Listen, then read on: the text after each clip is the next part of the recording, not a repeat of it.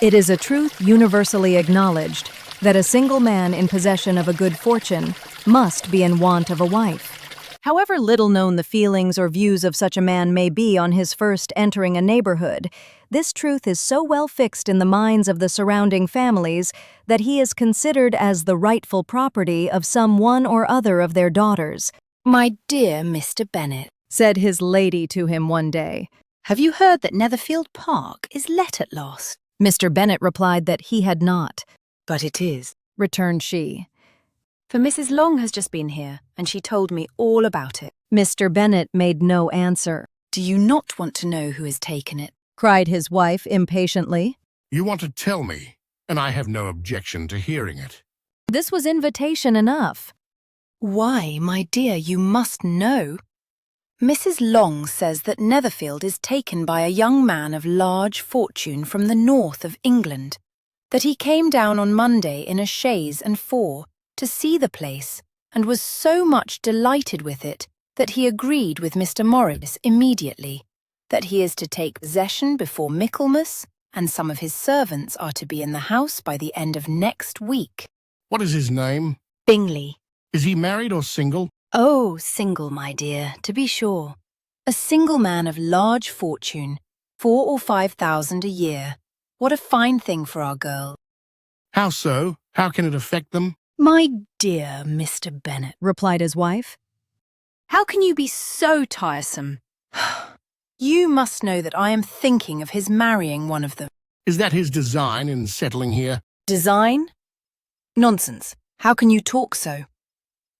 But it is very likely that he may fall in love with one of them, and therefore you must visit him as soon as he comes." I see no occasion for that. You and the girls may go, or you may send them by themselves, which perhaps will be still better, for as you are as handsome as any of them, Mr. Bingley might like you the best of the party. "My dear, you flatter me. I certainly have had my share of beauty, but I do not pretend to be anything extraordinary now. When a woman has 5 grown-up daughters, she ought to give over thinking of her own beauty." In such cases, a woman has not often much beauty to think of. "But, my dear, you must indeed go and see Mr. Bingley when he comes into the neighbourhood." It is more than I engage for, I assure you. "But consider your daughters. Only think what an establishment it would be for one of them.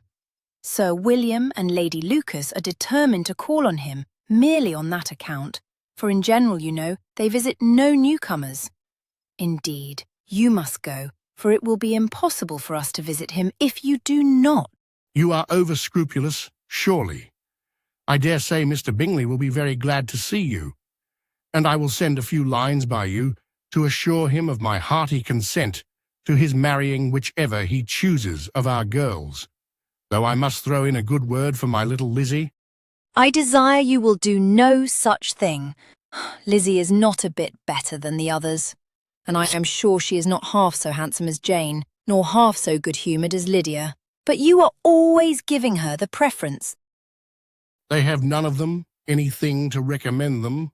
They are all silly and ignorant, like other girls, but Lizzie has something more of quickness than her sisters. "Mr. Bennet, how can you abuse your own children in such a way? You take delight in vexing me. You have no compassion for my poor nerves." You mistake me, my dear. I have a high respect for your nerves.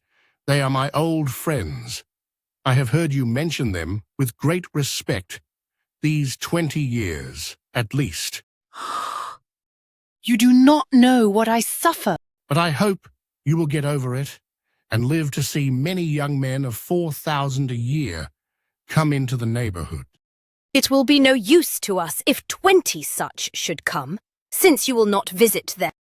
Depend upon it, my dear, that when there are 20, I will visit them all. Mr. Bennet was so odd a mixture of quick parts, sarcastic humor, reserve, and caprice that the experience of 23 years had been insufficient to make his wife understand his character. Her mind was less difficult to develop. She was a woman of mean understanding, little information, and uncertain temper. When she was discontented, she fancied herself nervous. The business of her life was to get her daughters married. Its solace was visiting and news. Mr. Bennet was among the earliest of those who waited on Mr. Bingley. He had always intended to visit him, though to the last always assuring his wife that he should not go, and till the evening after the visit was paid she had no knowledge of it. It was then disclosed in the following manner. Observing his second daughter employed in trimming a hat, he suddenly addressed her with, "I hope Mr. Bingley will like it, Lizzie." We are not in a way to know what Mr. Bingley likes, said her mother resentfully. since we are not to visit. But you forget, Mom, Said Elizabeth. that we shall meet him at the assemblies, and that Mrs. Long promised to introduce him. I do not believe Mrs. Long will do any such thing. She has 2 nieces of her own. She is a selfish, hypocritical woman, and I have no opinion of her. "No more have I, Said Mr. Bennet. and I am glad to find that you do not depend on her serving you." Mrs. Bennet deigned not to make any reply, but, unable to contain herself, began scolding one of her daughters. Don't keep coughing so, Kitty, for heaven's sake. Have a little compassion on my nerves. You tear them to pieces. Kitty has no discretion in her coughs. Said her father. She times them ill. I do not cough for my own amusement. Replied Kitty fretfully. When is your next ball to be, Lizzie? Tomorrow fortnight. Aye, so it is. Cried her mother. And Mrs. Long does not come back till the day before. So it will be impossible for her to introduce him, for she will not know him herself.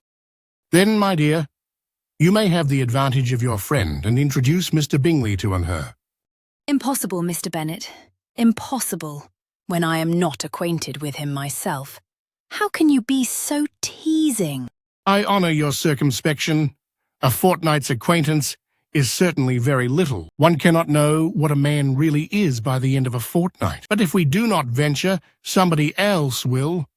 And after all, Mrs. Long and her nieces must stand their chance, and therefore, as she will think it an act of kindness, if you decline the office, I will take it on myself." The girls stared at their father. Mrs. Bennet said only, Nonsense! Nonsense!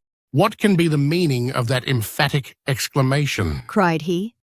"Do you consider the forms of introduction and the stress that is laid on them as nonsense? I cannot quite agree with you there. What say you, Mary? For you are a young lady of deep reflection, I know, and read great books and make extracts." Mary wished to say something sensible, but knew not how.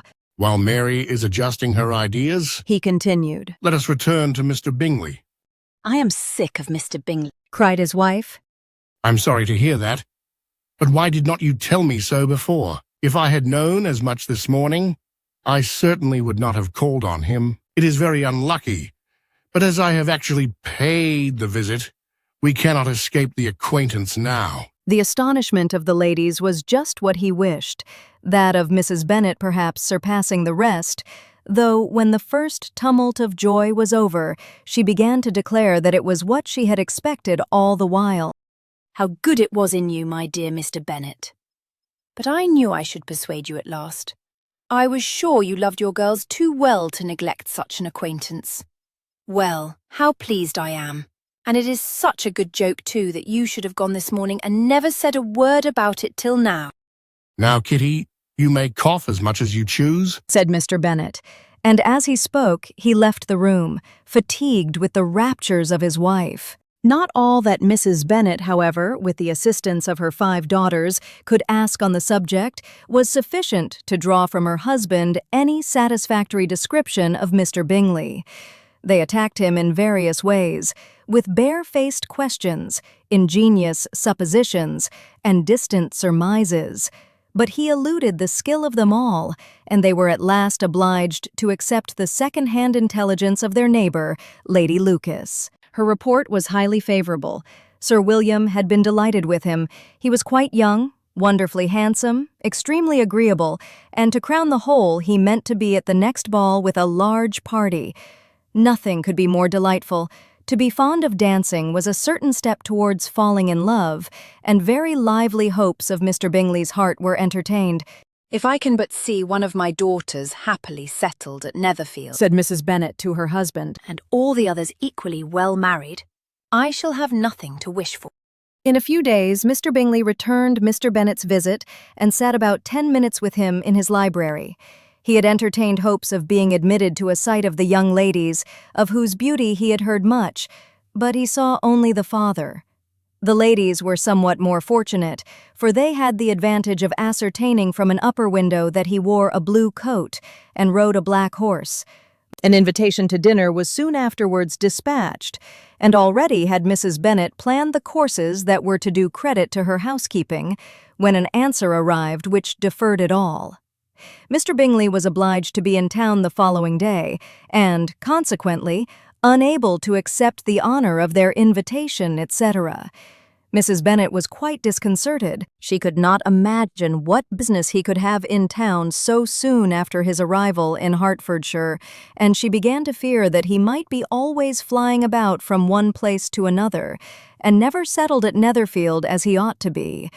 Lady Lucas quieted her fears a little by starting the idea of his being gone to London only to get a large party for the ball, and a report soon followed that Mr. Bingley was to bring 12 ladies and 7 gentlemen with him to the assembly. The girls grieved over such a number of ladies, but were comforted the day before the ball by hearing that instead of 12, he brought only 6 with him from London, his 5 sisters and a cousin, and when the party entered the assembly room, it consisted of only 5 altogether: Mr. Bingley, his 2 sisters, the husband of the eldest, and another young man. Mr. Bingley was good-looking and gentlemanlike. He had a pleasant countenance and easy, unaffected manners. His sisters were fine women with an air of decided fashion. His brother-in-law, Mr. Hurst, merely looked the gentleman. But his friend Mr. Darcy soon drew the attention of the room by his fine, tall person, handsome features, noble mien, and the report which was in general circulation within 5 minutes after his entrance, of his having 10,000 a year. The gentlemen pronounced him to be a fine figure of a man. The ladies declared he was much handsomer than Mr. Bingley, and he was looked at with great admiration for about half the evening, till his manners gave a disgust which turned the tide of his popularity, for he was discovered to be proud, to be above his company, and above being pleased, and not all his large estate in Derbyshire could then save him from having a most forbidding, disagreeable countenance, and being unworthy to be compared with his friend. Mr. Bingley had soon made himself acquainted with all the principal people in the room. He was lively and unreserved, danced every dance, was angry that the ball closed so early, and talked of giving one himself at Netherfield. Such amiable qualities must speak for themselves. What a contrast between him and his friend! Mr. Darcy danced only once with Mrs. Hurst and once with Miss Bingley, declined being introduced to any other lady, and spent the rest of the evening in walking about the room, speaking occasionally to one of his own party. His character was decided. He was the proudest, most disagreeable man in the world, and everybody hoped that he would never come there again. Amongst the most violent against him was Mrs. Bennet, whose dislike of his general behavior was sharpened into particular resentment by his having slighted one of her daughters. Elizabeth Bennet had been obliged, by the scarcity of gentlemen, to sit down for 2 dances, and during part of that time Mr. Darcy had been standing near enough for her to overhear a conversation between him and Mr. Bingley, who came from the dance for a few minutes to press his friend to join it. "Come, Darcy," said he. "I must have you dance. I hate to see you standing about by yourself in this stupid manner. You had much better dance." "I certainly shall not. You know how I detest it unless I am particularly acquainted with my partner. At such an assembly as this, it would be insupportable. Your sisters are engaged, and there is not another woman in the room whom it would not be a punishment to me to stand up with." "I would not be so fastidious as you are," cried Bingley. "for a kingdom.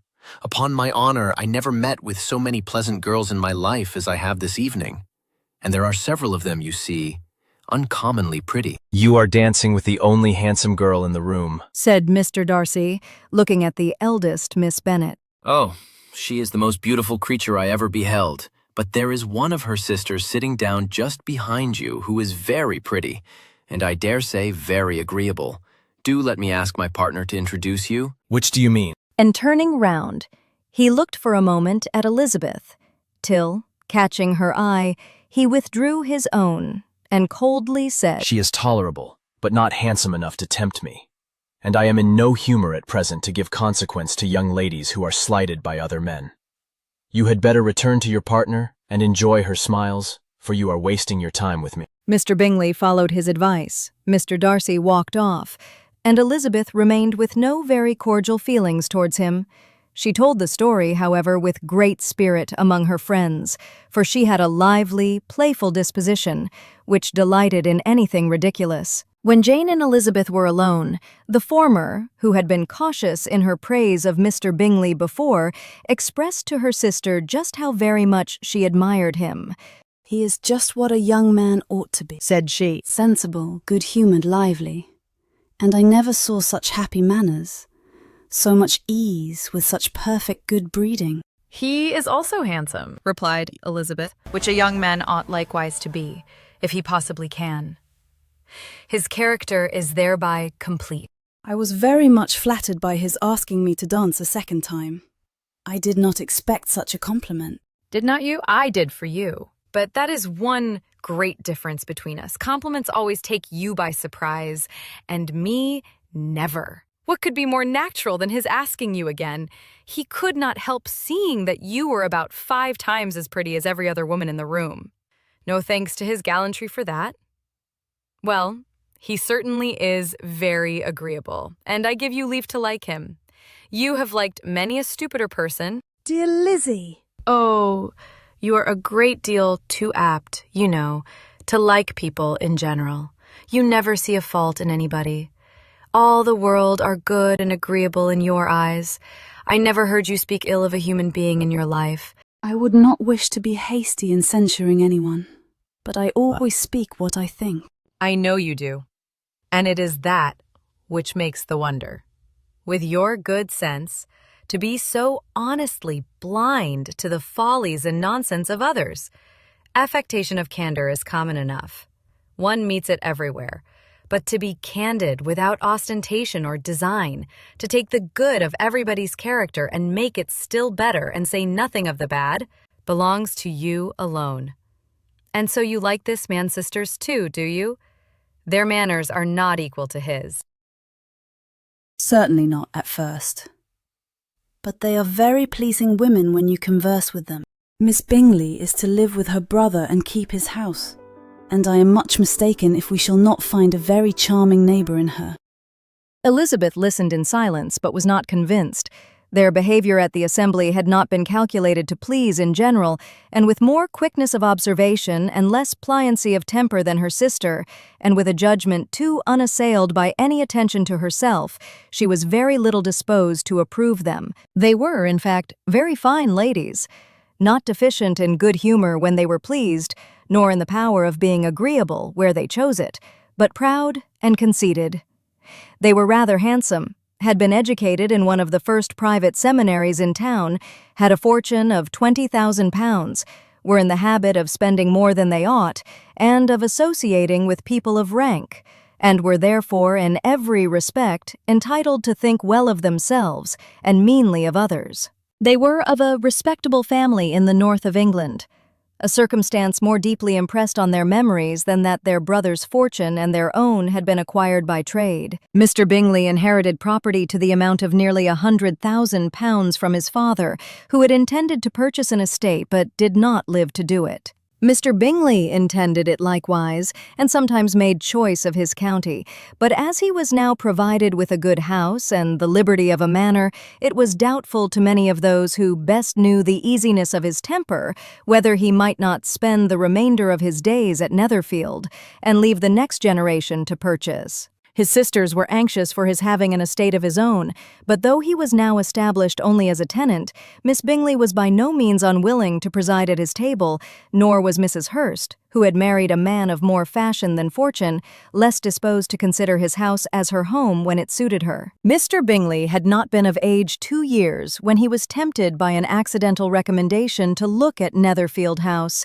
He did look at it and into it for half an hour, was pleased with the situation and the principal rooms, satisfied with what the owner said in its praise, and took it immediately. Between him and Darcy, there was a very steady friendship in spite of great opposition of character.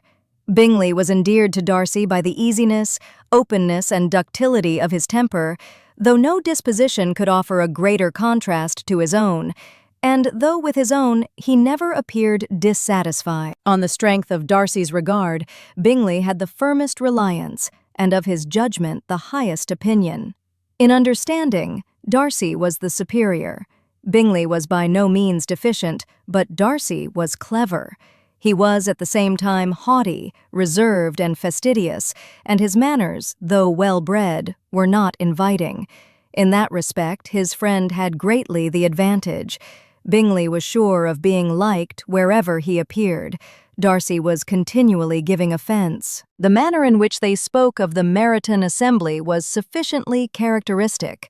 Bingley had never met with pleasanter people or prettier girls in his life. Everybody had been most kind and attentive to him. There had been no formality, no stiffness. He had soon felt acquainted with all the room, and as to Miss Bennet, he could not conceive an angel more beautiful. Darcy, on the contrary, had seen a collection of people in whom there was little beauty and no fashion, for none of whom he had felt the smallest interest, and from none received either attention or pleasure. Miss Bennet he acknowledged to be pretty, but she smiled too much. Mrs. Hurst and her sister allowed it to be so, but still, they admired her and liked her, and pronounced her to be a sweet girl, and one whom they would not object to know more of. Miss Bennet was therefore established as a sweet girl, and their brother felt authorized by such commendation to think of her as he chose. Within a short walk of Longbourn lived a family with whom the Bennets were particularly intimate. Sir William Lucas had been formerly in trade in Meryton, where he had made a tolerable fortune, and risen to the honor of knighthood by an address to the king during his mayoralty. The distinction had perhaps been felt too strongly. It had given him a disgust to his business and to his residence in a small market town, and in quitting them both, he had removed with his family to a house about a mile from Meryton, denominated from that period Lucas Lodge, where he could think with pleasure of his own importance, and, unshackled by business, occupy himself solely in being civil to all the world. For, though elated by his rank, it did not render him supercilious. On the contrary, he was all attention to everybody. By nature inoffensive, friendly, and obliging, his presentation at St. James had made him courteous. Lady Lucas was a very good kind of woman, not too clever to be a valuable neighbor to Mrs. Bennet.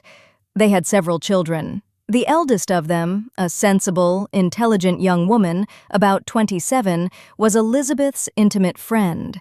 That the Miss Lucases and the Miss Bennets should meet to talk over a ball was absolutely necessary, and the morning after the assembly brought the former to Longbourn to hear and to communicate.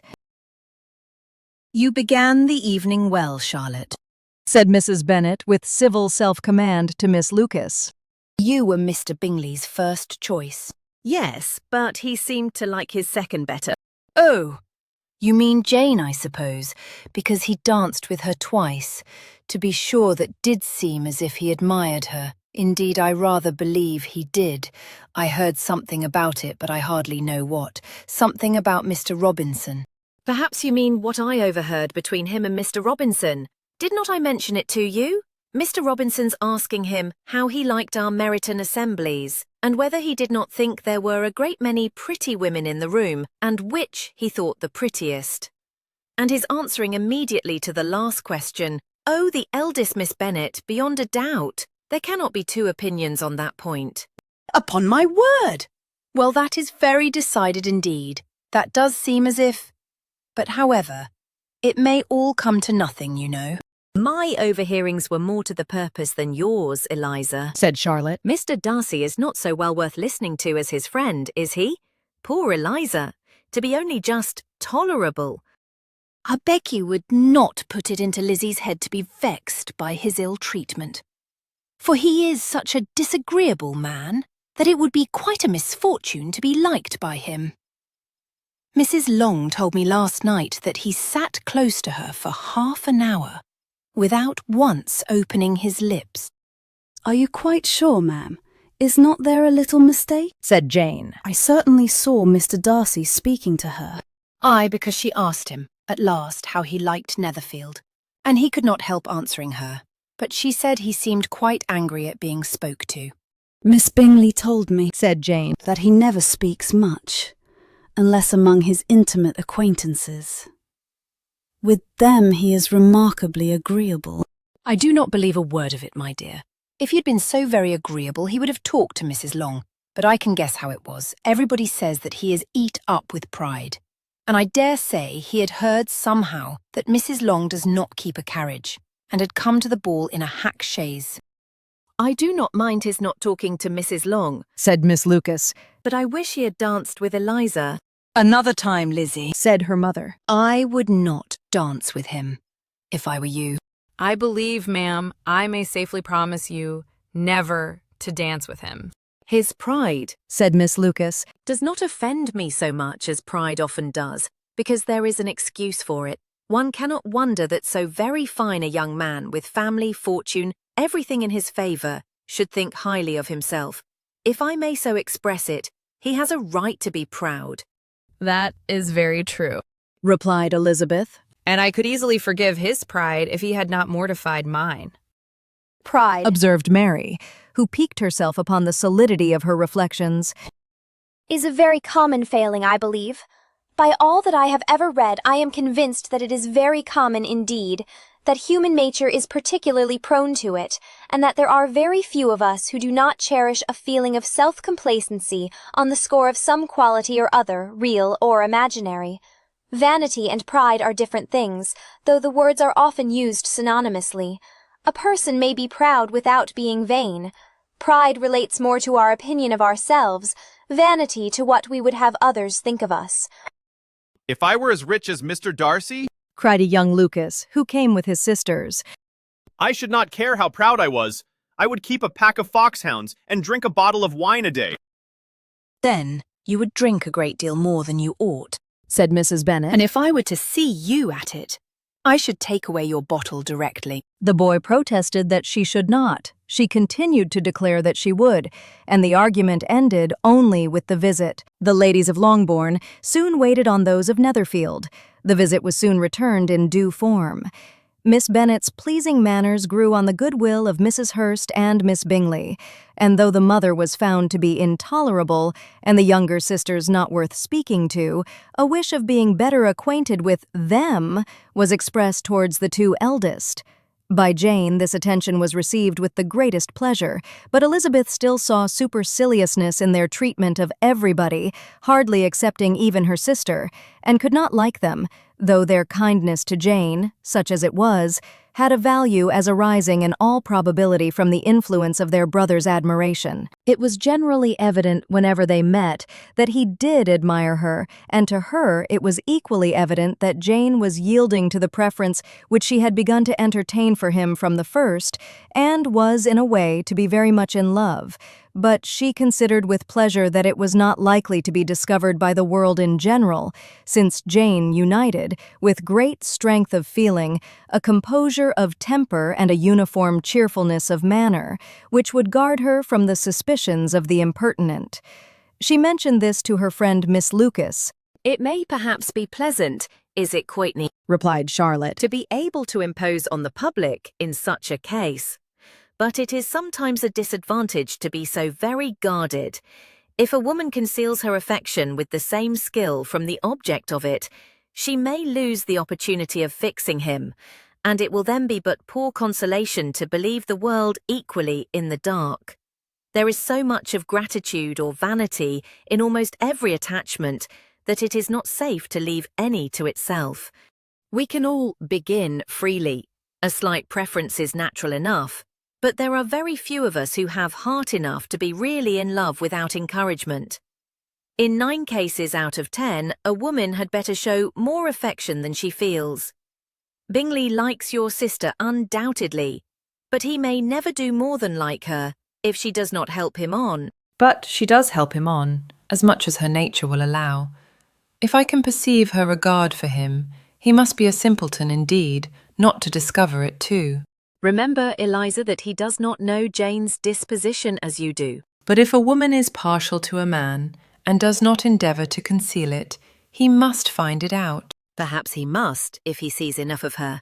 But though Bingley and Jane meet tolerably often, it is never for many hours together, and as they always see each other in large mixed parties, it is impossible that every moment should be employed in conversing together.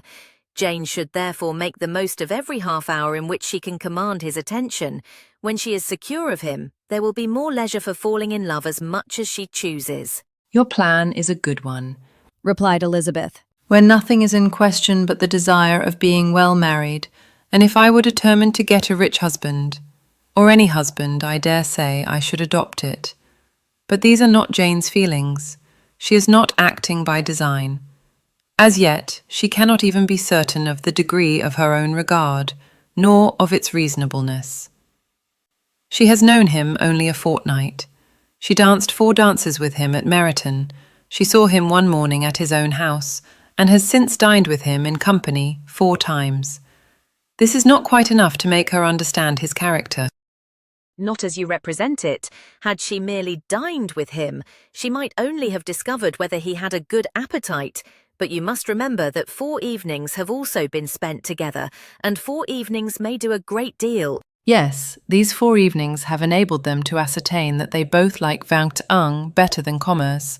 But with respect to any other leading characteristic, I do not imagine that much has been unfolded. Well, Said Charlotte. I wish Jane success with all my heart, and if she were married to him tomorrow, I should think she had as good a chance of happiness as if she were to be studying his character for a 12-month. Happiness in marriage is entirely a matter of chance. If the dispositions of the parties are ever so well known to each other, or ever so similar beforehand, it does not advance their felicity in the least.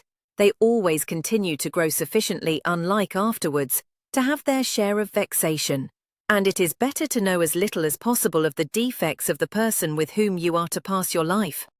You make me laugh, Charlotte, but it is not sound. You know it is not sound, and that you would never act in this way yourself. Occupied in observing Mr. Bingley's attentions to her sister, Elizabeth was far from suspecting that she was herself becoming an object of some interest in the eyes of his friend. Mr. Darcy had at first scarcely allowed her to be pretty. He had looked at her without admiration at the ball, and when they next met, he looked at her only to criticize. But no sooner had he made it clear to himself and his friends that she hardly had a good feature in her face than he began to find it was rendered uncommonly intelligent by the beautiful expression of her dark eyes. To this discovery succeeded some others equally mortifying. Though he had detected with a critical eye more than one failure of perfect symmetry in her form, he was forced to acknowledge her figure to be light and pleasing, and, in spite of his asserting that her manners were not those of the fashionable world, he was caught by their easy playfulness. Of this she was perfectly unaware. To her he was only the man who made himself agreeable nowhere, and who had not thought her handsome enough to dance with. He began to wish to know more of her, and as a step towards conversing with her himself, attended to her conversation with others. His doing so drew her notice. It was at Sir William Lucas's, where a large party were assembled. What does Mr. Darcy mean? Said she to Charlotte. By listening to my conversation with Colonel Forster. That is a question which Mr. Darcy only can answer. But if he does it any more, I shall certainly let him know that I see what he is about. He has a very satirical eye, and if I do not begin by being impertinent myself, I shall soon grow afraid. On his approaching them soon afterwards, though without seeming to have any intention of speaking, Miss Lucas defied her friend to mention such a subject to him, which, immediately provoking Elizabeth to do it, she turned to him and said, Did you not think, Mr. Darcy, that I expressed myself uncommonly well just now, when I was teasing Colonel Forster to give us a ball at Meryton? With great energy. But it is always a subject which makes a lady energetic. You are severe on us. It will be her turn soon to be teased, said Miss Lucas. I am going to open the instrument, Eliza, and you know what follows. You are a very strange creature by way of a friend. always wanting me to play and sing before anybody and everybody. If my vanity had taken a musical turn, you would have been invaluable. But as it is, I would really rather not sit down before those who must be in the habit of hearing the very best performers. On Miss Lucas's persevering, however, she added, Very well. If it must be so, it must. and gravely glancing at Mr. Darcy, There is a fine old saying which everybody here is of course familiar with. Keep your breath to cool your porridge, and I shall keep mine to swell my song. her performance was pleasing, though by no means capital. After a song or two, and before she could reply to the entreaties of several that she would sing again, she was eagerly succeeded at the instrument by her sister Mary, who, having, in consequence of being the only plain one in the family, worked hard for knowledge and accomplishments, was always impatient for display. Mary had neither genius nor taste, and though vanity had given her application, it had given her likewise a pedantic air and conceited manner, which would have injured a higher degree of excellence than she had reached. Elizabeth, easy and unaffected, had been listened to with much more pleasure, though not playing half so well, and Mary, at the end of a long concerto, was glad to purchase praise and gratitude by Scotch and Irish airs at the request of her younger sisters, who, with some of the Lucases and 2 or 3 officers, joined eagerly in dancing at one end of the room. Mr. Darcy stood near them in silent indignation at such a mode of passing the evening, to the exclusion of all conversation, and was too much engrossed by his thoughts to perceive that Sir William Lucas was his neighbour, till Sir William thus began, What a charming amusement for young people this is, Mr. Darcy. There is nothing like dancing after all. I consider it as one of the first refinements of polished society. Certainly, sir.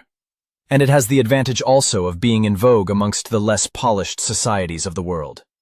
Every savage can dance. Sir William only smiled. Your friend performs delightfully.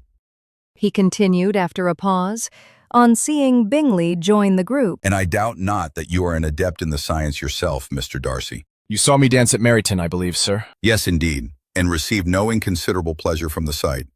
Do you often dance at St. James's? Never, sir. Do you not think it would be a proper compliment to the place? It is a compliment which I never pay to any place if I can avoid it. You have a house in town, I conclude? Mr. Darcy bowed. I had once had some thought of fixing in town myself, for I am fond of superior society. But I did not feel quite certain that the air of London would agree with Lady Lucas.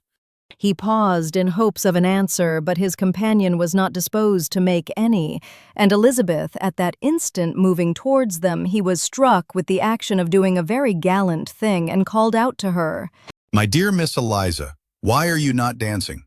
Mr. Darcy, you must allow me to present this young lady to you as a very desirable partner.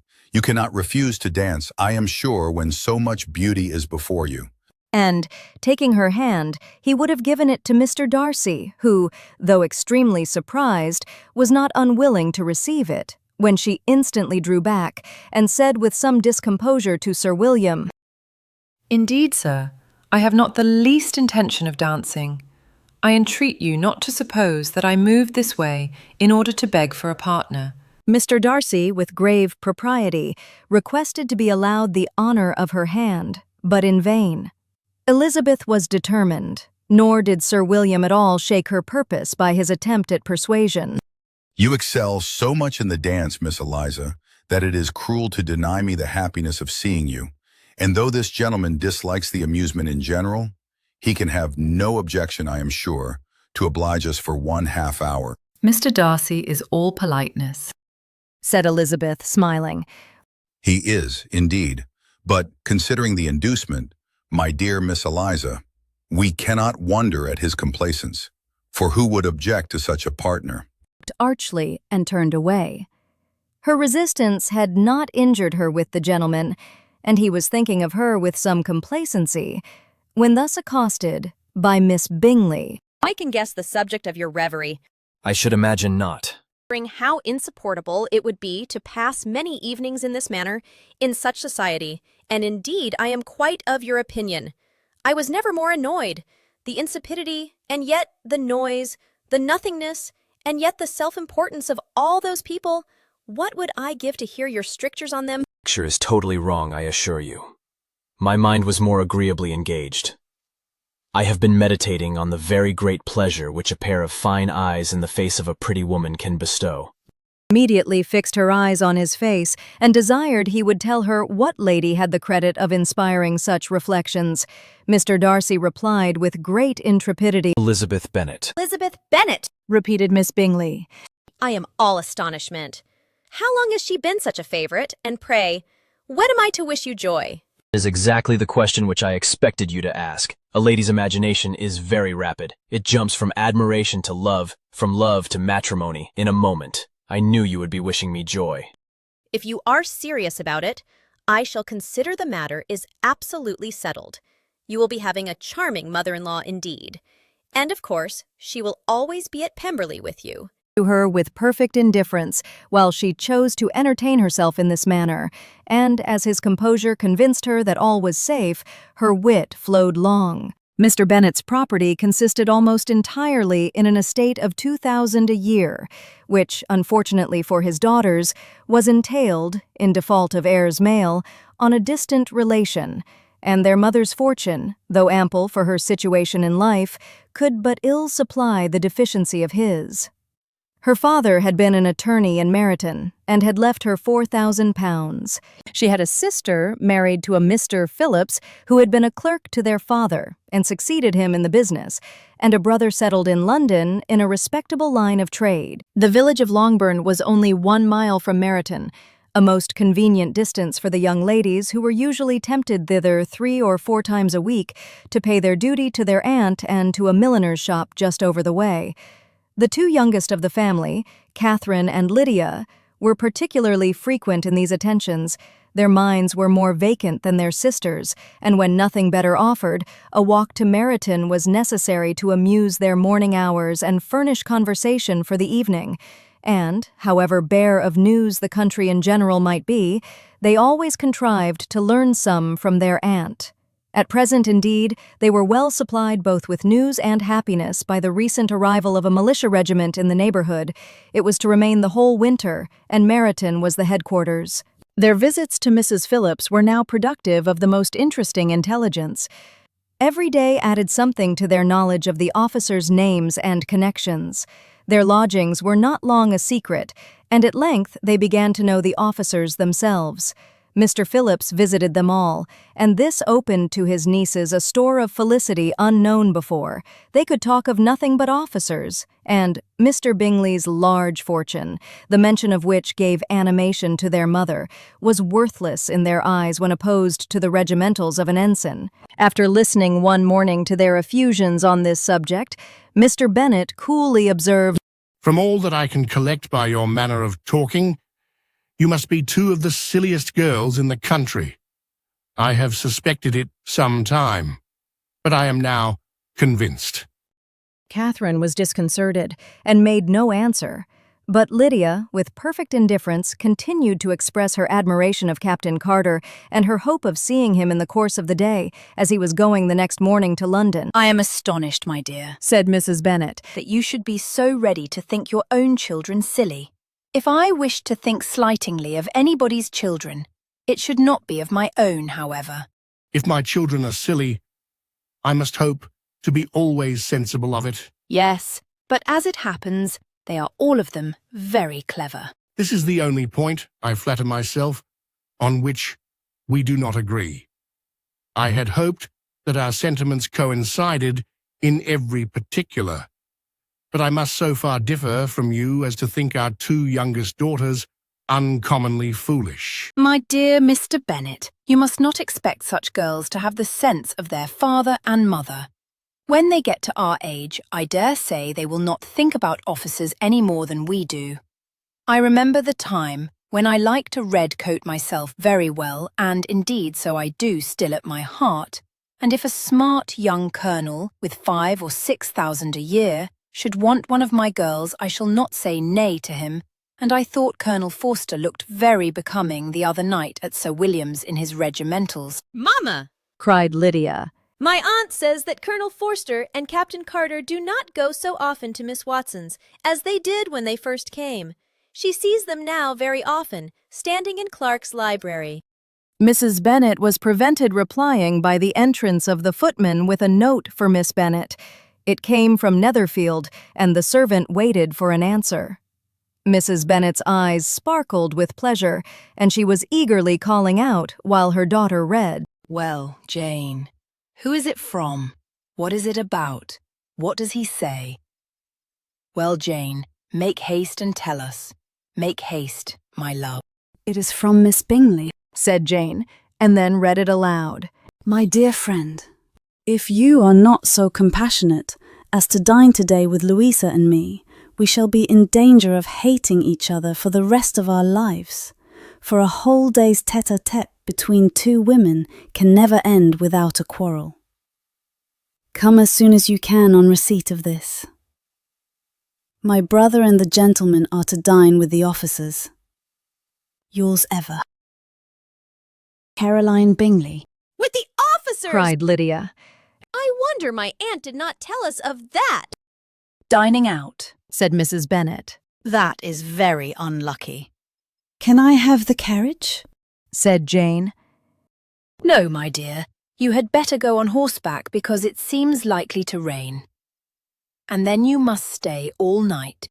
That would be a good scheme, Said Elizabeth. if you were sure that they would not offer to send her home. Oh, but the gentlemen will have Mr. Bingley's chaise to go to Meryton, and the Hursts have no horses to theirs.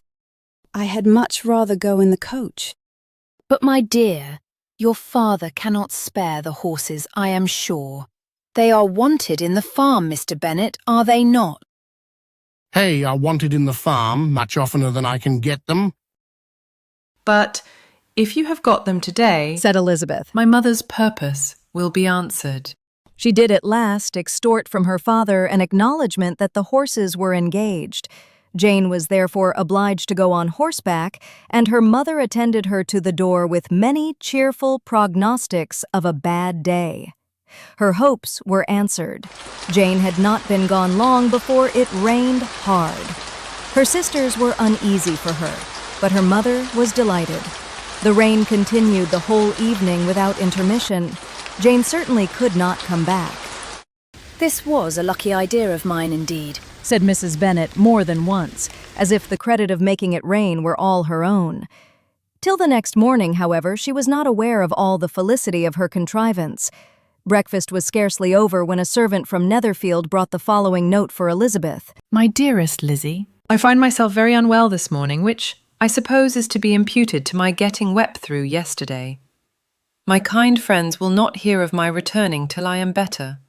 They insist also on my seeing Mr. Jones, therefore do not be alarmed if you should hear of his having been to me, and excepting a sore throat and headache, there is not much the matter with me. Yours, etc. Well, my dear, Said Mr. Bennet, when Elizabeth had read the note aloud. If your daughter should have a dangerous fit of illness, if she should die, it would be a comfort to know that it was all in pursuit of Mr. Bingley and under your orders. Oh, I am not afraid of her dying. People do not die of little trifling colds. She will be taken good care of. As long as she stays there, it is all very well. I would go and see her if I could have the carriage. Elizabeth, feeling really anxious, was determined to go to her, though the carriage was not to be had, and as she was no horsewoman, walking was her only alternative. She declared her resolution. How can you be so silly? Cried her mother. As to think of such a thing, in all this dirt. You will not be fit to be seen when you get there. I shall be very fit to see Jane, which is all I want. is this a hint to me, Lizzie, Said her father. To send for the horses? No, indeed, I do not wish to avoid the walk. The distance is nothing when one has a motive, only 3 miles. I shall be back by dinner. I admire the activity of your benevolence, Observed Mary. but every impulse of feeling should be guided by reason, and in my opinion, exertion should always be in proportion to what is required. We will go as far as Meryton with you. Said Catherine and Lydia. Elizabeth accepted their company, and the 3 young ladies set off together. If we make haste, Said Lydia as they walked along. perhaps we may see something of Captain Carter before he goes. In Meryton they parted. The two youngest repaired to the lodgings of one of the officers' wives, and Elizabeth continued her walk alone, crossing field after field at a quick pace, jumping over stiles and springing over puddles with impatient activity, and finding herself at last within view of the house, with weary ankles, dirty stockings, and a face glowing with the warmth of exercise. She was shown into the breakfast parlor, where all but Jane were assembled, and where her appearance created a great deal of surprise. That she should have walked 3 miles so early in the day, in such dirty weather, and by herself was almost incredible to Mrs. Hurst and Miss Bingley, and Elizabeth was convinced that they held her in contempt for it. She was received, however, very politely by them, and in their brother's manners there was something better than politeness. There was good humor and kindness. Mr. Darcy said very little, and Mr. Hurst nothing at all. The former was divided between admiration of the brilliancy which exercise had given to her complexion and doubt as to the occasions justifying her coming so far alone. The latter was thinking only of his breakfast. Her inquiries after her sister were not very favorably answered. Miss Bennet had slept ill, and though up, was very feverish, and not well enough to leave her room. Elizabeth was glad to be taken to her immediately, and Jane, who had only been withheld by the fear of giving alarm or inconvenience from expressing in her note how much she longed for such a visit, was delighted at her entrance. She was not equal, however, to much conversation, and when Miss Bingley left them together, could attempt little besides expressions of gratitude for the extraordinary kindness she was treated with. Elizabeth silently attended her. When breakfast was over, they were joined by the sisters, and Elizabeth began to like them herself when she saw how much affection and solicitude they showed for Jane. The apothecary came, and having examined his patient said, as might be supposed, that she had caught a violent cold, and that they must endeavor to get the better of it, advised her to return to bed, and promised her some draughts. The advice was followed readily, for the feverish symptoms increased and her head ached acutely. Elizabeth did not quit her room for a moment, nor were the other ladies often absent. The gentlemen being out, they had, in fact, nothing to do elsewhere. When the clock struck 3, Elizabeth felt that she must go, and very unwillingly said so. Miss Bingley offered her the carriage, and she only wanted a little pressing to accept it, when Jane testified such concern in parting with her that Miss Bingley was obliged to convert the offer of the chaise to an invitation to remain at Netherfield for the present. Elizabeth most thankfully consented, and a servant was dispatched to Longbourn to acquaint the family with her stay and bring back a supply of clothes. At 5 o'clock the two ladies retired to dress, and at 6:30 Elizabeth was summoned to dinner. To the civil inquiries which then poured in, and amongst which she had the pleasure of distinguishing the much superior solicitude of Mr. Bingley's, she could not make a very favourable answer. Jane was by no means better. The sisters, on hearing this, repeated 3 or 4 times how much they were grieved, how shocking it was to have a bad cold, and how excessively they disliked being ill themselves, and then thought no more of the matter, and their indifference towards Jane, when not immediately before them, restored Elizabeth to the enjoyment of all her former dislike. Their brother, indeed, was the only one of the party whom she could regard with any complacency. His anxiety for Jane was evident, and his attentions to herself most pleasing, and they prevented her feeling herself so much an intruder as she believed she was considered by the others. She had very little notice from any but him. Miss Bingley was engrossed by Mr. Darcy, her sister scarcely less so, and as for Mr. Hurst, by whom Elizabeth sat, he was an indolent man who lived only to eat, drink, and play at cards, who, when he found her to prefer a plain dish to a ragout, had nothing to say to her. When dinner was over, she returned directly to Jane, and Miss Bingley began abusing her as soon as she was out of the room. Her manners were pronounced to be very bad indeed, a mixture of pride and impertinence. She had no conversation, no style, no beauty.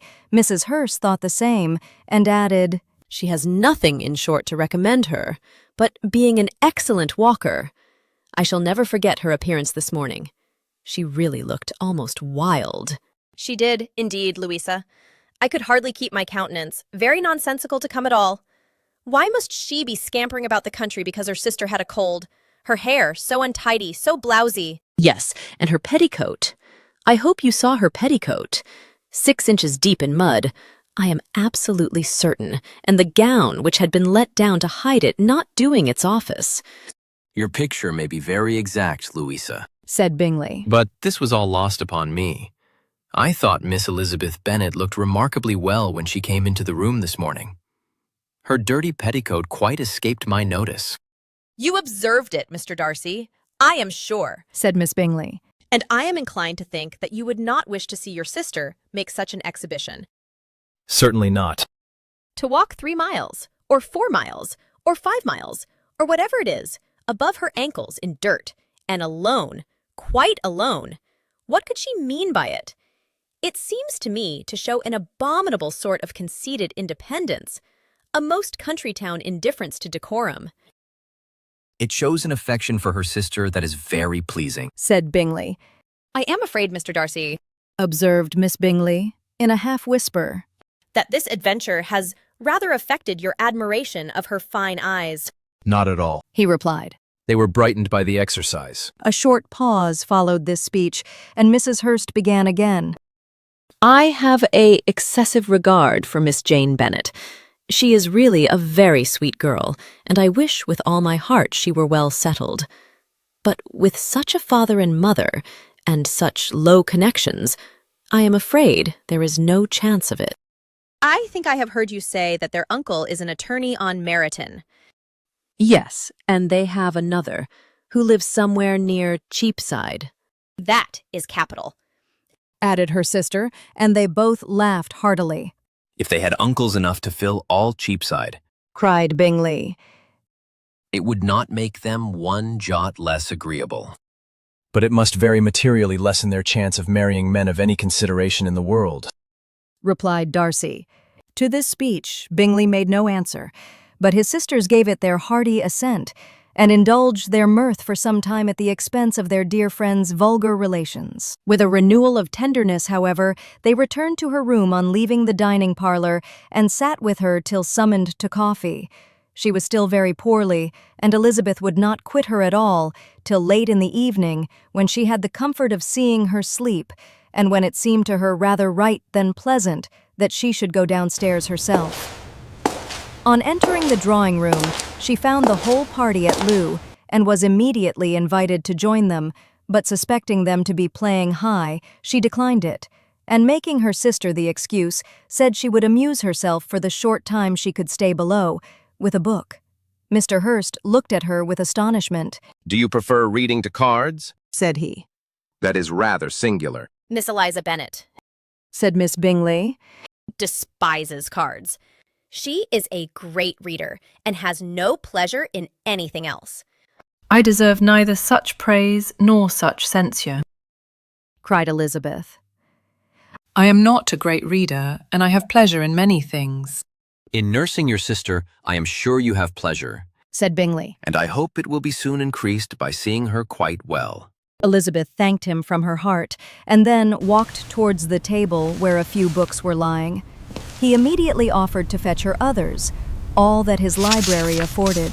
Wish my collection were larger for your benefit and my own credit, but I am an idle fellow, and though I have not many, I have more than I ever looked into. Elizabeth assured him that she could suit herself perfectly with those in the room. I am astonished, said Miss Bingley, that my father should have left so small a collection of books. What a delightful library you have at Pemberley, Mr. Darcy. It ought to be good, he replied. It has been the work of many generations. And then, you have added so much to it yourself, you are always buying books. I cannot comprehend the neglect of a family library in such days as these. Neglect. I am sure you neglect nothing that can add to the beauties of that noble place. Charles, when you build your house, I wish it may be half as delightful as Pemberley. I wish it may. But I would really advise you to make your purchase in that neighborhood, and take Pemberley for a kind of model. There is not a finer county in England than Derbyshire. With all my heart, I will buy Pemberley itself if Darcy will sell it. I am talking of possibilities, Charles. Upon my word, Caroline, I should think it more possible to get Pemberley by purchase than by imitation. Elizabeth was so much caught with what passed as to leave her very little attention for her book, and soon laying it wholly aside, she drew near the card table and stationed herself between Mr. Bingley and his eldest sister to observe the game. Is Miss Darcy much grown since the spring? Said Miss Bingley. Will she be as tall as I am? I think she will. She is now about Miss Elizabeth Bennet's height, or rather taller. How I long to see her again. I never met with anybody who delighted me so much. Such a countenance, such manners, and so extremely accomplished for her age. Her performance on the pianoforte is exquisite. It is amazing to me, Said Bingley. how young ladies can have patience to be so very accomplished as they all are. All young ladies accomplished. My dear Charles, what do you mean? Yes, all of them, I think. They all paint tables, cover screens, and net purses. I scarcely know anyone who cannot do all this. And I am sure I never heard a young lady spoken of for the first time without being informed that she was very accomplished. Your list of the common extent of accomplishments Said Darcy. has too much truth. The word is applied to many a woman who deserves it no otherwise than by netting a purse or covering a screen. But I am very far from agreeing with you in your estimation of ladies in general. I cannot boast of knowing more than half a dozen, in the whole range of my acquaintance, that are really accomplished. Nor I am sure. Said Miss Bingley. Then, Observed Elizabeth. you must comprehend a great deal in your idea of an accomplished woman. Yes, I do comprehend a great deal in it. Oh, certainly. Cried his faithful assistant. No one can be really esteemed accomplished who does not greatly surpass what is usually met with. A woman must have a thorough knowledge of music, singing, drawing, dancing, and the modern languages to deserve the word, and besides all this, she must possess a certain something in her air and manner of walking, the tone of her voice, her address, and expressions, or the word will be but half deserved. All this she must possess, Added Darcy. and to all this she must yet add something more substantial, in the improvement of her mind by extensive reading. I am no longer surprised at your knowing only 6 accomplished women. I rather wonder now at your knowing any. Are you so severe upon your own sex as to doubt the possibility of all this? I never saw such a woman. I never saw such capacity and taste and application and elegance as you describe united. Mrs. Hurst and Miss Bingley both cried out against the injustice of her implied doubt, and were both protesting that they knew many women who answered this description, when Mr. Hurst called them to order, with bitter complaints of their inattention to what was going forward. As all conversation was thereby at an end, Elizabeth soon afterwards left the room. Elizabeth Bennet, Said Miss Bingley, when the door was closed on her. is one of those young ladies who seek to recommend themselves to the other sex by undervaluing their own. And with many men, I dare say, it succeeds. But, in my opinion, it is a paltry device, a very mean art. Undoubtedly, Replied Darcy, to whom this remark was chiefly addressed. there is a meanness in all the arts which ladies sometimes condescend to employ for captivation. Whatever bears affinity to cunning is despicable. Miss Bingley was not so entirely satisfied with this reply as to continue the subject. Elizabeth joined them again, only to say that her sister was worse, and that she could not leave her. Bingley urged Mr. Jones being sent for immediately, while his sisters, convinced that no country advice could be of any service, recommended an express to town for one of the most eminent physicians. This she would not hear of, but she was not so unwilling to comply with their brother's proposal, and it was settled that Mr. Jones should be sent for early in the morning, if Miss Bennet were not decidedly better. Bingley was quite uncomfortable. His sisters declared that they were miserable. They solaced their wretchedness, however, by duets after supper, while he could find no better relief to his feelings than by giving his housekeeper directions that every attention might be paid to the sick lady and her sister. Elizabeth passed the chief of the night in her sister's room, and in the morning had the pleasure of being able to send a tolerable answer to the inquiries which she very early received from Mr. Bingley, by a housemaid, and some time afterwards from the 2 elegant ladies who waited on his sisters. In spite of this amendment, however, she requested to have a note sent to Longbourn, desiring her mother to visit Jane and form her own judgment of her situation.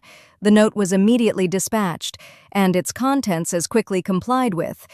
Mrs. Bennet, accompanied by her 2 youngest girls, reached Netherfield soon after the family breakfast. Had she found Jane in any apparent danger, Mrs. Bennet would have been very miserable, but being satisfied on seeing her that her illness was not alarming, she had no wish of her recovering immediately, as her restoration to health would probably remove her from Netherfield. She would not listen, therefore, to her daughter's proposal of being carried home. Neither did the apothecary, who arrived about the same time, think it at all advisable. After sitting a little while with Jane, on Miss Bingley's appearance and invitation, the mother and 3 daughters all attended her into the breakfast parlour. Bingley met them with hopes that Mrs. Bennet had not found Miss Bennet worse than she expected. "Indeed I have, sir," was her answer. "She is a great deal too ill to be moved. Mr. Jones says we must not think of moving her. We must trespass a little longer on your kindness." Removed?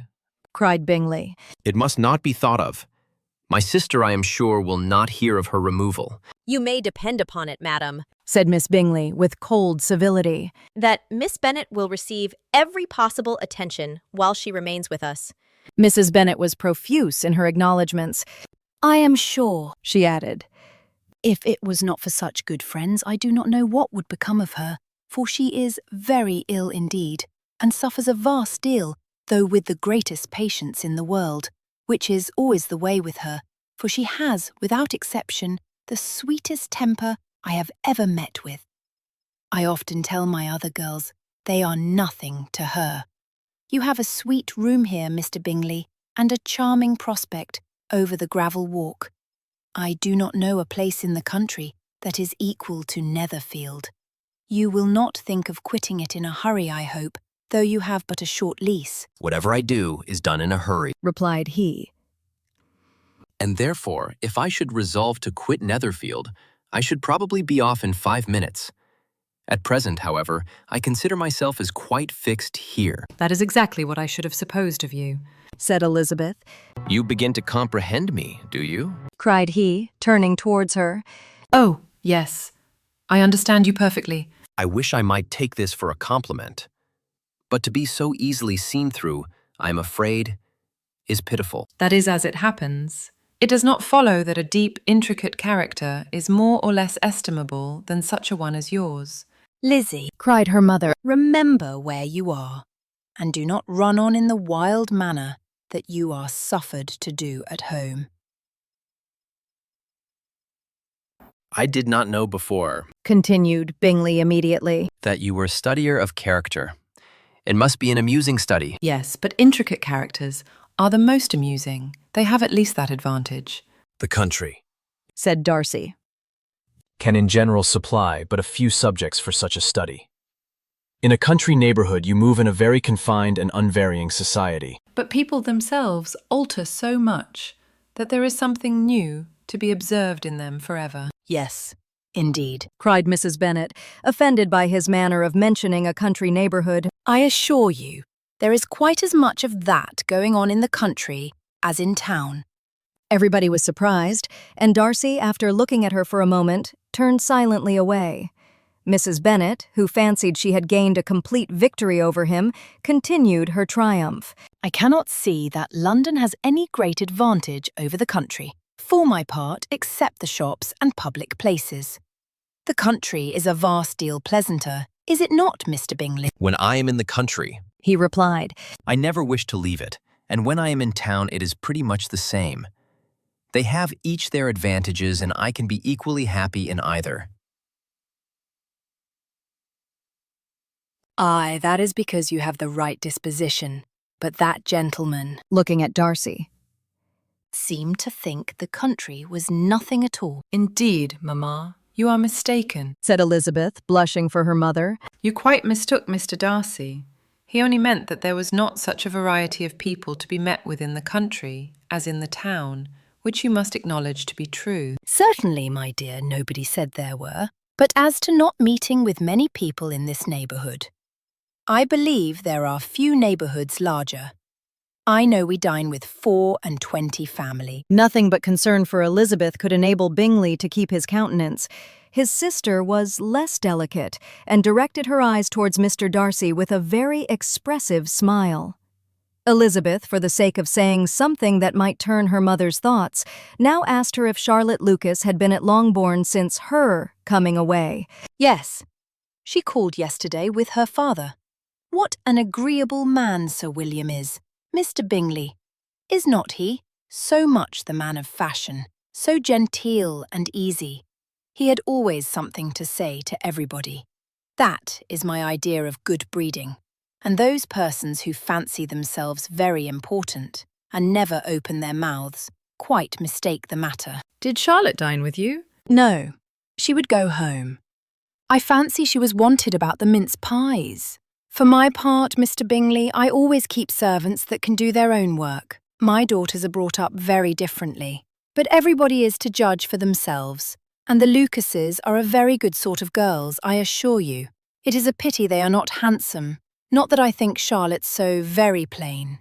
But then she is our particular friend. She seems a very pleasant young woman. Oh, dear, yes. But you must own she is very plain. Lady Lucas herself has often said so, and envied me Jane's beauty. I do not like to boast of my own child, but to be sure, Jane, one does not often see anybody better looking. It is what everybody says. I do not trust my own partiality. When she was only 15, there was a man at my brother Gardiner's in town, so much in love with her that my sister-in-law was sure he would make her an offer before we came away. But however, he did not. Perhaps he thought her too young. However, he wrote some verses on her, and very pretty they were. And so ended his affection, said Elizabeth impatiently. There has been many a one, I fancy, overcome in the same way. I wonder who first discovered the efficacy of poetry in driving away love. I have been used to consider poetry as the food of love, said Darcy. Of a fine stout, healthy love it may. Everything nourishes what is strong already. But if it be only a slight thin sort of inclination, I am convinced that one good sonnet will starve it entirely away. Darcy only smiled, and the general pause which ensued made Elizabeth tremble, lest her mother should be exposing herself again. She longed to speak, but could think of nothing to say, and after a short silence, Mrs. Bennet began repeating her thanks to Mr. Bingley for his kindness to Jane, with an apology for troubling him also with Lizzie. Mr. Bingley was unaffectedly civil in his answer, and forced his younger sister to be civil also, and say what the occasion required. She performed her part, indeed, without much graciousness, but Mrs. Bennet was satisfied, and soon afterwards ordered her carriage. Upon this signal, the youngest of her daughters put herself forward. The two girls had been whispering to each other during the whole visit, and the result of it was that the youngest should tax Mr. Bingley with having promised on his first coming into the country to give a ball at Netherfield. Lydia was a stout, well-grown girl of 15, with a fine complexion and good-humoured countenance, a favourite with her mother, whose affection had brought her into public at an early age. She had high animal spirits, and a sort of natural self-consequence, which the attention of the officers, to whom her uncle's good dinners and her own easy manners recommended her, had increased into assurance. She was very equal, therefore, to address Mr. Bingley on the subject of the ball, and abruptly reminded him of his promise, adding that it would be the most shameful thing in the world if he did not keep it. His answer to this sudden attack was delightful to their mother's ear. I am perfectly ready, I assure you, to keep my engagement. And when your sister is recovered, you shall, if you please, name the very day of the ball. But you would not wish to be dancing when she is ill. Lydia declared herself satisfied. Oh, yes.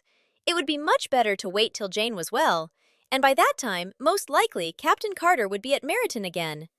And when you have given your ball, she added, I shall insist on their giving one also. I shall tell Colonel Forster it will be quite a shame if he does not. Mrs. Bennet and her daughters then departed, and Elizabeth returned instantly to Jane, leaving her own and her relations' behaviour to the remarks of the two ladies and Mr. Darcy. the latter of whom, however, could not be prevailed on to join in their censure of her, in spite of all Miss Bingley's witticisms on fine eyes. The day passed much as the day before had done. Mrs. Hurst and Miss Bingley had spent some hours of the morning with the invalid, who continued, though slowly, to mend, and in the evening Elizabeth joined their party in the drawing-room. The loo table, however, did not appear.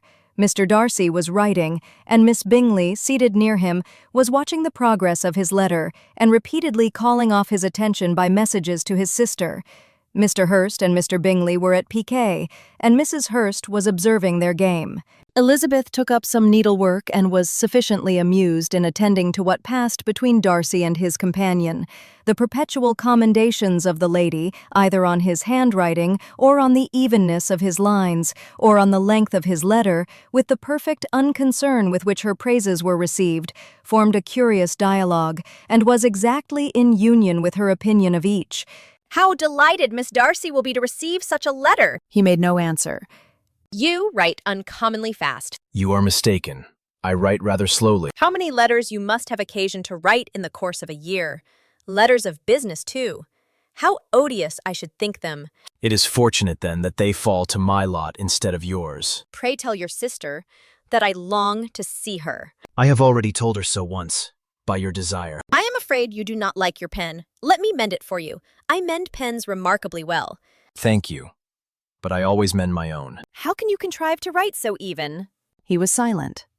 Tell your sister I am delighted to hear of her improvement on the harp, and pray let her know that I am quite in raptures with her beautiful little design for a table, and I think it infinitely superior to Miss Grantley's. Will you give me leave to defer your raptures till I write again? At present, I have not room to do them justice. Oh, it is of no consequence. I shall see her in January.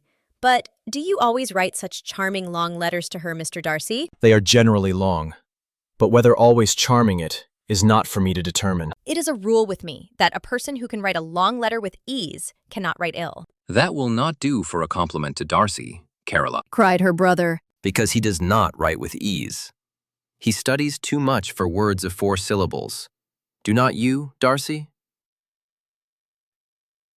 My style of writing is very different from yours. Oh! cried Miss Bingley. Charles writes in the most careless way imaginable. He leaves out half his words and blots the rest. My ideas flow so rapidly that I have not time to express them, by which means my letters sometimes convey no ideas at all to my correspondents. Your humility, Mr. Bingley, said Elizabeth, must disarm reproof. Nothing is more deceitful, said Darcy, than the appearance of humility. It is often only carelessness of opinion, and sometimes an indirect boast. And which of the two do you call my little recent piece of modesty? The indirect boast, for you are really proud of your defects in writing, because you consider them as proceeding from a rapidity of thought and carelessness of execution, which, if not estimable, you think at least highly interesting. The power of doing anything with quickness is always prized much by the possessor, and often without any attention to the imperfection of the performance.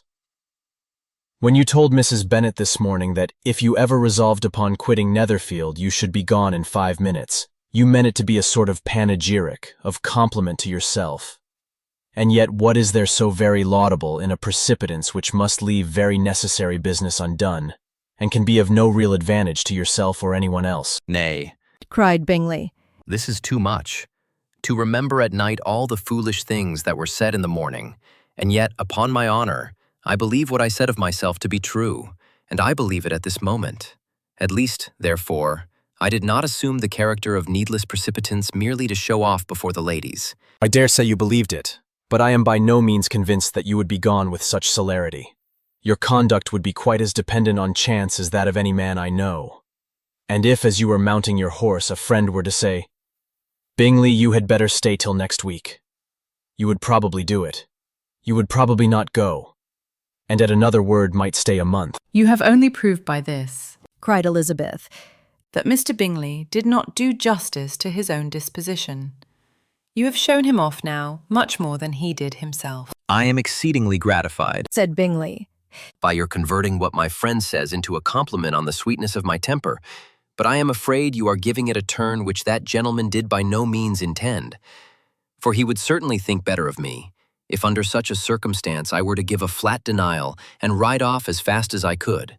Would Mr. Darcy then consider the rashness of your original intentions as atoned for by your obstinacy in adhering to it? Upon my word, I cannot exactly explain the matter. Darcy must speak for himself. You expect me to account for opinions which you choose to call mine, but which I have never acknowledged. Allowing the case, however, to stand according to your representation, you must remember, Miss Bennet, that the friend who is supposed to desire his return to the house, and the delay of his plan, has merely desired it, asked it without offering one argument in favor of its propriety. To yield readily, easily to the persuasion of a friend is no merit with you. To yield without conviction is no compliment to the understanding of either. You appear to me, Mr. Darcy, to allow nothing for the influence of friendship and affection.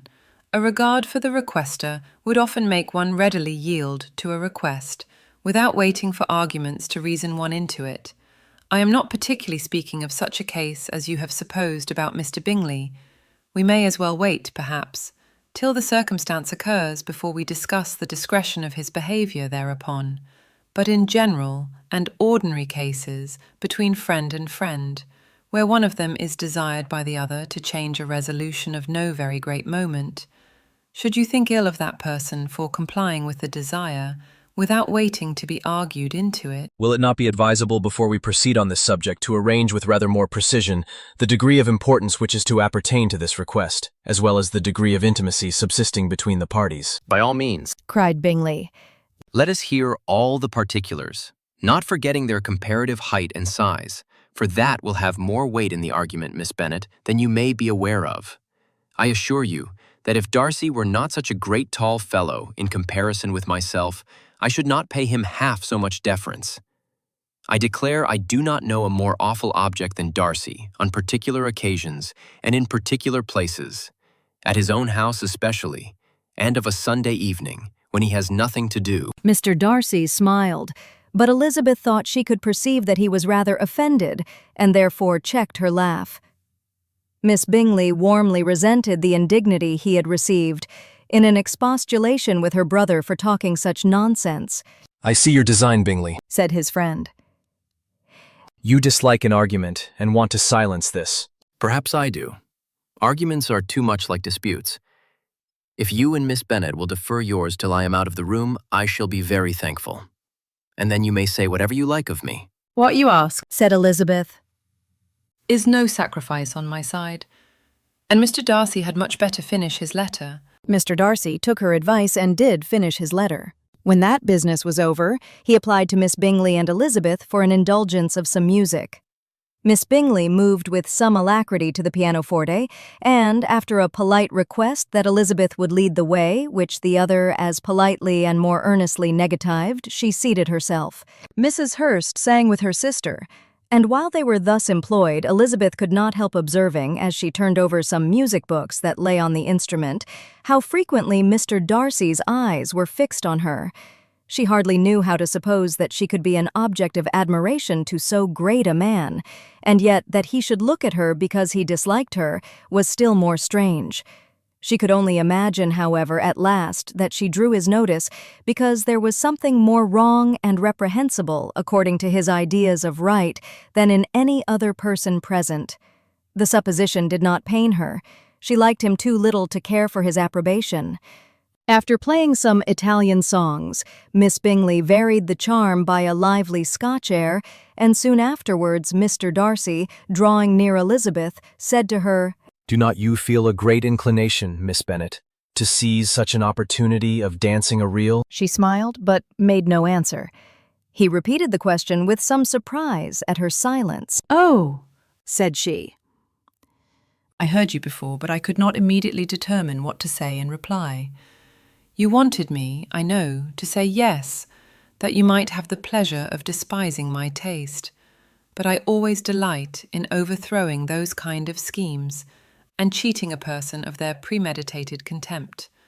I have, therefore, made up my mind to tell you that I do not want to dance a reel at all, and now despise me if you dare. Indeed, I do not dare. Elizabeth, having rather expected to affront him, was amazed at his gallantry, but there was a mixture of sweetness and archness in her manner which made it difficult for her to affront anybody, and Darcy had never been so bewitched by any woman as he was by her.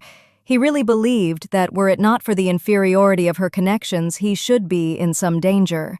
Miss Bingley saw or suspected enough to be jealous, and her great anxiety for the recovery of her dear friend Jane received some assistance from her desire of getting rid of Elizabeth. She often tried to provoke Darcy into disliking her guest by talking of their supposed marriage and planning his happiness in such an alliance. "I hope," said she, as they were walking together in the shrubbery the next day, "you will give your mother-in-law a few hints when this desirable event takes place as to the advantage of holding her tongue, and if you can compass it, do assure the younger girls of running after officers. And, if I may mention so delicate a subject, endeavor to check that little something bordering on conceit and impertinence which your lady possesses." Have you anything else to propose for my domestic felicity? "Yes, do let the portraits of your uncle and Aunt Phillips be placed in the gallery at Pemberley. Put them next to your great-uncle the judge. They are in the same profession, you know, only in different lines. As for your Elizabeth's picture, you must not have it taken, for what painter could do justice to those beautiful eyes?" It would not be easy indeed to catch their expression, but their color and shape, and the eyelashes so remarkably fine, might be copied. At that moment, they were met from another walk by Mrs. Hurst and Elizabeth herself. "I did not know that you intended to walk," said Miss Bingley, in some confusion, lest they had been overheard. "You used us abominably ill," answered Mrs. Hurst, running away without telling us that you were coming out. Then, taking the disengaged arm of Mr. Darcy, she left Elizabeth to walk by herself. The path just admitted 3.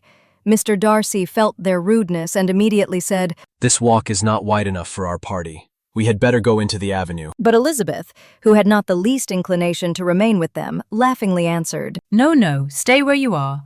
You are charmingly grouped, and appear to uncommon advantage. The picturesque would be spoilt by admitting a fourth. Goodbye." She then ran gaily off, rejoicing as she rambled about in the hope of being at home again in a day or 2. Jane was already so much recovered as to intend leaving her room for a couple of hours that evening.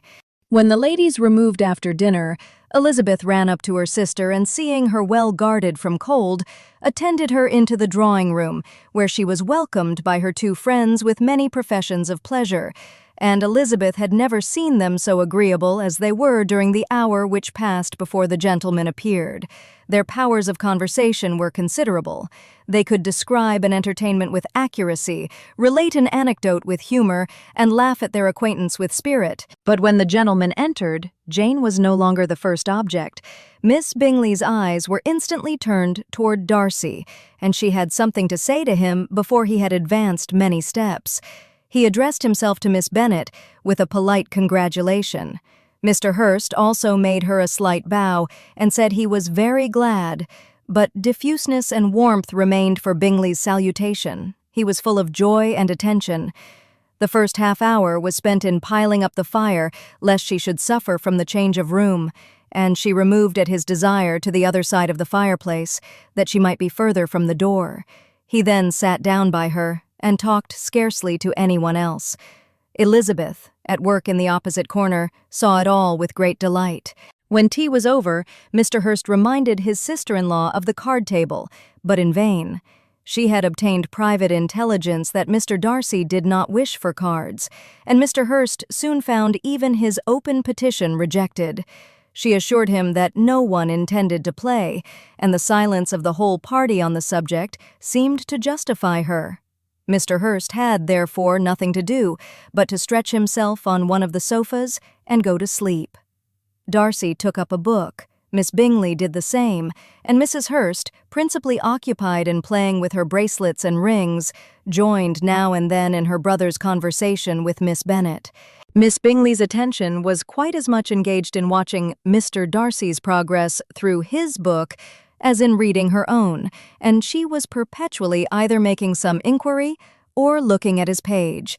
She could not win him, however, to any conversation. He merely answered her question and read on. At length, Quite exhausted by the attempt to be amused with her own book, which she had only chosen because it was the second volume of his, she gave a great yawn and said, How pleasant it is to spend an evening in this way. I declare, after all, there is no enjoyment like reading. How much sooner one tires of anything than of a book. When I have a house of my own, I shall be miserable if I have not an excellent library. No one made any reply. She then yawned again, threw aside her book, and cast her eyes round the room in quest for some amusement. When hearing her brother mentioning a ball to Miss Bennet, she turned suddenly towards him and said, By the by, Charles, are you really serious in meditating a dance at Netherfield? I would advise you, before you determine on it, to consult the wishes of the present party. I am much mistaken if there are not some among us to whom a ball would be rather a punishment than a pleasure. If you mean Darcy, cried her brother, he may go to bed, if he chooses, before it begins. But as for the ball, it is quite a settled thing. And as soon as Nichols has made white soup enough, I shall send round my cards. I should like balls infinitely better, she replied, if they were carried on in a different manner, but there is something insufferably tedious in the usual process of such a meeting. It would surely be much more rational if conversation, instead of dancing, were made the order of the day. Much more rational, my dear Caroline, I dare say. But it would not be near so much like a ball. Miss Bingley made no answer, and soon afterwards she got up and walked about the room. Her figure was elegant, and she walked well, but Darcy, at whom it was all aimed, was still inflexibly studious. In the desperation of her feelings, she resolved on one effort more, and turning to Elizabeth said, Miss Eliza Bennet, let me persuade you to follow my example and take a turn about the room.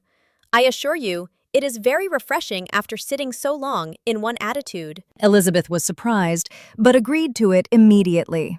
Miss Bingley succeeded no less in the real object of her civility. Mr. Darcy looked up. He was as much awake to the novelty of attention in that quarter as Elizabeth herself could be, and unconsciously closed his book. He was directly invited to join their party, but he declined it, observing that he could imagine but two motives for their choosing to walk up and down the room together, with either of which motives his joining them would interfere. What could he mean? She was dying to know what could be his meaning, and asked Elizabeth whether she could at all understand him. Not at all, was her answer. But depend upon it, he means to be severe on us, and our surest way of disappointing him will be to ask nothing about it. Miss Bingley, however, was incapable of disappointing Mr. Darcy in anything, and persevered therefore in requiring an explanation of his two motives. I have not the smallest objection to explaining them, said he, as soon as she allowed him to speak. You either choose this method of passing the evening because you are in each other's confidence and have secret affairs to discuss, or because you are conscious that your figures appear to the greatest advantage in walking. If the first, I would be completely in your way, and if the second, I can admire you much better as I sit by the fire. Oh, shocking, cried Miss Bingley. I never heard anything so abominable. How shall we punish him for such a speech? Nothing so easy, if you have but the inclination, said Elizabeth. We can all plague and punish one another, tease him, laugh at him. Intimate as you are, you must know how it is to be done. But upon my honor, I do not. I do assure you that my intimacy has not yet taught me that. Tease, calmness of manner, and presence of mind. No, no, feel he may defy us there. And as to laughter, we will not expose ourselves, if you please, by attempting to laugh without a subject. Mr. Darcy may hug himself. Mr. Darcy is not to be laughed at, cried Elizabeth. That is an uncommon advantage, and uncommon I hope it will continue, for it would be a great loss to me to have many such acquaintances. I dearly love a laugh. Miss Bingley, said he, has given me more credit than can be. The wisest and the best of men, nay, the wisest and best of their actions, may be rendered ridiculous by a person whose first object in life is a joke. Certainly, replied Elizabeth. There are such people, but I hope I am not one of them. I hope I never ridicule what is wise and good. Follies and nonsense, whims and inconsistencies, do divert me, I own, and I laugh at them whenever I can. But these, I suppose, are precisely what you are without. Perhaps that is not possible for anyone, but it has been the study of my life to avoid those weaknesses which often expose a strong understanding to ridicule. Such as vanity and pride. Yes, vanity is a weakness indeed, but pride. Where there is a real superiority of mind, pride will be always under good regulation. Elizabeth turned away to hide a smile. Your examination of Mr. Darcy is over, I presume, Said Miss Bingley. and pray what is the result? I am perfectly convinced by it that Mr. Darcy has no defect. He owns it himself without disguise. No, Said Darcy. I have made no such pretension. I have faults enough, but they are not, I hope, of understanding. My temper I dare not vouch for. It is, I believe, too little yielding, certainly too little for the convenience of the world. I cannot forget the follies and vices of others so soon as I ought, nor their offenses against myself. My feelings are not puffed about with every attempt to move them. My temper would perhaps be called resentful. My good opinion once lost is lost forever. That is a failing indeed. Cried Elizabeth. Implacable resentment is a shade in a character, but you have chosen your fault well. I really cannot laugh at it. You are safe from me. There is, I believe, in every disposition a tendency to some particular evil, a natural defect which not even the best education can overcome. And your defect is to hate everybody. And yours He replied with a smile. is willfully to misunderstand them. Do let us have a little music. Cried Miss Bingley, tired of a conversation in which she had no share. Louisa, you will not mind my waking Mr. Hurst? Her sister had not the smallest objection, and the pianoforte was opened, and Darcy, after a few moments' recollection, was not sorry for it. He began to feel the danger of paying Elizabeth too much attention. In consequence of an agreement between the sisters, Elizabeth wrote the next morning to their mother to beg that the carriage might be sent for them in the course of the day. But Mrs. Bennet, who had calculated on her daughters remaining at Netherfield till the following Tuesday, which would exactly finish Jane's week, could not bring herself to receive them with pleasure before. Her answer, therefore, was not propitious, at least not to Elizabeth's wishes, for she was impatient to get home. Mrs. Bennet sent them word that they could not possibly have the carriage before Tuesday, and in her postscript it was added that if Mr. Bingley and his sister pressed them to stay longer, she could spare them very well. Against staying longer, however, Elizabeth was positively resolved, nor did she much expect it would be asked, and fearful, on the contrary, as being considered as intruding themselves needlessly long, she urged Jane to borrow Mr. Bingley's carriage immediately, and at length it was settled that their original design of leaving Netherfield that morning should be mentioned, and the request made. The communication excited many professions of concern, and enough was said of wishing them to stay at least till the following day to work on Jane. And till the morrow their going was deferred. Miss Bingley was then sorry that she had proposed the delay, for her jealousy and dislike of one sister much exceeded her affection for the other. The master of the house heard with real sorrow that they were to go so soon, and repeatedly tried to persuade Miss Bennet that it would not be safe for her, that she was not enough recovered. But Jane was firm where she felt herself to be right. To Mr. Darcy it was welcome intelligence. Elizabeth had been at Netherfield long enough. She attracted him more than he liked, and Miss Bingley was uncivil to her, and more teasing than usual to himself. He wisely resolved to be particularly careful that no sign of admiration should now escape him, nothing that could elevate her with the hope of influencing his felicity, sensible that if such an idea had been suggested, his behavior during the last day must have material weight in confirming or crushing it. Steady to his purpose, he scarcely spoke 10 words to her through the whole of Saturday, and though they were at one time left by themselves for half an hour, he adhered most conscientiously to his book, and would not even look at her. On Sunday, after morning service, the separation so agreeable to almost all took place. Miss Bingley's civility to Elizabeth increased at last very rapidly, as well as her affection for Jane, and when they parted, after assuring the latter of the pleasure it would always give her to see her either at Longbourn or Netherfield, and embracing her most tenderly, she even shook hands with the former.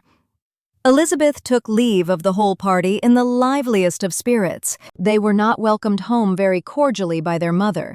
Mrs. Bennet wondered at their coming and thought them very wrong to give so much trouble, and was sure Jane would have caught cold again. But their father, though very laconic in his expressions of pleasure, was really glad to see them. He had felt their importance in the family circle. The evening conversation, when they were all assembled, had lost much of its animation, and almost all its sense by the absence of Jane and Elizabeth. They found Mary, as usual, deep in the study of thorough base and human nature, and had some extracts to admire, and some new observations of threadbare morality to listen to. Catherine and Lydia had information for them of a different sort. Much had been done, and much had been said in the regiment since the preceding Wednesday. Several of the officers had dined lately with their uncle. A private had been flogged, and it had actually been hinted that Colonel Forster was going to be married. I hope, my dear, said Mr. Bennet to his wife, as they were at breakfast the next morning, that you have ordered a good dinner today. because I have reason to expect an addition to our family party. Who do you mean, my dear? I know of nobody that is coming, I am sure, unless Charlotte Lucas should happen to call in, and I hope my dinners are good enough for her. I do not believe she often sees such at home. The person of whom I speak is a gentleman and a stranger. Mrs. Bennet's eyes sparkled. A gentleman and a stranger. It is Mr. Bingley, I am sure. Well, I am sure I shall be extremely glad to see Mr. Bingley. But, good Lord, how unlucky. There is not a bit of fish to be got today. Lydia, my love, ring the bell. I must speak to Hill this moment. It is not Mr. Bingley, said her husband. It is a person whom I never saw in the whole course of my life. This roused a general astonishment, and he had the pleasure of being eagerly questioned by his wife and his 5 daughters at once. After amusing himself some time with their curiosity, he thus explained, About a month ago I received this letter, and about a fortnight ago I answered it, for I thought it a case of some delicacy and requiring early attention. It is from my cousin, Mr. Collins, who, when I am dead, may turn you all out of this house as soon as he pleases. Oh, my dear, cried his wife. I cannot bear to hear that mentioned. Pray do not talk of that odious man. I do think it is the hardest thing in the world that your estate should be entailed away from your own children. And I am sure if I had been you, I should have tried long ago to do something or other about it. Jane and Elizabeth tried to explain to her the nature of an entail. They had often attempted to do it before, but it was a subject on which Mrs. Bennet was beyond the reach of reason, and she continued to rail bitterly against the cruelty of settling an estate away from a family of 5 daughters in favor of a man whom nobody cared anything about. It certainly is a most iniquitous affair, said Mr. Bennet. And nothing can clear Mr. Collins from the guilt of inheriting Longbourn. But if you will listen to his letter, you may perhaps be a little softened by his manner of expressing himself. No, that I am sure I shall not. And I think it is very impertinent of him to write to you at all, and very hypocritical.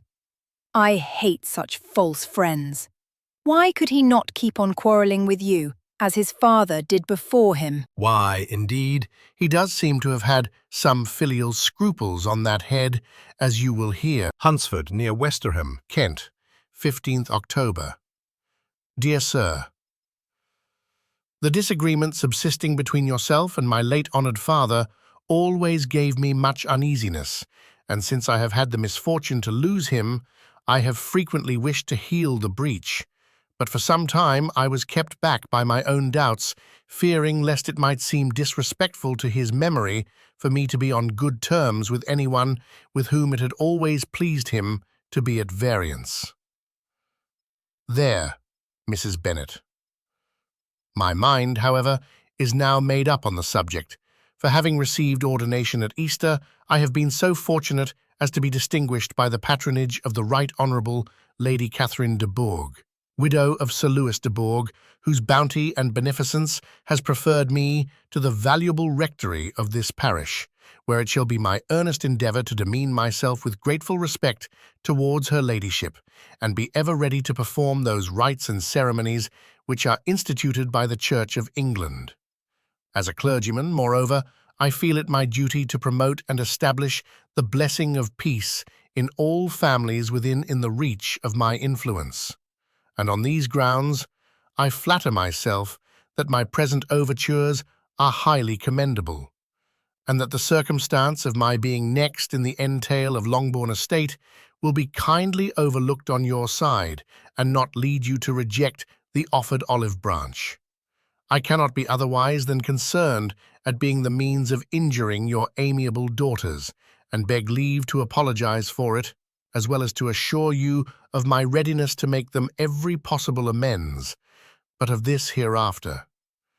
If you should have no objection to receive me into your house, I propose myself the satisfaction of waiting on you and your family, Monday, November 18th by 4 o'clock, and shall probably trespass on your hospitality till the Saturday se'nnight following, which I can do without any inconvenience, as Lady Catherine is far from objecting to my occasional absence on a Sunday, provided that some other clergyman is engaged to do the duty of the day. I remain, dear sir, with respectful compliments to your lady and daughters, your well-wisher and friend, William Collins. At 4 o'clock, therefore, we may expect this peacemaking gentleman, said Mr. Bennet as he folded up the letter. He seems to be a most conscientious and polite young man, upon my word, and I doubt not will prove a valuable acquaintance, especially if Lady Catherine should be so indulgent as to let him come to us again. There is some sense in what he says about the girls, however, and if he is disposed to make them any amends, I shall not be the person to discourage him. Though it is difficult, said Jane, to guess in what way he can mean to make us the atonement he thinks our due. The wish is certainly to his credit. Elizabeth was chiefly struck by his extraordinary deference for Lady Catherine and his kind intention of christening, marrying, and burying his parishioners whenever it were required. He must be an oddity, I think, said she. I cannot make him out. There is something very pompous in his style. And what can he mean by apologizing for being next in the entail? We cannot suppose he would help it if he could. Could he be a sensible man, sir? No, my dear, I think not. I have great hopes of finding him quite the reverse. There is a mixture of servility and self-importance in his letter, which promises well. I am impatient to see him. In point of composition, said Mary, the letter does not seem defective. The idea of the olive branch perhaps is not wholly new, yet I think it is well expressed. To Catherine and Lydia, neither the letter nor its writer were in any degree interesting. It was next to impossible that their cousin should come in a scarlet coat, and it was now some weeks since they had received pleasure from the society of a man in any other color. As for their mother, Mr. Collins's letter had done away much of her ill will, and she was preparing to see him with a degree of composure which astonished her husband and daughters. Mr. Collins was punctual to his time, and was received with great politeness by the whole family. Mr. Bennet indeed said little, but the ladies were ready enough to talk, and Mr. Collins seemed neither in need of encouragement nor inclined to be silent himself. He was a tall, heavy-looking young man of 25. His air was grave and stately, and his manners were very formal. He had not been long seated before he complimented Mrs. Bennet on having so fine a family of daughters, said he had heard much of their beauty, but that in this instance fame had fallen short of the truth, and added that he did not doubt her seeing them all in due time disposed of in marriage.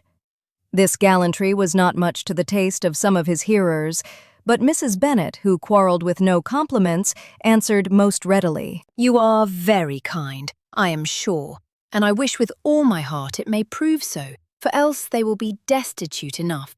Things are settled so oddly. You allude, perhaps, to the entail of this estate. Ah, sir, I do indeed. It is a grievous affair to my poor girls, you must confess. Not that I mean to find fault with you, for such things I know are all chance in this world. There is no knowing how estates will go when once they come to be entailed. I am very sensible, madam, of the hardship to my fair cousins, and could say much on the subject, but that I am cautious of appearing forward and precipitate. But I can assure the young ladies that I come prepared to admire them. At present, I will not say more, but perhaps when we are better acquainted. He was interrupted by a summons to dinner, and the girls smiled on each other. They were not the only objects of Mr. Collins's admiration. The hall, the dining room, and all its furniture were examined and praised, and his commendation of everything would have touched Mrs. Bennet's heart, but for the mortifying supposition of his viewing it all as his own future property. The dinner, too, in its turn, was highly admired, and he begged to know to which of his fair cousins the excellency of its cooking was owing. But he was set right there by Mrs. Bennet, who assured him with some asperity that they were very well able to keep a good cook, and that her daughters had nothing to do in the kitchen. He begged pardon for having displeased her. In a softened tone, she declared herself not at all offended, but he continued to apologize for about a quarter of an hour. During dinner, Mr. Bennet scarcely spoke at all, but when the servants were withdrawn, he thought it time to have some conversation with his guest, and therefore started a subject in which he expected him to shine, by observing that he seemed very fortunate in his patroness. Lady Catherine de Bourgh's attention to his wishes and consideration for his comfort appeared very remarkable. Mr. Bennet could not have chosen better. Mr. Collins was eloquent in her praise. The subject elevated him to more than usual solemnity of manner, and with a most important aspect, he protested that he had never in his life witnessed such behavior in a person of rank, such affability and condescension as he had himself experienced from Lady Catherine. She had been graciously pleased to approve of both of the discourses which he had already had the honor of preaching before her. She had also asked him twice to dine at Rosings, and had sent for him only the Saturday before to make up her pool of quadrille in the evening. Lady Catherine was reckoned proud by many people he knew, but he had never seen anything but affability in her. She had always spoken to him as she would to any other gentleman.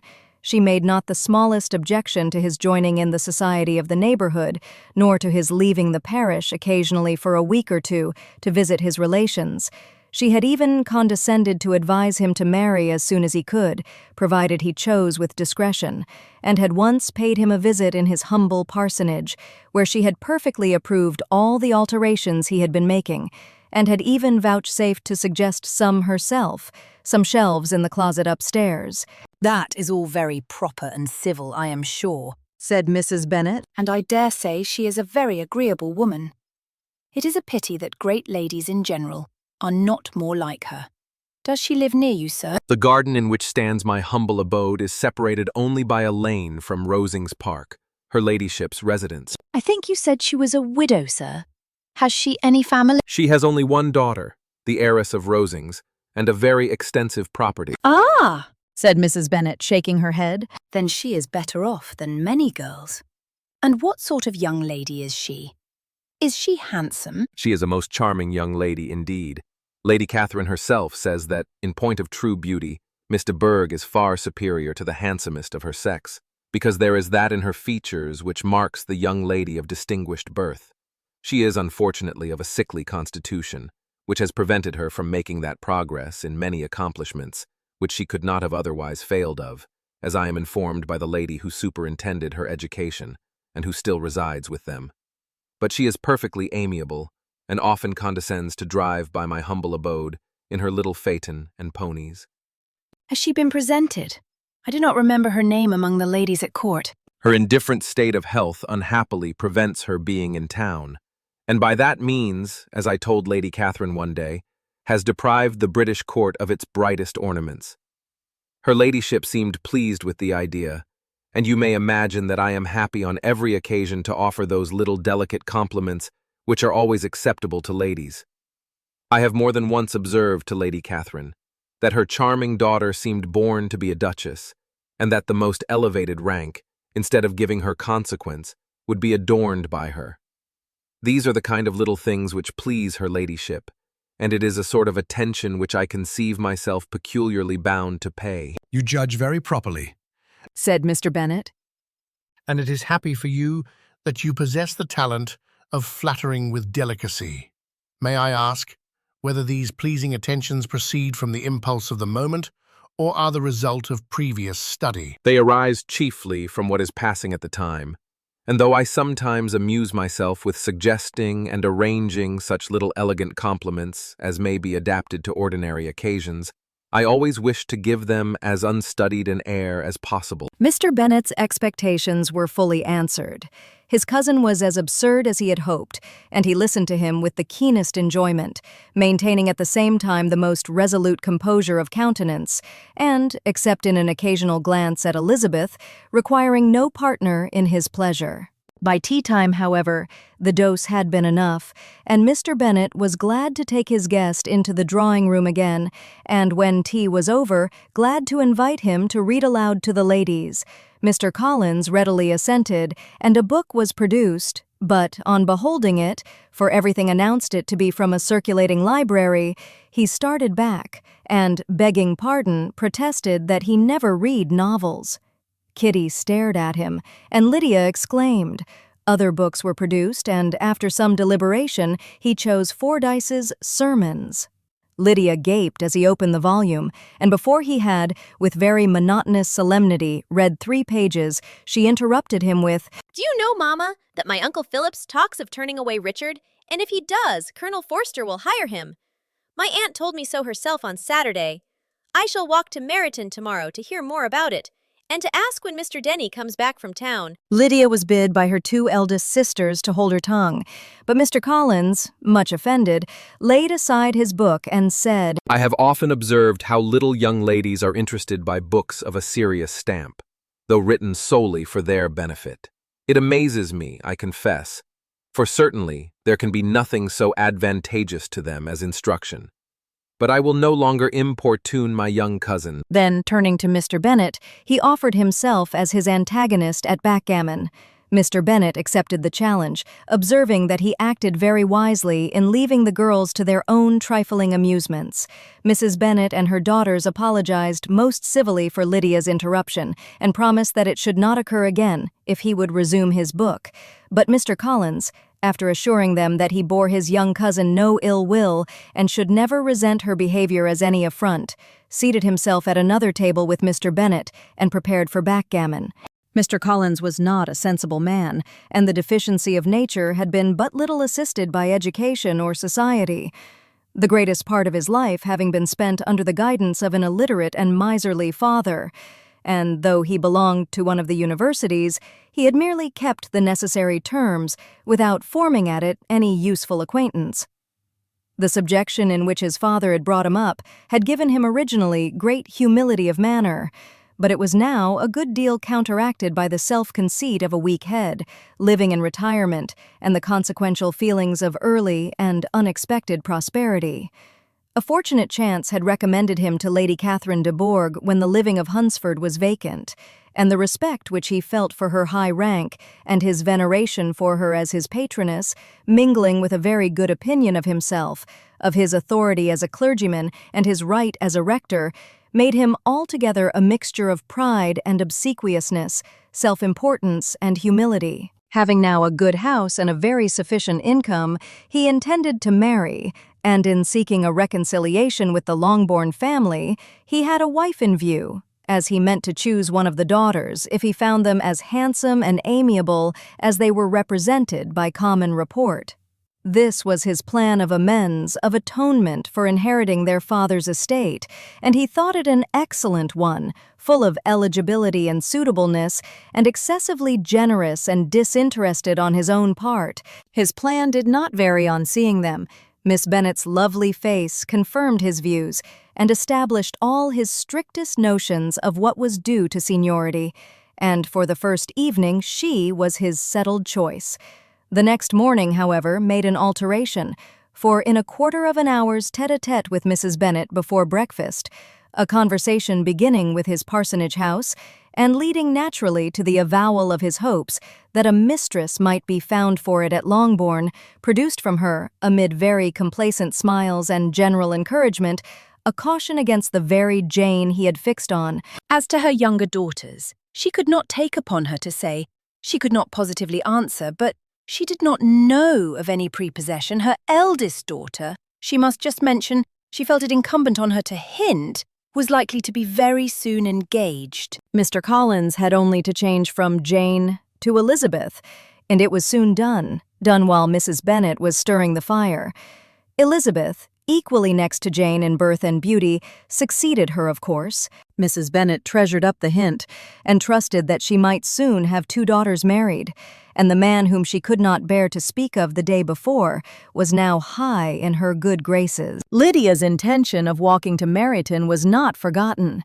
Every sister except Mary agreed to go with her, and Mr. Collins was to attend them at the request of Mr. Bennet, who was most anxious to get rid of him and have his library to himself, for thither Mr. Collins had followed him after breakfast, and there he would continue, nominally engaged with one of the largest folios in the collection, but really talking to Mr. Bennet, with little cessation, of his house and garden at Hunsford. Such doings discomposed Mr. Bennet exceedingly. In his library he had been always sure of leisure and tranquillity, and though prepared, as he told Elizabeth, to meet with folly and conceit in every other room of the house, he was used to be free from them there. His civility, therefore, was most prompt in inviting Mr. Collins to join his daughters in their walk, and Mr. Collins, being in fact much better fitted for a walker than a reader, was extremely pleased to close his large book and go. In pompous nothings on his side, and civil assents on that of his cousins, their time passed till they entered Meryton. The attention of the younger ones was then no longer to be gained by him. Their eyes were immediately wandering up in the street in quest of the officers, and nothing less than a very smart bonnet indeed, or a really new muslin in a shop window could recall them. But the attention of every lady was soon caught by a young man, whom they had never seen before, of most gentlemanlike appearance, walking with another officer on the other side of the way. The officer was the very Mr. Denny, concerning whose return from London Lydia came to inquire, and he bowed as they passed. All were struck with the stranger's air. All wondered who he could be, and Kitty and Lydia, determined if possible to find out, led the way across the street, under pretense of wanting something in an opposite shop, and fortunately had just gained the pavement when the 2 gentlemen, turning back, had reached the same spot. Mr. Denny addressed them directly, and entreated permission to introduce his friend Mr. Wickham, who had returned with him the day before from town, and he was happy to say had accepted a commission in their corps. This was exactly as it should be, for the young man wanted only regimentals to make him completely charming. His appearance was greatly in his favor. He had all the best part of beauty, a fine countenance, a good figure, and very pleasing address.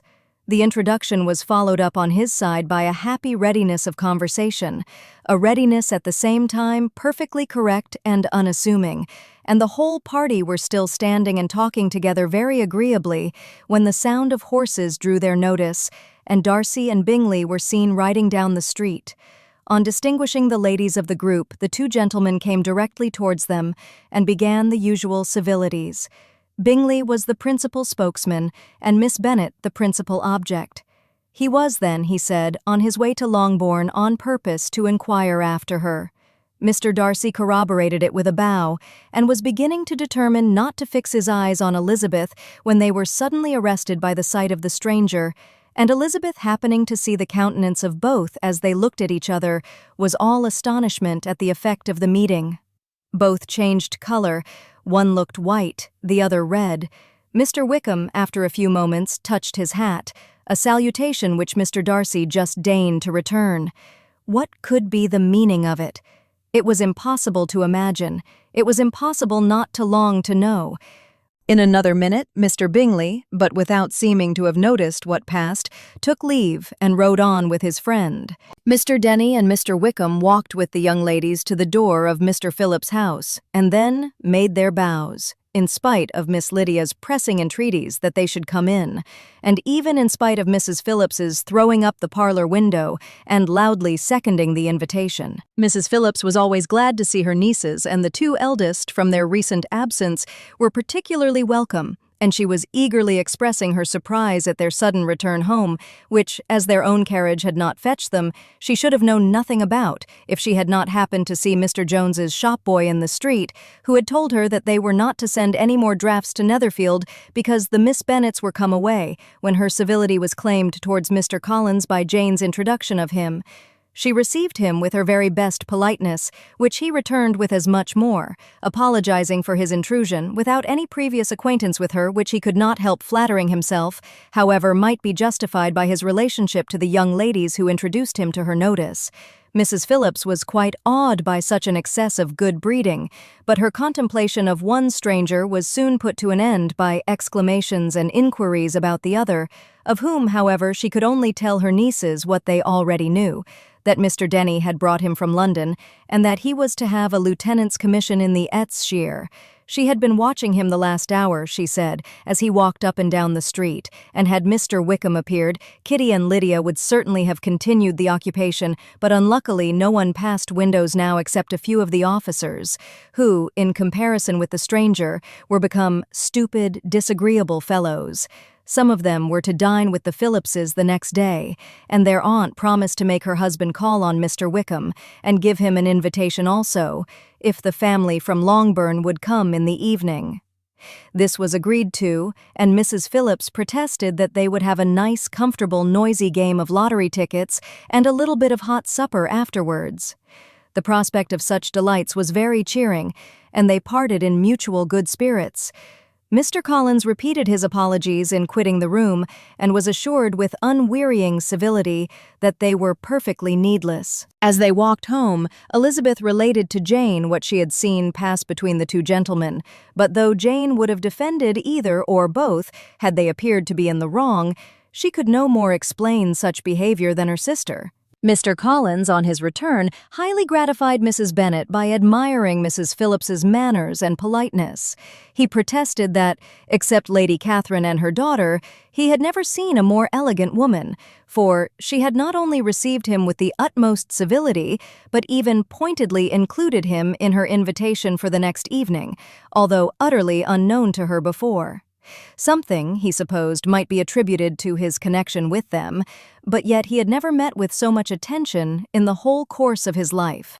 As no objection was made to the young people's engagement with their aunt, and all Mr. Collins's scruples of leaving Mr. and Mrs. Bennet for a single evening during his visit were most steadily resisted, the coach conveyed him and his 5 cousins at a suitable hour to Meryton, and the girls had the pleasure of hearing, as they entered the drawing-room, that Mr. Wickham had accepted their uncle's invitation and was then in the house. When this information was given, and they had all taken their seats, Mr. Collins was at leisure to look around him and admire, and he was so much struck with the size and furniture of the apartment that he declared he might almost have supposed himself in the small summer breakfast parlor at Rosings, a comparison that did not at first convey much gratification, but when Mrs. Phillips understood from him what Rosings was and who was its proprietor, when she had listened to the description of only one of Lady Catherine's drawing-rooms, and found that the chimney-piece alone had cost £800, she felt all the force of the compliment, and would hardly have resented a comparison with the housekeeper's room. In describing to her all the grandeur of Lady Catherine and her mansion, with occasional digressions in praise of his own humble abode and the improvements it was receiving, he was happily employed until the gentlemen joined them, and he found in Mrs. Phillips a very attentive listener, whose opinion of his consequence increased with what she heard, and who was resolving to retail it all among her neighbours as soon as she could. To the girls, who could not listen to their cousin, and who had nothing to do but to wish for an instrument, and examine their own indifferent imitations of china on the mantelpiece, the interval of waiting appeared very long. It was over at last, however. The gentlemen did approach, and when Mr. Wickham walked into the room, Elizabeth felt that she had neither been seeing him before, nor thinking of him since, with the smallest degree of unreasonable admiration. The officers of the Grushire were in general a very creditable, gentlemanlike set, and the best of them were of the present party. But Mr. Wickham was as far beyond them all in person, countenance, air, and walk, as they were superior to the broad-faced, stuffy Uncle Phillips, breathing port wine, who followed them into the room. Mr. Wickham was the happy man towards whom almost every female eye was turned, and Elizabeth was the happy woman by whom he finally seated himself. and the agreeable manner in which he immediately fell into conversation, though it was only on its being a wet night, made her feel that the commonest, dullest, most threadbare topic might be rendered interesting by the skill of the speaker. With such rivals for the notice of the fair as Mr. Wickham and the officers, Mr. Collins seemed to sink into insignificance. To the young ladies he certainly was nothing, but he had still at intervals a kind listener in Mrs. Phillips, and was by her watchfulness most abundantly supplied with coffee and muffin. When the card tables were placed, he had the opportunity of obliging her in turn by sitting down to whist. I know little of the game at present, said he, but I shall be glad to improve myself. For in my situation in life, Mrs. Phillips was very glad for his compliance, but could not wait for his reason. Mr. Wickham did not play at whist, and with ready delight was he received at the other table between Elizabeth and Lydia. At first, there seemed danger of Lydia's engrossing him entirely, for she was a most determined talker. But, being likewise extremely fond of lottery tickets, she soon grew too much interested in the game, too eager in making bets and exclaiming after prizes, to have attention for anyone in particular. Allowing for the common demands of the game, Mr. Wickham was therefore at leisure to talk to Elizabeth, and she was very willing to hear him, though what she chiefly wished to hear she could not hope to be told: the history of his acquaintance with Mr. Darcy. She dared not even mention that gentleman. Her curiosity, however, was unexpectedly relieved. Mr. Wickham began the subject himself. He inquired how far Netherfield was from Meryton, and after receiving her answer, asked in a hesitating manner how long Mr. Darcy had been staying there. About a month, said Elizabeth, and then, unwilling to let the subject drop, added, He is a man of very large property in Derbyshire, I understand. Yes. replied Mr. Wickham. His estate there is a noble one, a clear 10,000 per annum. You could not have met with a person more capable of giving you certain information on that head than myself, for I have been connected with his family in a particular manner from my infancy. Elizabeth could not but look surprised. You may well be surprised, Miss Bennet, at such an assertion, after seeing, as you probably might, the very cold manner of our meeting yesterday. Are you much acquainted with Mr. Darcy? As much as I ever wish to be, cried Elizabeth very warmly. I have spent 4 days in the same house with him, and I think him very disagreeable. I have no right to give my opinion, said Wickham, as to his being agreeable or otherwise. I am not qualified to form one. I have known him too long and too well to be a fair judge. It is impossible for me to be impartial. But I believe your opinion of him would in general astonish, and perhaps you would not express it quite so strongly anywhere else. Here you are in your own family. Upon my word, I say no more here than I might say in any house in the neighbourhood, except Netherfield. He is not at all liked in Hertfordshire. Everybody is disgusted with his pride. You will not find him more favourably spoken of by anyone. I cannot pretend to be sorry, said Wickham, after a short interruption, that he or that any man should not be estimated beyond their deserts. But with him, I believe it does not often happen. The world is blinded by his fortune and consequence, or frightened by his high and imposing manners, and sees him only as he chooses to be seen. I should take him, even on my slight acquaintance, to be an ill-tempered man. Wickham only shook his head. I wonder, said he at the next opportunity of speaking, whether he is likely to be in this country much longer. I do not at all know, but I heard nothing of his going away when I was at Netherfield. I hope your plans in favour of the Jar and Shire will not be affected by his being in the neighbourhood. It is not for me to be driven away by Mr. Darcy. If he wishes to avoid seeing me, he must go. We are not on friendly terms, and it always gives me pain to meet him. But I have no reason for avoiding him but what I might proclaim before all the world: a sense of very great ill usage and most painful regrets at his being what he is.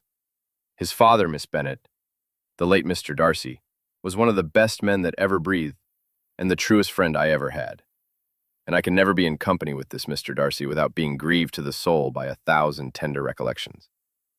His behavior to myself has been scandalous, but I verily believe I could forgive him anything and everything, rather than his disappointing the hopes and disgracing the memory of his father.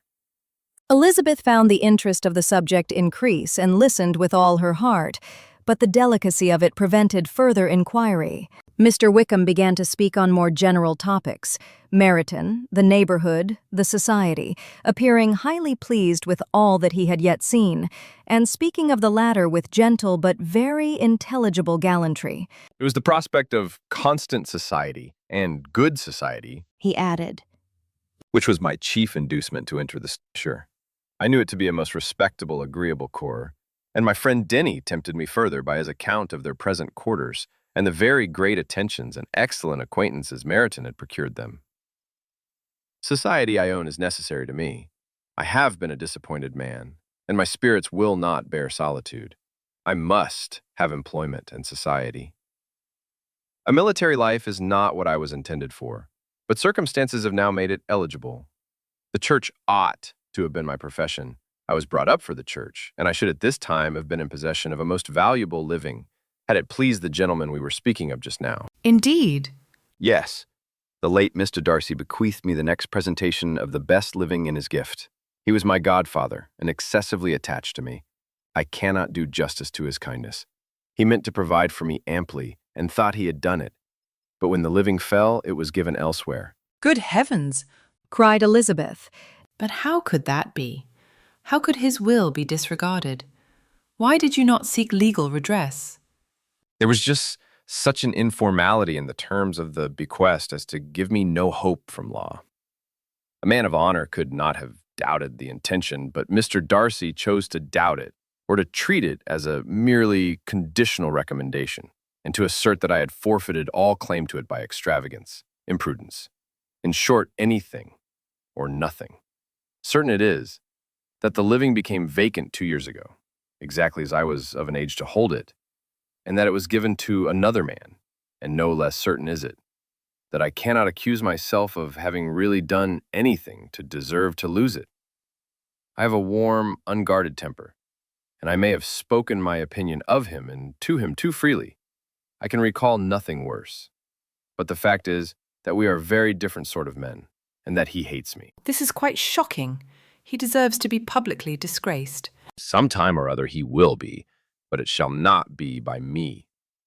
Till I can forget his father, I can never defy or expose him. Elizabeth honored him for such feelings, and thought him handsomer than ever as he expressed them. But what, said she, after a pause, can have been his motive? What can have induced him to behave so cruelly? A thorough, determined dislike of me, a dislike which I cannot but attribute in some measure to jealousy. Had the late Mr. Darcy liked me less, his son might have borne with me better. But his father's uncommon attachment to me irritated him, I believe, very early in life. He had not a temper to bear the sort of competition in which we stood, the sort of preference which was often given me. I had not thought Mr. Darcy so bad as this, though I have never liked him. I had not thought so very ill of him. I had supposed him to be despising his fellow creatures in general, but did not suspect him of descending to such malicious revenge, such injustice, such inhumanity as this. After a few minutes' reflection, however, she continued, I do remember his boasting one day at Netherfield of the implacability of his resentments, of his having an unforgiving temper. His disposition must be dreadful. I will not trust myself on this subject, replied Wickham.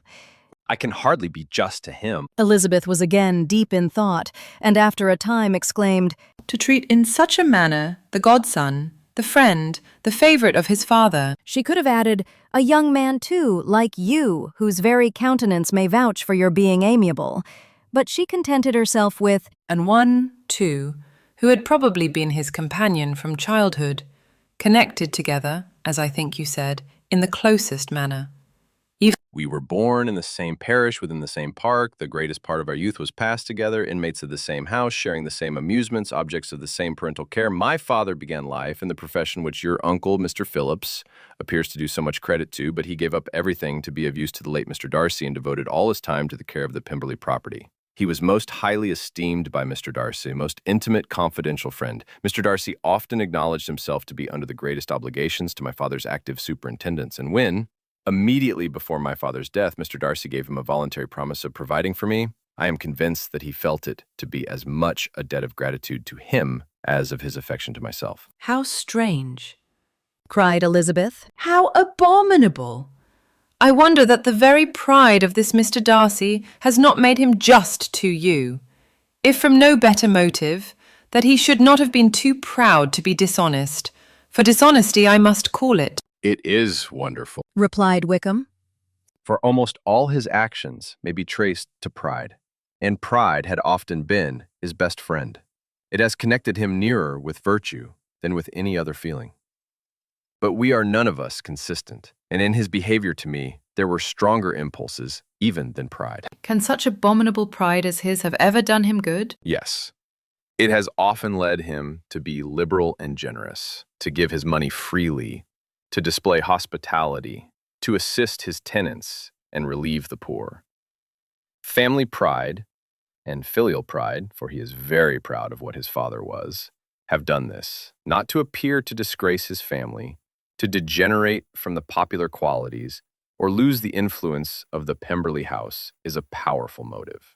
He has also brotherly pride, which, with some brotherly affection, makes him a very kind and careful guardian of his sister, and you will hear him generally cried up as the most attentive and best of brothers. What sort of girl is Miss Darcy? He shook his head. I wish I could call her amiable.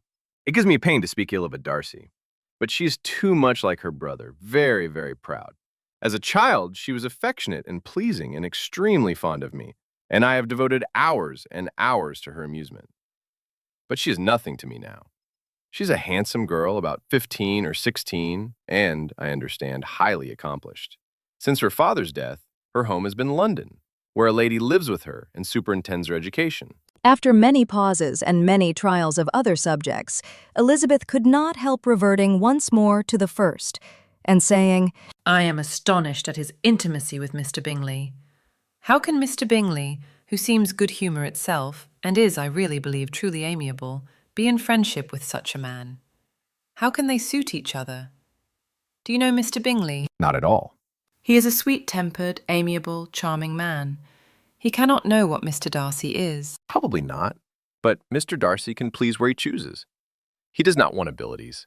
He can be a conversable companion, if he thinks it worth his while. Among those who are at all his equals in consequence, he is a very different man from what he is to the less prosperous. His pride never deserts him, but with the rich he is liberal-minded, just, sincere, rational, honorable, and perhaps agreeable, allowing something for fortune and figure. The whist party soon afterwards breaking up, the players gathered round the other table, and Mr. Collins took his station between his cousin Elizabeth and Mrs. Phillips. The usual inquiries as to his success was made by the latter. It had not been very great. He had lost every point, but when Mrs. Phillips began to express her concern thereupon, he assured her with much earnest gravity that it was not of the least importance, that he considered the money as a mere trifle, and begged that she would not make herself uneasy. I know very well, madam, said he, that when persons sit down to a card table, they must take their chances of these things. And happily I am not in such circumstances as to make 5 shillings any object. There are undoubtedly many who could not say the same, but thanks to Lady Catherine de Bourgh, I am removed far beyond the necessity of regarding little matters. Mr. Wickham's attention was caught, and after observing Mr. Collins for a few moments, he asked Elizabeth in a low voice whether her relation was very intimately acquainted with the family of de Bourgh. Lady Catherine de Bourgh, she replied, has very lately given him a living. I hardly know how Mr. Collins was first introduced to her notice, but he certainly has not known her long. You know, of course, that Lady Catherine de Bourgh and Lady Anne Darcy were sisters, consequently that she is aunt to the present Mr. Darcy. No, indeed, I did not. I knew nothing at all of Lady Catherine's connections. I never heard of her existence till the day before yesterday. Her daughter, Miss de Bourgh, will have a very large fortune, and it is believed that she and her cousin will unite the 2 estates. This information made Elizabeth smile as she thought of poor Miss Bingley. Vain indeed must be all her attentions, vain and useless her affection for his sister and her praise of himself, if he were already self-destined for another. Mr. Collins, said she, speaks highly both of Lady Catherine and her daughter, but from some particulars that he has related of her ladyship, I suspect his gratitude misleads him, and that in spite of her being his patroness, she is an arrogant, conceited woman. I believe her to be both in a great degree, replied Wickham. I have not seen her for many years, but I very well remember that I never liked her, and that her manners were dictatorial and insolent. She has the reputation of being remarkably sensible and clever, but I rather believe she derives part of her abilities from her rank and fortune, part from her authoritative manner, and the rest from the pride for her nephew, who chooses that everyone connected with him should have an understanding of the first class. Elizabeth allowed that he had given a very rational account of it, and they continued talking together, with mutual satisfaction till supper put an end to cards, and gave the rest of the ladies their share of Mr. Wickham's attentions. There could be no conversation in the noise of Mrs. Phillips's supper party, but his manners recommended him to everybody. Whatever he said was said well, and whatever he did, done gracefully. Elizabeth went away with her head full of him. She could think of nothing but of Mr. Wickham, and of what he had told her, all the way home. But there was not time for her even to mention his name as they went, for neither Lydia nor Mr. Collins were once silent. Lydia talked incessantly of lottery tickets, of the fish she had lost and the fish she had won. And Mr. Collins, in describing the civility of Mr. and Mrs. Phillips, protesting that he did not in the least regard his losses at whist, enumerating all the dishes at supper, and repeatedly fearing that he crowded his cousins, had more to say than he could well manage before the carriage stopped at Longbourn House. Elizabeth related to Jane the next day what had passed between Mr. Wickham and herself. Jane listened with astonishment and concern. She knew not how to believe that Mr. Darcy could be so unworthy of Mr. Bingley's regard, and yet it was not in her nature to question the veracity of a young man of such amiable appearance as Wickham. The possibility of his having endured such unkindness was enough to interest all her tender feelings, and nothing remained therefore to be done but to think well of them both, to defend the conduct of each, and throw into the account of accident or mistake whatever could not be otherwise explained. They have both, said she, been deceived, I dare say, in some way or other, of which we can form no idea. Interested people have perhaps misrepresented each to the other. It is, in short, impossible for us to conjecture the causes or circumstances which may have alienated them, without actual blame on either side. Very true indeed. And now, my dear Jane, what have you got to say on behalf of the interested people who have probably been concerned in the business? Do clear them too, or we shall be obliged to think ill of somebody. Laugh as much as you choose, but you will not laugh me out of my opinion, my dearest Lizzie. Do but consider in what a disgraceful light it places Mr. Darcy, to be treating his father's favourite in such a manner, one whom his father had promised to provide for. It is impossible. No man of common humanity, no man who had any value for his character, could be capable of it. Can his most intimate friends be so excessively deceived in him? Oh, no. I can much more easily believe Mr. Bingley's being imposed on than that Mr. Wickham should invent such a history of himself as he gave me last night. Names, facts, everything mentioned without ceremony. If it be not so, let Mr. Darcy contradict it.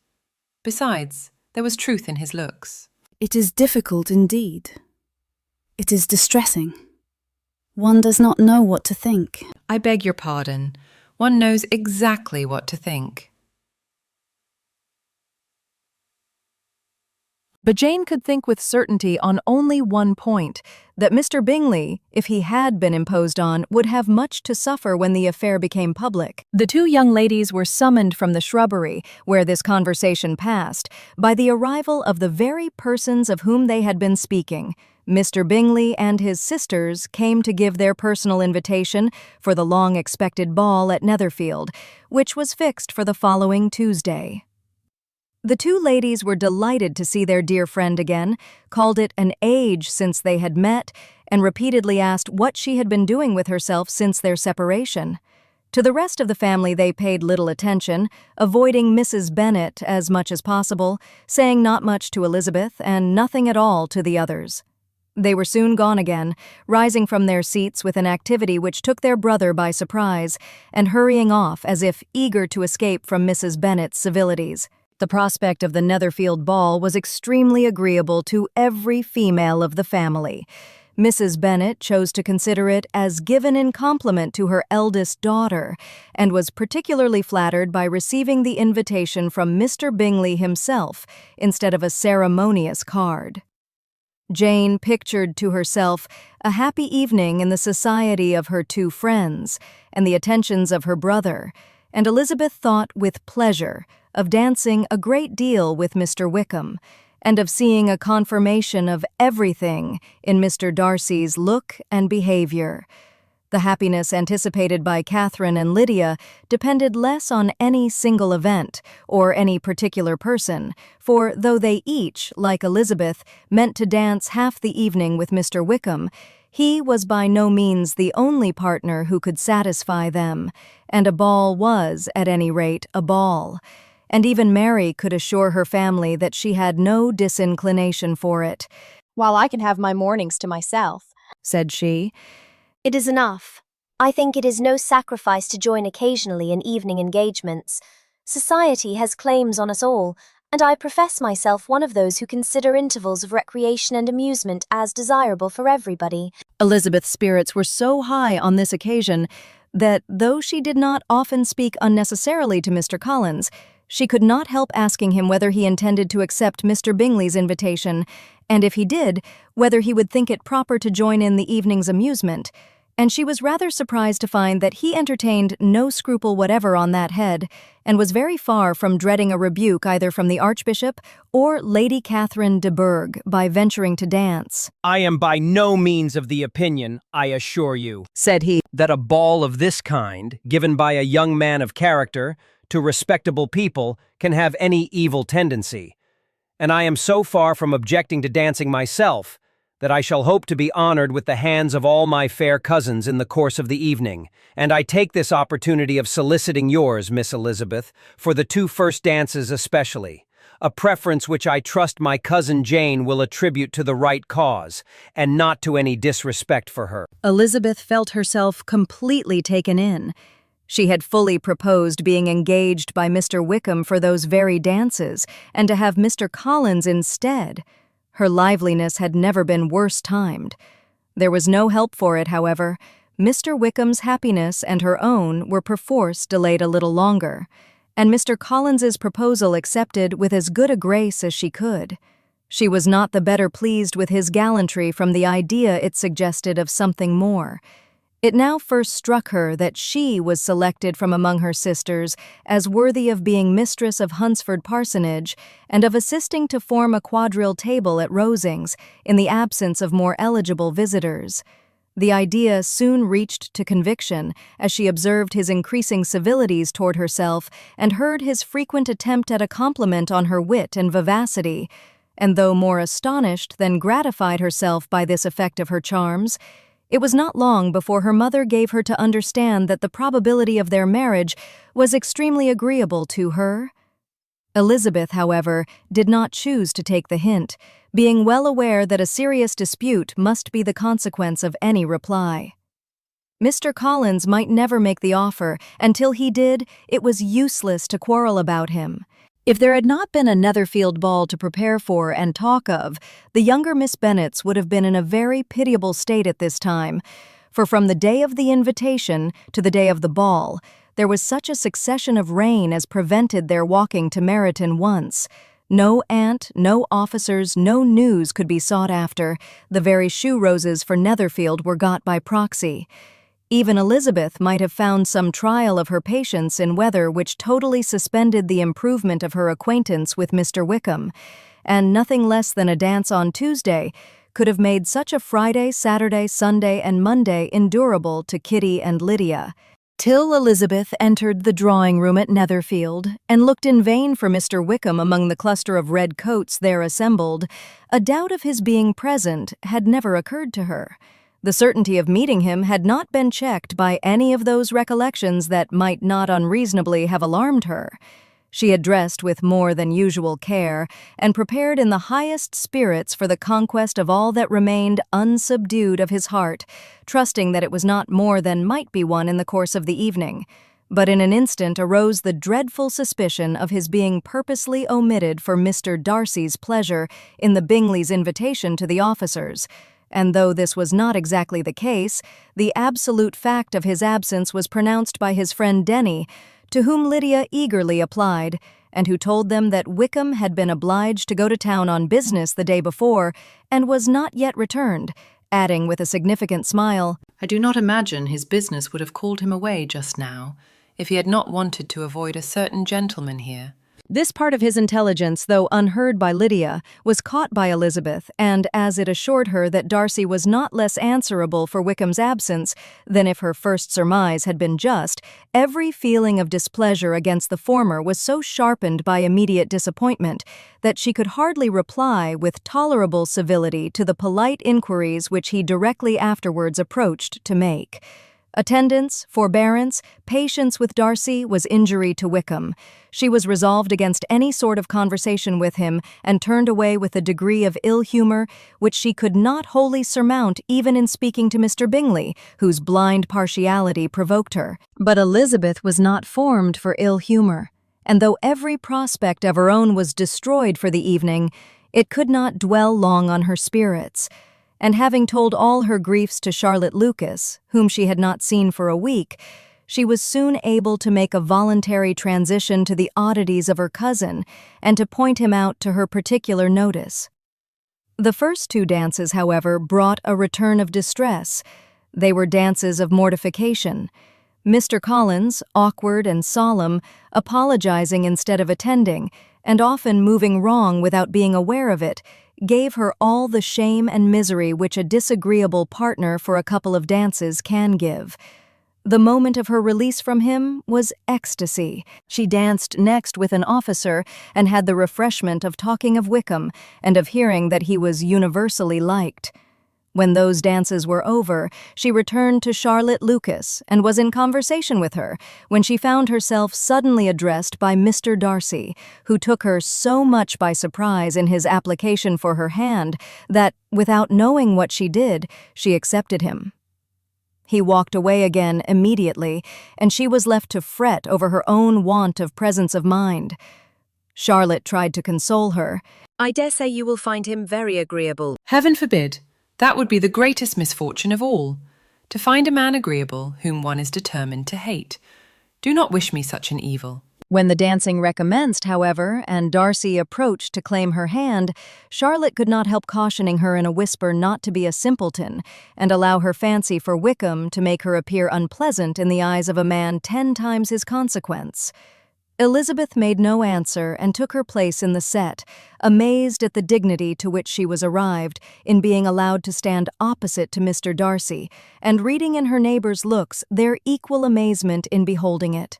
They stood for some time without speaking a word, and she began to imagine that their silence was to last through the 2 dances, and at first was resolved not to break it, till, suddenly fancying that it would be the greater punishment to her partner to oblige him to talk, she made some slight observation on the dance. He replied and was again silent. After a pause of some minutes, she addressed him a second time with, "It is your turn to say something now, Mr. Darcy. I talked about the dance, and you ought to make some sort of remark on the size of the room or the number of couples." He smiled and assured her that whatever she wished him to say should be said. "Very well. That reply will do for the present. Perhaps by and by I may observe that private balls are much pleasanter than public ones, but now we may be silent." Do you talk by rule, then, while you are dancing? "Sometimes. One must speak a little, you know. It would look odd to be entirely silent for half an hour together. And yet, for the advantage of some, conversation ought to be so arranged as that they may have the trouble of saying as little as possible." Are you consulting your own feelings in the present case, or do you imagine that you are gratifying mine? "Both," replied Elizabeth archly. "For I have always seen a great similarity in the turn of our minds. We are each of an unsocial, taciturn disposition, unwilling to speak, unless we expect to say something that will amaze the whole room and be handed down to posterity with all the éclat of a proverb. This is no very striking resemblance of your own character, I am sure, said he. How near it may be to mine, I cannot pretend to say. You think it a faithful portrait, undoubtedly. I must not decide on my own performance. He made no answer, and they were again silent till they had gone down the dance, when he asked her if she and her sisters did not very often walk to Meryton. She answered in the affirmative, and unable to resist the temptation, added, When you met us there the other day, we had just been forming a new acquaintance. The effect was immediate. A deeper shade of hauteur overspread his features, but he said not a word, and Elizabeth, though blaming herself for her own weakness, could not go on.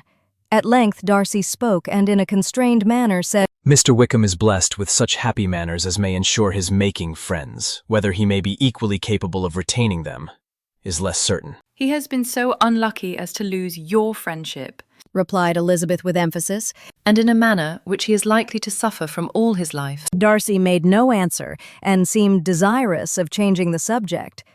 At that moment, Sir William Lucas appeared close to them, meaning to pass through the set to the other side of the room, but on perceiving Mr. Darcy, he stopped with a bow of superior courtesy to compliment him on his dancing and his partner. I have been most highly gratified indeed, my dear sir. Such very superior dancing is not often seen. It is evident that you belong to the first circles. Allow me to say, however, that your fair partner does not disgrace you, and that I must hope to have this pleasure often repeated, especially when a certain desirable event, my dear Eliza, glancing at her sister in Bingley, shall take place. What congratulations will then flow in? I appeal to Mr. Darcy, but let me not interrupt you, sir. You will not thank me for detaining you from the bewitching converse of that young lady, whose bright eyes are also upbraiding me. The latter part of this address was scarcely heard by Darcy, but Sir William's allusion to his friend seemed to strike him forcibly, and his eyes were directed with a very serious expression towards Bingley and Jane, who were dancing together. Recovering himself, however, shortly, he turned to his partner and said, Sir William's interruption has made me forget what we were talking of. I do not think we were speaking at all. Sir William could not have interrupted two people in the room who had less to say for themselves.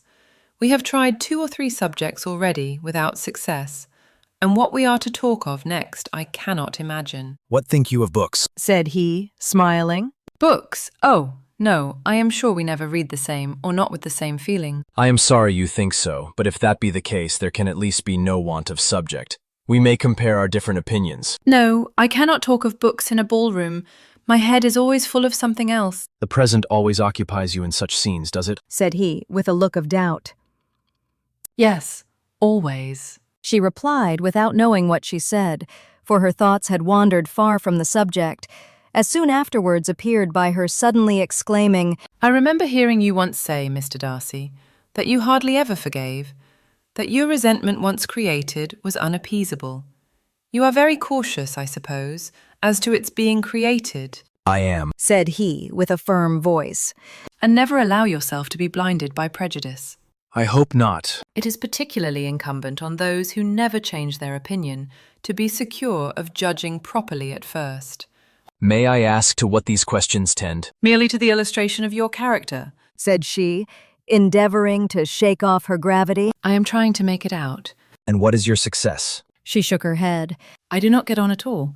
I hear such different accounts of you as puzzle me exceedingly. I can readily believe, answered he gravely, that reports may vary greatly with respect to me, and I could wish, Miss Bennet, that you were not to sketch my character at the present moment, as there is reason to fear that the performance would reflect no credit on either. But if I do not take your likeness now, I may never have another opportunity. I would by no means suspend any pleasure of yours, he coldly replied. She said no more, and they went down the other dance and parted in silence, and on each side dissatisfied, though not to an equal degree, for in Darcy's breast there was a tolerable, powerful feeling towards her, which soon procured her pardon, and directed all his anger against another. They had not long separated when Miss Bingley came towards her, and with an expression of civil disdain accosted her. So, Miss Eliza, I hear you are quite delighted with George Wickham. Your sister has been talking to me about him and asking me 1,000 questions. And I find that the young man quite forgot to tell you, among his other communication, that he was the son of old Wickham, the late Mr. Darcy's steward. Let me recommend you, however, as a friend, not to give implicit confidence to all his assertions. For as to Mr. Darcy's using him ill, it is perfectly false. For, on the contrary, he has always been remarkably kind to him, though George Wickham has treated Mr. Darcy in a most infamous manner. I do not know the particulars, but I know very well that Mr. Darcy is not in the least to blame, that he cannot bear to hear George Wickham mentioned, and that though my brother thought that he could not well avoid including him in his invitation to the officers, he was excessively glad to find that he had taken himself out of the way. His coming into the country at all is a most insolent thing indeed, and I wonder how he could presume to do it. I pity you, Miss Eliza, for this discovery of your favourite's guilt, but really, considering his descent, one could not expect much better. His guilt and his descent appear by your account to be the same, said Elizabeth angrily. For I have heard you accuse him of nothing worse than of being the son of Mr. Darcy's steward, and of that, I can assure you he informed me himself. I beg your pardon, replied Miss Bingley, turning away with a sneer. Excuse my interference. It was kindly meant. Insolent girl, said Elizabeth to herself. You are much mistaken if you expect to influence me by such a paltry attack as this.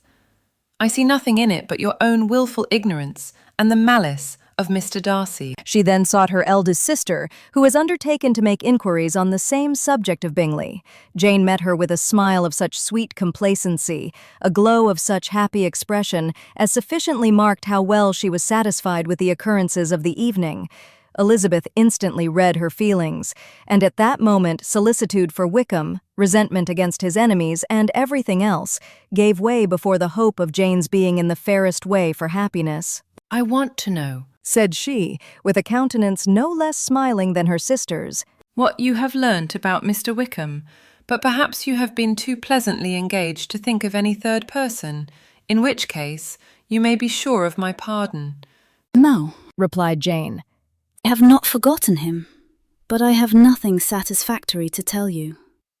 Mr. Bingley does not know the whole of his history, and is quite ignorant of the circumstances which have principally offended Mr. Darcy.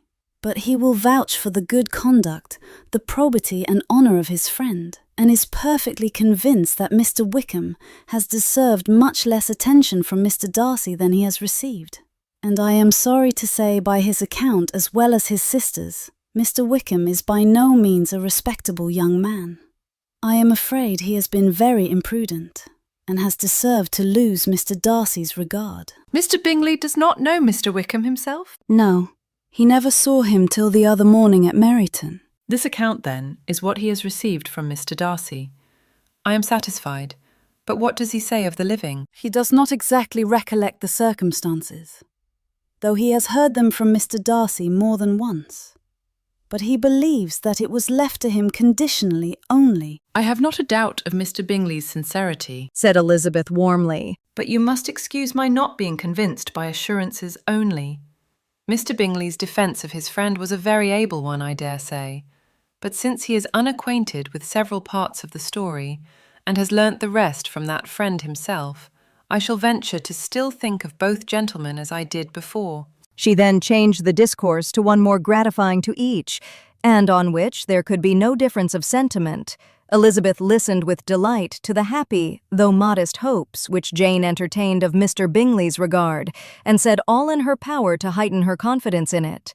On their being joined by Mr. Bingley himself, Elizabeth withdrew to Miss Lucas, to whose inquiry after the pleasantness of her last partner she had scarcely replied, before Mr. Collins came up to them, and told her with great exultation that he had just been so fortunate as to make a most important discovery. I have found out, said he, by a singular accident, that there is now in the room a near relation of my patroness. I happened to overhear the gentleman himself mentioning to the young lady who does the honours of the house the names of his cousin, Miss de Bourgh, and of her mother, Lady Catherine. How wonderfully these sort of things occur! Who would have thought of my meeting with, perhaps, a nephew of Lady Catherine de Bourgh, in this assembly. I am most thankful that the discovery is made in time for me to pay my respects to him, which I am now going to do, and trust he will excuse my not having done it before. My total ignorance of the connection must plead my apology. You are not going to introduce yourself to Mr. Darcy? Indeed I am. I shall entreat his pardon for not having done it earlier. I believe him to be Lady Catherine's nephew. It will be in my power to assure him that her ladyship was quite well yesterday se'night. Elizabeth tried hard to dissuade him from such a scheme, assuring him that Mr. Darcy would consider his addressing him without introduction as an impertinent freedom rather than a compliment to his aunt, that it was not in the least necessary there should be any notice on either side, and that if it were, it must belong to Mr. Darcy, the superior in consequence, to begin the acquaintance. Mr. Collins listened to her with the determined air of following his own inclination, and, when she ceased speaking, replied thus. My dear Miss Elizabeth, I have the highest opinion in the world in your excellent judgment in all matters within the scope of your understanding. But permit me to say that there must be a wide difference between the established forms of ceremony amongst the laity and those which regulate the clergy. For, give me leave to observe that I consider the clerical office as equal in point of dignity with the highest rank in the kingdom, provided that a proper humility of behavior is at the same time maintained. You must therefore allow me to follow the dictates of my conscience on this occasion, which leads me to perform what I look on as a point of duty. Pardon me for neglecting to profit by your advice, which on every other subject shall be my constant guide, though in the case before us, I consider myself more fitted by education and habitual study to decide on what is right than a young lady like yourself. And with a low bow he left her to attack Mr. Darcy, whose reception of his advances she eagerly watched, and whose astonishment at being so addressed was very evident. Her cousin prefaced his speech with a solemn bow, and though she could not hear a word of it, she felt as if hearing it all, and saw in the motion of his lips the words apology, Hunsford, and Lady Catherine de Bourgh. It vexed her to see him expose himself to such a man. Mr. Darcy was eyeing him with unrestrained wonder, and when at last Mr. Collins allowed him time to speak, replied with an air of distant civility. Mr. Collins, however, was not discouraged from speaking again, and Mr. Darcy's contempt seemed abundantly increasing with the length of his second speech, and at the end of it he only made him a slight bow and moved another way. Mr. Collins then returned to Elizabeth. I have no reason, I assure you, said he, to be dissatisfied with my reception. Mr. Darcy seemed much pleased with the attention. He answered me with the utmost civility, and even paid me the compliment of saying that he was so well convinced of Lady Catherine's discernment as to be certain she could never bestow a favor unworthily. It was really a very handsome thought. Upon the whole, I am much pleased with him. As Elizabeth had no longer any interest of her own to pursue, she turned her attention almost entirely on her sister and Mr. Bingley, and the train of agreeable reflections which her observations gave birth to made her perhaps almost as happy as Jane. She saw her in idea settled in that very house, in all the felicity which a marriage of true affection could bestow, and she felt capable, under such circumstances, of endeavoring even to like Bingley's two sisters. Her mother's thoughts, she plainly saw, were bent the same way, and she determined not to venture near her, lest she might hear too much. When they sat down to supper, therefore, she considered it a most unlucky perverseness which placed them within one of each other, and deeply was she vexed to find that her mother was talking to that one person, Lady Lucas, freely, openly, and of nothing else but her expectation that Jane would soon be married to Mr. Bingley. It was an animating subject, and Mrs. Bennet seemed incapable of fatigue while enumerating the advantages of the match. His being such a charming young man, and so rich, and living but 3 miles from them, were the first points of self-gratulation. And then it was such a comfort to think how fond the two sisters were of Jane, and to be certain that they must desire the connection as much as she could do.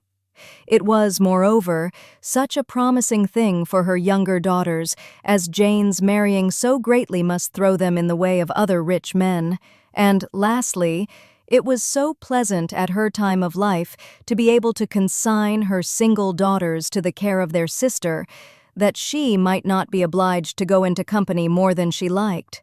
It was necessary to make this circumstance a matter of pleasure, because on such occasions it is the etiquette, but no one was less likely than Mrs. Bennet to find comfort in staying home at any period of her life.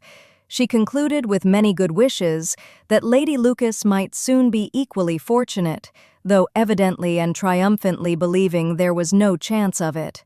In vain did Elizabeth endeavour to check the rapidity of her mother's words, or persuade her to describe her felicity in a less audible whisper, for, to her inexpressible vexation, she could perceive that the chief of it was overheard by Mr. Darcy, who sat opposite to them. Her mother only scolded her for being nonsensical. What is Mr. Darcy to me, pray, that I should be afraid of him? I am sure we owe him no such particular civility as to be obliged to say nothing he may not like to hear. For heaven's sake, madam, speak lower. What advantage can it be for you to offend Mr. Darcy? You will never recommend yourself to his friend by so doing. Nothing that she could say, however, had any influence. Her mother would talk of her views in the same intelligible tone. Elizabeth blushed and blushed again with shame and vexation. She could not help frequently glancing her eye at Mr. Darcy, though every glance convinced her of what she dreaded, for though he was not always looking at her mother, she was convinced that his attention was invariably fixed by her. The expression of his face changed gradually from indignant contempt to a composed and steady gravity. At length, however, Mrs. Bennet had no more to say, and Lady Lucas, who had been long yawning at the repetition of delights which she saw no likelihood of sharing, was left to the comforts of cold ham and chicken. Elizabeth now began to revive, but not long was the interval of tranquillity, for, when supper was over, singing was talked of, and she had the mortification of seeing Mary, after very little entreaty, preparing to oblige the company. By many significant looks and silent entreaties did she endeavour to prevent such a proof of complaisance, but in vain. Mary would not understand them. Such an opportunity of exhibiting was delightful to her, and she began her song. Elizabeth's eyes were fixed on her with most painful sensations, and she watched her progress through the several stanzas with an impatience which was very ill rewarded at their close. For Mary, on receiving, amongst the thanks of the table, the hint of a hope that she might be prevailed on to favour them again, after the pause of half a minute began another. Mary's powers were by no means fitted for such a display. Her voice was weak, and her manner affected. Elizabeth was in agonies. She looked at Jane to see how she bore it, but Jane was very composedly talking to Bingley. She looked at his two sisters, and saw them making signs of derision at each other, and at Darcy, who continued, however, imperturbably grave. She looked at her father to entreat his interference, lest Mary should be singing all night. He took the hint, and when Mary had finished her second song, said aloud, "That will do extremely well, child. You have delighted us long enough. Let the other young ladies have time to exhibit." Mary, though pretending not to hear, was somewhat disconcerted, and Elizabeth, sorry for her, and sorry for her father's speech, was afraid her anxiety had done no good. Others of the party were now applied to. If I, said Mr. Collins, were so fortunate as to be able to sing, I should have great pleasure, I am sure, in obliging the company with an air, for I consider music as a very innocent diversion, and perfectly compatible with the profession of a clergyman.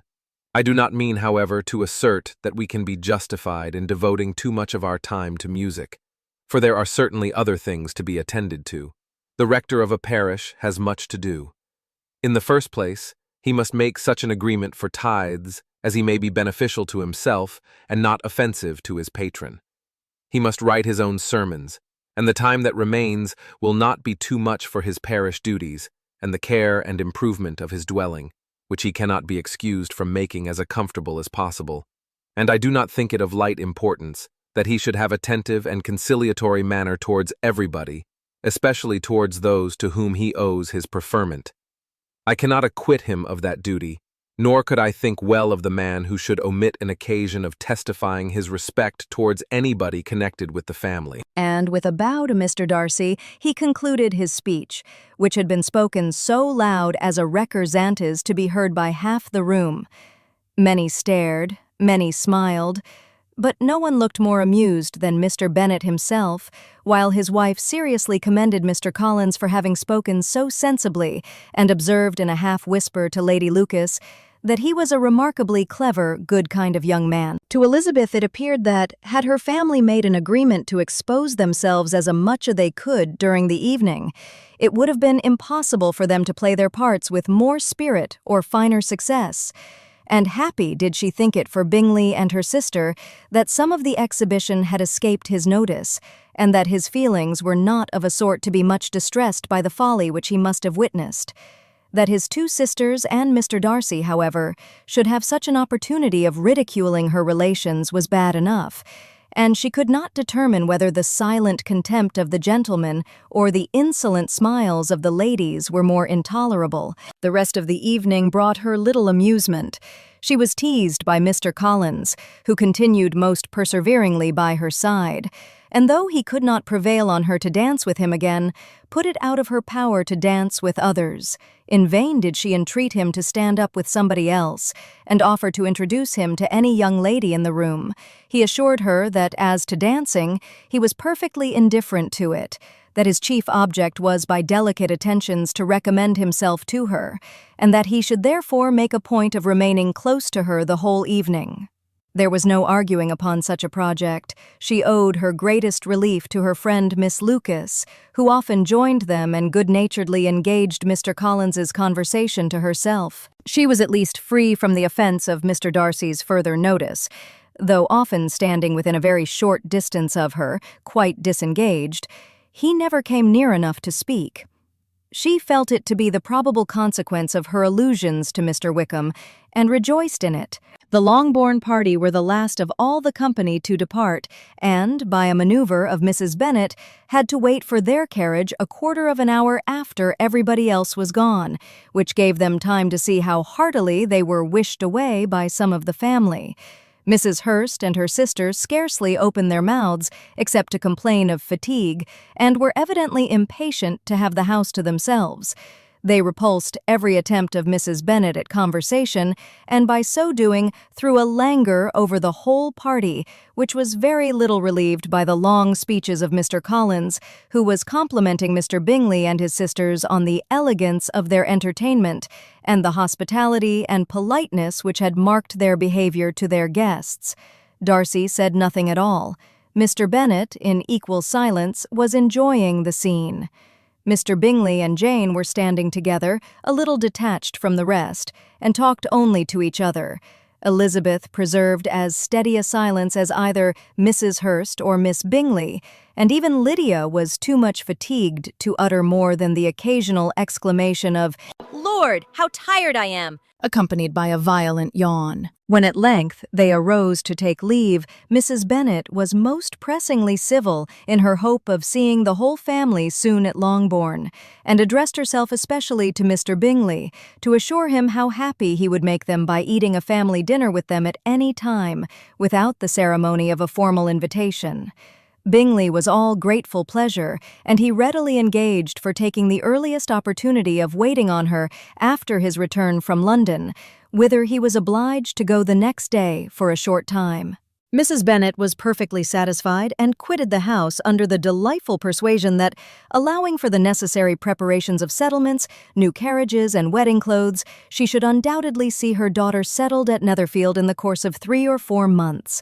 Of having another daughter married to Mr. Collins, she thought with equal certainty, and with considerable, though not equal, pleasure. Elizabeth was the least dear to her of all her children, and though the man and the match were quite good enough for her, the worth of each was eclipsed by Mr. Bingley and Netherfield. The next day opened a new scene at Longbourn. Mr. Collins made his declaration in form, having resolved to do it without loss of time, as his leave of absence extended only to the following Saturday, and having no feelings of diffidence to make it distressing to himself even at the moment, he set about it in a very orderly manner, with all the observances which he supposed a regular part of the business. On finding Mrs. Bennet, Elizabeth, and one of the younger girls together soon after breakfast, he addressed the mother in these words. May I hope, madam, for your interest with your fair daughter Elizabeth, when I solicit for the honor of a private audience with her in the course of this morning. Before Elizabeth had time for anything but a blush of surprise, Mrs. Bennet answered instantly, "Oh dear. Yes, certainly. I am sure Lizzie will be very happy. I am sure she can have no objection. Come, Kitty, I want you upstairs." And gathering her work together, she was hastening away, when Elizabeth called out, "Dear madam, do not go. I beg you will not go. Mr. Collins must excuse me. He can have nothing to say to me that anybody need not hear. I am going away myself." No, nonsense, Lizzie.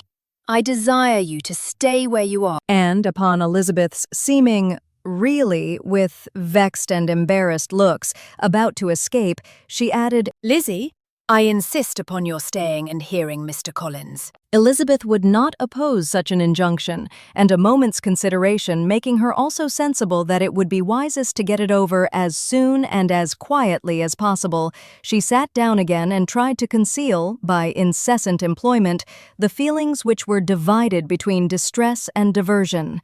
Mrs. Bennet and Kitty walked off, and as soon as they were gone, Mr. Collins began. Believe me, my dear Miss Elizabeth, that your modesty, so far from doing you any disservice, rather adds to your other perfections.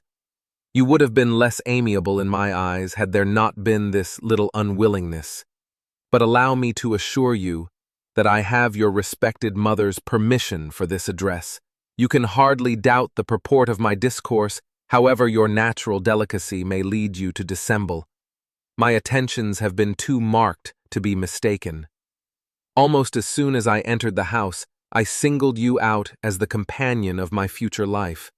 But before I am run away with by my feelings on this subject, perhaps it would be advisable for me to state my reasons for marrying, and moreover for coming into Hertfordshire with the design of selecting a wife, as I certainly did. The idea of Mr. Collins, with all his solemn composure, being run away with by his feelings, made Elizabeth so near laughing that she could not use the short pause he allowed in any attempt to stop him further. And he continued, My reasons for marrying are, first, that I think it a right thing for every clergyman in easy circumstances, like myself, to set the example of matrimony in his parish.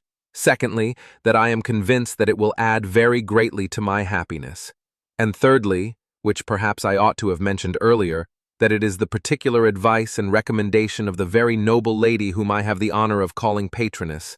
Twice has she condescended to give me her opinion, unasked too, on this subject, and it was but the very Saturday night before I left Hunsford, between our pools at quadrille, while Mrs. Jenkinson was arranging Miss de Bourgh's footstool, that she said, Mr. Collins, you must marry. A clergyman like you must marry. Choose properly, choose a gentlewoman for my sake, and for your own. Let her be an active, useful sort of person, not brought up high, but able to make a small income go a good way. This is my advice. Find such a woman as soon as you can, bring her to Hunsford, and I will visit her. Allow me, by the way, to observe, my fair cousin, that I do not reckon the notice and kindness of Lady Catherine de Bourgh as among the least of the advantages in my power to offer. You will find her manners beyond anything I can describe, and your wit and vivacity, I think, must be acceptable to her, especially when tempered with the silence and respect which her rank will inevitably excite. Thus much for my general intention in favor of matrimony. It remains to be told why my views were directed towards Longbourn instead of my own neighborhood, where I can assure you there are many amiable young women. But the fact is that being, as I am, to inherit this estate after the death of your honored father, who, however, may live many years longer, I could not satisfy myself without resolving to choose a wife from among his daughters, that the loss to them might be as little as possible when the melancholy event takes place, which, however, as I have already said, may not be for several years. This has been my motive, my fair cousin, and I flatter myself it will not sink me in your esteem. And now nothing remains but for me but to assure you in the most animated language of the violence of my affection.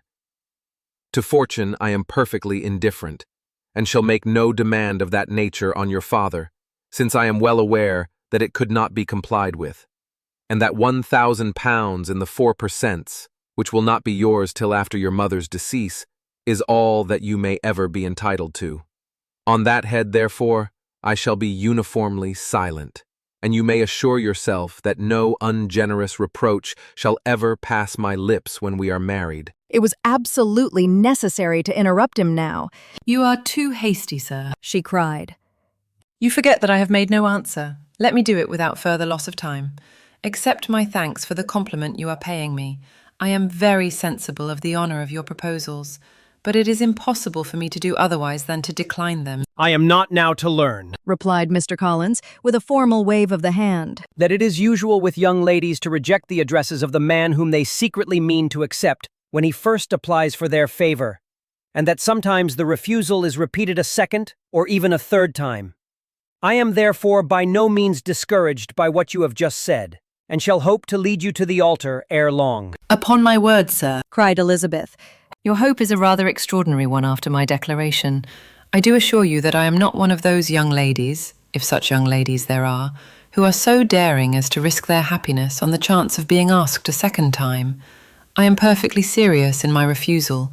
You could not make me happy, and I am convinced that I am the last woman in the world who could make you so.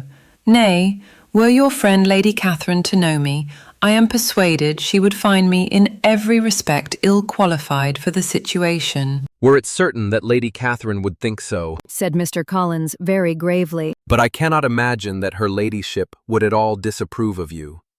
And you may be certain when I have the honour of seeing her again, I shall speak in the very highest terms of your modesty, economy, and other amiable qualification. Indeed, Mr. Collins, all praise of me will be unnecessary. You must give me leave to judge for myself, and pay me the compliment of believing what I say. I wish you very happy and very rich, and by refusing you hand, do all in my power to prevent your being otherwise. In making me the offer, you must have satisfied the delicacy of your feelings with regard to my family, and may take possession of Longbourn estate whenever it falls, without any self-reproach. This matter may be considered, therefore, as finally settled. And rising as she thus spoke, she would have quitted the room had Mr. Collins not thus addressed her. When I do myself the honour of speaking to you next on the subject, I shall hope to receive a more favourable answer than you have now given me, though I am far from accusing you of cruelty at present, because I know it to be the established custom of your sex to reject a man on the first application, and perhaps you have even now said as much to encourage my suit as would be consistent with the true delicacy of the female character. Really, Mr. Collins, cried Elizabeth with some warmth, you puzzle me exceedingly.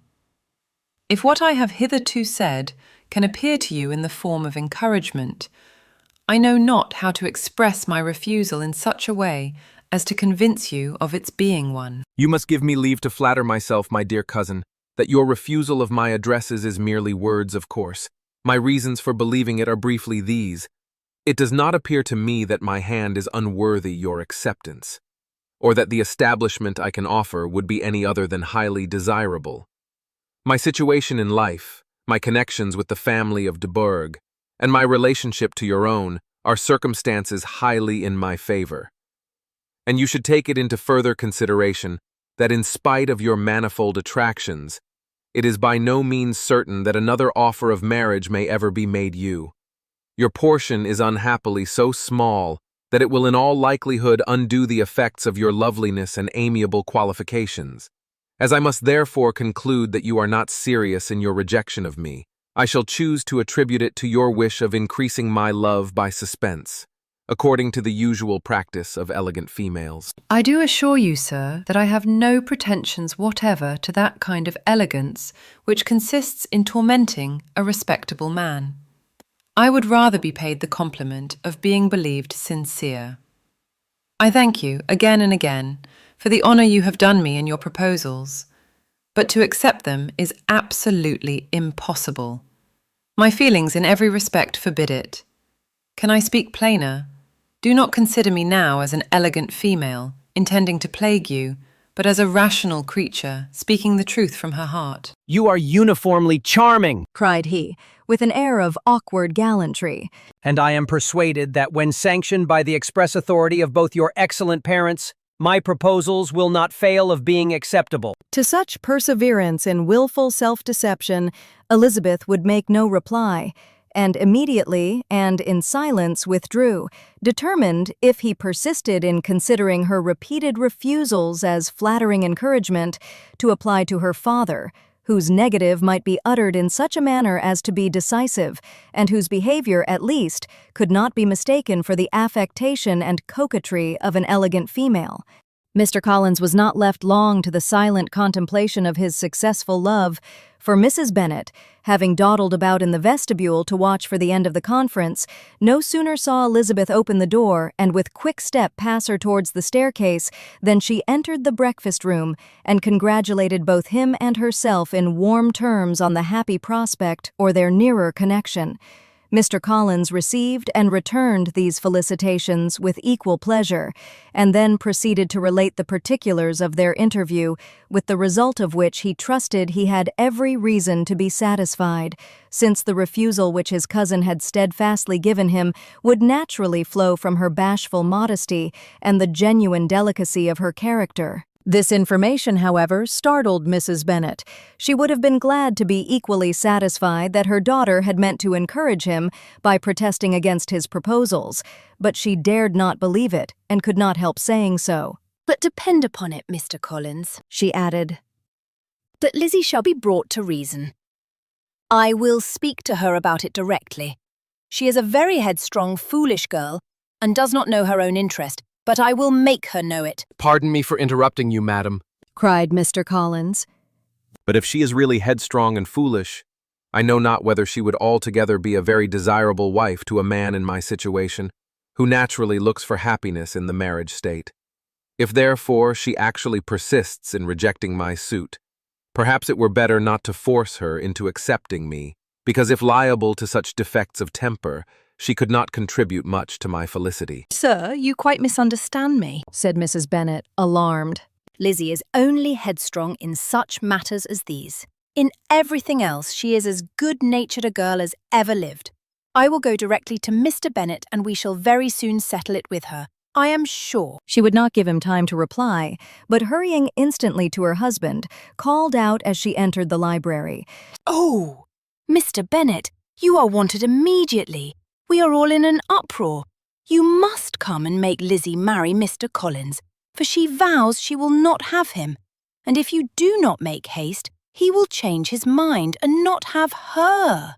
Mr. Bennet raised his eyes from his book as she entered, and fixed them on her face with a calm unconcern which was not in the least altered by her communication. "I have not the pleasure of understanding you," said he when she had finished her speech. "Of what are you talking?" "Of Mr. Collins and Lizzie.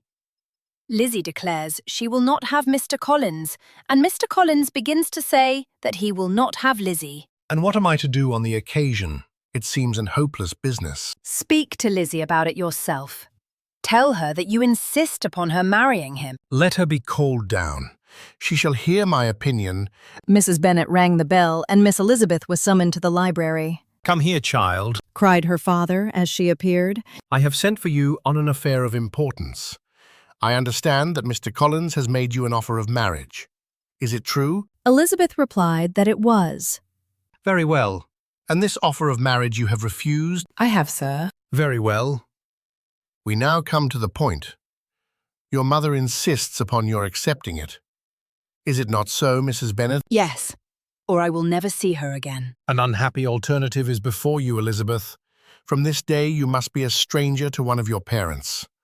Your mother will never see you again if you do not marry Mr. Collins, and I will never see you again if you do." Elizabeth could not but smile at such a conclusion of such a beginning, but Mrs. Bennet, who had persuaded herself that her husband regarded the affair as she wished, was excessively disappointed. "What do you mean, Mr. Bennet, in talking this way?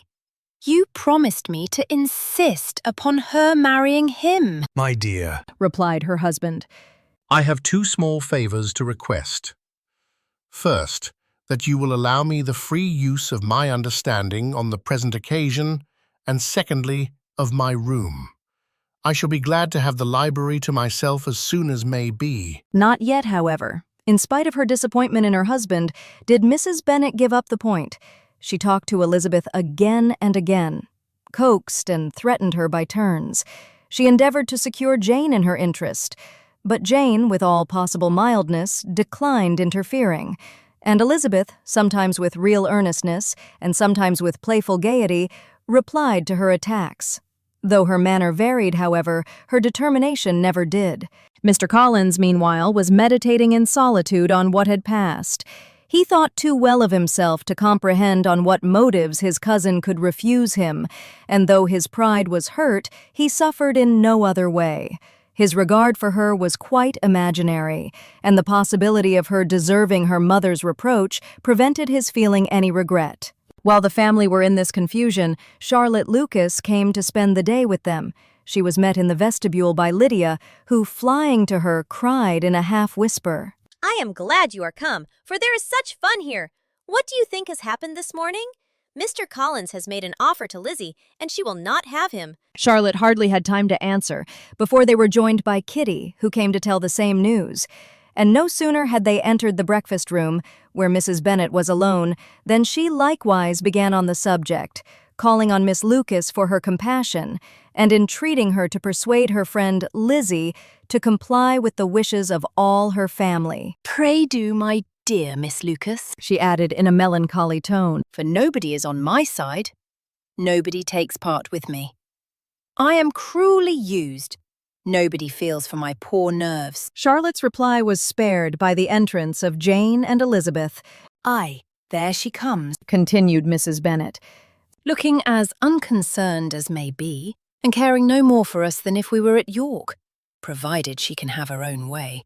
But I tell you, Miss Lizzie, if you take it into your head to go on refusing every offer of marriage in this way, you will never get a husband at all, and I am sure I do not know who is to maintain you when your father is dead. I shall not be able to keep you, and so I warn you. I have done with you from this very day. I told you in the library, you know, that I should never speak to you again, and you will find me as good as my word. I have no pleasure in talking to undutiful children. Not that I have much pleasure, indeed, in talking to anybody. People who suffer as I do from nervous complaints can have no great inclination for talking. Nobody can tell what I suffer, but it is always so. Those who do not complain are never pitied. Her daughters listened in silence to this effusion, sensible that any attempt to reason with her or soothe her would only increase the irritation. She talked on, therefore, without interruption from any of them, till they were joined by Mr. Collins, who entered the room with an air more stately than usual, and on perceiving whom, she said to the girls, Now, I do insist upon it, that you, all of you, hold your tongues, and let me and Mr. Collins have a little conversation together. Elizabeth passed quietly out of the room. Jane and Kitty followed, but Lydia stood her ground, determined to hear all she could, and Charlotte, detained first by the civility of Mr. Collins, whose inquiries after herself and all her family were very minute, and then by a little curiosity, satisfied herself with walking to the window and pretending not to hear. In a doleful voice, Mrs. Bennet began the projected conversation. Oh, Mr. Collins, My dear madam, replied he. Let us be forever silent on this point. Far be it from me, He presently continued, in a voice that marked his displeasure, to resent the behavior of your daughter. Resignation to inevitable evils is the evil duty of us all, the peculiar duty of a young man who has been so fortunate as I have been in early preferment, and I trust I am resigned. Perhaps not the less so from feeling a doubt of my positive happiness had my fair cousin honored me with her hand, for I have often observed that resignation is never so perfect as when the blessing denied begins to lose somewhat of its value in our estimation. You will not, I hope, consider me as showing any disrespect to your family, my dear madam, by thus withdrawing my pretensions to your daughter's favor, without having paid yourself and Mr. Bennet the compliment of requesting you to interpose your authority in my behalf. My conduct may, I fear, be objectionable in having accepted my dismission from your daughter's lips instead of your own, but we are all liable to error. I have certainly meant well through the whole affair. My object has been to secure an amiable companion for myself, with due consideration for the advantage of all your family, and if my manner has been at all reprehensible, I here beg leave to apologize. The discussion of Mr. Collins's offer was now nearly at an end, and Elizabeth had only to suffer from the uncomfortable feelings necessarily attending it, and occasionally from some peevish allusions of her mother. As for the gentleman himself, his feelings were chiefly expressed not by embarrassment or dejection, or by trying to avoid her, but by stiffness of manner and resentful silence. He scarcely ever spoke to her, and the assiduous attentions which he had been so sensible of himself were transferred for the rest of the day to Miss Lucas, whose civility in listening to him was a seasonable relief to them all, and especially to her friend. The morrow produced no abatement of Mrs. Bennet's ill humor or ill health. Mr. Collins was also in the same state of angry pride. Elizabeth had hoped that his resentment might shorten his visit, but his plan did not appear in the least affected by it. He was always to have gone on Saturday, and to Saturday he meant to stay. After breakfast, the girls walked to Meryton to inquire if Mr. Wickham were returned, and to lament over his absence from the Netherfield ball.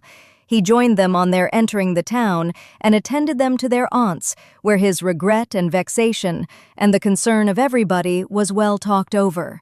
To Elizabeth, however, he voluntarily acknowledged that the necessity of his absence had been self-imposed. I found, said he, as the time drew near, that I had better not meet Mr. Darcy, that to be in the same room, the same party with him, for so many hours together, might be more than I could bear, and that scenes might arise unpleasant to more than myself. She highly approved his forbearance, and they had leisure for a full discussion of it, and for all the commendation which they civilly bestowed on each other, as Wickham and another officer walked back with them to Longbourn. And during the walk he particularly attended to her. His accompanying them was a double advantage. She felt all the compliment it offered to herself, and it was most acceptable as an occasion of introducing him to her father and mother. Soon after their return, a letter was delivered to Miss Bennet. It came from Netherfield. The envelope contained a sheet of elegant, little, hot-pressed paper, well covered with a lady's fair, flowing hand, and Elizabeth saw her sister's countenance change as she read it, and saw her dwelling intently on some particular passages. Jane recollected herself soon, and putting the letter away, tried to join with her usual cheerfulness in the general conversation. But Elizabeth felt an anxiety on the subject which drew off her attention even from Wickham, and no sooner had he and he companion taken leave than a glance from Jane invited her to follow her upstairs. When they had gained their own room, Jane, taking out the letter, said, "This is from Caroline Bingley. What it contains has surprised me a good deal. The whole party have left Netherfield by this time, and are on their way to town, and without any intention of coming back again. You shall hear what she says." She then read the first sentence aloud, which comprised the information of their having just resolved to follow their brother to town directly, and of their meaning to dine in Grosvenor Street, where Mr. Hurst had a house. The next was in these words: "I do not pretend to regret anything I shall leave in Hertfordshire, except your society, my dearest friend. But we will hope, at some future period, to enjoy many returns of that delightful intercourse we have known, and in the meanwhile may lessen the pain of separation by a very frequent and most unreserved correspondence. I depend on you for that." To these high-flown expressions, Elizabeth listened with all the insensibility of distrust, and though the suddenness of their removal surprised her, she saw nothing in it really to lament. It was not to be supposed that their absence from Netherfield would prevent Mr. Bingley's being there, and as to the loss of their society, she was persuaded that Jane must cease to regard it in the enjoyment of his. "It is unlucky," said she, after a short pause, "that you should not be able to see your friends before they leave the country. But may we not hope that the period of future happiness to which Miss Bingley looks forward may arrive earlier than she is aware, and that the delightful intercourse you have known as friends will be renewed with yet greater satisfaction as sisters, Mr. Bingley will not be detained in London by them. Caroline decidedly says that none of the party will return into Hertfordshire this winter. I will read it to you. When my brother left us yesterday, he imagined that the business which took him to London might be concluded in 3 or 4 days. But as we are certain it cannot be so, and at the same time convinced that when Charles gets to town, he will be in no hurry to leave it again, we have determined on following him thither that he may not be obliged to spend his vacant hours in a comfortless hotel. Many of my acquaintances are already there for the winter. I wish that I could hear that you, my dearest friend, had any intention of making one of the crowd, but of that I despair. I sincerely hope your Christmas in Hertfordshire may abound in the gaieties which that season generally brings, and that your beaux will be so numerous as to prevent your feeling the loss of the 3 of whom we shall deprive you. It is evident by this, added Jane, that he comes back no more this winter. It is only evident that Miss Bingley does not mean that he should. Why will you think so? It must be his own doing. He is his own master. But you do not know all. I will read you the passage which particularly hurts me. I will have no reserves from you. Mr. Darcy is impatient to see his sister, and, to confess the truth, we are scarcely less eager to meet her again. I really do not think Georgiana Darcy has her equal for beauty, elegance, and accomplishments, and the affection she inspires in Louisa and myself is heightened into something still more interesting, from the hope we dare entertain of her being hereafter our sister. I do not know whether I ever before mentioned to you my feelings on this subject, but I will not leave the country without confiding them, and I trust you will not esteem them unreasonable. My brother admires her greatly already. He will have frequent opportunity now of seeing her on the most intimate footing. Her relations all wish the connection as much as his own, and a sister's partiality is not misleading me, I think, when I call Charles most capable of engaging any woman's heart. With all these circumstances to favour an attachment, and nothing to prevent it, am I wrong, my dearest Jane, in indulging the hope of an event which will secure the happiness of so many? What do you think of this sentence, my dear Lizzie? said Jane as she finished it. Is it not clear enough? Does it not expressly declare that Caroline neither expects nor wishes me to be her sister? That she is perfectly convinced of her brother's indifference, and that if she suspects the nature of my feelings for him, she means, most kindly, to put me on my guard? Can there be any other opinion on the subject? Yes, there can, for mine is totally different.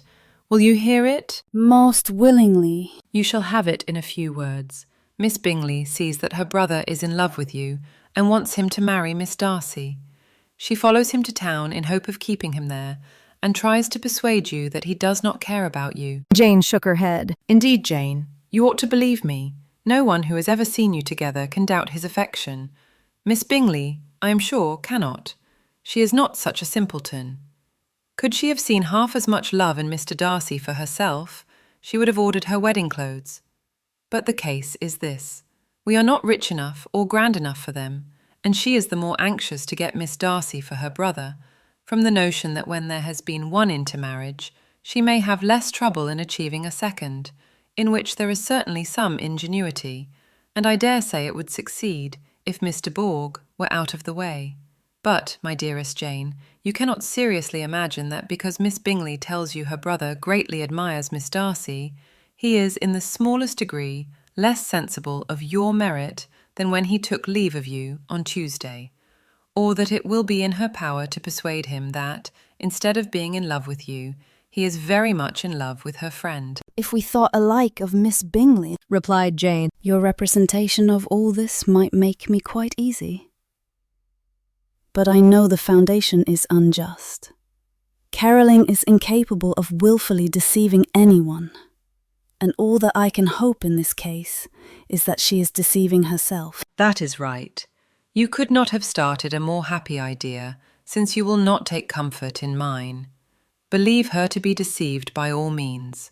You have now done your duty by her, and must fret no longer. But, my dear sister, can I be happy, even supposing the best, in accepting a man whose sisters and friends are all wishing him to marry elsewhere? You must decide for yourself, said Elizabeth. And if upon mature deliberation you find that the misery of disobliging his two sisters is more than equivalent to the happiness of being his wife, I advise you by all means to refuse him. How can you talk so? Said Jane, faintly smiling. You must know that, though I should be exceedingly grieved at their disapprobation, I could not hesitate. I did not think you would, and that being the case, I cannot consider your situation with much compassion. But if he returns no more this winter, my choice will never be required. 1,000 things may arise in 6 months. The idea of his returning no more Elizabeth treated with the utmost contempt. It appeared to her merely the suggestion of Caroline's interested wishes, and she could not for a moment suppose that those wishes, however openly or artfully spoken, could influence a young man so totally independent of everyone. She represented to her sister as forcibly as possible what she felt on the subject, and had soon the pleasure of seeing its happy effect. Jane's temper was not desponding, and she was gradually led to hope, though the diffidence of affection sometimes overcame the hope, that Bingley would return to Netherfield and answer every wish of her heart. They agreed that Mrs. Bennet should only hear of the departure of the family without being alarmed on the score of the gentleman's conduct. But even this partial communication gave her a great deal of concern, and she bewailed it as exceedingly unlucky that the ladies should happen to go away just as they were all getting so intimate together. After lamenting it, however, at some length, she had the consolation that Mr. Bingley would be soon down again and soon dining at Longbourn, and the conclusion of all was the comfortable declaration that though he had been invited only to a family dinner, she would take care to have 2 full courses. The Bennets were engaged to dine with the Lucases, and again, during the chief of the day, was Miss Lucas so kind as to listen to Mr. Collins. Elizabeth took an opportunity of thanking her. It keeps him in good humour, said she, and I am more obliged to you than I can express. Charlotte assured her friend of her satisfaction in being useful, and that it amply repaid her for the little sacrifice of her time. This was very amiable, but Charlotte's kindness extended farther than Elizabeth had any conception of. Its object was nothing else than to secure her from any return of Mr. Collins's addresses by engaging them towards herself. Such was Miss Lucas's scheme, and appearances were so favorable that when they parted at night, she would have felt almost secure of success if he had not been to leave Hertfordshire so very soon. But here she did injustice to the fire and independence of his character, for it led him to escape out of Longbourn House the next morning with admirable slyness, and hasten to Lucas Lodge to throw himself at her feet. He was anxious to avoid the notice of his cousins from a conviction that if they saw him depart, they could not fail to conjecture his design, and he was not willing to have the attempt known till its success might be known likewise. For though feeling almost secure, and with reason, for Charlotte had been tolerably encouraging, he was comparatively diffident since the adventure of Wednesday. His reception, however, was of the most flattering kind. Miss Lucas perceived him from an upper window as he walked towards the house, and instantly set out to meet him accidentally in the lane. But little had she dared to hope that so much love and eloquence awaited her there. In as short a time as Mr. Collins's long speeches would allow, everything was settled between them to the satisfaction of both, and as they entered the house, he earnestly entreated her to name the day that was to make him the happiest of men. And though such a solicitation must be waived for the present, the lady felt no inclination to trifle with his happiness. The stupidity with which he was favored by nature must guard his courtship from any charm that could make a woman wish for its continuance, and Miss Lucas, who accepted him solely from the pure and disinterested desire of an establishment, cared not how soon that establishment were gained. Sir William and Lady Lucas were speedily applied to for their consent, and it was bestowed with a most joyful alacrity. Mr. Collins's present circumstances made it a most eligible match for their daughter, to whom they could give little fortune, and his prospects of future wealth were exceedingly fair. Lady Lucas began directly to calculate, with more interest than the matter had ever excited before, how many years longer Mr. Bennet was likely to live, and Sir William gave it as his decided opinion that whenever Mr. Collins should be in possession of the Longbourn estate, it would be highly expedient that both he and his wife should make their appearance at St. James's. The whole family, in short, were properly overjoyed on the occasion. The younger girls formed hopes of coming out a year or two sooner than they might otherwise have done, and the boys were relieved from their apprehension of Charlotte's dying an old maid. Charlotte herself was tolerably composed. She had gained her point, and had time to consider of it. Her reflections were in general satisfactory. Mr. Collins, to be sure, was neither sensible nor agreeable. His society was irksome, and his attachment to her must be imaginary. But still he would be her husband. Without thinking highly either of men or matrimony, marriage had always been her object. It was the only provision for well-educated young women of small fortune, and, however uncertain of giving happiness, must be their pleasantest preservative from want. This preservative she had now obtained, and at the age of 27, without having ever been handsome, she felt all the good luck of it. The least agreeable circumstance in the business was the surprise it must occasion to Elizabeth Bennet, whose friendship she valued beyond that of any other person. Elizabeth would wonder, and probably would blame her, and though her resolution was not to be shaken, her feelings must be hurt by such a disapprobation. She resolved to give her the information herself, and therefore charged Mr. Collins, when he returned to Longbourn to dinner, to drop no hint of what had passed before any of the family. A promise of secrecy was of course very dutifully given, but it could not be kept without difficulty, for the curiosity excited by his long absence burst forth in such very direct questions on his return as required some ingenuity to evade, and he was at the same time exercising great self-denial, for he was longing to publish his prosperous love. As he was to begin his journey too early on the morrow to see any of the family, the ceremony of leave-taking was performed when the ladies moved for the night, and Mrs. Bennet, with great politeness and cordiality, said how happy they should be to see him at Longbourn again, whenever his engagements might allow him to visit them.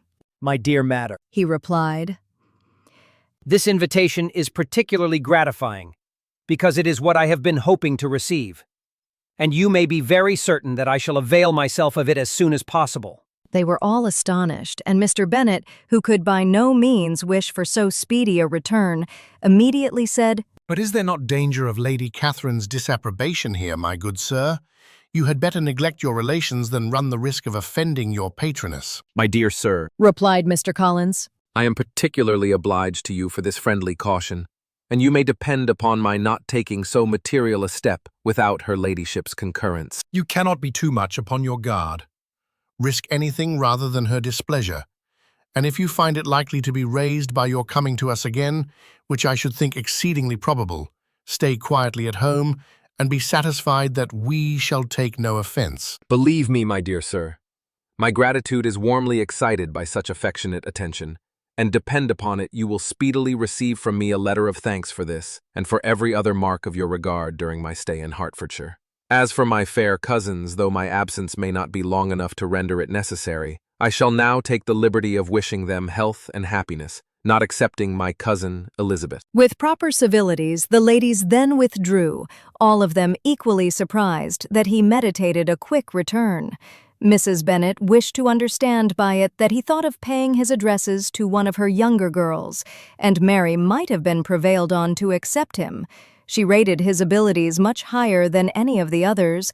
There was a solidity in his reflections which often struck her, and though by no means so clever as herself, she thought that if encouraged to read and improve himself by such an example as hers, he might become a very agreeable companion.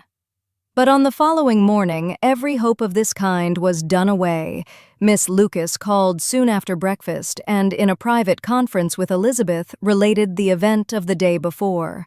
The possibility of Mr. Collins's fancying herself in love with her friend had once occurred to Elizabeth within the last day or two, But that Charlotte could encourage him seemed almost as far from possibility as she could encourage him herself, and her astonishment was consequently so great as to overcome at first the bounds of decorum, and she could not help crying out, "Engaged to Mr. Collins? My dear Charlotte, impossible." The steady countenance which Miss Lucas had commanded in telling her story gave way to a momentary confusion here on receiving so direct a reproach. Though, as it was no more than she expected, she soon regained her composure and calmly replied, "Why should you be surprised, my dear Eliza? Do you think it incredible that Mr. Collins should be able to procure any woman's good opinion because he was not so happy as to succeed with you?" But Elizabeth had now recollected herself, and making a strong effort for it, was able to assure with tolerable firmness that the prospect of their relationship was highly grateful to her, and that she wished her all imaginable happiness. "I see what you are feeling," replied Charlotte. "You must be surprised, very much surprised, so lately as Mr. Collins was wishing to marry you. But when you have had time to think it over, I hope you will be satisfied with what I have done. I am not romantic, you know, I never was. I ask only a comfortable home, and considering Mr. Collins's character, connection and situation in life, I am convinced that my chance of happiness with him is as fair as most people can boast on entering the marriage state." Elizabeth quietly answered, "Undoubtedly." And after an awkward pause, they returned to the rest of the family. Charlotte did not stay much longer, and Elizabeth was then left to reflect on what she had heard. It was a long time before she became at all reconciled to the idea of so unsuitable a match. The strangeness of Mr. Collins's making 2 offers of marriage within 3 days was nothing in comparison of his being now accepted. She had always felt that Charlotte's opinion of matrimony was not exactly like her own, but she had not supposed it to be possible that, when called into action, she would have sacrificed every better feeling to worldly advantage. Charlotte, the wife of Mr. Collins, was a most humiliating picture, and to the pang of a friend disgracing herself and sunk in her esteem was added the distressing conviction that it was impossible for that friend to be tolerably happy in the lot she had chosen. Elizabeth was sitting with her mother and sisters, reflecting on what she had heard and doubting whether she was authorized to mention it, when Sir William Lucas himself appeared, sent by his daughter to announce her engagement to the family. With many compliments to them and much self-gratulation on the prospect of a connection between the houses, he unfolded the matter to an audience not merely wondering, but incredulous. For Mrs. Bennet, with more perseverance than politeness, protested he must be entirely mistaken, and Lydia, always unguarded and often uncivil, boisterously exclaimed, "Good Lord! Sir William, how can you tell such a story? Do not you know that Mr. Collins wants to marry Lizzie?" Nothing less than the complacence of a courtier could have borne without anger such treatment, but Sir William's good breeding carried him through it all, and though he begged leave to be positive as to the truth of his information, he listened to all their impertinence with the most forbearing courtesy. Elizabeth, feeling it incumbent on her to relieve him from so unpleasant a situation, now put herself forward to confirm his account by mentioning her prior knowledge of it from Charlotte herself, and endeavored to put a stop to the exclamations of her mother and sisters by the earnestness of her congratulations to Sir William, in which she was readily joined by Jane, and by making a variety of remarks on the happiness that might be expected from the match, the excellent character of Mr. Collins, and the convenient distance of Hunsford from London. Mrs. Bennet was, in fact, too much overpowered to say a great deal while Sir William remained. But no sooner had he left them than her feelings found a rapid vent. In the first place, she persisted in disbelieving the whole of the matter. Secondly, she was very sure that Mr. Collins had been taken in. Thirdly, she trusted that they would never be happy together. And fourthly, that the match might be broken off. 2 inferences, however, were plainly deduced from the whole. One, that Elizabeth was the real cause of the mischief, and the other, that she herself had been barbarously misused by them all. And on these 2 points she principally dwelt during the rest of the day. Nothing could console, and nothing could appease her, nor did that day wear out her resentment. A week elapsed before she could see Elizabeth without scolding her. A month passed away before she could speak to Sir William or Lady Lucas without being rude, and many months were gone before she could at all forgive their daughter. Mr. Bennet's emotions were much more tranquil on the occasion, and such as he did experience he pronounced to be of a most agreeable sort, for it gratified him, he said, to discover that Charlotte Lucas, whom he had been used to think tolerably sensible, was as foolish as his wife, and more foolish than his daughter. Jane confessed herself a little surprised at the match, but she said less of her astonishment than of her earnest desire for their happiness. Nor could Elizabeth persuade her to consider it as improbable. Kitty and Lydia were far from envying Miss Lucas, for Mr. Collins was only a clergyman, and it affected them in no other way than as a piece of news to spread at Meryton. Lady Lucas could not be insensible of triumph on being able to retort on Mrs. Bennet the comfort of having a daughter well married, and she called at Longbourn rather oftener than usual to say how happy she was, though Mrs. Bennet's sour looks and ill-natured remarks might have been enough to drive happiness away. Between Elizabeth and Charlotte there was a restraint which kept them mutually silent on the subject, and Elizabeth felt persuaded that no real confidence could ever subsist between them again. Her disappointment in Charlotte made her turn with fonder regard to her sister, of whose rectitude and delicacy she was sure her opinion could never be shaken, and for whose happiness she grew daily more anxious, as Bingley had now been gone a week and nothing more was heard of his return. Jane had sent Caroline an early answer to her letter, and was counting the days till she might reasonably hope to hear again. The promised letter of thanks from Mr. Collins arrived on Tuesday, addressed to their father, and written with all the solemnity of gratitude which a 12 months' abode in the family might have prompted. After discharging his conscience on that head, he proceeded to inform them, with many rapturous expressions, of his happiness in having obtained the affection of their amiable neighbour, Miss Lucas, and then explained that it was merely with the view of enjoying her society that he had been so ready to close with their kind wish of seeing him again at Longbourn, whither he hoped to be able to return on Monday fortnight, for Lady Catherine, he added, so heartily approved his marriage that she wished it to take place as soon as possible, which he trusted would be an unanswerable argument with his amiable Charlotte to name an early day for making him the happiest of men. Mr. Collins's return into Hertfordshire was no longer a matter of pleasure to Mrs. Bennet. On the contrary, she was as much disposed to complain of it as her husband. It was very strange that he should come to Longbourn instead of to Lucas Lodge. It was also very inconvenient and exceedingly troublesome. She hated having visitors in the house while her health was so indifferent, and lovers were of all people the most disagreeable. Such were the gentle murmurs of Mrs. Bennet, and they gave way only to the greater distress of Mr. Bingley's continued absence. Neither Jane nor Elizabeth were comfortable on this subject. Day after day passed away without bringing any other tidings of him than the report which shortly prevailed in Meryton of his coming no more to Netherfield the whole winter, a report which highly incensed Mrs. Bennet, and which she never failed to contradict as a most scandalous falsehood. Even Elizabeth began to fear, not that Bingley was indifferent, but that his sisters would be successful in keeping him away. Unwilling as she was to admit an idea so destructive of Jane's happiness and so dishonorable to the stability of her lover, she could not prevent its frequently occurring. The united efforts of his two unfeeling sisters and of his overpowering friend, assisted by the attractions of Miss Darcy and the amusements of London, might be too much, she feared, for the strength of his attachment.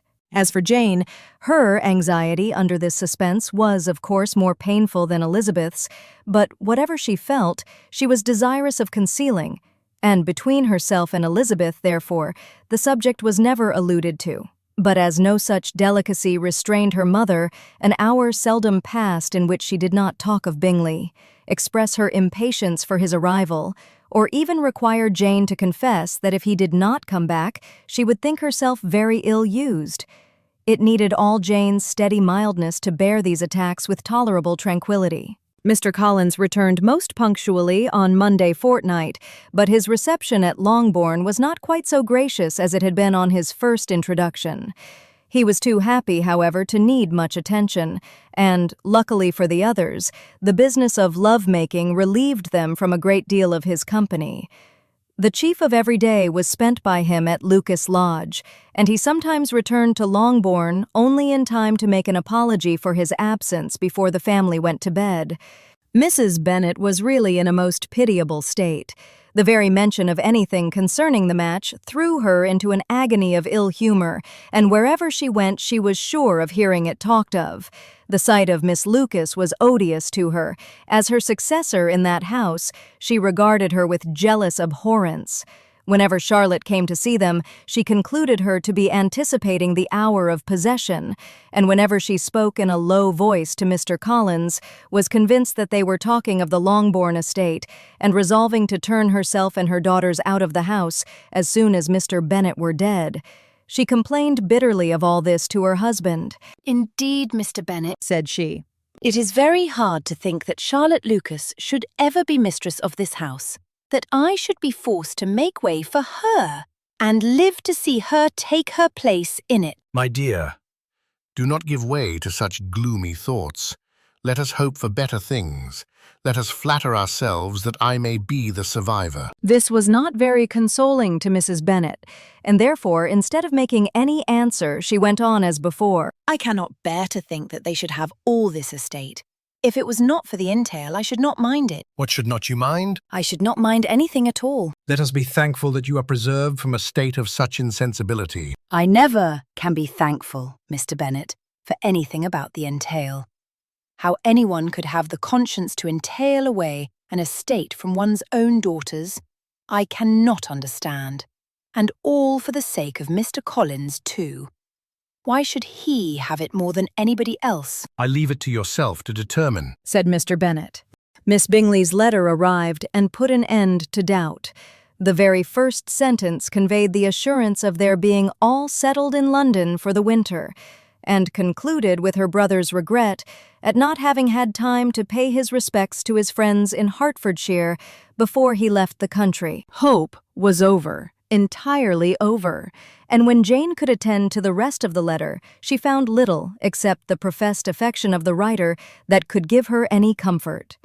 Miss Darcy's praise occupied the chief of it. Her many attractions were again dwelt on, and Caroline boasted joyfully of their increasing intimacy, and ventured to predict the accomplishment of the wishes which had been unfolded in her former letter.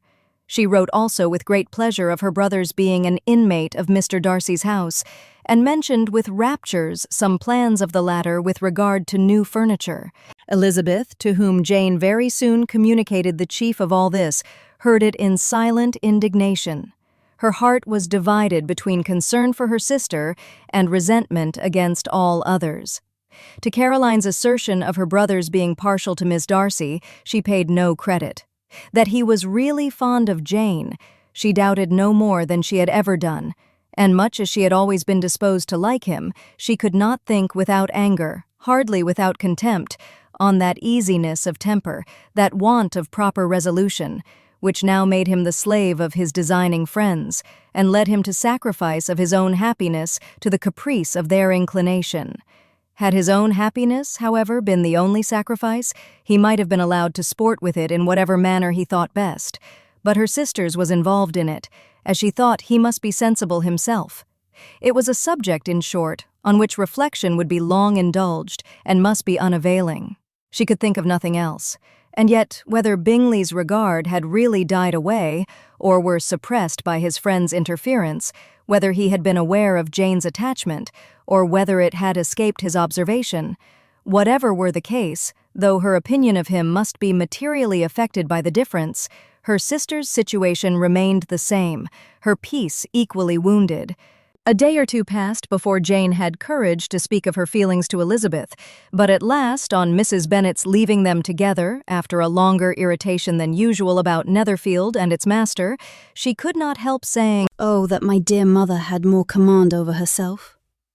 She can have no idea of the pain she gives me by her continual reflections on him. But I will not repine. It cannot last long. He will be forgot, and we shall all be as we were before." Elizabeth looked at her sister with incredulous solicitude, but said nothing. "You doubt me?" cried Jane, slightly coloring. "Indeed. You have no reason. He may live in my memory as the most amiable man of my acquaintance. But that is all. I have nothing either to hope or fear, and nothing to reproach him with. Thank God, I have not that pain. A little time, therefore, I shall certainly try to get the better." With a stronger voice, she soon added, "I have this comfort immediately, that it has not been more than an error of fancy on my side, and that it has done no harm to anyone but myself." My dear Jane, exclaimed Elizabeth, You are too good. Your sweetness and disinterestedness are really angelic. I do not know what to say to you. I feel as if I had never done you justice, or loved you as you deserve. Miss Bennet eagerly disclaimed all extraordinary merit and threw back the praise on her sister's warm affection. Nay, said Elizabeth, this is not fair. You wish to think all the world respectable, and are hurt if I speak ill of anybody. I only want to think you perfect, and you set yourself against it. Do not be afraid of my running into any excess, of my encroaching on your privilege of universal goodwill. You need not. There are few people whom I really love, and still fewer of whom I think well. The more I see of the world, the more am I dissatisfied with it, and every day confirms my belief of the inconsistency of all human characters, and of the little dependence that can be placed on the appearance of merit or sense. I have met with 2 instances lately. One I will not mention. The other is Charlotte's marriage. It is unaccountable. In every view it is unaccountable. My dear Lizzie, do not give way to such feelings as these. They will ruin your happiness. You do not make allowance enough for difference of situation and temper. Consider Mr. Collins' respectability and Charlotte's steady, prudent character. Remember that she is one of a large family, that as to fortune, it is a most eligible match, and be ready to believe, for everybody's sake, that she may feel something like regard and esteem for our cousin. To oblige you, I would try to believe almost anything, but no one else could be benefited by such a belief as this. For were I persuaded that Charlotte had any regard for him, I should only think worse of her understanding than I now do of her heart. My dear Jane, Mr. Collins is a conceited, pompous, narrow-minded, silly man. You know he is, as well as I do, and you must feel, as well as I do, that the woman who married him cannot have a proper way of thinking. You shall not defend her, though it is Charlotte Lucas. You shall not, for the sake of one individual, change the meaning of principle and integrity, nor endeavour to persuade yourself or me that selfishness is prudence, and insensibility of danger, security for happiness. I must think your language too strong in speaking of both, replied Jane. And I hope you will be convinced of it by seeing them happy together. But enough of this, you alluded to something else. You mentioned 2 instances. I cannot misunderstand you. But I entreat you, dear Lizzie, not to pain me by thinking that person to blame, and saying your opinion of him is sunk. We must not be so ready to fancy ourselves intentionally injured. We must not expect a lively young man to be always so guarded and circumspect. It is very often nothing but our own vanity that deceives us. Women fancy admiration means more than it does. And men take care that they should. If it is designedly done, they cannot be justified. But I have no idea of there being so much design in the world as some persons imagine. I am far from attributing any part of Mr. Bingley's conduct to design, said Elizabeth. But without scheming to do wrong, or to make others unhappy, there may be error, and there may be misery. Thoughtlessness, want of attention to other people's feelings, and want of resolution will do the business. And do you impute it to either of those? Yes, to the last. But if I go on, I shall displease you by saying what I think of persons you esteem. Stop me whilst you can. You persist then. In supposing his sisters influence him? Yes, in conjunction with his friend. I cannot believe it. Why should they try to influence him? They can only wish his happiness. And if he is attached to me, no other woman can secure it. Your first position is false. They may wish many things besides his happiness. They may wish his increase of wealth and consequence. They may wish him to marry a girl who has all the importance of money, great connections, and pride. Beyond a doubt, they do wish him to choose Miss Darcy, replied Jane. But this may be from better feelings than you are supposing. They have known her much longer than they have known me. No wonder if they love her better. But whatever may be their own wishes, it is very unlikely they should have opposed their brothers. What sister would think herself at liberty to do it? Unless there was something very objectionable. If they believed him attached to me, they would not try to part us.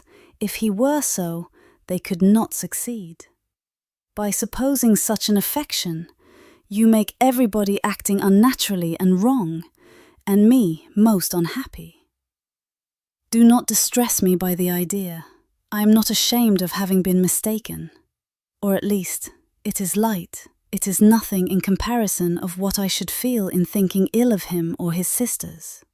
Let me take it in the best light, in the light in which it may be understood. Elizabeth could not oppose such a wish, and from this time, Mr. Bingley's name was scarcely ever mentioned between them. Mrs. Bennet still continued to wonder and repine at his returning no more, and though a day seldom passed in which Elizabeth did not account for it clearly, there was little chance of her ever considering it with less perplexity. Her daughter endeavored to convince her of what she did not believe herself, that his attentions to Jane had been merely the effect of a common and transient liking, which ceased when he saw her no more. But though the probability of the statement was admitted at the time, she had the same story to repeat every day. Mrs. Bennet's best comfort was that Mr. Bingley must be down again in the summer. Mr. Bennet treated the matter differently. "So, Lizzie," said he one day, "your sister is crossed in love, I find. I congratulate her. Next to being married, a girl likes to be crossed a little in love now and then. It is something to think of, and it gives her a sort of distinction among her companions. When is your turn to come? You will hardly bear to be long outdone by Jane. Now is your time. Here are officers enough in Meryton to disappoint all the young ladies in the country. Let Wickham be your man. He is a pleasant fellow, and would jilt you creditably." Thank you, sir, but a less agreeable man would satisfy me. We must not all expect Jane's good fortune. True, said Mr. Bennet. but it is a comfort to think that whatever of that kind may befall you, You have an affectionate mother who will make the most of it. Mr. Wickham's society was of material service in dispelling the gloom which the late perverse occurrences had thrown on many of the Longbourn family. They saw him often, and to his other recommendations was now added that of general unreserve. The whole of what Elizabeth had already heard, his claims on Mr. Darcy and all that he had suffered from him, was now openly acknowledged and publicly canvassed, and everybody was pleased to know how much they had always disliked Mr. Darcy before they had known anything of the matter. Miss Bennet was the only creature who could suppose there might be any extenuating circumstances in the case, unknown to the society of Hertfordshire. Her mild and steady candor always pleaded for allowances and urged the possibility of mistakes, but by everybody else Mr. Darcy was condemned as the worst of men. After a week spent in professions of love and schemes of felicity, Mr. Collins was called from his amiable Charlotte by the arrival of Saturday. The pain of separation, however, might be alleviated on his side by preparations for the reception of his bride, as he had reason to hope that shortly after his return into Hertfordshire, the day would be fixed that was to make him the happiest of men. He took leave of his relations at Longbourn with as much solemnity as before, wished his fair cousins health and happiness again, and promised their father another letter of thanks. On the following Monday, Mrs. Bennet had the pleasure of receiving her brother and his wife, who came as usual to spend the Christmas at Longbourn. Mr. Gardiner was a sensible, gentlemanlike man, greatly superior to his sister, as well by nature as education. The Netherfield ladies would have had difficulty in believing that a man who lived by trade, and within view of his own warehouses, could have been so well-bred and agreeable. Mrs. Gardiner, who was several years younger than Mrs. Bennet and Mrs. Phillips, was an amiable, intelligent, elegant woman, and a great favorite with all her Longbourn nieces. Between the two eldest and herself, especially, there subsisted a particular regard. They had frequently been staying with her in town. The first part of Mrs. Gardiner's business on her arrival was to distribute her presents and describe the newest fashions. When this was done, she had a less active part to play. It became her turn to listen. Mrs. Bennet had many grievances to relate and much to complain of. They had all been very ill-used since she last saw her sister. 2 of her girls had been upon the point of marriage, and after all, there was nothing in it. I do not blame Jane, she continued, for Jane would have got Mr. Bingley, if she could.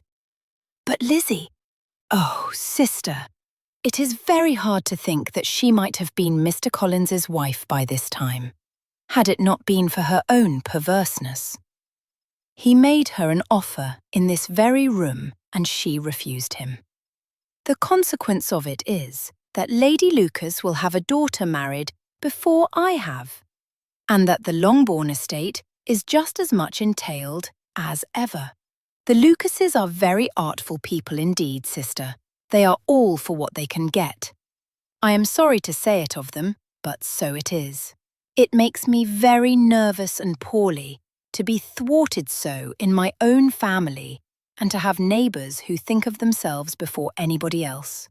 However, your coming just at this time is the greatest of comforts, and I am very glad to hear what you tell us of long sleeves. Mrs. Gardiner, to whom the chief of this news had been given before, in the course of Jane and Elizabeth's correspondence with her, made her sister a slight answer, and, in compassion to her nieces, turned the conversation. When alone with Elizabeth afterwards, she spoke more on the subject. "It seems likely to have been a desirable match for Jane," said she. "I am sorry it went off. But these things happen so often. A young man, such as you describe Mr. Bingley, so easily falls in love with a pretty girl for a few weeks, and when accident separates them, so easily forgets her, that these sort of inconsistencies are very frequent." An excellent consolation in its way, said Elizabeth. But it will not do for US. We do not suffer by accident. It does not often happen that the interference of friends will persuade a young man of independent fortune to think no more of a girl whom he was violently in love with only a few days before. But that expression of violently in love is so hackneyed, so doubtful, so indefinite, that it gives me very little idea. It is as often applied to feelings which arise from a half-hour's acquaintance as to a real, strong attachment. Pray, how violent was Mr. Bingley's love? I never saw a more promising inclination. He was growing quite inattentive to other people and wholly engrossed by her. Every time they met, it was more decided and remarkable. At his own ball, he offended 2 or 3 young ladies by not asking them to dance, and I spoke to him twice myself without receiving an answer. Could there be finer symptoms? Is not general incivility the very essence of love? Oh, yes. Of that kind of love which I suppose him to have felt. Poor Jane, I am sorry for her because, with her disposition, she may not get over it immediately. It had better have happened to you, Lizzie. You would have laughed yourself out of it sooner. But do you think she would be prevailed upon to go back with us? Change of scene might be of service, and perhaps a little relief from home may be as useful as anything. Elizabeth was exceedingly pleased with this proposal and felt persuaded of her sister's ready acquiescence. "I hope," added Mrs. Gardiner, "that no consideration with regard to this young man will influence her.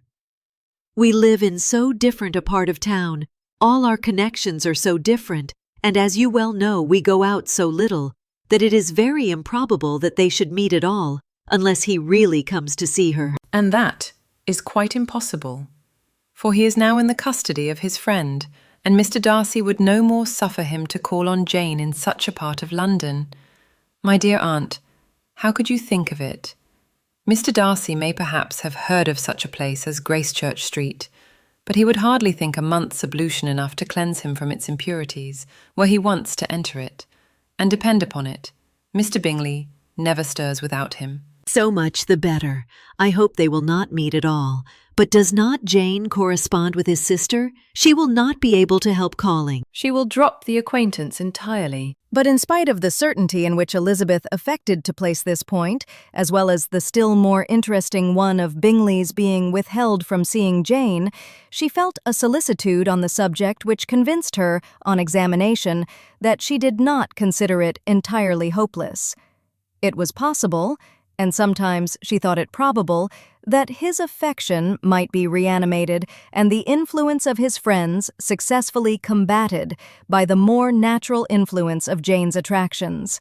Miss Bennet accepted her aunt's invitation with pleasure, and the Bingleys were no otherwise in her thoughts at the same time than as she hoped by Caroline's not living in the same house with her brother, she might occasionally spend a morning with her, without any danger of seeing him. The Gardiners stayed a week at Longbourn, and what with the Phillipses, the Lucases, and the officers, there was not a day without its engagement. Mrs. Bennet had so carefully provided for the entertainment of her brother and sister that they did not once sit down to a family dinner. When the engagement was for home, some of the officers always made part of it, of which officers Mr. Wickham was sure to be one, and on these occasions Mrs. Gardiner, rendered suspicious by Elizabeth's warm commendation, narrowly observed them both. Without supposing them from what she saw to be very seriously in love, their preference of each other was plain enough to make her a little uneasy, and she resolved to speak to Elizabeth on the subject before she left Hertfordshire, and represent to her the imprudence of encouraging such an attachment. To Mrs. Gardiner, Wickham had one means of affording pleasure, unconnected with his general powers.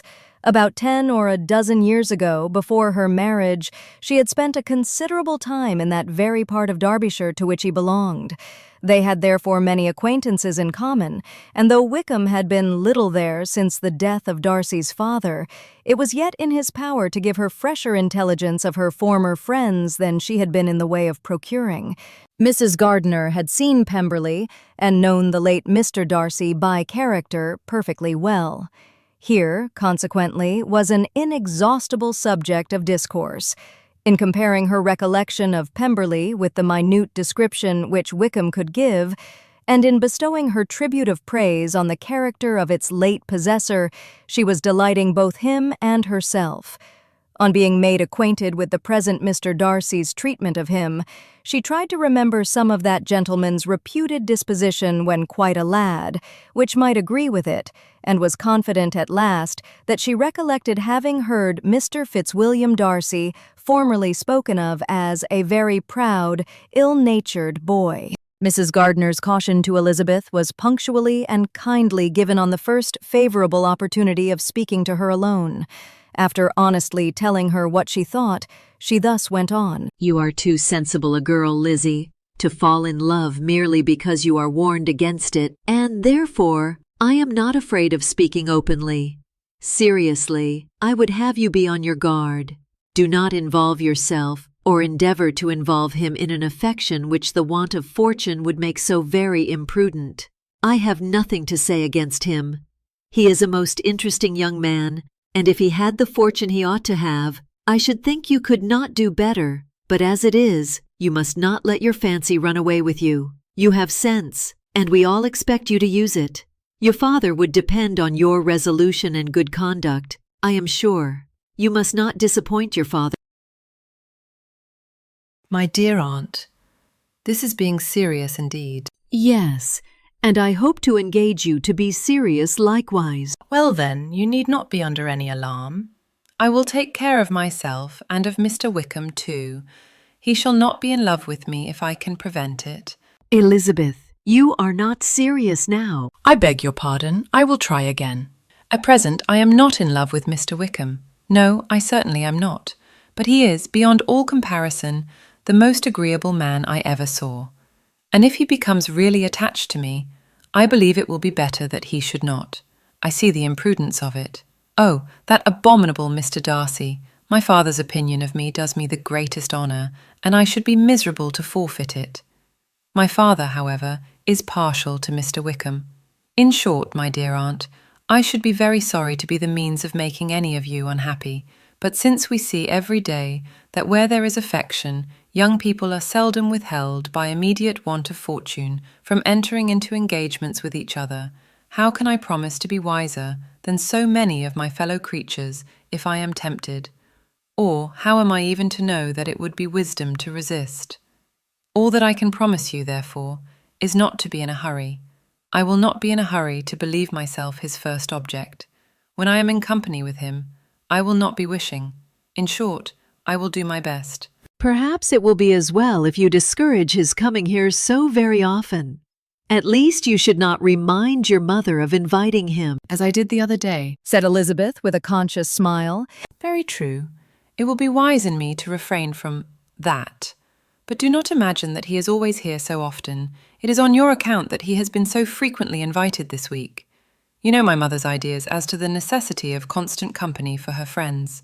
But really, and upon my honour, I will try to do what I think to be the wisest. And now I hope you are satisfied. Her aunt assured her that she was, and Elizabeth having thanked her for the kindness of her hints, they parted. A wonderful instance of advice being given on such a point without being resented. Mr. Collins returned into Hertfordshire soon after it had been quitted by the Gardiners and Jane, but as he took up his abode with the Lucases, his arrival was no great inconvenience to Mrs. Bennet. His marriage was now fast approaching, and she was at length so far resigned as to think it inevitable, and even repeatedly to say, in an ill-natured tone, that she wished they might be happy. Thursday was to be the wedding day, and on Wednesday, Miss Lucas paid her farewell visit.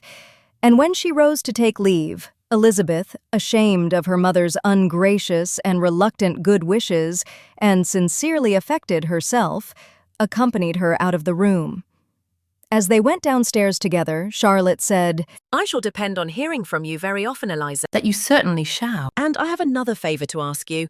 Will you come and see me? We shall often meet, I hope, in Hertfordshire. I am not likely to leave Kent for some time. Promise me, therefore, to come to Hunsford. Elizabeth could not refuse, though she foresaw little pleasure in the visit. My father and Maria are coming to me in March, added Charlotte.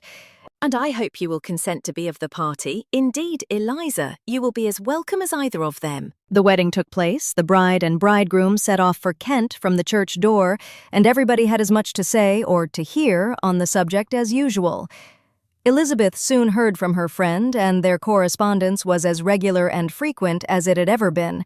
That it should be equally unreserved was impossible. Elizabeth could never address her without feeling that all the comfort of intimacy was over. And though determined not to slacken as a correspondent, it was for the sake of what had been rather than what was. Charlotte's first letters were received with a good deal of eagerness. There could not but be curiosity to know how she would speak of her new home, how she would like Lady Catherine, and how happy she would dare pronounce herself to be. Though, when the letters were read, Elizabeth felt that Charlotte expressed herself on every point exactly as she might have foreseen. She wrote cheerfully, seemed surrounded with comforts, and mentioned nothing which she could not praise. The house, furniture, neighborhood, and roads were all to her taste, and Lady Catherine's behavior was most friendly and obliging. It was Mr. Collins's picture of Hunsford and Rosings rationally softened, and Elizabeth perceived that she must wait for her own visit there to know the rest. Jane had already written a few lines to her sister to announce their safe arrival in London, and when she wrote again, Elizabeth hoped it would be in her power to say something of the Bingleys. Her impatience for this second letter was as well rewarded as impatience generally is. Jane had been a week in town without either seeing or hearing from Caroline. She accounted for it, however, by supposing that her last letter to her friend from Longbourn had, by some accident, been lost. My aunt, she continued, is going tomorrow into that part of the town, and I shall take the opportunity of calling in Grosvenor Street. She wrote again when the visit was paid, and she had seen Miss Bingley. I did not think Caroline in spirits, were her words. But she was very glad to see me, and reproached me for giving her no notice of my coming to London. I was right, therefore. My last letter had never reached her. I inquired after their brother, of course. He was well, but so much engaged with Mr. Darcy that they scarcely ever saw him.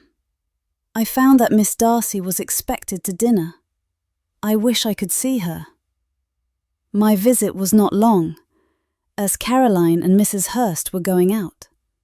I dare say I shall see them soon here. Elizabeth shook her head over this letter. It convinced her that accident only could discover to Mr. Bingley her sisters being in town. 4 weeks passed away, and Jane saw nothing of him. She endeavored to persuade herself that she did not regret it, but she could no longer be blind to Miss Bingley's inattention. After waiting at home every morning for a fortnight and inventing every evening a fresh excuse for her, the visitor did at last appear, but the shortness of her stay, and yet more the alteration of her manner, would allow Jane to deceive herself no longer. The letter which she wrote on this occasion to her sister will prove what she felt. My dearest Lizzie will, I am sure, be incapable of triumphing in her better judgment at my expense, when I confess myself to have been entirely deceived in Miss Bingley's regard for me. But, my dear sister, though the event has proved you right, do not think me obstinate if I still assert that, considering what her behaviour was, my confidence was as natural as your suspicion. I do not at all comprehend her reason for wishing to be intimate with me. But if the same circumstances were to happen again, I am sure I should be deceived again. Caroline did not return my visit till yesterday, and not a note, not a line, did I receive in the meantime. When she did come, it was very evident that she had no pleasure in it. She made a slight formal apology for not calling before, said not a word of wishing to see me again, and was in every respect so altered a creature that when she went away I was perfectly resolved to continue the acquaintance no longer. I pity, though I cannot help blaming her. She was very wrong in singling me out as she did. I can safely say that every advance to intimacy began on her side. But I pity her because she must feel that she has been acting wrong, and because I am very sure that anxiety for her brother is the cause of it. I need not explain myself farther, and though we know this anxiety to be quite needless, yet if she feels it, it will easily account for her behaviour to me, and so deservedly dear as he is to his sister, whatever anxiety she must feel on his behalf is natural and amiable. I cannot but wonder, however, at her having any such fears now, because, if he had at all cared about me, we must have met long ago. He knows of my being in town, I am certain, from something she said herself. And yet it would seem, by her manner of talking, as if she wanted to persuade herself that he is really partial to Miss Darcy. I cannot understand it. If I were not afraid of judging harshly, I should be almost tempted to say that there is a strong appearance of duplicity in all this. But I will endeavour to banish every painful thought, and think only of what will make me happy, your affection, and the invariable kindness of my dear uncle and aunt. Let me hear from you very soon. Miss Bingley said something of his never returning to Netherfield again, of giving up the house, but not with any certainty.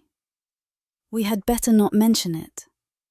I am extremely glad that you have such pleasant accounts from our friends at Hunsford. Pray go to see them with Sir William and Maria. I am sure you will be very comfortable there. Yours, etc. This letter gave Elizabeth some pain, but her spirits returned as she considered that Jane would no longer be duped, by the sister at least. All expectation from the brother was now absolutely over. She would not even wish for a renewal of his attentions. His character sunk on every review of it, and as a punishment for him, as well as a possible advantage to Jane, she seriously hoped he might really soon marry Mr. Darcy's sister, as by Wickham's account, she would make him abundantly regret what he had thrown away. Mrs. Gardiner about this time reminded Elizabeth of her promise concerning that gentleman, and required information, and Elizabeth had such to send as might rather give contentment to her aunt than to herself. His apparent partiality had subsided. His attentions were over. He was the admirer of someone else. Elizabeth was watchful enough to see it all, but she could see it and write of it without material pain. Her heart had been but slightly touched, and her vanity was satisfied with believing that she would have been his only choice, had fortune permitted it.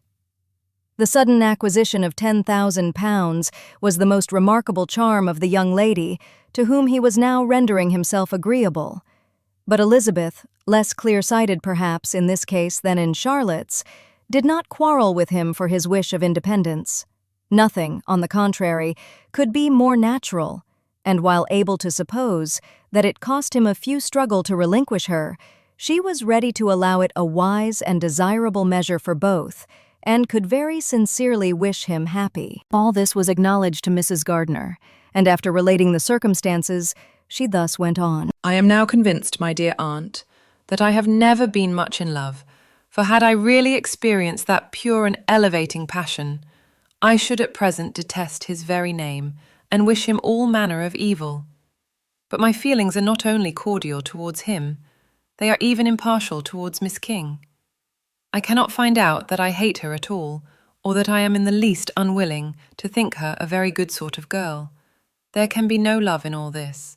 My watchfulness has been effectual, and though I certainly should be a more interesting object to all my acquaintances, were I distractedly in love with him, I cannot say that I regret my comparative insignificance. Importance may sometimes be purchased too dearly. Kitty and Lydia take his defection much more to heart than I do. They are young in the ways of the world, and not yet open to the mortifying conviction that handsome young men must have something to live on, as well as the plain. The answer With no greater events than these in the Longbourn family, and otherwise diversified by little beyond the walks to Meryton, sometimes dirty and sometimes cold, did January and February pass away. March was to take Elizabeth to Hunsford.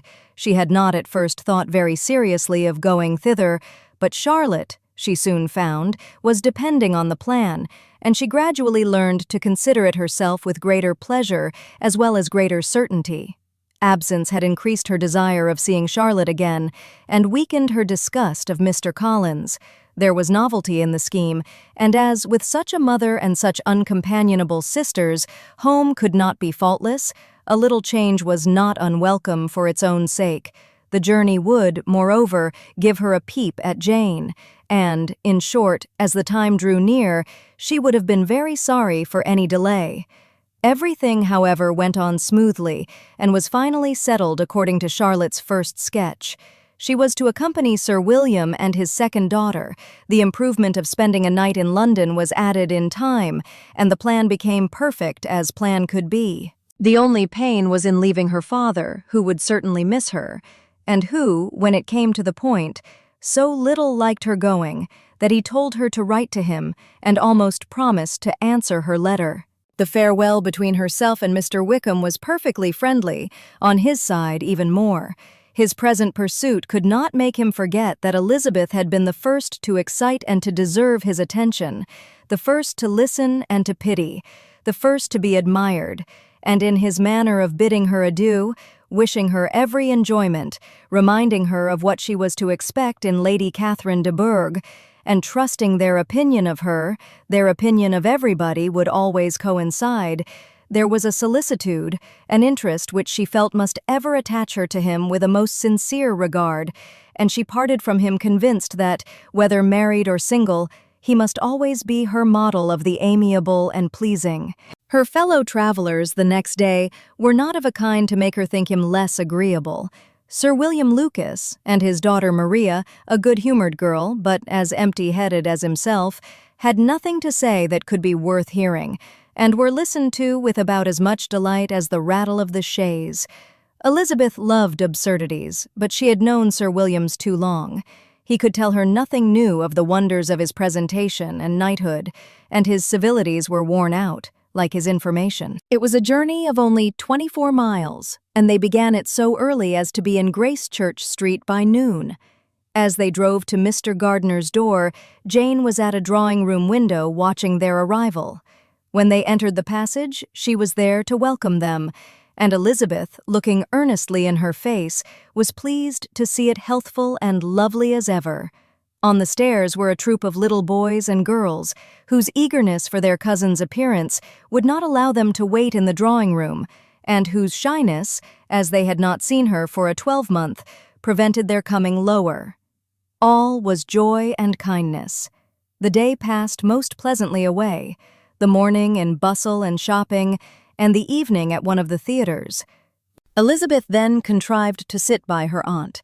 Their first object was her sister, and she was more grieved than astonished to hear, in reply to her minute inquiries, that though Jane always struggled to support her spirits, there were periods of dejection.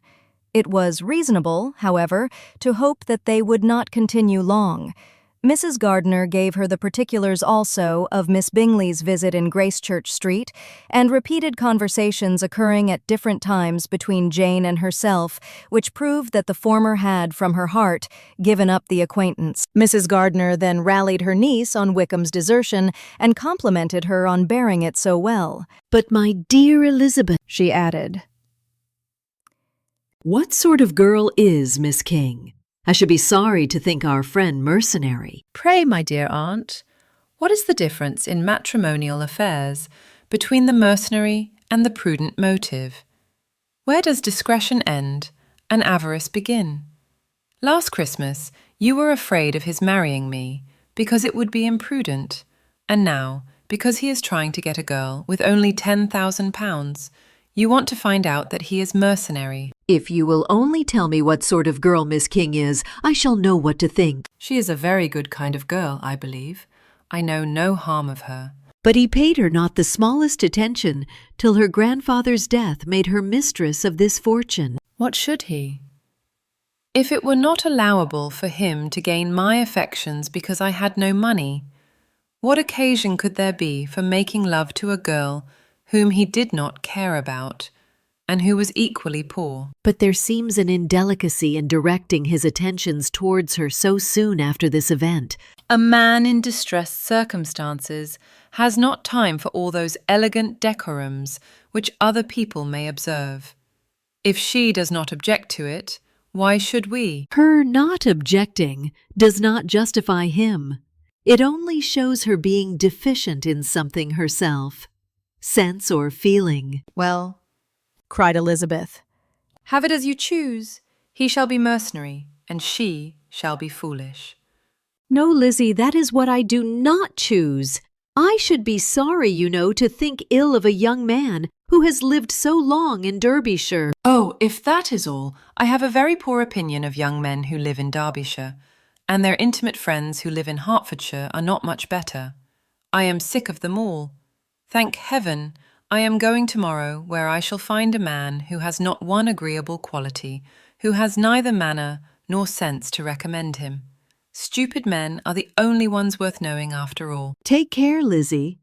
That speech savors strongly of disappointment. Before they were separated by the conclusion of the play, she had the unexpected happiness of an invitation to accompany her uncle and aunt in a tour of pleasure which they proposed taking in the summer. "We have not determined how far it shall carry us," said Mrs. Gardiner. "but perhaps to the lakes." No scheme could have been more agreeable to Elizabeth, and her acceptance of the invitation was most ready and grateful. "Oh, my dear, dear aunt," she rapturously cried. "What delight, what felicity! You give me fresh life and vigour. Adieu to disappointment and spleen. What are young men to rocks and mountains? Oh, what hours of transport we shall spend, and when we do return, it shall not be like other travellers, without being able to give one accurate idea of anything. We will know where we have gone, we will recollect what we have seen. Lakes, mountains and rivers shall not be jumbled together in our imaginations, nor when we attempt to describe any particular scene will we begin quarrelling about its relative situation. Let our first effusions be less insupportable than those of the generality of travellers. Every object in the next day's journey was new and interesting to Elizabeth, and her spirits were in a state of enjoyment, for she had seen her sister looking so well as to banish all fear for her health, and the prospect of her northern tour was a constant source of delight. When they left the high road for the lane to Hunsford, every eye was in search of the parsonage, and every turning expected to bring it in view. The palings of Rosings Park was their boundary on one side. Elizabeth smiled at the recollection of all that she had heard of its inhabitants. At length the parsonage was discernible, the garden sloping to the road, the house standing in it, the green pales, and the laurel hedge. Everything declared they were arriving. Mr. Collins and Charlotte appeared at the door, and the carriage stopped at the small gate which led by a short gravel walk to the house, amidst the nods and smiles of the whole party. In a moment they were all out of the chaise, rejoicing at the sight of each other. Mrs. Collins welcomed her friend with the liveliest pleasure, and Elizabeth was more and more satisfied with coming when she found herself so affectionately received. She saw instantly that her cousin's manners were not altered by his marriage. His formal civility was just what it had been, and he detained her some minutes at the gate to hear and satisfy his inquiries after all her family. They were then, with no other delay than his pointing out the neatness of the entrance, taken into the house, and as soon as they were in the parlor, he welcomed them a second time, with ostentatious formality, to his humble abode, and punctually repeated all his wife's offers of refreshment. Elizabeth was prepared to see him in his glory, and she could not help in fancying that, in displaying the good proportion of the room, its aspect and its furniture, he addressed himself particularly to her, as if wishing to make her feel what she had lost in refusing him. But though everything seemed neat and comfortable, she was not able to gratify him by any sigh of repentance, and rather looked with wonder at her friend that she could have so cheerful an air with such a companion. When Mr. Collins said anything of which his wife might reasonably be ashamed, which certainly was not unseldom, she involuntarily turned her eye on Charlotte. Once or twice she could discern a faint blush, but in general Charlotte wisely did not hear. After sitting long enough to admire every article of furniture in the room, from the sideboard to the fender, to give an account of their journey and of all that had happened in London, Mr. Collins invited them to take a stroll in the garden, which was large and well laid out, and to the cultivation of which he attended himself. To work in this garden was one of his most respectable pleasures, and Elizabeth admired the command of countenance with which Charlotte talked of the healthfulness of the exercise, and owned she encouraged it as much as possible. Here, leading the way through every walk and crosswalk, and scarcely allowing them an interval to utter the praises he asked for, every view was pointed out with a minuteness which left beauty entirely behind. He could number the fields in every direction, and could tell how many tress there were in the most distant clump. But of all the views which his garden, or which the country or kingdom could boast, none were to be compared with the prospect of Rosings, afforded by an opening in the trees that bordered the park nearly opposite the front of his house. It was a handsome modern building, well situated on rising ground. From his garden, Mr. Collins would have led them round his 2 meadows, but the ladies, not having shoes to encounter the remains of a white frost, turned back, and while Sir William accompanied him, Charlotte took her sister and friend over the house, extremely well pleased, probably, to have the opportunity of showing it without her husband's help. It was rather small, but well built and convenient, and everything was fitted up and arranged with a neatness and consistency of which Elizabeth gave Charlotte all the credit. When Mr. Collins could be forgotten, there was really an air of great comfort throughout, and by Charlotte's evident enjoyment of it, Elizabeth supposed he must be often forgotten. She had already learnt that Lady Catherine was still in the country. It was spoken of again while they were at dinner, when Mr. Collins, joining in, observed, "Yes, Miss Elizabeth, you will have the honor of seeing Lady Catherine de Bourgh on the ensuing Sunday at church, and I need not say you will be delighted with her. She is all affability and condescension, and I doubt not but you will be honored with some portion of her notice when service is over. I have scarcely any hesitation in saying she will include you and my sister Maria in every invitation with which she honors us during your stay here. Her behavior to my dear Charlotte is charming. We dine at Rosings twice every week, and are never allowed to walk home. Her ladyship's carriage is regularly ordered for us. I should say, one of her ladyship's carriages, for she has several. Lady Catherine is a very respectable, sensible woman indeed, added Charlotte, and a most attentive neighbour. Very true, my dear. That is exactly what I say.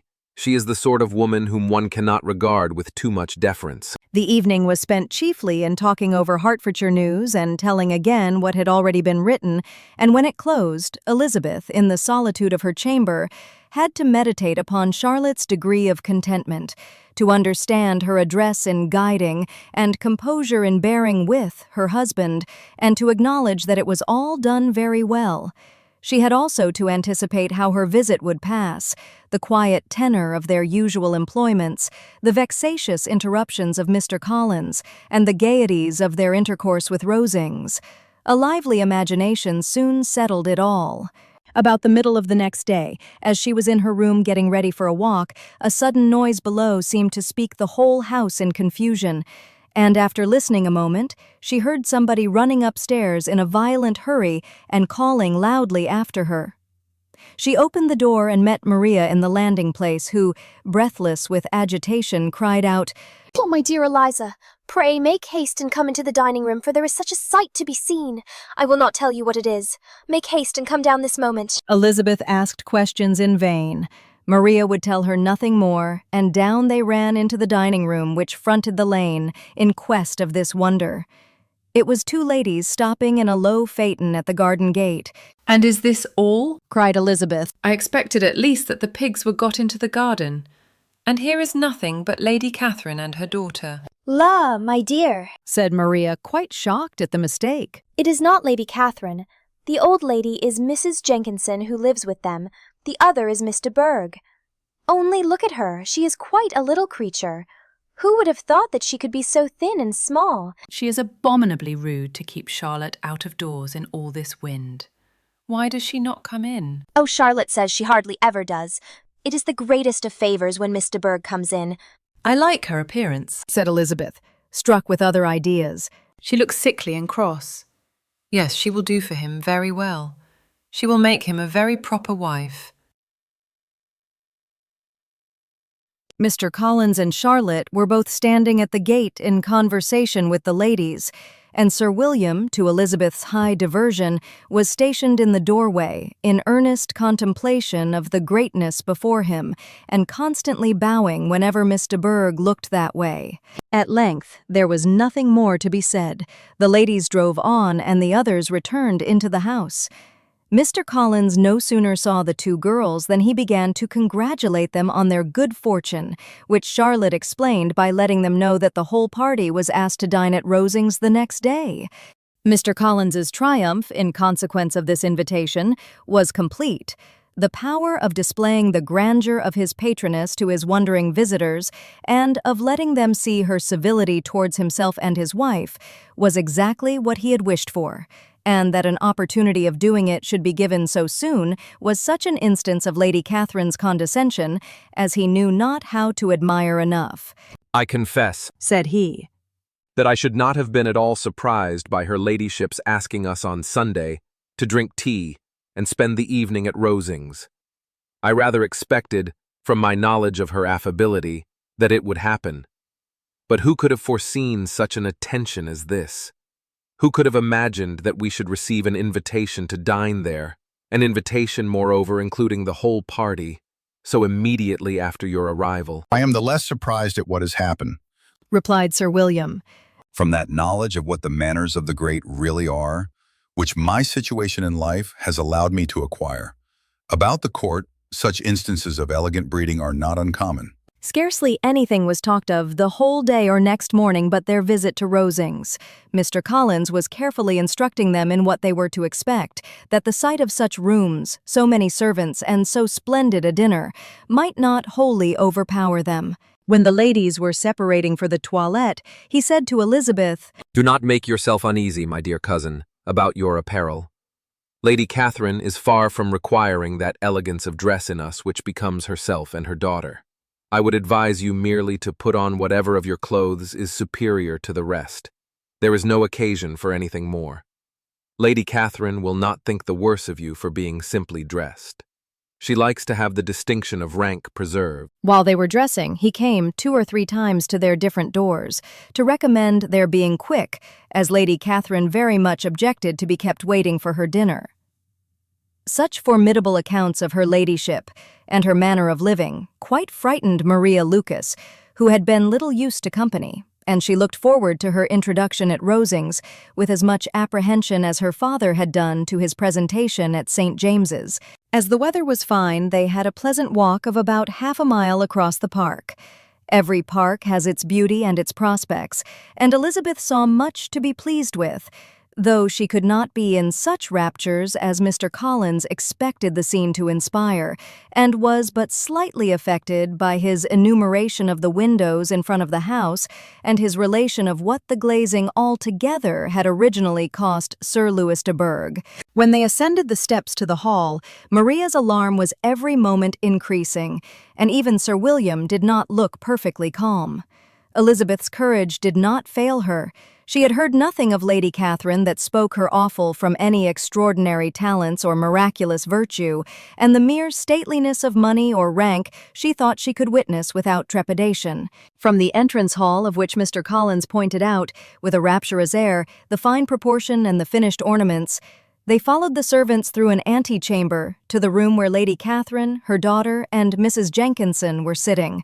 Her ladyship, with great condescension, arose to receive them, and as Mrs. Collins had settled it with her husband that the office of introduction should be hers, it was performed in a proper manner, without any of those apologies and thanks which he would have thought necessary. In spite of having been at St. James's, Sir William was so completely awed by the grandeur surrounding him that he had but just courage enough to make a very low bow and take his seat without saying a word, and his daughter, frightened almost out of her senses, sat on the edge of her chair, not knowing which way to look. Elizabeth found herself quite equal to the scene, and could observe the 3 ladies before her composedly. Lady Catherine was a tall, large woman, with strongly marked features which might once have been handsome. Her air was not conciliating, nor was her manner of receiving them such as to make her visitors forget their inferior rank. She was not rendered formidable by silence, but whatever she said was spoken in so authoritative a tone as marked her self-importance, and brought Mr. Wickham immediately to Elizabeth's mind, and from the observation of the day altogether, she believed Lady Catherine to be exactly what he represented. When, after examining the mother, in whose countenance and deportment she soon found some resemblance of Mr. Darcy, she turned her eyes on the daughter, she could almost have joined in Maria's astonishment at her being so thin and so small. There was neither in figure nor face any likeness between the ladies. Miss de Bourgh was pale and sickly. Her features, though not plain, were insignificant, and she spoke very little, except in a low voice, to Mrs. Jenkinson, in whose appearance there was nothing remarkable, and who was entirely engaged in listening to what she said, and placing a screen in the proper direction before her eyes. After sitting a few minutes, they were all sent to one of the windows to admire the view, Mr. Collins attending them to point out its beauties, and Lady Catherine kindly informing them that it was much better worth looking at in the summer. The dinner was exceedingly handsome, and there were all the servants and all the articles of plate which Mr. Collins had promised, and, as he had likewise foretold, he took his seat at the bottom of the table, by her ladyship's desire, and looked as if he felt that life could furnish nothing greater. He carved and ate and praised with delighted alacrity, and every dish was commended, first by him and then by Sir William, who was now enough recovered to echo whatever his son-in-law said, in a manner which Elizabeth wondered Lady Catherine could bear. But Lady Catherine seemed gratified by their excessive admiration, and gave most gracious smiles, especially when any dish on the table proved a novelty to them. The party did not supply much conversation. Elizabeth was ready to speak whenever there was an opening, but she was seated between Charlotte and Miss de Bourgh, the former of whom was engaged in listening to Lady Catherine, and the latter said not a word to her all dinner time. Mrs. Jenkinson was chiefly employed in watching how little Miss de Bourgh ate, pressing her to try some other dish, and fearing she was indisposed. Maria thought speaking out of the question, and the gentlemen did nothing but eat and admire. When the ladies returned to the drawing-room, there was little to be done but to hear Lady Catherine talk, which she did without any intermission till coffee came in, delivering her opinion on every subject in so decisive a manner as proved that she was not used to have her judgment controverted. She inquired into Charlotte's domestic concerns familiarly and minutely, gave her a great deal of advice as to the management of them all, told her how everything ought to be regulated in so small a family as hers, and instructed her as to the care of her cows and her poultry. Elizabeth found that nothing was beneath this great lady's attention which could furnish her with an occasion of dictating to others. In the intervals of her discourse with Mrs. Collins, she addressed a variety of questions to Maria and Elizabeth, but especially to the latter, of whose connections she knew the least, and who she observed to Mrs. Collins was a very genteel, pretty kind of girl. She asked her at different times how many sisters she had, whether they were older or younger than herself, whether any of them were likely to be married, whether they were handsome, where they had been educated, what carriage her father kept, and what had been her mother's maiden name. Elizabeth felt all the impertinence of her questions, but answered them very composedly. Lady Catherine then observed, "Your father's estate is entailed on Mr. Collins, I think, for your sake." Turning to Charlotte, "I am glad of it, but otherwise I see no occasion for entailing estates from the female line. It was not thought necessary in Sir Louis de Bourgh's family. Do you play and sing, Miss Bennet?" A little. "Oh, then, some time or other we shall be happy to hear you. Our instrument is a capital one, probably superior to. You shall try it some day. Do your sisters play and sing?" One of them does. "Why did not you all learn? You ought all to have learned. The Miss Webbs all play, and their father has not so good an income as yours. Do you draw?" No, not at all. "What, none of you?" Not one. "That is very strange. But I suppose you had no opportunity. Your mother should have taken you to town every spring for the benefit of masters." My mother would have had no objection, but my father hates London. "Has your governess left you?" We never had any governess. "No governess. How is that possible? 5 daughters brought up at home without a governess. I never heard of such a thing. Your mother must have been quite a slave to your education." Elizabeth could hardly help smiling as she assured her that had not been the case. "Then, who taught you? Who attended to you? Without a governess, you must have been neglected." Compared with some families, I believe we were. But such of us as wished to learn never wanted the means. We were always encouraged to read and had all the masters that were necessary. Those who chose to be idle certainly might. "Aye, no doubt, but that is what a governess will prevent. And if I had known your mother, I should have advised her most strenuously to engage one. I always say that nothing is to be done in education without steady and regular instruction, and nobody but a governess can give it. It is wonderful how many families I have been the means of supplying in that way. I am always glad to get a young person well placed out. 4 nieces of Mrs. Jenkinson are most delightfully situated through my means, and it was but the other day that I recommended another young person who was merely accidentally mentioned to me, and the family are quite delighted with her. Mrs. Collins, did I tell you of Lady Metcalfe's calling yesterday to thank me? She finds Miss Pope a treasure. 'Lady Catherine,' said she, 'you have given me a treasure.' Are any of your younger sisters out, Miss Bennet?" Yes, ma'am. Or... "All? What? All 5 out at once? Very odd. And you only the second. The younger ones out before the elder ones are married. Your younger sisters must be very young?" Yes, my youngest is not 16. Perhaps she is full young to be much in company. But really, ma'am, I think it would be very hard upon younger sisters that they should not have their share of society and amusement, because the elder may not have the means or inclination to marry early. The last-born has as good a right to the pleasures of youth at the first, and to be kept back on such a motive, I think it would not be very likely to promote sisterly affection or delicacy of mind. Upon my word, said her ladyship, you give your opinion very decidedly for so young a person.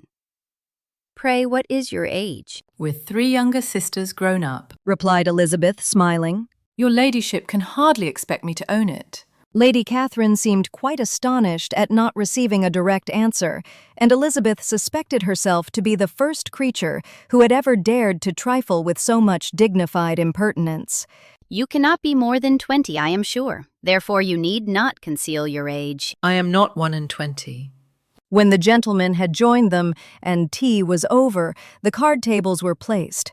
Lady Catherine, Sir William, and Mr. and Mrs. Collins sat down to quadrille, and as Miss de Bourgh chose to play at casino, the 2 girls had the honor of assisting Mrs. Jenkinson to make up her party. Their table was superlatively stupid. Scarcely a syllable was uttered that did not relate to the game, except when Mrs. Jenkinson expressed her fears of Miss de Bourgh's being too hot or too cold, or having too much or too little light. A great deal more passed at the other table. Lady Catherine was, generally speaking, stating the mistakes of the 3 others, or relating some anecdote of herself. Mr. Collins was employed in agreeing to everything her ladyship said, thanking her for every fish he won, and apologizing if he thought he won too many. Sir William did not say much. He was storing his memory with anecdotes and noble names. When Lady Catherine and her daughter had played as long as they chose, the tables were broken up. The carriage was offered to Mrs. Collins, gratefully accepted and immediately ordered. The party then gathered round the fire to hear Lady Catherine determine what weather they were to have on the morrow. From these instructions they were summoned by the arrival of the coach, and with many speeches of thankfulness on Mr. Collins's side and as many bows on Sir William's they departed.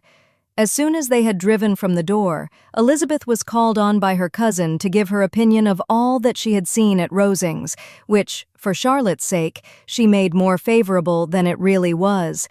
But her commendation, though costing her some trouble, could by no means satisfy Mr. Collins, and he was very soon obliged to take her ladyship's praise into his own hands. Sir William stayed only a week at Hunsford, but his visit was long enough to convince him of his daughter's being most comfortably settled and of her possessing such a husband and such a neighbor as were not often met with. While Sir William was with them, Mr. Collins devoted his morning to driving him out in his gig and showing him the country.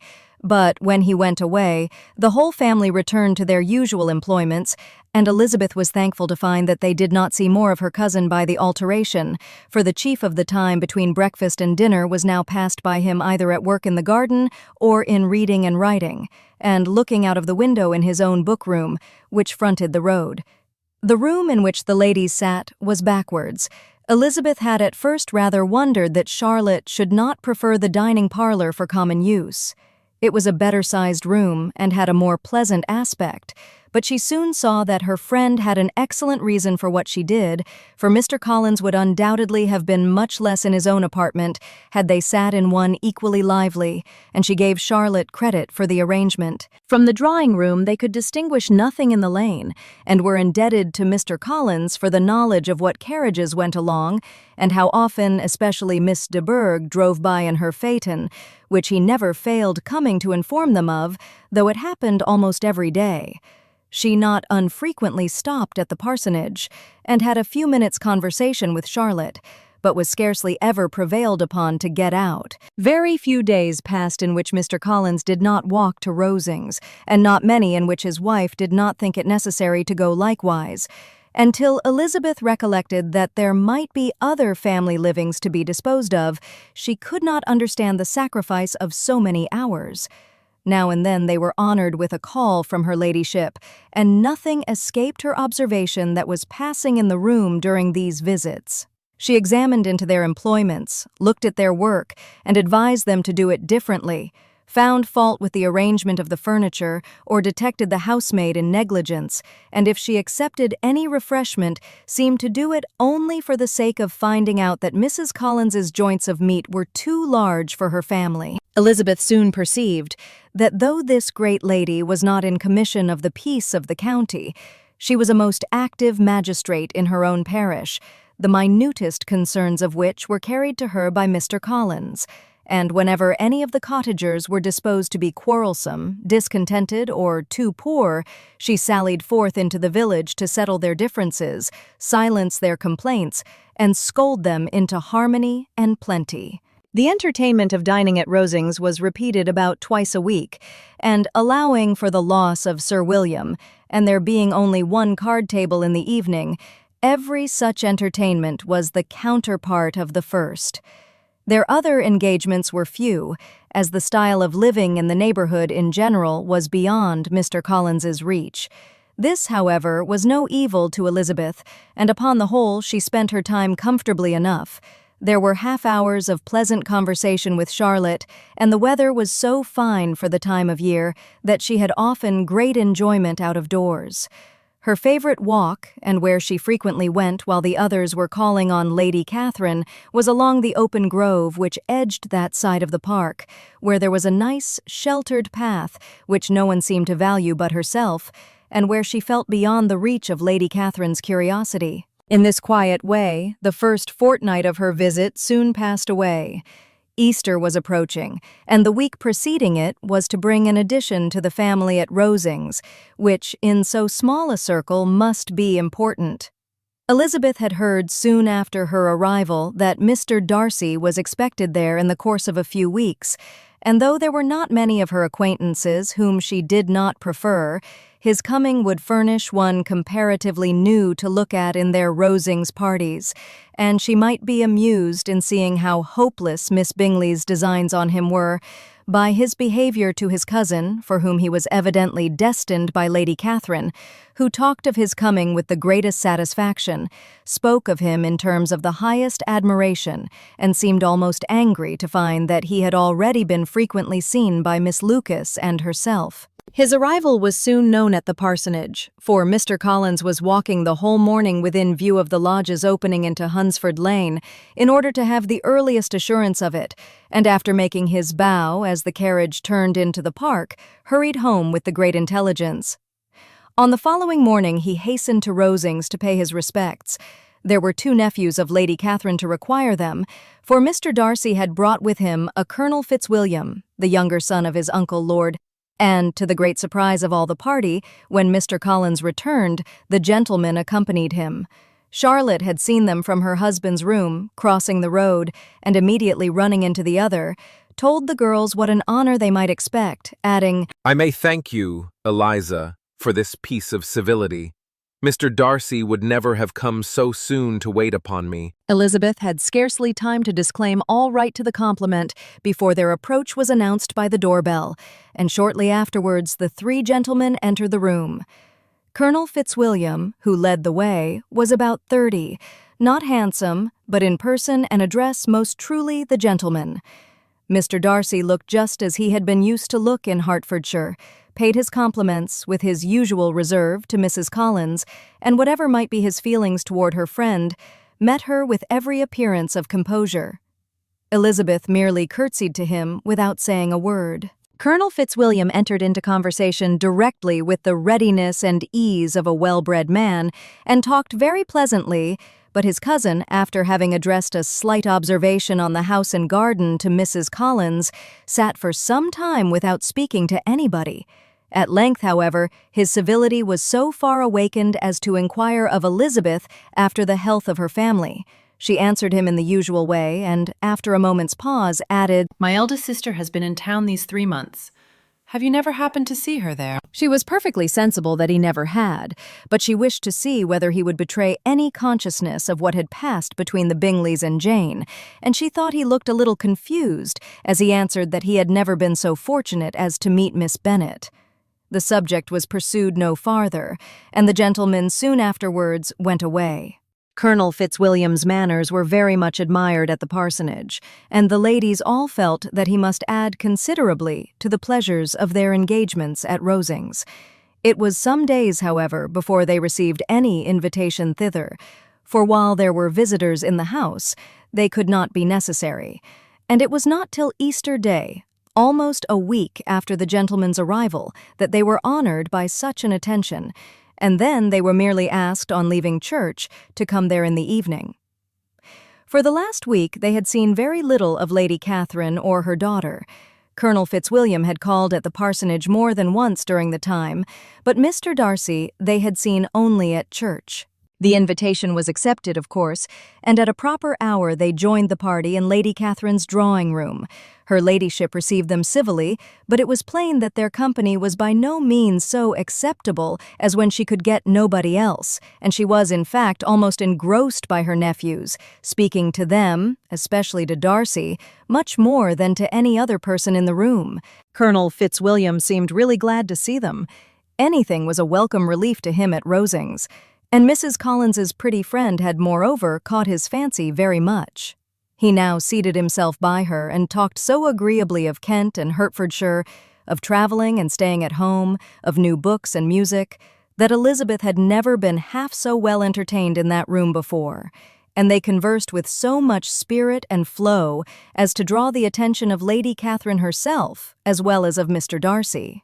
His eyes had been soon and repeatedly turned towards them with a look of curiosity, and that her ladyship, after a while, shared the feeling, was more openly acknowledged, for she did not scruple to call out, "What is that you are saying, Fitzwilliam? What is it you are talking of? What are you telling Miss Bennet? Let me hear what it is." "We are speaking of music, madam," said he, when no longer able to avoid a reply. "Of music? Then pray speak aloud. It is of all subjects my delight.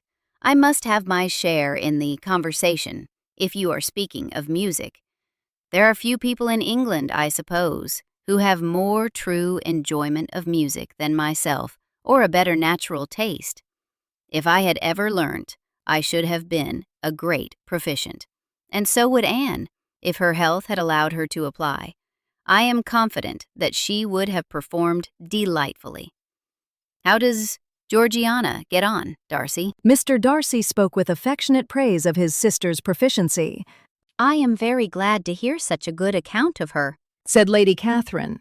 "And pray tell her from me that she cannot expect to excel if she does not practice a good deal." I assure you, madam, he replied, that she does not need such advice. She practices very constantly. "So much the better. It cannot be done too much. And when I next write to her, I shall charge her not to neglect it on any account. I often tell young ladies that no excellence in music is to be acquired without constant practice. I have told Miss Bennet several times that she will never play really well unless she practices more. And though Mrs. Collins has no instrument, she is very welcome, as I have often told her, to come to Rosings every day and play on the pianoforte in Mrs. Jenkinson's room. She would be in nobody's way, you know, in that part of the house." Mr. Darcy looked a little ashamed of his aunt's ill breeding and made no answer. When coffee was over, Colonel Fitzwilliam reminded Elizabeth of having promised to play to him, and she sat down directly to the instrument. He drew a chair near her. Lady Catherine listened to half a song and then talked, as before, to her other nephew, till the latter walked away from her and, making with his usual deliberation towards the pianoforte, stationed himself so as to command a full view of the fair performer's countenance. Elizabeth saw what he was doing, and at the first convenient pause turned to him with an arch smile and said, "You mean to frighten me, Mr. Darcy, by coming in all this state to hear me? I will not be alarmed, though your sister does play so well. There is a stubbornness about me that never can bear to be frightened at the will of others.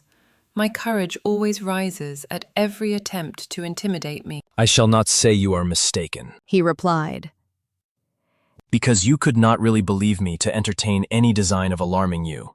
And I have had the pleasure of your acquaintance long enough to know that you find great enjoyment in occasionally professing opinions which, in fact, are not your own. Elizabeth laughed heartily at this picture of herself, and said to Colonel Fitzwilliam, "Your cousin will give you a very pretty notion of me, and teach you not to believe a word I say. I am particularly unlucky in meeting with a person so able to expose my real character, in a part of the world where I had hoped to pass myself off with some degree of credit. Indeed, Mr. Darcy, It is very ungenerous in you to mention all that you knew to my disadvantage in Hertfordshire, and, give me leave to say, very impolitic too, for it is provoking me to retaliate, and such things may come out as will shock your relations to hear. I am not afraid of you, said he, smilingly. Pray let me hear what you have to accuse him of, cried Colonel Fitzwilliam. I should like to know how he behaves among strangers. You shall hear then, but prepare yourself for something very dreadful. The first time of my ever seeing him in Hertfordshire, you must know, was at a ball, and at this ball, what do you think he did? He danced only 4 dances, though gentlemen were scarce, and, to my certain knowledge, more than one young lady was sitting down in want of a partner. Mr. Darcy, you cannot deny the fact. I had not at that time the honor of knowing any lady in the assembly beyond my own party. True, and nobody can ever be introduced in a ballroom. Well, Colonel Fitzwilliam, what do I play next? My fingers wait your orders. Perhaps, said Darcy. I should have judged better had I sought an introduction, but I am ill qualified to recommend myself to strangers. Shall we ask your cousin the reason of this? Said Elizabeth, still addressing Colonel Fitzwilliam. Shall we ask him why a man of sense and education, and who has lived in the world, is ill qualified to recommend himself to strangers? I can answer your question, said Fitzwilliam, without applying to him. It is because he will not give himself the trouble. I certainly have not the talent which some people possess, said Darcy, of conversing easily with those I have never seen before. I cannot catch their tone of conversation, or appear interested in their concerns as I often see done. My fingers, said Elizabeth, do not move over this instrument in the masterly manner which I see so many women's do. They have not the same force or rapidity, and do not produce the same expression. But then I have always supposed it to be my own fault, because I will not take the trouble of practicing. It is not that I do not believe my fingers as capable as any other woman's of superior execution. Darcy smiled and said, You are perfectly right. You have employed your time much better. No one admitted to the privilege of hearing you can think anything wanting. We neither of us performed to strangers. Here, they were interrupted by Lady Catherine, who called out to know what they were talking of. Elizabeth immediately began playing again. Lady Catherine approached and, after listening for a few minutes, said to Darcy, Miss Bennet would not play at all amiss if she practiced more, and could have the advantage of a London master. She has a very good notion of fingering, though her taste is not equal to Anne's. Anne would have been a delightful performer, had her health allowed her to learn. Elizabeth looked at Darcy to see how cordially he assented to his cousin's praise, but neither at that moment, nor at any other, could she discern any symptom of love, and from the whole of his behavior to Miss de Bourgh, she derived this comfort for Miss Bingley, that he might have been just as likely to marry her had she been his relation. Lady Catherine continued her remarks on Elizabeth's performance, mixing with them many instructions on execution and taste. Elizabeth received them with all the forbearance of civility, and, at the request of the gentleman, remained at the instrument till her ladyship's carriage was ready to take them all home. Elizabeth was sitting by herself the next morning, and writing to Jane, while Mrs. Collins and Maria were gone on business into the village, when she was startled by a ring at the door, the certain signal of a visitor. As she had heard no carriage, she thought it not unlikely to be Lady Catherine, and under that apprehension was putting away her half-finished letter that she might escape all impertinent questions, when the door opened and, to her very great surprise, Mr. Darcy, and Mr. Darcy only, entered the room. He seemed astonished, too, on finding her alone, and apologized for his intrusion by letting her know that he had understood all the ladies were to be within. They then sat down, and when her inquiries after Rosings were made, seemed in danger of sinking into total silence. It was absolutely necessary, therefore, to think of something, and in this emergence, recollecting when she had seen him last in Hertfordshire, and feeling curious to know what he would say on the subject of their hasty departure, she observed, How very suddenly you all quitted Netherfield last November, Mr. Darcy. It must have been a most agreeable surprise to Mr. Bingley to see you all after him so soon, for, if I recollect right, he went but the day before. He and his sisters were well, I hope, when you left London. Perfectly so, I thank you. She found that she was to receive no other answer, and, after a short pause, added, I think I have understood that Mr. Bingley has not much idea of ever returning to Netherfield again. I have never heard him say so, but it is probable that he may spend very little of his time there in the future.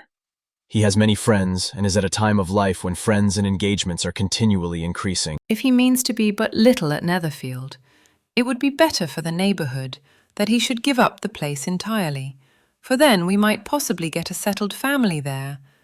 But perhaps Mr. Bingley did not take the house so much for the convenience of the neighbourhood as for his own, and we must expect him to keep it or quit it on the same principle. I should not be surprised, said Darcy. if he were to give it up as soon as any eligible purchase offers. Elizabeth made no answer.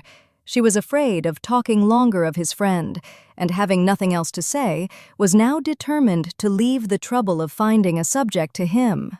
He took the hint, and soon began with, This seems a very comfortable house.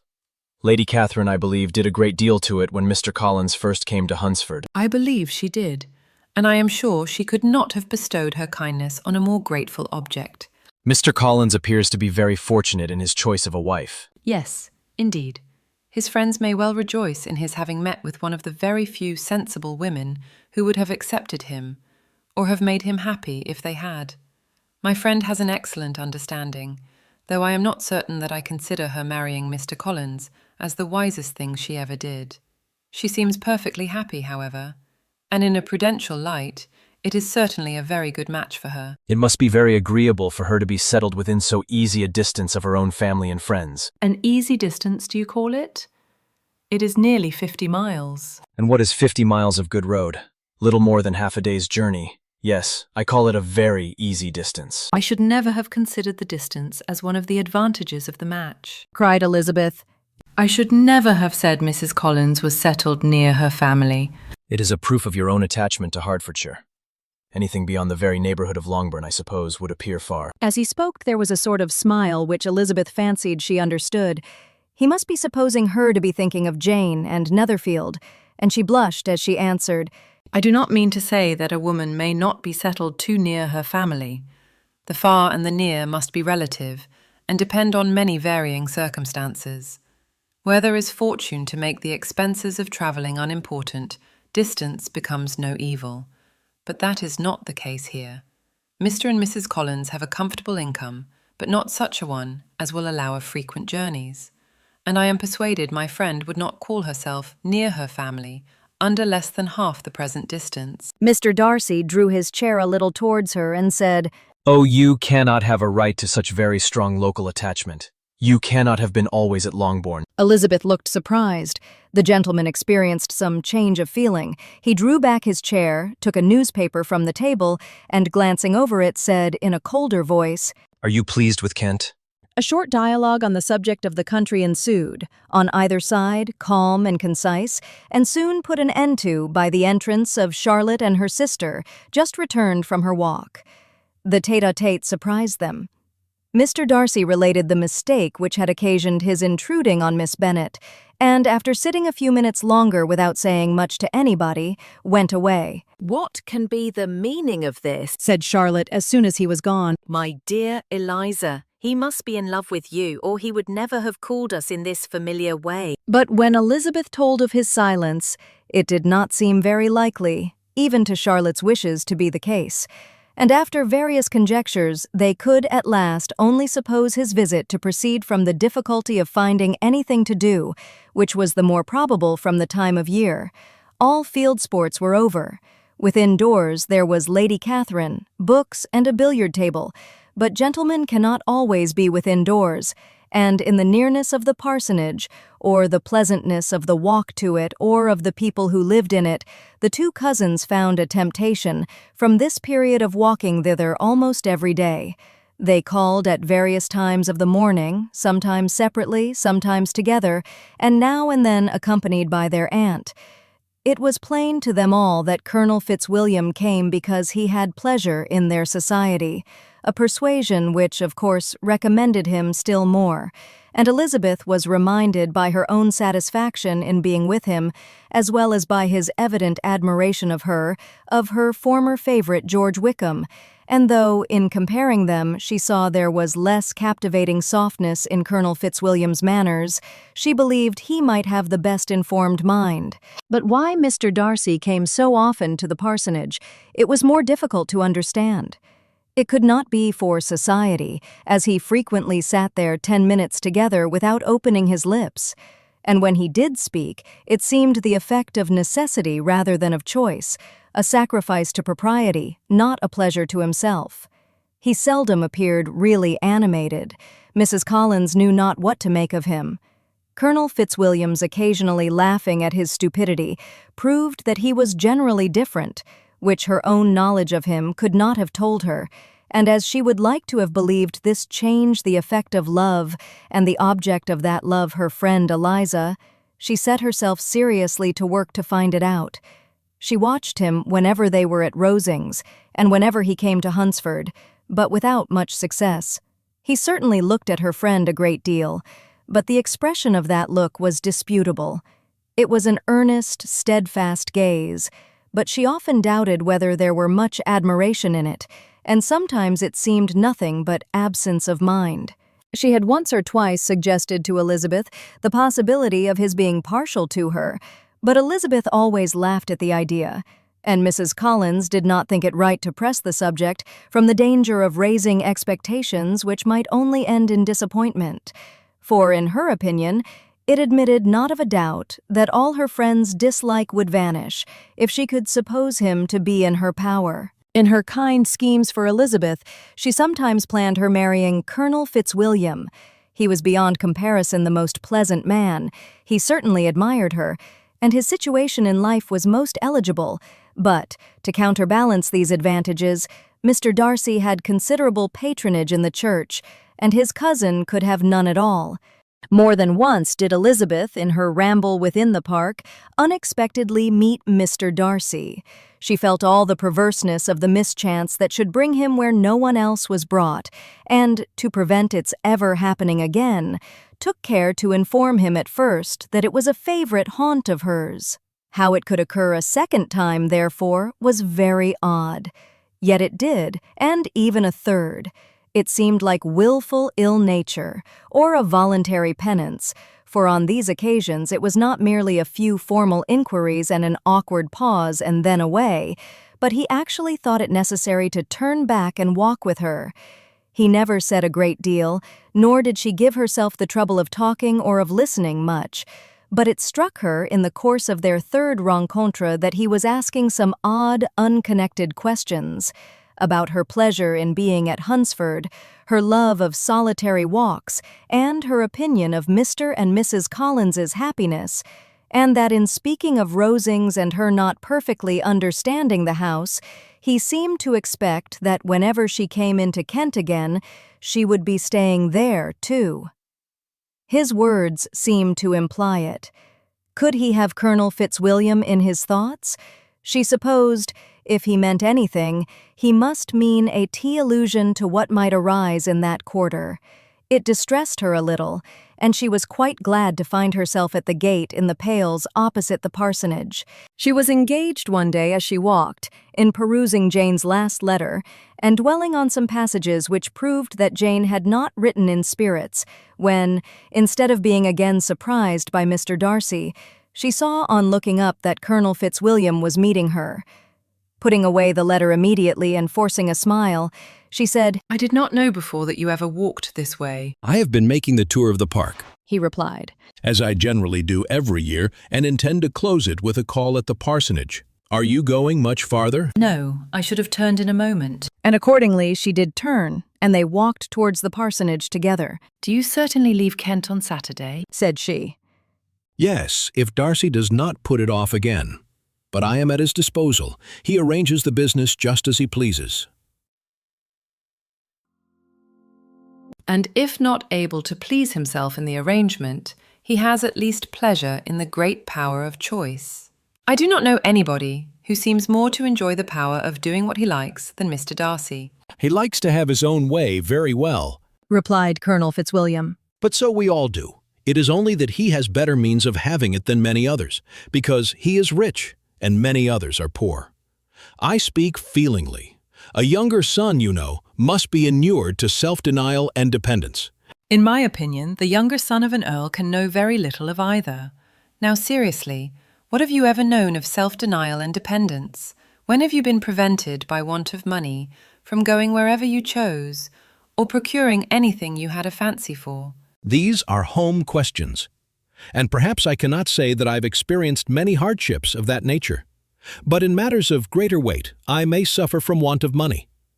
Younger sons cannot marry where they like. Unless where they like women of fortune, which I think they very often do. Our habits of expense make us too dependent, and there are too many in my rank of life who can afford to marry without some attention to money. Is this, thought Elizabeth, meant for me?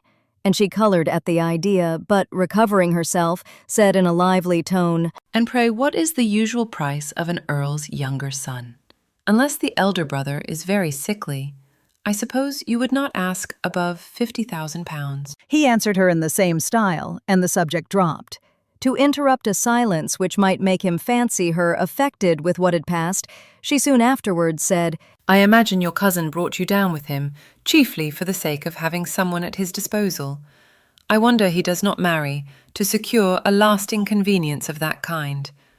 But perhaps his sister does as well for the present, and as she is under his sole care, he may do what he likes with her. No, said Colonel Fitzwilliam. That is an advantage which he must divide with me. I am joined with him in the guardianship of Miss Darcy. Are you indeed? And pray, what sort of guardians do you make? Does your charge give you much trouble? Young ladies of her age are sometimes a little difficult to manage, and if she has the true Darcy spirit, she may like to have her own way. As she spoke, she observed him looking at her earnestly, and the manner in which he immediately asked her why she supposed Miss Darcy likely to give them any uneasiness convinced her that she had somehow or other got pretty near the truth. She directly replied, You need not be frightened. I never heard any harm of her, and I dare say she is one of the most tractable creatures in the world. She is a very great favourite with some ladies of my acquaintance, Mrs. Hurst and Miss Bingley. I think I have heard you say that you know them. I know them a little. Their brother is a pleasant, gentlemanlike man. He is a great friend of Darcy's. Oh, yes, said Elizabeth dryly. Mr. Darcy is uncommonly kind to Mr. Bingley, and takes a prodigious deal of care of him. Care of him? Yes, I really believe Darcy does take care of him in those points where he most wants care. From something that he told me in our journey hither, I have reason to think Bingley very much indebted to him. But I ought to beg his pardon, for I have no right to suppose that Bingley was the person meant. It was all conjecture. What is it you mean? It is a circumstance which Darcy could not wish to be generally known, because if it were to get round to the lady's family, it would be an unpleasant thing. You may depend upon my not mentioning it. And remember that I have not much reason for supposing it to be Bingley. What he told me was merely this, that he congratulated himself on having lately saved a friend from the inconveniences of a most imprudent marriage, but without mentioning names or any other particulars, and I only suspected it to be Bingley from believing him the kind of young man to get into a scrape of that sort, and from knowing them to have been together the whole of last summer. Did Mr. Darcy give you reasons for this interference? I understood that there were some very strong objections against the lady. And what arts did he use to separate them? He did not talk to me of his own arts, said Fitzwilliam, smiling. He only told me what I have now told you. Elizabeth made no answer, and walked on, her heart swelling with indignation. After watching her a little, Fitzwilliam asked her why she was so thoughtful. I am thinking of what you have been telling me, said she. Your cousin's conduct does not suit my feelings. Why was he to be the judge?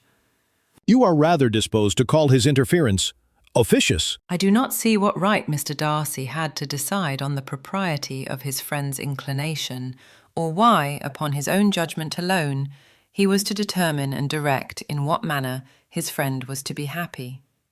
But, she continued, recollecting herself, as we know none of the particulars, it is not fair to condemn him. It is not to be supposed that there was much affection in the case. That is not an unnatural surmise, said Fitzwilliam. but it is a lessening of the honor of my cousin's triumph, very sadly. This was spoken jestingly, but it appeared to her so just a picture of Mr. Darcy that she would not trust herself with an answer, and therefore, abruptly changing the conversation, talked on indifferent matters until they reached the parsonage. There, shut into her own room, as soon as their visitor left them, she could think without interruption of all that she had heard. It was not to be supposed that any other people could be meant than those with whom she was connected. There could not exist in the world two men over whom Mr. Darcy could have such boundless influence. That he had been concerned in the measures taken to separate Bingley and Jane, she had never doubted, but she had always attributed to Miss Bingley the principal design and arrangement of them. If his own vanity, however, did not mislead him, he was the cause, his pride and caprice were the cause, of all that Jane had suffered, and still continued to suffer. He had ruined for a while every hope of happiness for the most affectionate, generous heart in the world, and no one could say how lasting an evil he might have inflicted. There were some very strong objections against the lady, Were Colonel Fitzwilliam's words, and those strong objections probably were her having one uncle who was a country attorney and another who was in business in London. To Jane herself, She exclaimed, there could be no possibility of objection. All loveliness and goodness as she is, her understanding excellent, her mind improved, and her manners captivating. Neither could anything be urged against my father, who, though with some peculiarities, has abilities Mr. Darcy himself need not disdain, and respectability which he will probably never reach. When she thought of her mother, her confidence gave way a little, but she would not allow that any objections there had material weight with Mr. Darcy, whose pride she was convinced would receive a deeper wound from the want of importance in his friends' connections than from their want of sense, and she was quite decided at last that he had been partly governed by this worst kind of pride, and partly by the wish of retaining Mr. Bingley for his sister. The agitation and tears which the subject occasioned brought on a headache, and it grew so much worse towards the evening that, added to her unwillingness to see Mr. Darcy, it determined her not to attend her cousins to Rosings, where they were engaged to drink tea. Mrs. Collins, seeing that she was really unwell, did not press her to go and, as much as possible, prevented her husband from pressing her. But Mr. Collins could not conceal his apprehension of Lady Catherine's being rather displeased by her staying at home. When they were gone, Elizabeth, as if intending to exasperate herself as much as possible against Mr. Darcy, chose for her employment the examination of all the letters which Jane had written to her since her being in Kent. They contained no actual complaint, nor was there any revival of past occurrences or any communication of present suffering.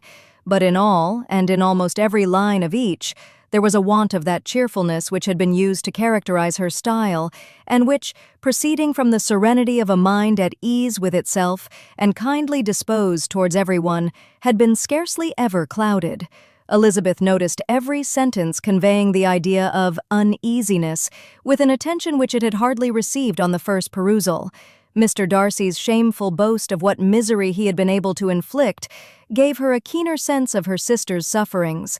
It was some consolation to think that his visit to Rosings was to end on the day after the next, and, a still greater, that in less than a fortnight she should herself be with Jane again, and enabled to contribute to the recovery of her spirits by all that affection could do. She could not think of Darcy's leaving Kent without remembering that his cousin was to go with him, but Colonel Fitzwilliam had made it clear that he had no intentions at all, and agreeable as he was, she did not mean to be unhappy about him. While settling this point, she was suddenly roused by the sound of the doorbell, and her spirits were a little fluttered by the idea of its being Colonel Fitzwilliam himself, who had once before called late in the evening, and might now come to inquire particularly after her. But this idea was soon banished, and her spirits were very differently affected when, to her utter amazement, she saw Mr. Darcy walk into the room.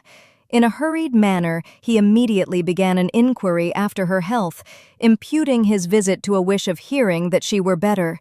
She answered him with cold civility. He sat down for a few moments, and then, getting up, walked about the room. Elizabeth was surprised, but said not a word. After a silence of several minutes, he came towards her in an agitated manner, and thus began. In vain I have struggled. It will not do. My feelings will not be repressed. You must allow me to tell you how ardently I admire and love you. Elizabeth's astonishment was beyond expression. She stared, colored, doubted, and was silent. This he considered sufficient encouragement, and the avowal of all that he felt, and had long felt for her, immediately followed. He spoke well, but there were feelings besides those of the heart to be detailed, and he was not more eloquent on the subject of tenderness than of pride. His sense of her inferiority, of its being a degradation, of the family obstacles which had always opposed to inclination, were dwelt on with a warmth which seemed due to the consequence he was wounding but was very unlikely to recommend his suit. In spite of her deeply rooted dislike, she could not be insensible to the compliment of such a man's affection, and though her intentions did not vary for an instant, she was, at first, sorry for the pain he was to receive, till, roused to resentment by his subsequent language, she lost all compassion in anger. She tried, however, to compose herself to answer him with patience, when he should have done. He concluded with representing to her the strength of that attachment, which, in spite of all his endeavors, he had found impossible to conquer, and with expressing his hope that it would now be rewarded by her acceptance of his hand. As he said this, she could easily see that he had no doubt of a favorable answer. He spoke of apprehension and anxiety, but his countenance expressed real security. Such a circumstance could only exasperate farther, and when he ceased, the color rose into her cheeks, and she said, In such cases as this, it is, I believe, the established mode to express a sense of obligation for the sentiments avowed, however unequally they may be returned. It is natural that obligation should be felt, and if I could feel gratitude, I would now thank you. But I cannot. I have never desired your good opinion, and you have certainly bestowed it most unwillingly. I am sorry to have occasioned pain to anyone. It has been most unconsciously done, however, and I hope will be of short duration. The feelings which, you tell me, have long prevented the acknowledgement of your regard, can have little difficulty in overcoming it after this explanation. Mr. Darcy, who was leaning against the mantelpiece with his eyes fixed on her face, seemed to catch her words with no less resentment than surprise. His complexion became pale with anger, and the disturbance of his mind was visible in every feature. He was struggling for the appearance of composure, and would not open his lips till he believed himself to have attained it. The pause was to Elizabeth's feelings dreadful. At length, with a voice of forced calmness, he said, And this is all the reply which I am to have the honor of expecting. I might perhaps wish to be informed why, with so little endeavor at civility, I am thus rejected. But it is of small importance. I might as well inquire, replied she. Why, with so evident a desire of offending and insulting me, you chose to tell me that you liked me against your will, against your reason, and even against your character? Was not this some excuse for incivility, if I was uncivil? But I have other provocations. You know I have. Had not my feelings decided against you, had they been indifferent, or had they even been favourable, do you think that any consideration would tempt me to accept the man who has been the means of ruining, perhaps forever, the happiness of a most beloved sister? As she pronounced these words, Mr. Darcy changed color, but the emotion was short, and he listened without attempting to interrupt her while she continued. I have every reason in the world to think ill of you. No motive can excuse the unjust and ungenerous part you acted there. You dare not, you cannot deny, that you have been the principal, if not the only means of dividing them from each other, of exposing one to the censure of the world for caprice and instability, and the other to its derision for disappointed hopes, and involving them both in misery of the acutest kind. She paused, and saw with no slight indignation that he was listening with an air which proved him wholly unmoved by any feeling of remorse. He even looked at her with a smile of affected incredulity. Can you deny that you have done it? She repeated. With assumed tranquility, he then replied, I have no wish of denying that I did everything in my power to separate my friend from your sister, or that I rejoice in my success. Towards him I have been kinder than towards myself. Elizabeth disdained the appearance of noticing this civil reflection, but its meaning did not escape, nor was it likely to conciliate her. But it is not merely this affair, she continued, on which my dislike is founded. Long before it had taken place, my opinion of you was decided.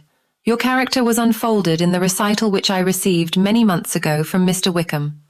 On this subject, what can you have to say? In what imaginary act of friendship can you here defend yourself?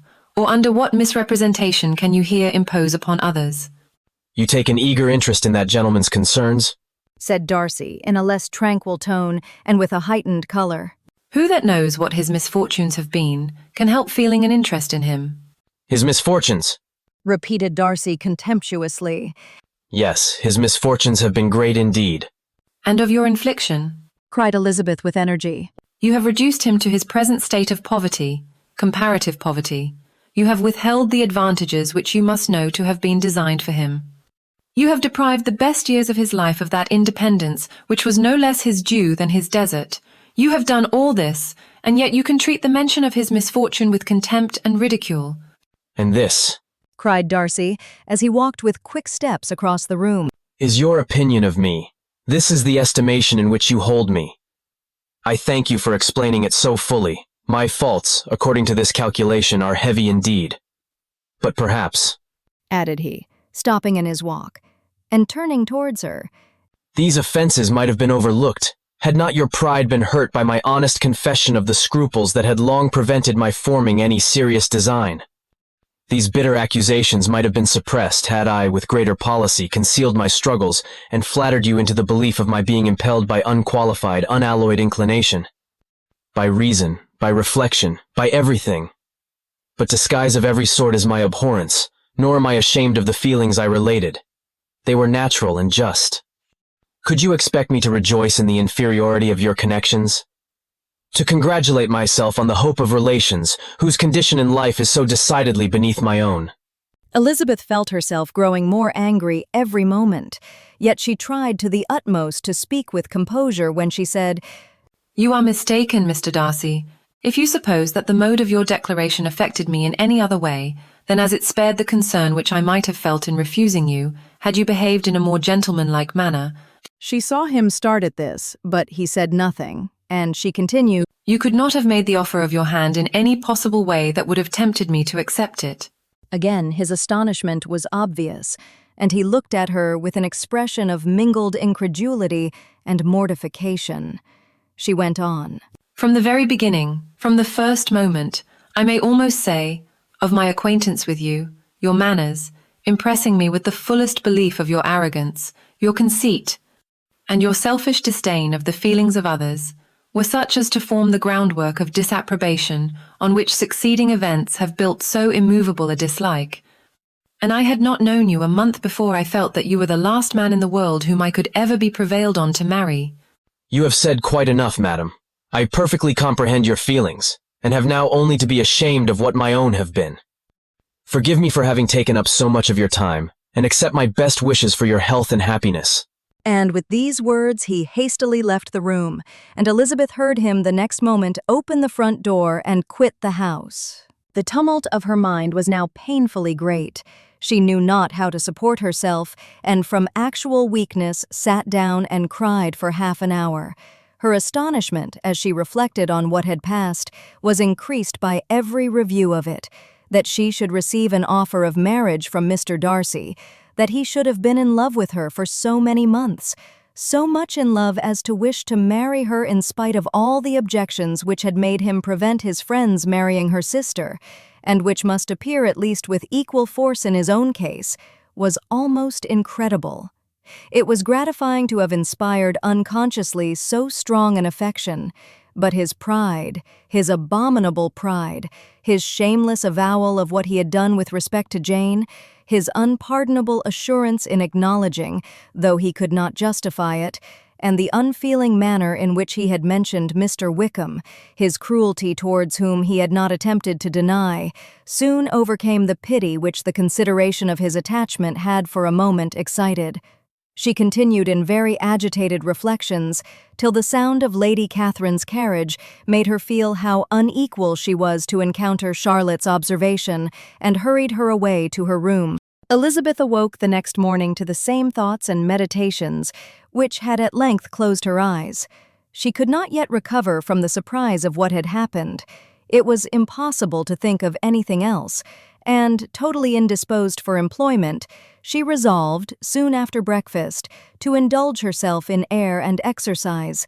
She was proceeding directly to her favorite walk when the recollection of Mr. Darcy's sometimes coming there stopped her, and instead of entering the park, she turned up the lane, which led farther from the turnpike road.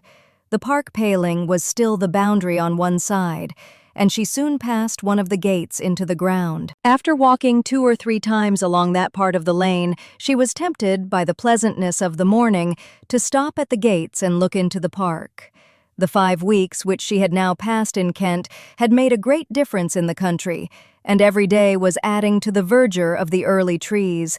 She was on the point of continuing her walk, when she caught a glimpse of a gentleman within the sort of grove which edged the park. He was moving that way, and, fearful of its being Mr. Darcy, she was directly retreating. But the person who advanced was now near enough to see her, and stepping forward with eagerness, pronounced her name. She had turned away, but on hearing herself called, though in a voice which proved it to be Mr. Darcy, she moved again towards the gate. He had by that time reached it also, and, holding out a letter, which she instinctively took, said, with a look of haughty composure, "I have been walking in the grove some time, in the hope of meeting you. Will you do me the honor of reading that letter?" And then, with a slight bow, turned again into the plantation, and was soon out of sight. With no expectation of pleasure, but with the strongest curiosity, Elizabeth opened the letter and, to her still increasing wonder, perceived an envelope containing 2 sheets of letter paper, written quite through, in a very close hand. The envelope itself was likewise full. Pursuing her way along the lane, she then began it. It was dated from Rosings, at 8 o'clock in the morning, and was as follows. The part which I acted is now to be explained. His sister's uneasiness had been equally excited with my own. Our coincidence of feeling was soon discovered, and, alike sensible that no time was to be lost in detaching their brother, we shortly resolved on joining him directly in London.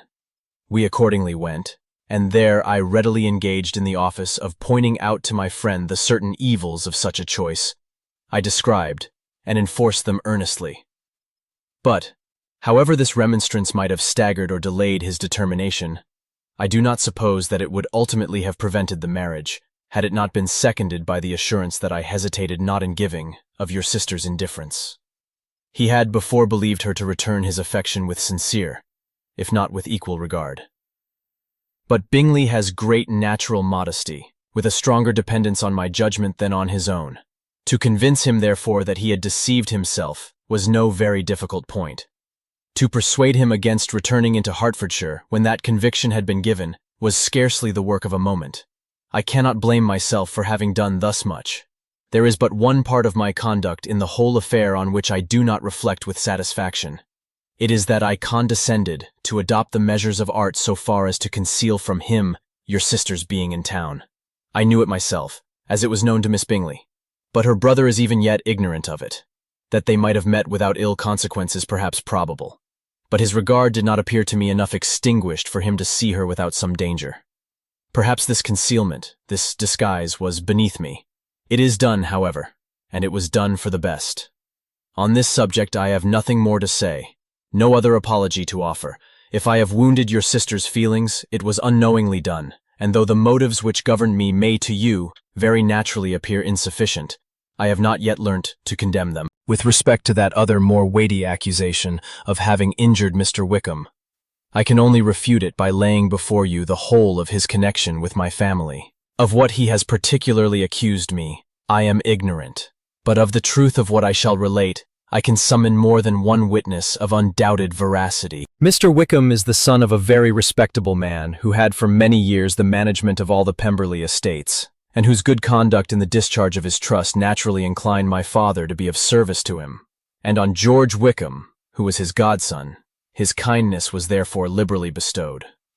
My father supported him at school, and afterwards at Cambridge. Most important assistance, as his own father, always poor from the extravagance of his wife, would have been unable to give him a gentleman's education. My father was not only fond of this young man's society, whose manner were always engaging, he had also the highest opinion of him, and hoping the church would be his profession, intended to provide for him in it. As for myself, it is many, many years since I first began to think of him in a very different manner. The vicious propensities, the want of principle which he was careful to guard from the knowledge of his best friend, could not escape the observation of a young man of nearly the same age with himself, and who had opportunities of seeing him in unguarded moments, which Mr. Darcy could not have. Here again shall give you pain, to what degree you only can tell. But whatever may be the sentiments which Mr. Wickham has created, a suspicion of their nature shall not prevent me from unfolding his real character. It adds even another motive. My excellent father died about 5 years ago, and his attachment to Mr. Wickham was to the last so steady that in his will he particularly recommended it to me to promote his advancement in the best manner that his profession might allow, and if he took orders, desired that a valuable family living might be his as soon as it became vacant. There was also a legacy of £1,000. His own father did not long survive mine, and within half a year from these events, Mr. Wickham wrote to inform me that, having finally resolved against taking orders, he hoped I should not think it unreasonable for him to expect some more immediate pecuniary advantage in lieu of the preferment by which he could not be benefited. He had some intention, he added, of studying law, and I must be aware that the interest of £1,000 would be a very insufficient support therein. I rather wished than believed him to be sincere, but, at any rate, was perfectly ready to accede to his proposal. I knew that Mr. Wickham ought not to be a clergyman. The business was therefore soon settled. He resigned all claim to assistance in the church, were it possible that he could ever be in a situation to receive it, and accepted in return £3,000. All connection between us seemed now dissolved. I thought too ill of him to invite him to Pemberley or admit his society in town. In town, I believe, he chiefly lived, but his studying the law was a mere pretense, and being now free from all restraint, his life was a life of idleness and dissipation. For about 3 years I heard little of him, but on the decease of the incumbent of the living which had been designed for him, he applied to me again by letter for the presentation. His circumstances, he assured me, and I had no difficulty in believing it, were exceedingly bad. He had found the law a most unprofitable study, and was now absolutely resolved on being ordained, if I would present him to the living in question, of which he trusted there could be little doubt, as he was well assured that I had no other person to provide for, and I could not have forgotten my revered father's intentions. You will hardly blame me for refusing to comply with this entreaty, or for resisting every repetition to it. His resentment was in proportion to the distress of his circumstances, and he was doubtless as violent in his abuse of me to others as in his reproaches to myself. After this period, every appearance of acquaintance was dropped. How he lived I know not, but last summer he was again most painfully obtruded on my notice. I must now mention a circumstance which I would wish to forget myself, and which no obligation less than the present should induce me to unfold to any human being. Having said thus much, I feel no doubt of your secrecy.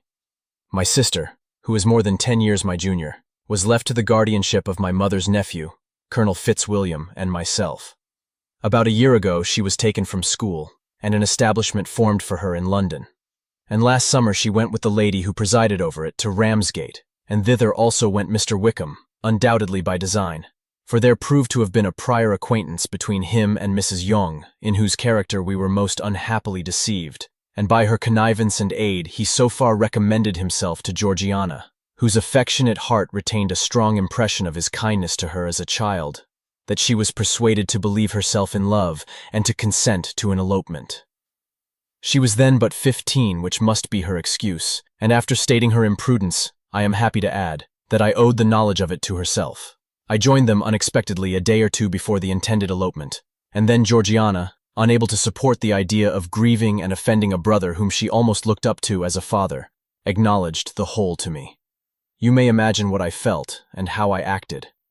Regard for my sister's credit and feelings prevented any public exposure, but I wrote to Mr. Wickham, who left the place immediately, and Mrs. Young was of course removed from her charge. Mr. Wickham's chief object was unquestionably my sister's fortune, which is £30,000. but I cannot help supposing that the hope of revenging himself on me was a strong inducement. His revenge would have been complete indeed. This, madam, is a faithful narrative of every event in which we have been concerned together, and if you do not absolutely reject it as false, you will, I hope, acquit me henceforth of cruelty towards Mr. Wickham. I know not in what manner, under what form of falsehood he had imposed on you, but his success is not perhaps to be wondered at. Ignorant as you previously were of everything concerning either, detection could not be in your power, and suspicion certainly not in your inclination. You may possibly wonder why all this was not told you last night, but I was not then master enough of myself to know what could or ought to be revealed. For the truth of everything here related, I can appeal more particularly to the testimony of Colonel Fitzwilliam, who, from our near relationship and constant intimacy, and still more, as one of the executors of my father's will, has been unavoidably acquainted with every particular of these transactions. If your abhorrence of me should make my assertions valueless, you cannot be prevented by the same cause from confiding in my cousin, and that there may be the possibility of consulting him, I shall endeavor to find some opportunity of putting this letter in your hands in the course of the morning. I will only add, God bless you. Fitzwilliam Darcy. If Elizabeth, when Mr. Darcy gave her the letter, did not expect it to contain a renewal of his offers, she had formed no expectation at all of its contents. But such as they were, it may well be supposed how eagerly she went through them, and what a contrariety of emotion they excited. Her feelings as she read were scarcely to be defined.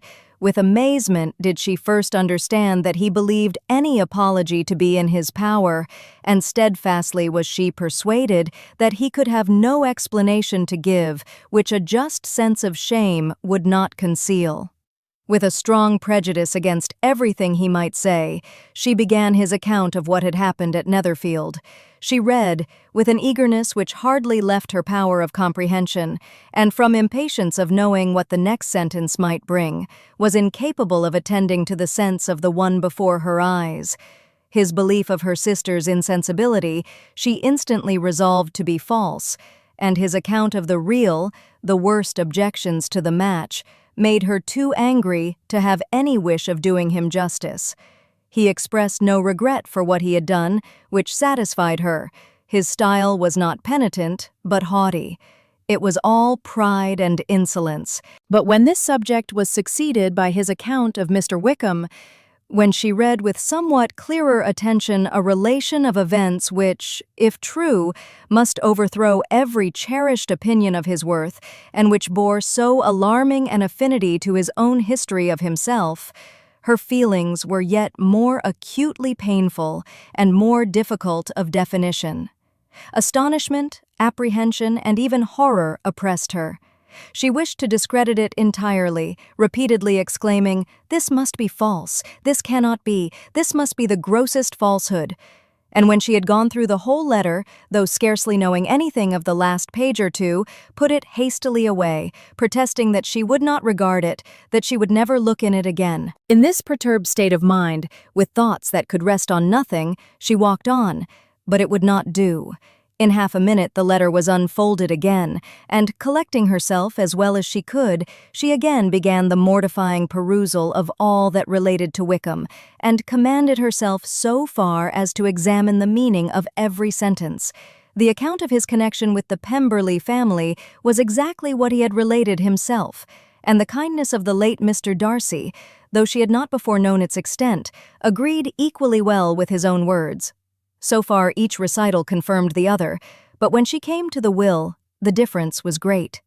What Wickham had said of the living was fresh in her memory, and as she recalled his very words, it was impossible not to feel that there was gross duplicity on one side or the other, and, for a few moments, she flattered herself that her wishes did not err. But when she read and reread with the closest attention the particulars immediately following of Wickham's resigning all pretensions to the living, of his receiving in lieu so considerable a sum as £3,000, again was she forced to hesitate. She put down the letter, weighed every circumstance with what she meant to be impartiality, deliberated on the probability of each statement, but with little success. On both sides it was only assertion. Again she read on, but every line proved more clearly that the affair, which she had believed it impossible that any contrivance could so represent as to render Mr. Darcy's conduct in it less than infamous, was capable of a turn which must make him entirely blameless throughout the whole. The extravagance and general profligacy which he scrupled not to lay at Mr. Wickham's charge exceedingly shocked her, the more so as she could bring no proof of its injustice. She had never heard of him before his entrance into the Shire militia, in which he had engaged at the persuasion of the young man who, on meeting him accidentally in town, had there renewed a slight acquaintance. Of his former way of life, nothing had been known in Hertfordshire but what he told himself. As to his real character, had information been in her power, she had never felt a wish of inquiring. His countenance, voice, and manner had established him at once in the possession of every virtue. She tried to recollect some instance of goodness, some distinguished trait of integrity or benevolence, that might rescue him from the attacks of Mr. Darcy, or at least, by the predominance of virtue, atone for those casual errors under which she would endeavor to class what Mr. Darcy had described as the idleness and vice of many years' continuance. But no such recollection befriended her. She could see him instantly before her, in every charm of air and address, but she could remember no more substantial good than the general approbation of the neighborhood and the regard which his social powers had gained him in the mess. After pausing on this point a considerable while, she once more continued to read. But alas, the story which followed, of his designs on Miss Darcy, received some confirmation from what had passed between Colonel Fitzwilliam and herself only the morning before, and at last she was referred, for the truth of every particular, to Colonel Fitzwilliam himself, from whom she had previously received the information of his near concern in all his cousin's affairs, and whose character she had no reason to question. At one time she had almost resolved on applying to him, but the idea was checked by the awkwardness of the application, and at length wholly banished by the conviction that Mr. Darcy would never have hazarded such a proposal if he had not been well assured of his cousin's corroboration. She perfectly remembered everything that had passed in conversation between Wickham and herself in their first evening at Mr. Phillips's. Many of his expressions were still fresh in her memory. She was now struck with the impropriety of such communications to a stranger, and wondered it had escaped her before. She saw the indelicacy of putting himself forward as he had done, and the inconsistency of his professions with his conduct. She remembered that he had boasted of having no fear of seeing Mr. Darcy, that Mr. Darcy might leave the country, but that he should stand his ground. Yet he had avoided the Netherfield ball the very next week. She remembered also that, till the Netherfield family had quitted the country, he had told his story to no one but herself, but that after their removal it had been everywhere discussed, that he had then no reserves, no scruples in sinking Mr. Darcy's character, though he had assured her that respect for the father would always prevent his exposing the son. How differently did everything now appear in which he was concerned! His attentions to Miss King were now the consequence of views solely and hatefully mercenary, and the mediocrity of her fortune proved no longer the moderation of his wishes, but his eagerness to grasp at anything. His behavior to herself could now have had no tolerable motive. He had either been deceived with regard to her fortune, or had been gratifying his vanity by encouraging the preference which she believed she had most incautiously shown. Every lingering struggle in his favor grew fainter and fainter, and in farther justification of Mr. Darcy, she could not but allow Mr. Bingley, when questioned by Jane, had long ago asserted his blamelessness in the affair, that proud and repulsive as were his manners, she had never, in the whole course of their acquaintance, an acquaintance which had latterly brought them much together and given her a sort of intimacy with his ways, seen anything that betrayed him to be unprincipled or unjust, anything that spoke him of irreligious or immoral habits, that among his own connections he was esteemed and valued, that even Wickham had allowed him merit as a brother, and that she had often heard him speak so affectionately of his sister as to prove him capable of some amiable feeling. That, had his actions been what Mr. Wickham represented them, so gross a violation of everything right, could hardly have been concealed from the world, and that friendship between a person capable of it and such an amiable man as Mr. Bingley was incomprehensible. She grew absolutely ashamed of herself. Of neither Darcy nor Wickham could she think without feeling she had been blind, partial, prejudiced, absurd. How despicably I have acted, she cried. I, who have prided myself on my discernment, I, who have valued myself on my abilities, who have often disdained the generous candour of my sister, and gratified my vanity in useless or blamable mistrust. How humiliating is this discovery, yet how just a humiliation! Had I been in love, I could not have been more wretchedly blind, but vanity, not love, has been my folly. Pleased with the preference of one, and offended by the neglect of the other, on the very beginning of our acquaintance, I have courted prepossession and ignorance, and driven reason away where either were concerned. Till this moment I never knew myself. From herself to Jane, from Jane to Bingley, her thoughts were in a line which soon brought to her recollection that Mr. Darcy's explanation there had appeared very insufficient, and she read it again. Widely different was the effect of a second perusal.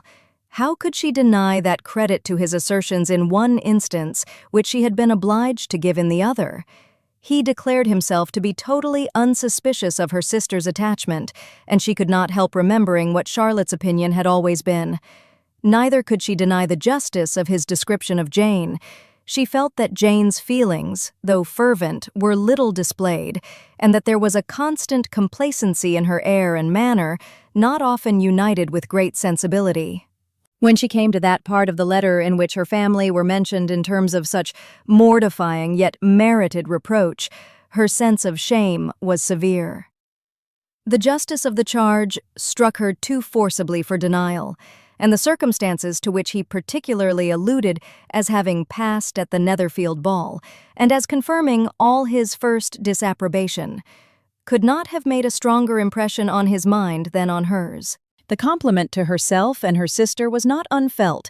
It soothed, but it could not console her for the contempt which had thus been self-attracted by the rest of her family, and as she considered that Jane's disappointment had in fact been the work of her nearest relations, and reflected how materially the credit of both must be hurt by such impropriety of conduct, she felt depressed beyond anything she had ever known before. After wandering along the lane for 2 hours, giving way to every variety of thought, reconsidering events, determining probabilities, and reconciling herself as well as she could to a change so sudden and so important, fatigue and a recollection of her long absence made her at length return home, and she entered the house with the wish of appearing cheerful as usual, and the resolution of repressing such reflections as must make her unfit for conversation. She was immediately told that the 2 gentlemen from Rosings had each called during her absence, Mr. Darcy only for a few minutes to take leave,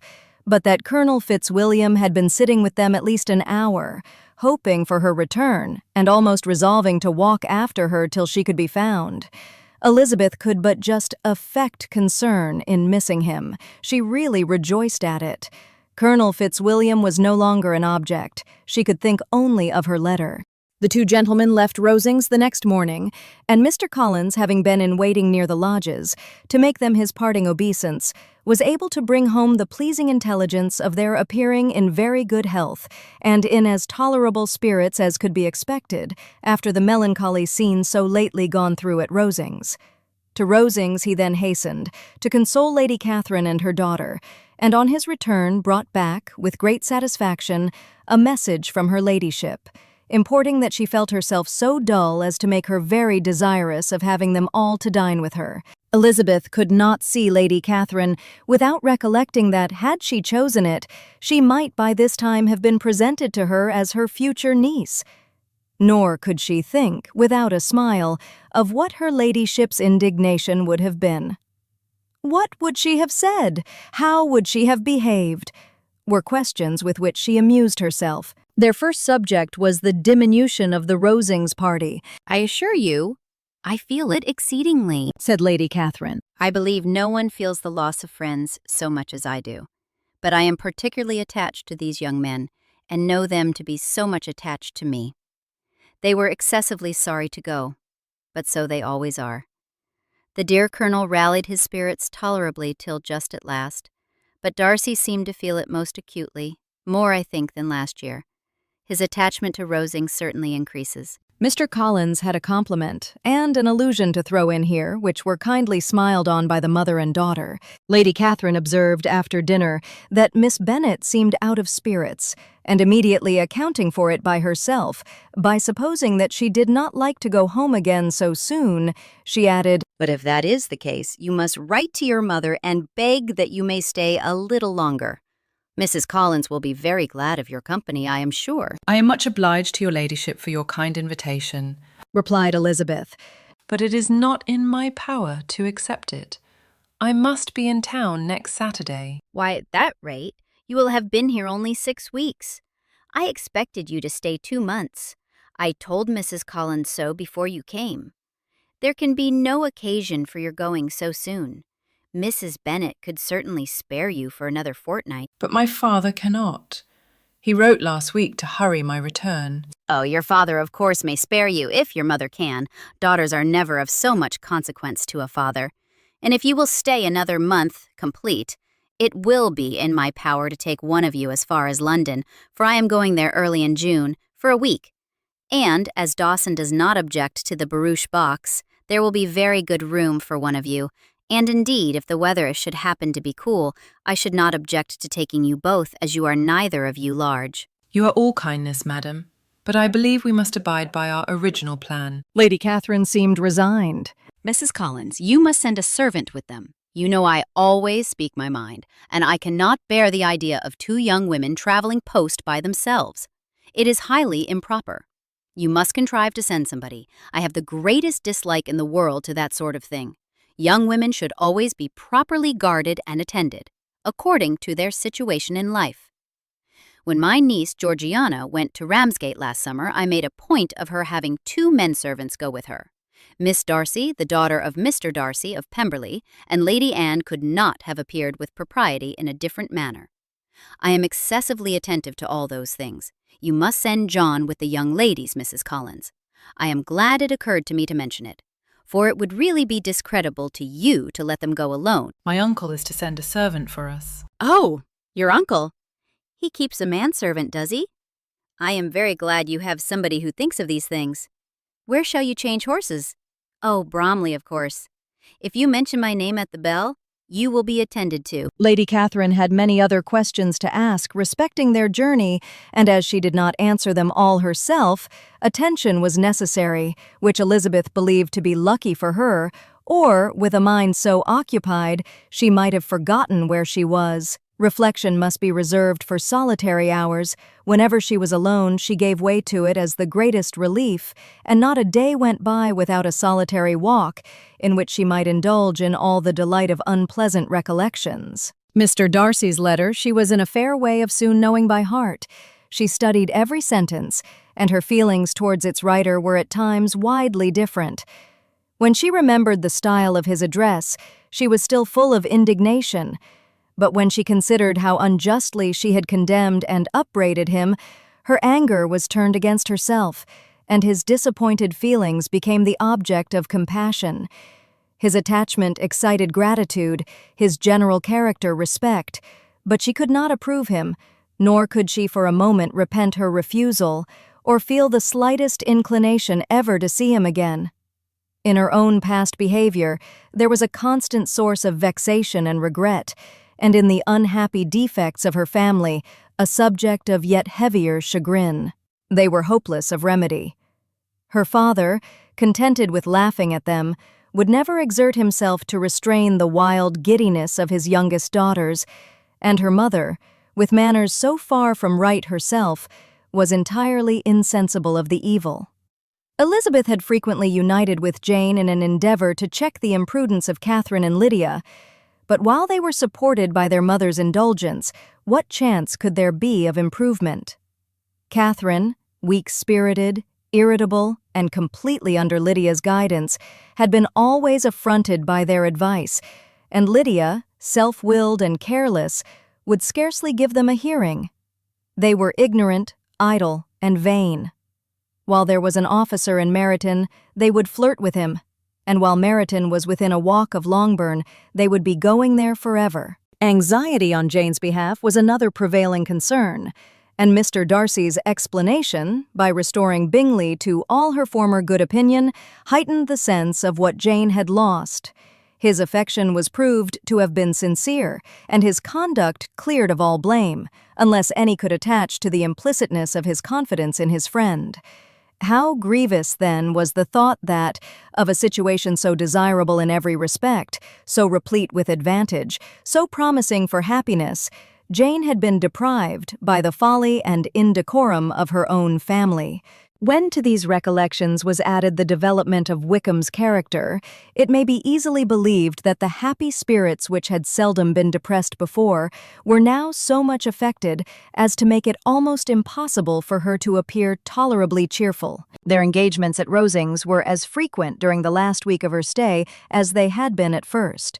The very last evening was spent there, and her ladyship again inquired minutely into the particulars of their journey, gave them directions as to the best method of packing, and was so urgent on the necessity of placing gowns in the only right way that Maria thought herself obliged on her return to undo all the work of the morning and pack her trunk afresh. When they parted, Lady Catherine, with great condescension, wished them a good journey, and invited them to come to Hunsford again next year, and Miss de Bourgh exerted herself so far as to curtsy and hold out her hand to both.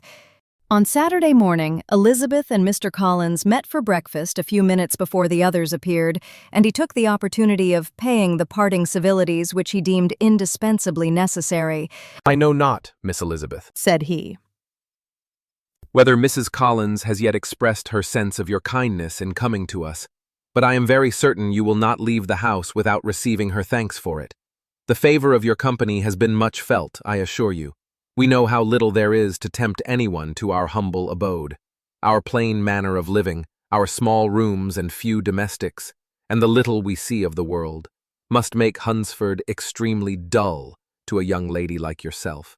But I hope you will believe us grateful for the condescension, and that we have done everything in our power to prevent your spending your time unpleasantly." Elizabeth was eager with her thanks and assurances of happiness. She had spent 6 weeks with great enjoyment, and the pleasure of being with Charlotte, and the kind attention she had received, must make her feel the obliged. Mr. Collins was gratified, and with a more smiling solemnity replied, "It gives me great pleasure to hear that you have passed your time not disagreeably. We have certainly done our best, and most fortunately having it in our power to introduce you to very superior society, and from our connection with Rosings, the frequent means of varying the humble home scene, I think we may flatter ourselves that your Hunsford visit cannot have been entirely irksome. Our situation with regard to Lady Catherine's family is indeed the sort of extraordinary advantage and blessing which few can boast. You see on what a footing we are. You see how continually we are engaged there. In truth, I must acknowledge that, with all the disadvantages of this humble parsonage, I should not think anyone abiding in it an object of compassion, while they are sharers of our intimacy at Rosings." Words were insufficient for the elevation of his feelings, and he was obliged to walk about the room while Elizabeth tried to unite civility and truth in a few short sentences. "You may, in fact, carry a very favorable report of us into Hertfordshire, my dear cousin. I flatter myself, at least, that you will be able to do so. Lady Catherine's great attentions to Mrs. Collins you have been a daily witness of, and altogether I trust it does not appear that your friend has drawn an unfortunate, but on this point it will be as well to be silent. Only let me assure you, my dear Miss Elizabeth, that I can, from my heart, most cordially wish you equal felicity in marriage. My dear Charlotte and I have but one mind and one way of thinking. There is, in everything, a most remarkable resemblance of character and ideas between us.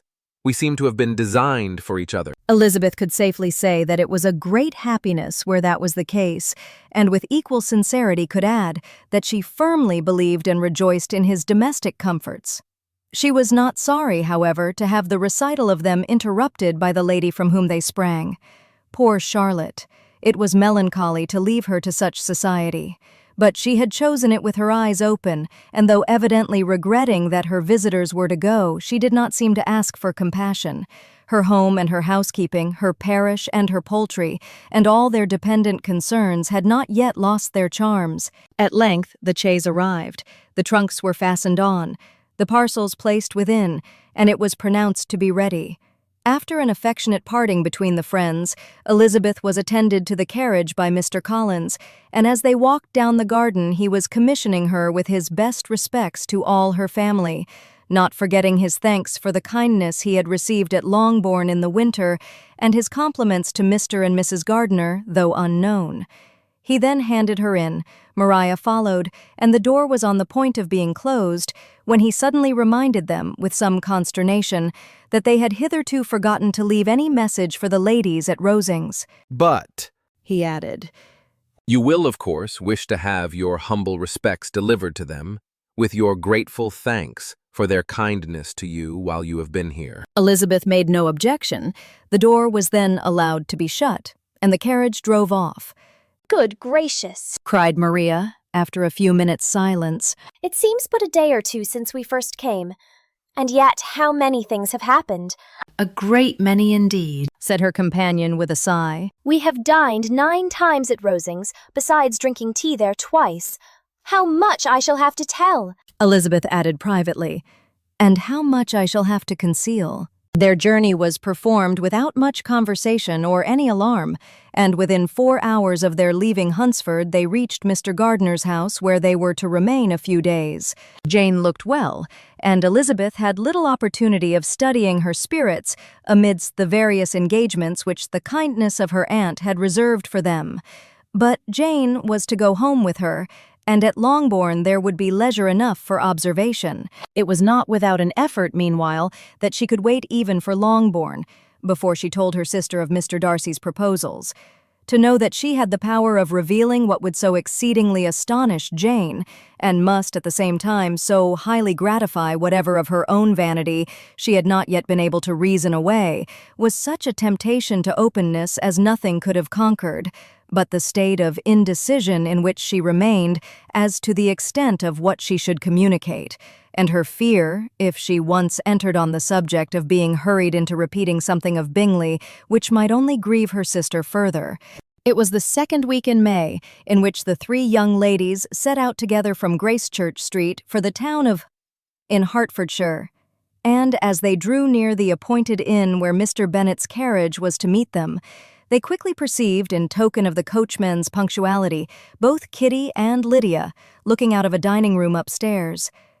These 2 girls had been above an hour in the place, happily employed in visiting an opposite milliner, watching the sentinel on guard and dressing a salad and cucumber. After welcoming their sisters, they triumphantly displayed a table set out with such cold meat as an inn larder usually affords, exclaiming, "Is not this nice? Is not this an agreeable surprise? And we mean to treat you all," added Lydia. "But you must lend us the money, for we have just spent hours at the shop out there." Then, showing her purchases, "Look here, I have bought this bonnet. I do not think it is very pretty, but I thought I might as well buy it as not. I shall pull it to pieces as soon as I get home, and see if I can make it up any better." And when her sisters abused it as ugly, she added, with perfect unconcern, "But there were 2 or 3 much uglier in the shop, and when I have bought some prettier colored satin to trim it with fresh, I think it will be very tolerable. Besides, it will not much signify what one wears this summer, after the have left Meryton, and they are going in a fortnight." Are they indeed? cried Elizabeth with the greatest satisfaction. "They are going to be encamped near Brighton, and I do so want Papa to take us all there for the summer. It would be such a delicious scheme, and I dare say would hardly cost anything at all. Mamma would like to go too, of all things. Only think what a miserable summer else we shall have." Yes, thought Elizabeth, that would be a delightful scheme indeed, and completely due for us at once. Good heaven, Brighton and a whole camp full of soldiers, to us who have been overset already by one poor regiment of militia, and the monthly balls of Meryton. "Now, I have got some news for you," said Lydia, as they sat down at table. "What do you think? It is excellent news, capital news, and about a certain person we all like. Jane and Elizabeth looked at each other, and the waiter was told he need not stay. Lydia laughed and said, "Aye, that is just like your formality and discretion. You thought the waiter must not hear, as if he cared. I dare say he often hears worse things said than I am going to say. But he is an ugly fellow. I am glad he is gone. I never saw such a long chin in my life. Well, but now for my news. It is about dear Wickham. Too good for the waiter, is it not? There is no danger of Wickham's marrying Mary King. There's for you. She is gone down to her uncle at Liverpool. Gone to stay. Wickham is safe. And Mary King is safe. added Elizabeth. Safe from a connection imprudent as to fortune. She is a great fool for going away, if she liked him. But I hope there is no strong attachment on either side, said Jane. I am sure there is not on his. I will answer for it. He never cared 3 straws about her. Who could about such a nasty little freckled thing? Elizabeth was shocked to think that, however incapable of such coarseness of expression herself, the coarseness of the sentiment was little other than her own breast had harbored and fancied liberal. As soon as all had ate, and the elder ones paid, the carriage was ordered, and after some contrivance, the whole party, with all their boxes, work-bags, and parcels, and the unwelcome addition of Kitty's and Lydia's purchases, were seated in it. How nicely we are all crammed in, cried Lydia. I am glad I bought my bonnet, if it is only for the fun of having another bandbox.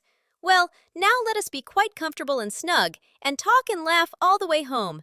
And in the first place, let us hear what has happened to you all since you went away. Have you seen any pleasant men? Have you had any flirting? I was in great hopes that one of you would have got a husband before you came back. Jane will be quite an old maid soon, I declare. She is almost 23. Lord, how ashamed I should be of not being married before 23. My Aunt Phillips wants you so to get husbands, you can't think. She says Lizzie had better have taken Mr. Collins, but I do not think there would have been any fun in it. Lord, how I should like to be married before any of you, and then I would chaperone you about to all the balls. Dear me, we had such a good piece of fun the other day at Colonel Forster's. Kitty and me were to spend the day there, and Mrs. Forster promised to have a little dance in the evening. By the by, Mrs. Forster and me are such friends, and so she asked the 2 Harringtons to come, but Harriet was ill, and so Pen was forced to come by herself. And then what do you think we did? We dressed up Chamberlain in woman's clothes on purpose to pass for a lady. Only think what fun! Not a soul knew of it, but Colonel and Mrs. Forster and Kitty and me, except my aunt, for we were forced to borrow one of her gowns, and you cannot imagine how well he looked. When Denny and Wickham and Pratt and 2 or 3 more of the men came in, they did not know him in the least. Lord, how I laughed, and so did Mrs. Forster. I thought I should have died, and that made the men suspect something, and then they soon found out what was the matter. With such kinds of histories of their parties and good jokes, did Lydia, assisted by Kitty's hints and additions, endeavor to amuse her companions all the way to Longbourn. Elizabeth listened as little as she could, but there was no escaping the frequent mention of Wickham's name. Their reception at home was most kind. Mrs. Bennet rejoiced to see Jane in undiminished beauty, and more than once during dinner did Mr. Bennet say voluntarily to Elizabeth, I am glad you are come back, Lizzie. Their party in the dining room was large, for almost all the Lucases came to meet Maria and hear the news, and various were the subjects that occupied them. Lady Lucas was inquiring of Maria after the welfare and poultry of her eldest daughter. Mrs. Bennet was doubly engaged, on one hand collecting an account of the present fashions from Jane, who sat some way below her, and on the other retailing them all to the younger Lucases, and Lydia, in a voice rather louder than any other person's, was enumerating the various pleasures of the morning to anybody who would hear her. Oh, Mary, said she. I wish you had gone with us, for we had such fun. As we went along, Kitty and I drew up the blinds, and pretended there was nobody in the coach. And I should have gone so all the way, if Kitty had not been sick. And when we got to the George, I do think we behaved very handsomely, for we treated the other 3 with the nicest cold luncheon in the world. And if you would have gone, we would have treated you too. And then, when we came away, it was such fun. I thought we never should have got into the coach. I was ready to die of laughter. And then, we were so merry all the way home. We talked and laughed so loud that anybody might have heard us 10 miles off. To this, Mary very gravely replied, Far be it from me, my dear sister, to depreciate such pleasures. They would doubtless be congenial with the generality of female minds. But I confess they would have no charms for me. I should infinitely prefer a book. But of this answer Lydia heard not a word. She seldom listened to anybody for more than half a minute, and never attended to Mary at all. In the afternoon, Lydia was urgent with the rest of the girls to walk to Meriden and to see how everybody went on, but Elizabeth steadily opposed the scheme. It should not be said that the Miss Bennets could not be at home half a day before they were in pursuit of the officers. There was another reason, too, for her opposition. She dreaded seeing Mr. Wickham again and was resolved to avoid it as long as possible. The comfort to her of the regiment's approaching removal was indeed beyond expression. In a fortnight they were to go, and once gone, she hoped there could be nothing more to plague her on his account. She had not been many hours at home before she found that the Brighton scheme, of which Lydia had given them a hint at the inn, was under frequent discussion between her parents. Elizabeth saw directly that her father had not the smallest intention of yielding, but his answers were at the same time so vague and equivocal that her mother, though often disheartened, had never yet despaired of succeeding at last. Elizabeth's impatience to acquaint Jane with what had happened could no longer be overcome, and at length, resolving to suppress every particular in which her sister was concerned, and preparing her to be surprised, she related to her the next morning the chief of the scene between Mr. Darcy and herself. Miss Bennet's astonishment was soon lessened by the strong sisterly partiality which made any admiration of Elizabeth appear perfectly natural, and all surprise was shortly lost in other feelings. She was sorry that Mr. Darcy should have delivered his sentiments in a manner so little suited to recommend them, but still more was she grieved for the unhappiness which her sister's refusal must have given him. "His being so sure of succeeding was wrong," said she, "and certainly ought not to have appeared. But consider how much it must increase his disappointment." Indeed, replied Elizabeth. I am heartily sorry for him, but he has other feelings, which will probably soon drive away his regard for me. You do not blame me, however, for refusing him. Blame you? Oh, no. But you blame me for having spoken so warmly of Wickham. No, I do not know that you were wrong in saying what you did. But you will know it when I tell you what happened the very next day. She then spoke of the letter, repeating the whole of its contents as far as they concerned George Wickham. What a stroke was this for poor Jane, who would willingly have gone through the world without believing that so much wickedness existed in the whole race of mankind as was here collected in one individual. Nor was Darcy's vindication, though grateful to her feelings, capable of consoling her for such discovery. Most earnestly did she labor to prove the probability of error, and seek to clear the one without involving the other. This will not do, said Elizabeth. You never will be able to make both of them good for anything. Take your choice, but you must be satisfied with only one. There is but such a quantity of merit between them, just enough to make one good sort of man, and of late it has been shifting about pretty much. For my part, I am inclined to believe it all Darcy's, but you shall do as you choose. It was some time, however, before a smile could be extorted from Jane. I do not know when I have been more shocked, said she. Wickham so very bad. It is almost past belief. And poor Mr. Darcy, dear Lizzie, only consider what he must have suffered. Such a disappointment. And with the knowledge of your ill opinion too. And having to relate such a thing of his sister, it is really too distressing. I am sure you must feel it so. Oh no, my regret and compassion are all done away by seeing you so full of both. I know you will do him such ample justice that I am growing every moment more unconcerned and indifferent. Your profusion makes me saving, and if you lament over him much longer, my heart will be as light as a feather. Poor Wickham. There is such an expression of goodness in his countenance, such an openness and gentleness in his manner. There certainly was some great mismanagement in the education of those two young men. One has got all the goodness, and the other all the appearance of it. I never thought Mr. Darcy so deficient in the appearance of it as you used to do. And yet I meant to be uncommonly clever in taking so decided a dislike to him, without any reason. It is such a spur to one's genius, such an opening for wit, to have a dislike of that kind. One may be continually abusive without saying anything just, but one cannot always be laughing at a man without now and then stumbling on something witty. Lizzie, when you first read that letter, I am sure you could not treat the matter as you do now. Indeed, I could not.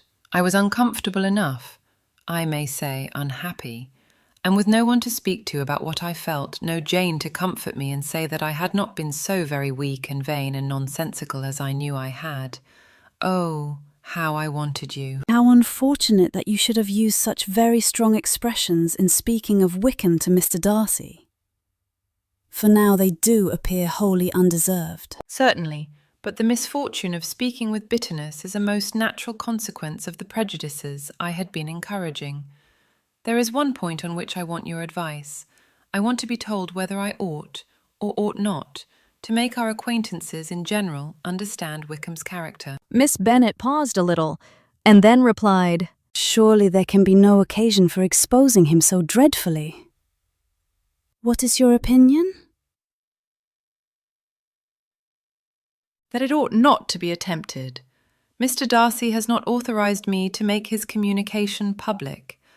On the contrary, every particular relative to his sister was meant to be kept as much as possible to myself. And if I endeavour to undeceive people as to the rest of his conduct, who will believe me?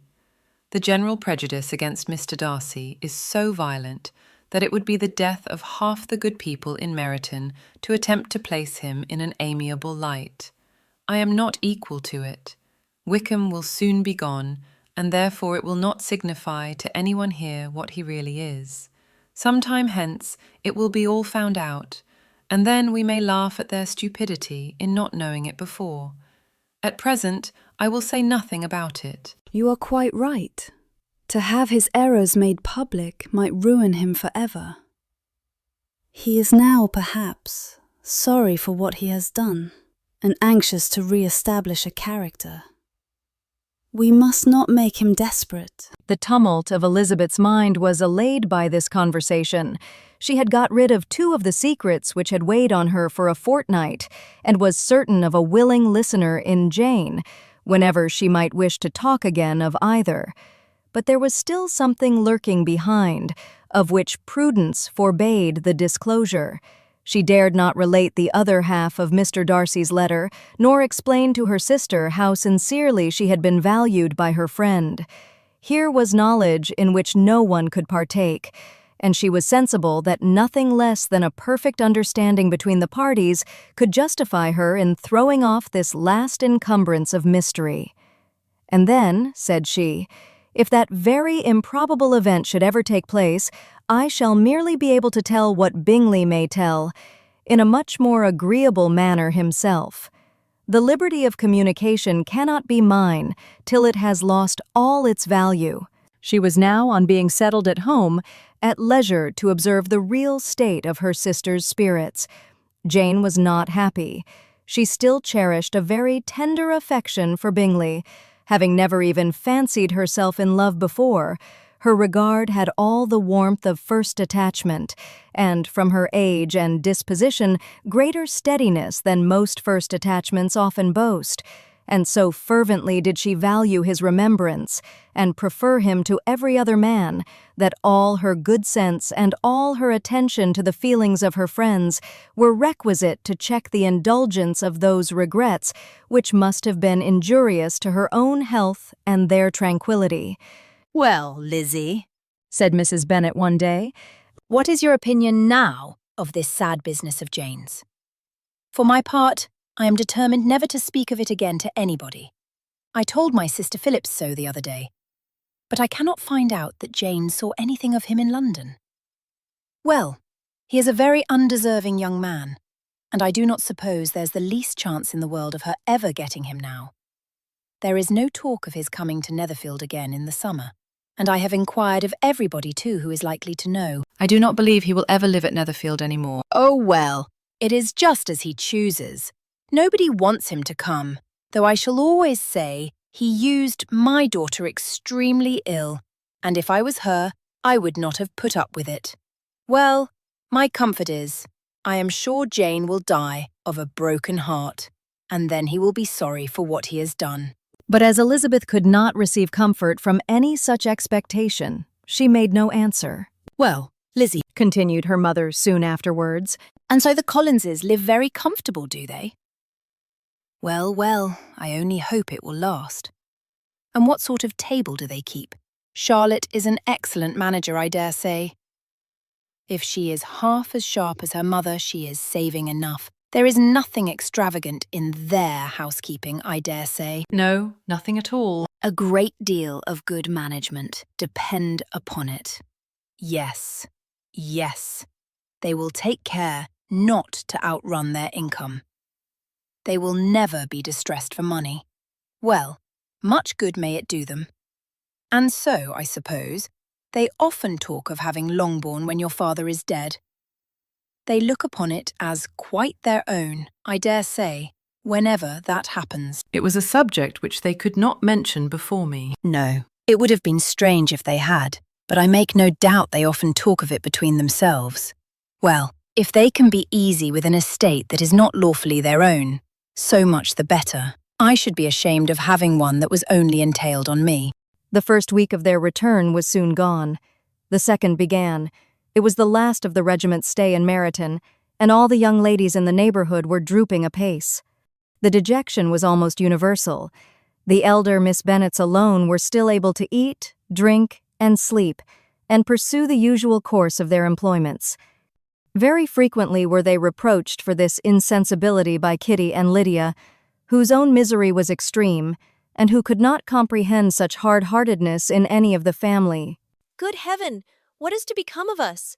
What are we to do? Would they often exclaiming the bitterness of woe? How can you be smiling so, Lizzie?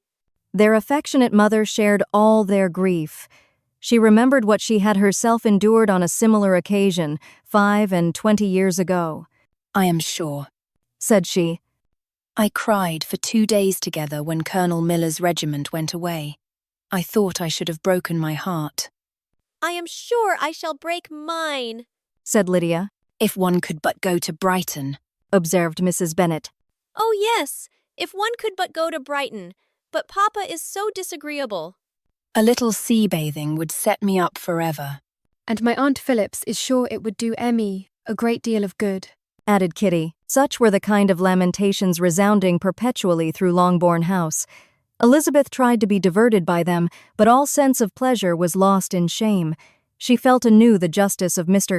Darcy's objections, and never had she been so much disposed to pardon his interference in the views of his friend. But the gloom of Lydia's prospect was shortly cleared away, for she received an invitation from Mrs. Forster, the wife of the colonel of the regiment, to accompany her to Brighton. This invaluable friend was a very young woman, and very lately married. A resemblance in good humor and good spirits had recommended her and Lydia to each other, and out of their 3 months' acquaintance they had been intimate TWO. The rapture of Lydia on this occasion, her adoration of Mrs. Forster, the delight of Mrs. Bennet, and the mortification of Kitty are scarcely to be described. Wholly inattentive to her sister's feelings, Lydia flew about the house in restless ecstasy, calling for everyone's congratulations, and laughing and talking with more violence than ever, whilst the luckless Kitty continued in the parlour repined at her fate in terms as unreasonable as her accent was peevish. I cannot see why Mrs. Forster should not ask me, as well as Lydia, said she. Though I am not her particular friend, I have just as much right to be asked as she has, and more too, for I am 2 years older. In vain did Elizabeth attempt to make her reasonable, and Jane to make her resigned. As for Elizabeth herself, this invitation was so far from exciting in her the same feelings as in her mother and Lydia, that she considered it as the death warrant of all possibility of common sense for the latter, and detestable as such a step must make her were it known, she could not help secretly advising her father not to let her go. She represented to him all the improprieties of Lydia's general behavior, the little advantage she could derive from the friendship of such a woman as Mrs. Forster, and the probability of her being yet more imprudent with such a companion at Brighton, where the temptations must be greater than at home. He heard her attentively, and then said, Lydia will never be easy until she has exposed herself in some public place or other, and we can never expect her to do it with so little expense or inconvenience to her family as under the present circumstances. If you were aware, said Elizabeth, of the very great disadvantage to us all which must arise from the public notice of Lydia's unguarded and imprudent manner, nay, which has already arisen from it, I am sure you would judge differently in the affair. Already arisen? Repeated Mr. Bennet. What? Has she frightened away some of your lovers? Poor little Lizzie. But do not be cast down. Such squeamish youths as cannot bear to be connected with a little absurdity are not worth a regret. Come, let me see the list of pitiful fellows who have been kept aloof by Lydia's folly. Indeed, you are mistaken. I have no such injuries to resent. It is not of particular, but of general evils, which I am now complaining. Our importance, our respectability in the world, must be affected by the wild volatility, the assurance and disdain of all restraint which mark Lydia's character. Excuse me, for I must speak plainly. If you, my dear father, will not take the trouble of checking her exuberant spirits and of teaching her that her present pursuits are not to be the business of her life, she will soon be beyond the reach of amendment. Her character will be fixed, and she will, at 16, be the most determined flirt that ever made herself or her family ridiculous. A flirt, too, in the worst and meanest degree of flirtation. Without any attraction beyond youth and a tolerable person, and, from the ignorance and emptiness of her mind, wholly unable to ward off any portion of that universal contempt which her rage for admiration will excite.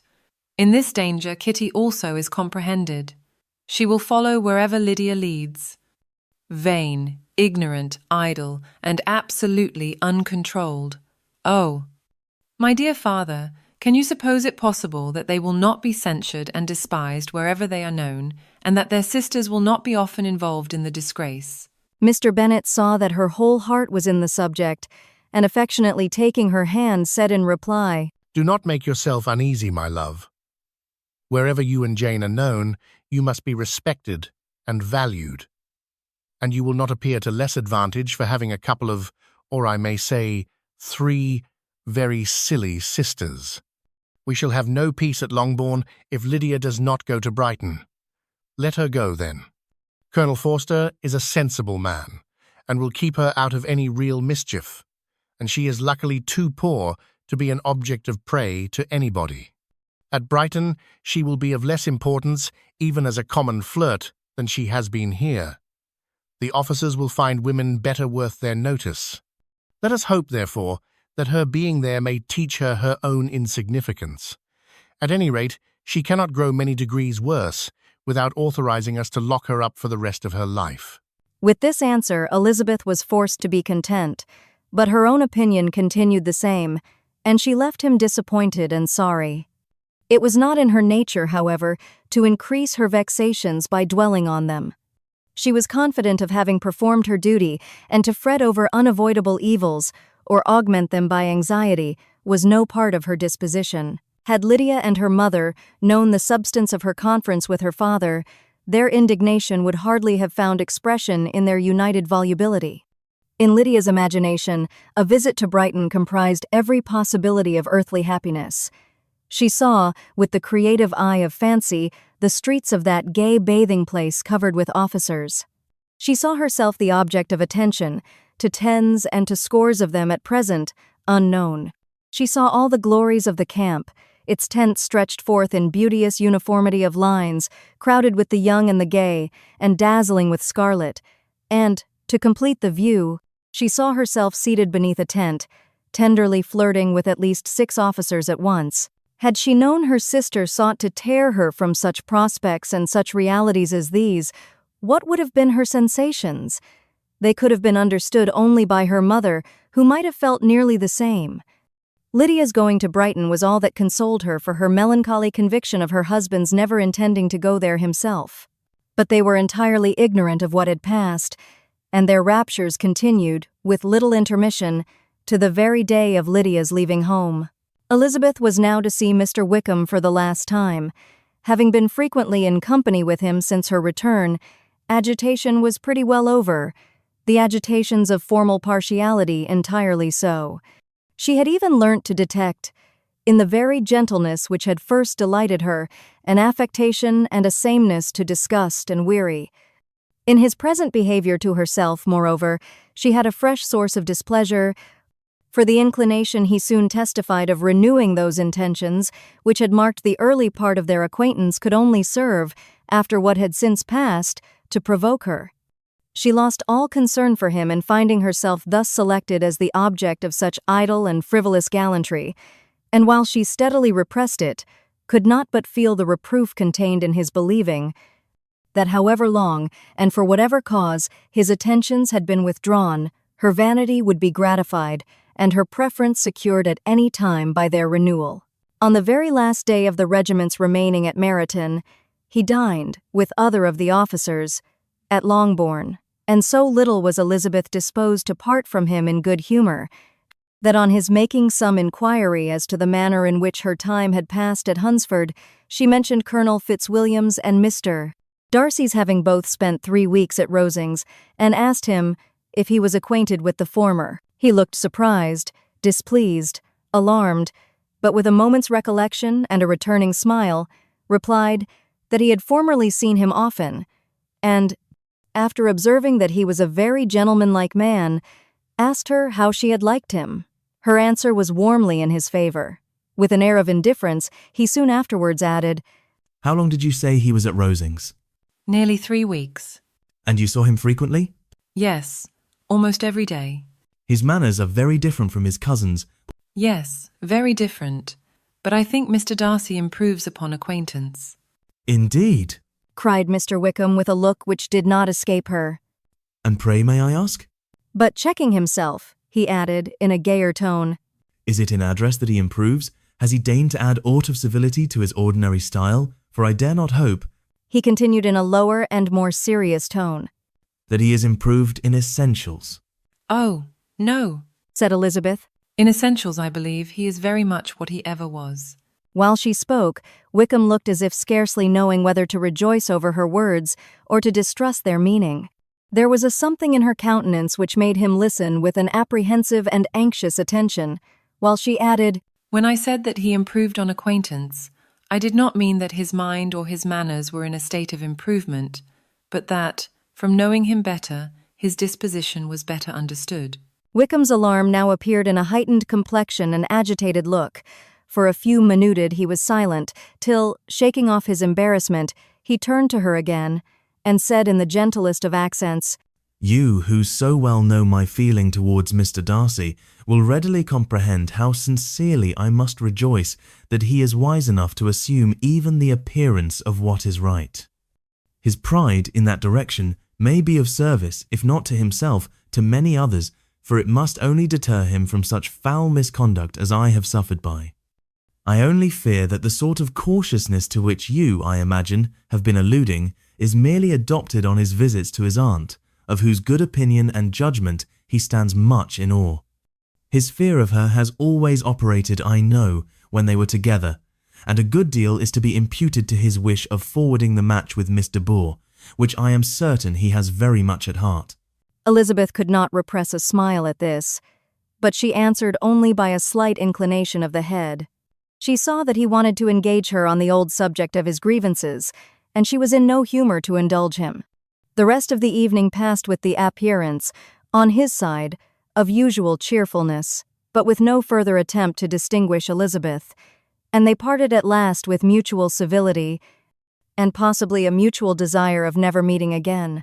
When the party broke up, Lydia returned with Mrs. Forster to Meryton, from whence they were to set out early the next morning. The separation between her and her family was rather noisy than pathetic. Kitty was the only one who shed tears, but she did weep from vexation and envy. Mrs. Bennet was diffuse in her good wishes for the felicity of her daughter, and impressive in her injunctions that she should not miss the opportunity of enjoying herself as much as possible, advice which there was every reason to believe would be well attended to. and in the clamorous happiness of Lydia herself in bidding farewell, the more gentle adieus of her sisters were uttered without being heard. Had Elizabeth's opinion been all drawn from her own family, she could not have formed a very pleasing opinion of conjugal felicity or domestic comfort. Her father, captivated by youth and beauty, and that appearance of good humor which youth and beauty generally give, had married a woman whose weak understanding and illiberal mind had very early in their marriage put an end to all real affection for her. Respect, esteem, and confidence had vanished forever, and all his views of domestic happiness were overthrown. But Mr. Bennet was not of a disposition to seek comfort for the disappointment which his own imprudence had brought on, in any of those pleasures which too often console the unfortunate for their folly of their vice. He was fond of the country and of books, and from these tastes had arisen his principal enjoyments. To his wife he was very little otherwise indebted than as her ignorance and folly had contributed to his amusement. This is not the sort of happiness which a man would in general wish to owe to his wife, but where other powers of entertainment are wanting, the true philosopher will derive benefit from such as are given. Elizabeth, however, had never been blind to the impropriety of her father's behavior as a husband. She had always seen it with pain, but respecting his abilities and grateful for his affectionate treatment of herself, she endeavored to forget what she could not overlook, and to banish from her thoughts that continual breach of conjugal obligation and decorum which, in exposing his wife to the contempt of her own children, was so highly reprehensible. But she had never felt so strongly as now the disadvantages which must attend the children of so unsuitable a marriage, nor ever been so fully aware of the evils arising from so ill-judged a direction of talents, which, rightly used, might at least have preserved the respectability of his daughters, even if incapable of enlarging the mind of his wife. When Elizabeth had rejoiced over Wickham's departure, she found little other cause for satisfaction in the loss of the regiment. Their parties abroad were less varied than before, and at home she had a mother and sister whose constant repinings at the dullness of everything around them threw a real gloom over their domestic circle. And, though Kitty might in time regain her natural degree of sense, since the disturbers of her brain were removed, her other sister, from whose disposition greater evil might be apprehended, was likely to be hardened in all her folly and assurance by a situation of such double danger as a watering-place and a camp. Upon the whole, therefore, she found, what has sometimes been found before, that an event to which she had been looking with impatient desire did not, in taking place, bring all the satisfaction she had promised herself. It was consequently necessary to name some other period for the commencement of actual felicity, to have some other point on which her wishes and hopes might be fixed, and by again enjoying the pleasure of anticipation, console herself for the present, and prepare for another disappointment. Her tour to the lakes was now the object of her happiest thoughts. It was her best consolation for all the uncomfortable hours which the discontentedness of her mother and Kitty made inevitable. And could she have included Jane in the scheme, every part of it would have been perfect. But it is fortunate, thought she, that I have something to wish for. Were the whole arrangement complete, my disappointment would be certain. But here, by carrying with me one ceaseless source of regret in my sister's absence, I may reasonably hope to have all my expectations of pleasure realized. A scheme of which every part promises delight can never be successful, and general disappointment is only warded off by the defense of some little peculiar vexation. When Lydia went away, she promised to write very often and very minutely to her mother and Kitty, but her letters were always long expected, and always very short. Those to her mother contained little else than that they were just returned from the library, where such and such officers had attended them, and where she had seen such beautiful ornaments as made her quite wild. That she had a new gown, or a new parasol, which she would have described more fully, but was obliged to leave off in a violent hurry, as Mrs. Forster called her, and they were going off to the camp, and from her correspondence with her sister, there was still less to be learnt, for her letters to Kitty, though rather longer, were much too full of lines under the words to be made public. After the first fortnight or 3 weeks of her absence, health, good humor, and cheerfulness began to reappear at Longbourn. Everything wore a happier aspect. The families who had been in town for the winter came back again, and summer finery and summer engagements arose. Mrs. Bennet was restored to her usual querulous serenity, and by the middle of June, Kitty was so much recovered as to be able to enter Meryton without tears. An event of such happy promise as to make Elizabeth hope that by the following Christmas she might be so tolerably reasonable as not to mention an officer above once a day, unless, by some cruel and malicious arrangement at the War Office, another regiment should be quartered in Meryton. The time fixed for the beginning of their northern tour was now fast approaching, and a fortnight only was wanting of it, when a letter arrived from Mrs. Gardiner, which at once delayed its commencement and curtailed its extent. Mr.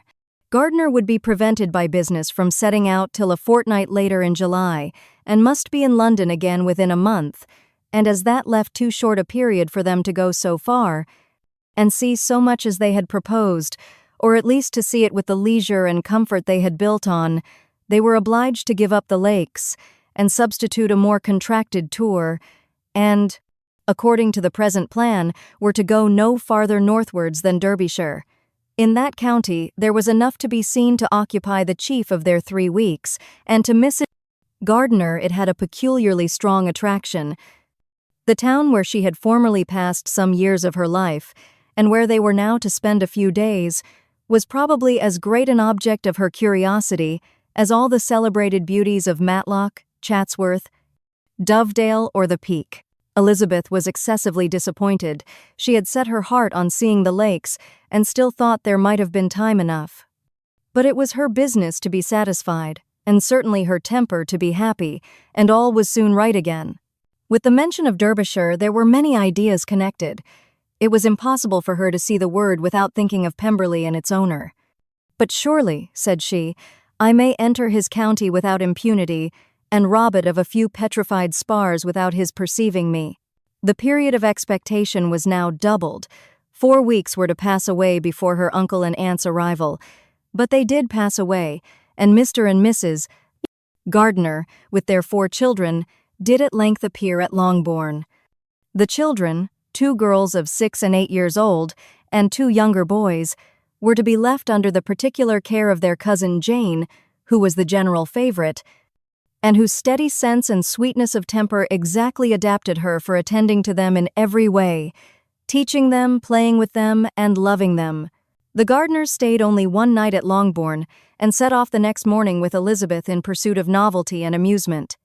One enjoyment was certain, that of suitableness of companions, a suitableness which comprehended health and temper to bear inconveniences, cheerfulness to enhance every pleasure, and affection and intelligence, which might supply it among themselves if there were disappointments abroad.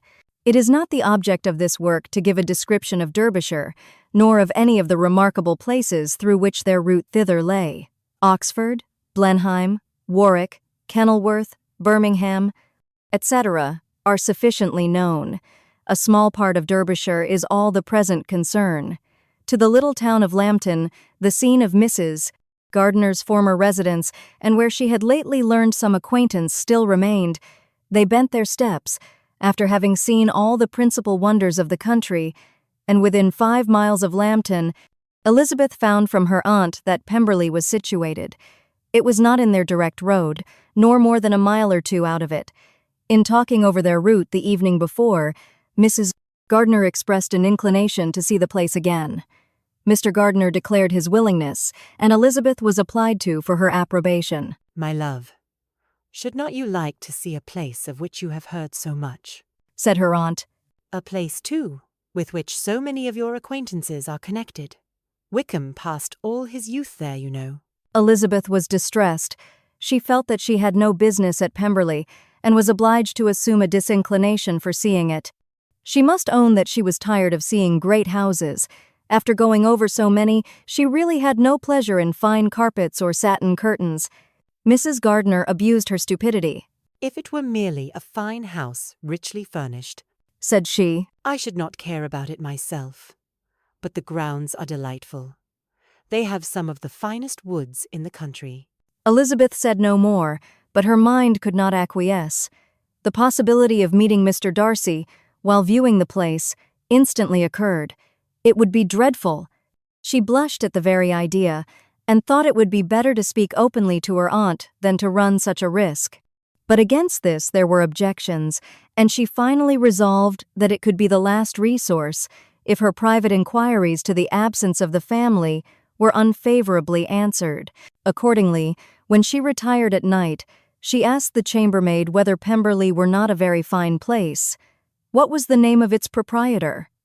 And, with no little alarm, whether the family were down for the summer? A most welcome negative followed the last question, and her alarms now being removed, she was at leisure to feel a great deal of curiosity to see the house herself. And when the subject was revived the next morning, and she was again applied to, could readily answer, and with a proper air of indifference, that she had not really any dislike to the scheme. To Pemberley, therefore, they were to go. Elizabeth, as they drove along, watched for the first appearance of Pemberley Woods with some perturbation, and when at length they turned in at the lodge, her spirits were in a high flutter. The park was very large, and contained great variety of ground. They entered it in one of its lowest points, and drove for some time through a beautiful wood stretching over a wide extent. Elizabeth's mind was too full for conversation, but she saw and admired every remarkable spot and point of view. They gradually ascended for half a mile, and then found themselves at the top of a considerable eminence where the wood ceased, and the eye was instantly caught by Pemberley House, situated on the opposite side of a valley, into which the road with some abruptness wound. It was a large, handsome stone building, standing well on rising ground, and backed by a ridge of high woody hills, and in front, a stream of some natural importance was swelled into greater, but without any artificial appearance.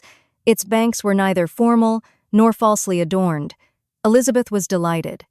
She had never seen a place for which nature had done more, or where natural beauty had been so little counteracted by an awkward taste. They were all of them warm in their admiration, and at that moment she felt that to be mistress of Pemberley might be something. They descended the hill, crossed the bridge, and drove to the door, and, while examining the nearer aspect of the house, all her apprehension of meeting its owner returned. She dreaded lest the chambermaid had been mistaken. On applying to see the place, they were admitted into the hall, and Elizabeth, as they waited for the housekeeper, had leisure to wonder at her being where she was. The housekeeper came, a respectable-looking elderly woman, much less fine and more civil than she had any notion of finding her. They followed her into the dining parlor. It was a large, well-proportioned room, handsomely fitted up. Elizabeth, after slightly surveying it, went to a window to enjoy its prospect. The hill, crowned with wood, which they had descended, receiving increased abruptness from the distance, was a beautiful object. Every disposition of the ground was good, and she looked on the whole scene, the river, the trees scattered on its banks, and the winding of the valley, as far as she could trace it, with delight. As they passed into other rooms, these objects were taking different positions, but from every window there were beauties to be seen. The rooms were lofty and handsome, and their furniture suitable to the fortune of its proprietor. But Elizabeth saw, with admiration of his taste, that it was neither gaudy nor uselessly fine, with less of splendor and more real elegance than the furniture of Rosings. And of this place, thought she, I might have been mistress. With these rooms I might now have been familiarly acquainted. Instead of viewing them as a stranger, I might have rejoiced in them as my own, and welcomed to them as visitors my uncle and aunt. But no, recollecting herself, that could never be. My uncle and aunt would have been lost to me. I should not have been allowed to invite them. This was a lucky recollection. It saved her from something very like regret. She longed to inquire of the housekeeper whether her master was really absent, but had not the courage for it. At length, however, the question was asked by her uncle, and she turned away with alarm, while Mrs. Reynolds replied that he was, adding, "But we expect him tomorrow, with a large party of friends." How rejoiced was Elizabeth that their own journey had not by any circumstance been delayed a day. Her aunt now called her to look at a picture. She approached and saw the likeness of Mr. Wickham, suspended, amongst several other miniatures, over the mantelpiece. Her aunt asked her, smilingly, how she liked it. The housekeeper came forward and told them it was a picture of a young gentleman, the son of her late master's steward, who had been brought up by him at his own expense. He is now gone into the army, she added, but I am afraid he has turned out very wild. Mrs. Gardiner looked at her niece with a smile, but Elizabeth could not return it. And that, said Mrs. Reynolds, pointing to another of the miniatures, is my master, and very like him. It was drawn at the same time as the other, about 8 years ago. I have heard much of your master's fine person, said Mrs. Gardiner, looking at the picture. It is a handsome face. But, Lizzie, you can tell us whether it is like or not. Mrs. Reynolds' respect for Elizabeth seemed to increase on this intimation of her knowing her master. Does that young lady know Mr. Darcy? Elizabeth coloured and said, A little. And do not you think him a very handsome gentleman, ma'am? Yes, very handsome. I am sure I know none so handsome. But in the gallery upstairs you will see a finer, larger picture of him than this. This room was my late master's favourite room, and these miniatures are just as they used to be then. He was very fond of them. This accounted to Elizabeth for Mr. Wickham's being among them. Mrs. Reynolds then directed their attention to one of Miss Darcy, drawn when she was only 8 years old. And is Miss Darcy as handsome as her brother? Said Mrs. Gardiner. Oh, yes, the handsomest young lady that ever was seen, and so accomplished. She plays and sings all day long. In the next room is a new instrument just come down for her, a present from my master. She comes here tomorrow with him. Mr. Gardiner, whose manners were very easy and pleasant, encouraged her communicativeness by his questions and remarks. Mrs. Reynolds, either by pride or attachment, had evidently great pleasure in talking of her master and his sister. Is your master much at Pemberley in the course of the year? Not so much as I could wish, sir, but I dare say he may spend half his time here, and Miss Darcy is always down for the summer months. Except, thought Elizabeth, when she goes to Ramsgate. If your master would marry, you might see more of him. Yes, sir, but I do not know when that will be. I do not know who is good enough for him. Mr. and Mrs. Gardiner smiled. Elizabeth could not help saying, It is very much to his credit, I am sure, that you should think so. I say no more than the truth, and everybody will say that knows him, replied the other. Elizabeth thought this was going pretty far, and she listened with increasing astonishment as the housekeeper added, I have never known a cross word from him in my life, and I have known him ever since he was 4 years old. This was praise, of all others most extraordinary, most opposite to her ideas. That he was not a good-tempered man had been her firmest opinion. Her keenest attention was awakened. She longed to hear more, and was grateful to her uncle for saying, There are very few people of whom so much can be said. You are lucky in having such a master. Yes, sir, I know I am. If I were to go through the world, I could not meet with a better. But I have always observed that they who are good-natured when children are good-natured when they grow up, and he was always the sweetest, tempered, most generous-hearted boy in the world. Elizabeth almost stared at her. Can this be Mr. Darcy? Thought she. His father was an excellent man, said Mrs. Gardiner. Yes, ma'am, that he was indeed, and his son will be just like him, just as affable to the poor. Elizabeth listened, wondered, doubted, and was impatient for more. Mrs. Reynolds could interest her on no other point. She related the subjects of the pictures, the dimensions of the rooms, and the price of the furniture. In vain, Mr. Gardiner, highly amused by the kind of family prejudice to which he attributed her excessive commendation of her master, soon led again to the subject, and she dwelt with energy on his many merits as they proceeded together up the great staircase. He is the best landlord, and the best master, said she, that ever lived. Not like the wild young men nowadays, who think of nothing but themselves. There is not one of his tenants or servants, but will give him a good name. Some people call him proud, but I am sure I never saw anything of it. To my fancy, It is only because he does not rattle away like other young men. In what an amiable light does this place him? Thought Elizabeth. This fine account of him, Whispered her aunt as they walked, is not quite consistent with his behaviour to our poor friend. Perhaps we might be deceived. That is not very likely. Our authority was too good. On reaching the spacious lobby above, they were shown into a very pretty sitting room, lately fitted up with greater elegance and lightness than the apartments below, and were informed that it was but just done to give pleasure to Miss Darcy, who had taken a liking to the room when last at Pemberley. He is certainly a good brother, said Elizabeth. As she walked towards one of the windows, Mrs. Reynolds anticipated Miss Darcy's delight when she should enter the room. And this is always the way with him, she added. Whatever can give his sister any pleasure is sure to be done in a moment. There is nothing he would not do for her. The picture gallery, and 2 or 3 of the principal bedrooms, were all that remained to be shown. In the former were many good paintings, but Elizabeth knew nothing of the art, and from such as had been already visible below, she had willingly turned to look at some drawings of Miss Darcy's, in crayons, whose subjects were usually more interesting and also more intelligible. In the gallery there were many family portraits, but they could have little to fix the attention of a stranger. Elizabeth walked in quest of the only face whose features would be known to her.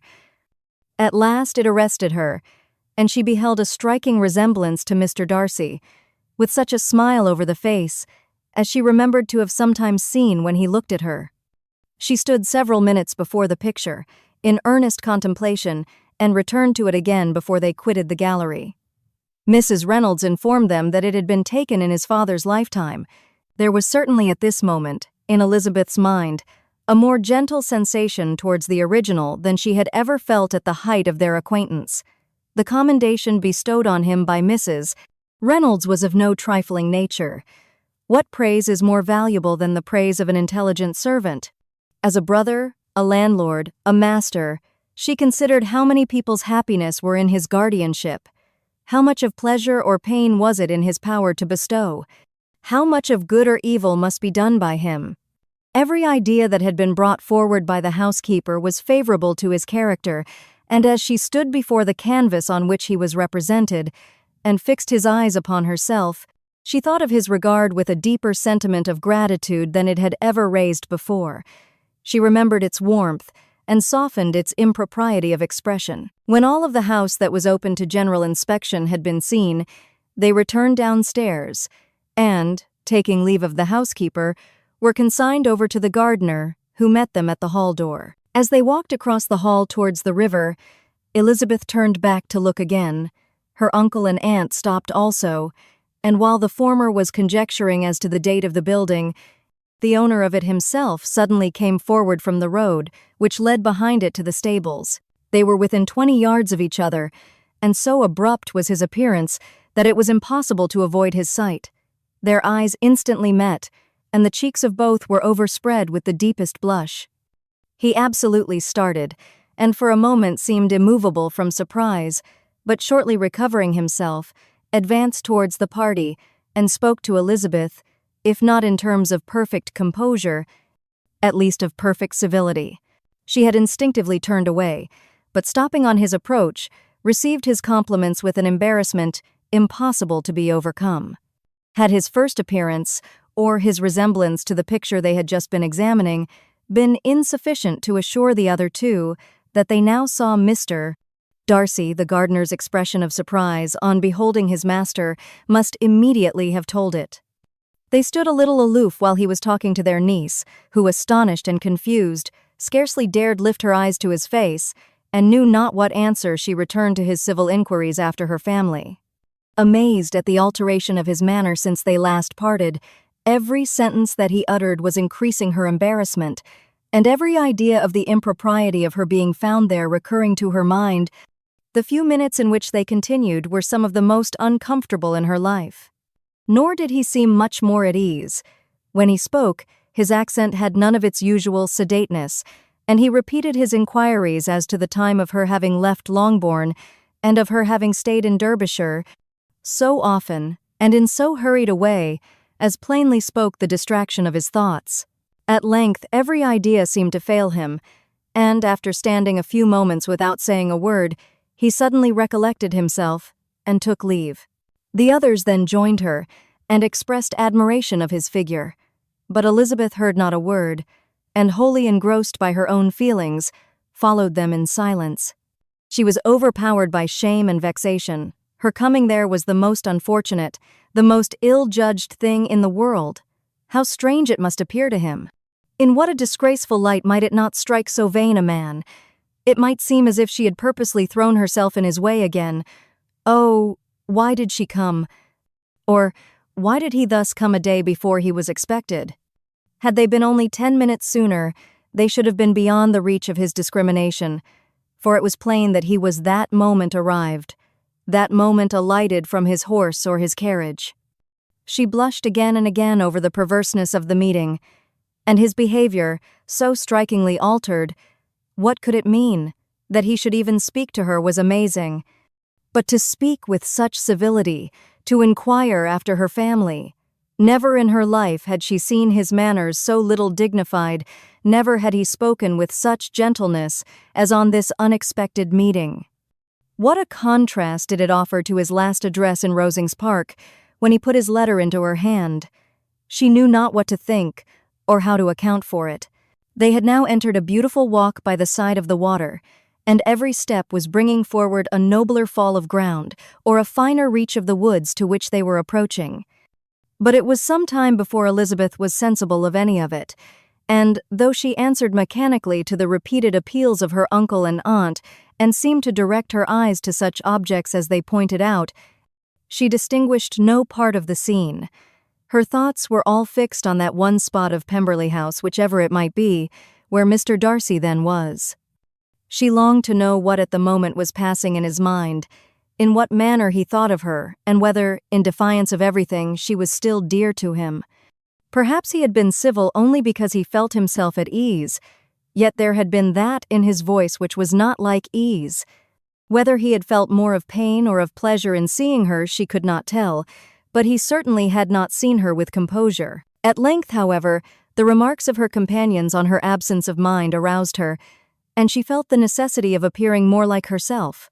They entered the woods, and bidding adieu to the river for a while, ascended some of the higher grounds, when, in spots where the opening of the trees gave the eye power to wander, were many charming views of the valley, the opposite hills, with the long range of woods overspreading many, and occasionally part of the stream. Mr. Gardiner expressed a wish of going round the whole park, but feared it might be beyond a walk. With a triumphant smile they were told that it was 10 miles round. It settled the matter, and they pursued the accustomed circuit, which brought them again, after some time, in a descent among hanging woods, to the edge of the water and one of its narrowest parts. They crossed it by a simple bridge, in character with the general air of the scene. It was a spot less adorned than any they had yet visited, and the valley, here contracted into a glen, allowed room only for the stream, and a narrow walk amidst the rough coppicewood which bordered it. Elizabeth longed to explore its windings, but when they had crossed the bridge, and perceived their distance from the house, Mrs. Gardiner, who was not a great walker, could go no farther, and thought only of returning to the carriage as quickly as possible. Her niece was, therefore, obliged to submit, and they took their way towards the house on the opposite side of the river, in the nearest direction. But their progress was slow, for Mr. Gardiner, though seldom able to indulge the taste, was very fond of fishing, and was so much engaged in watching the occasional appearance of some trout in the water and talking to the man about them, that he advanced but little. Whilst wandering on in this slow manner, they were again surprised, and Elizabeth's astonishment was quite equal to what it had been at first, by the sight of Mr. Darcy approaching them, and at no great distance. The walk here, being here less sheltered than on the other side, allowed them to see him before they met.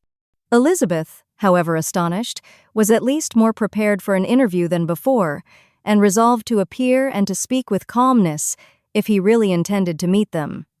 For a few moments, indeed, she felt that he would probably strike into some other path. The idea lasted while a turning in the walk concealed him from their view. The turning past, he was immediately before them. With a glance, she saw that he had lost none of his recent civility, and, to imitate his politeness, she began, as they met, to admire the beauty of the place.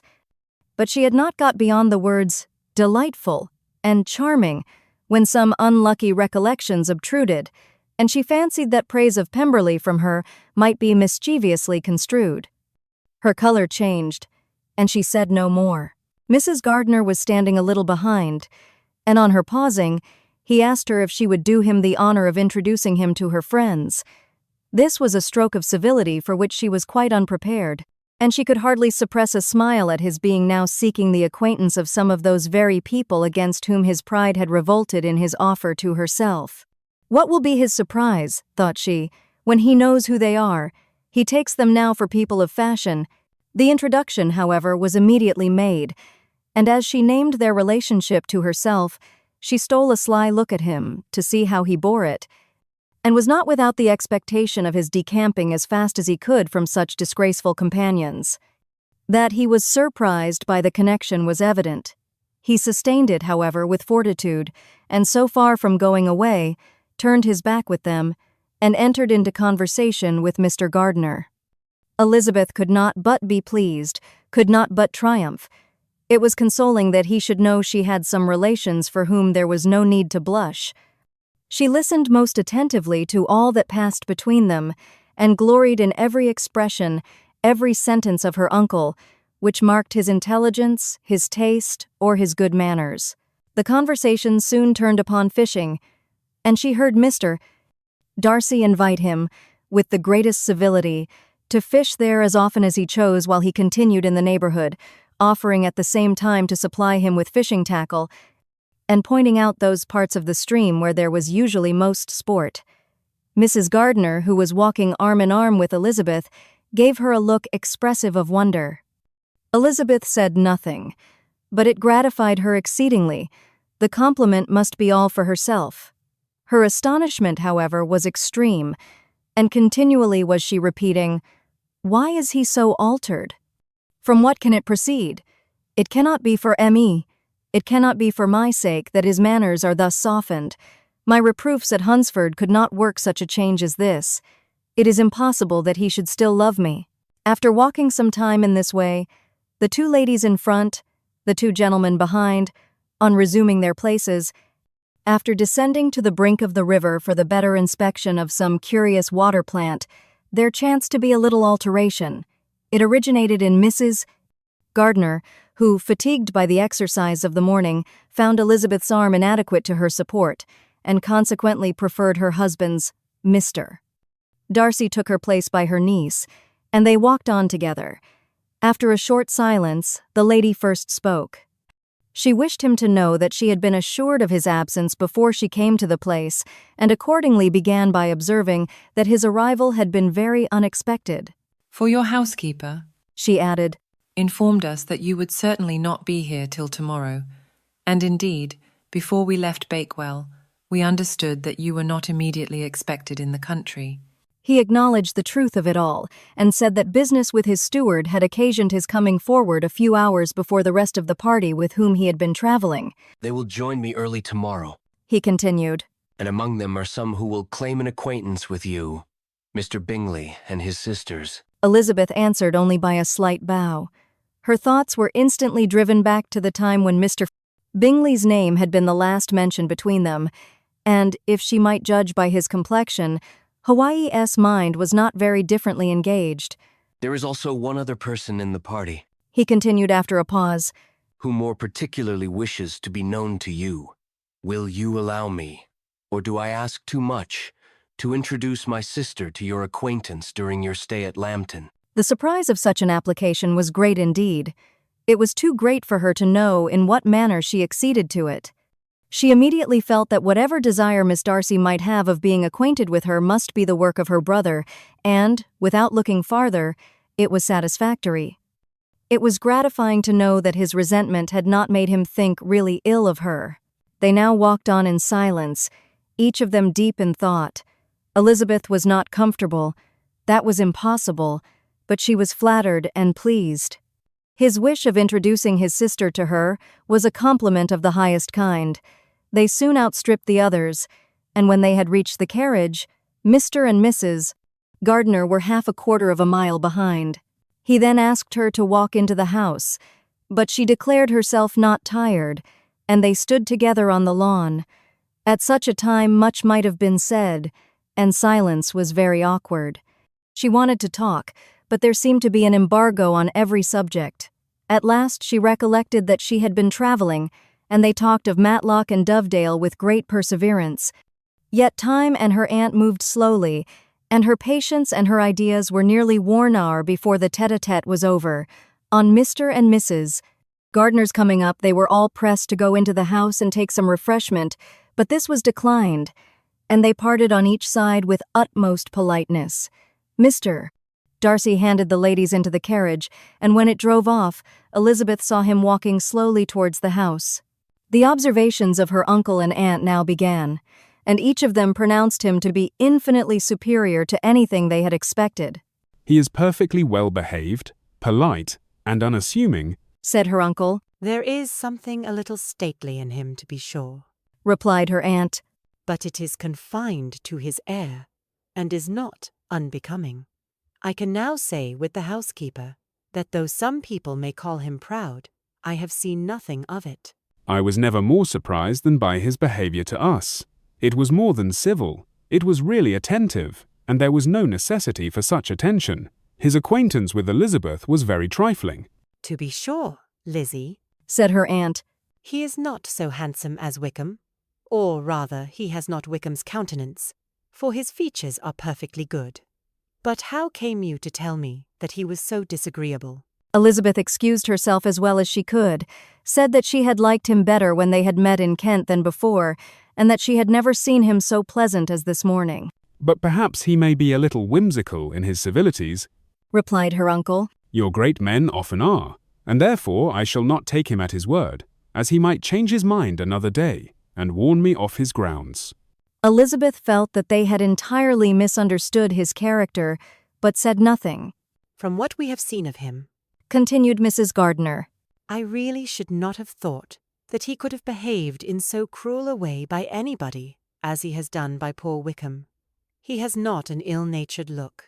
On the contrary, there is something pleasing about his mouth when he speaks, and there is something of dignity in his countenance that would not give one an unfavourable idea of his heart.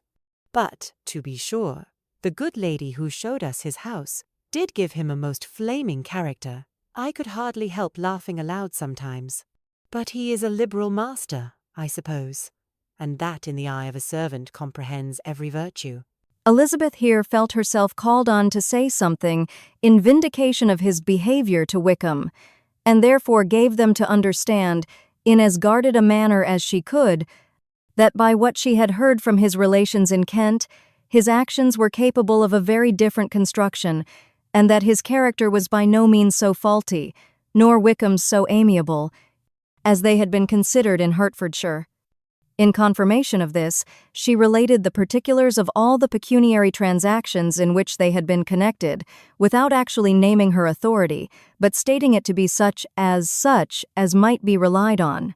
Mrs. Gardiner was surprised and concerned, but as they were now approaching the scene of her former pleasures, every idea gave way to the charm of recollection, and she was too much engaged in pointing out to her husband all the interesting spots in its environs to think of anything else. Fatigued as she had been by the morning's walk, they had no sooner dined than she set off again in quest of her former acquaintance, and the evening was spent in the satisfactions of an intercourse renewed after many years' discontinuance. The occurrences of the day were too full of interest to leave Elizabeth much attention for any of these new friends, and she could do nothing but think, and think with wonder, of Mr. Darcy's civility, and, above all, of his wishing her to be acquainted with his sister. Elizabeth had settled it that Mr. Darcy would bring his sister to visit her the very day after her reaching Pemberley, and was consequently resolved not to be out of sight of the inn the whole of that morning. But her conclusion was false, for on the very morning after their arrival at Lambton, these visitors came. They had been walking about the place with some of their new friends and were just returning to the inn to dress themselves for dining with the same family when the sound of a carriage drew them to a window, and they saw a gentleman and a lady in a curricle driving up the street. Elizabeth, immediately recognizing the livery, guessed what it meant and imparted no small degree of her surprise to her relations by acquainting them with the honor which she expected.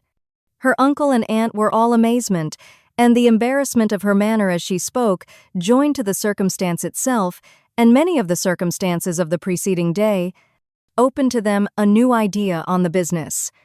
Nothing had ever suggested it before, but they felt that there was no other way of accounting for such attentions from such a quarter than by supposing a partiality for their niece.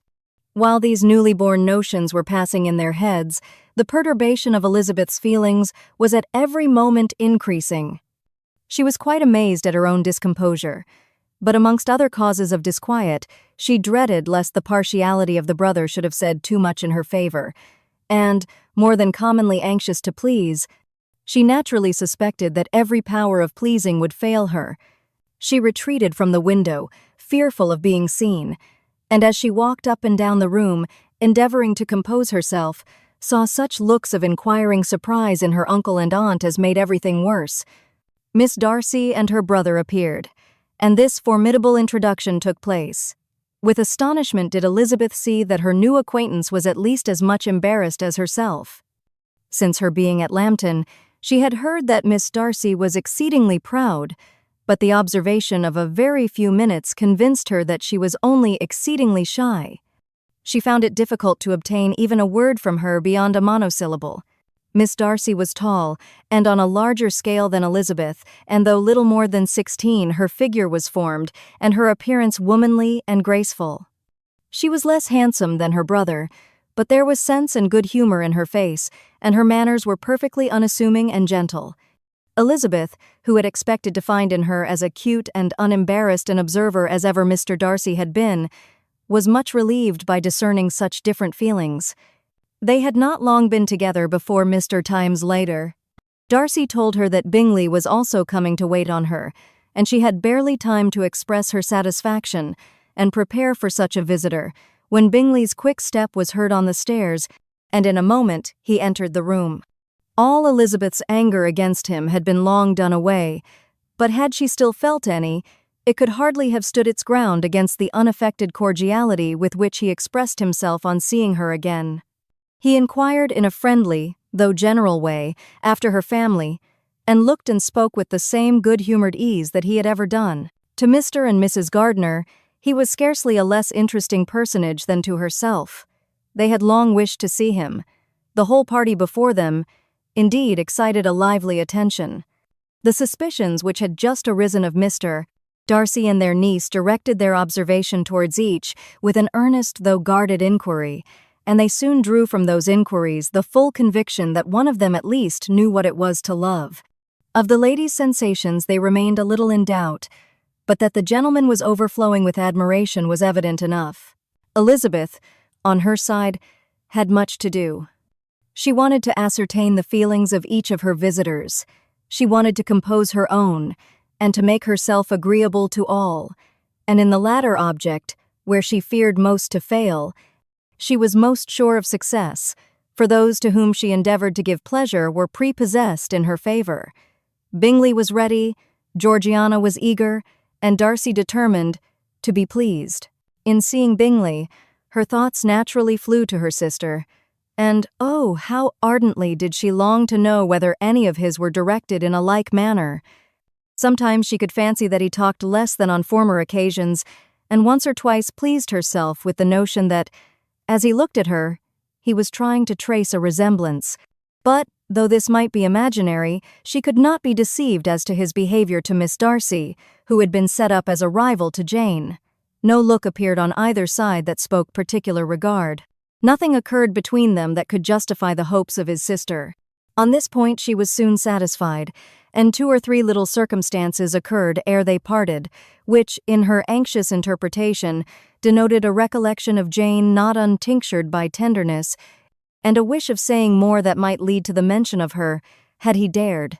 He observed to her, at a moment when the others were talking together, and in a tone which had something of real regret, that it was a very long time since he had had the pleasure of seeing her, and, before she could reply, he added, "It is above 8 months.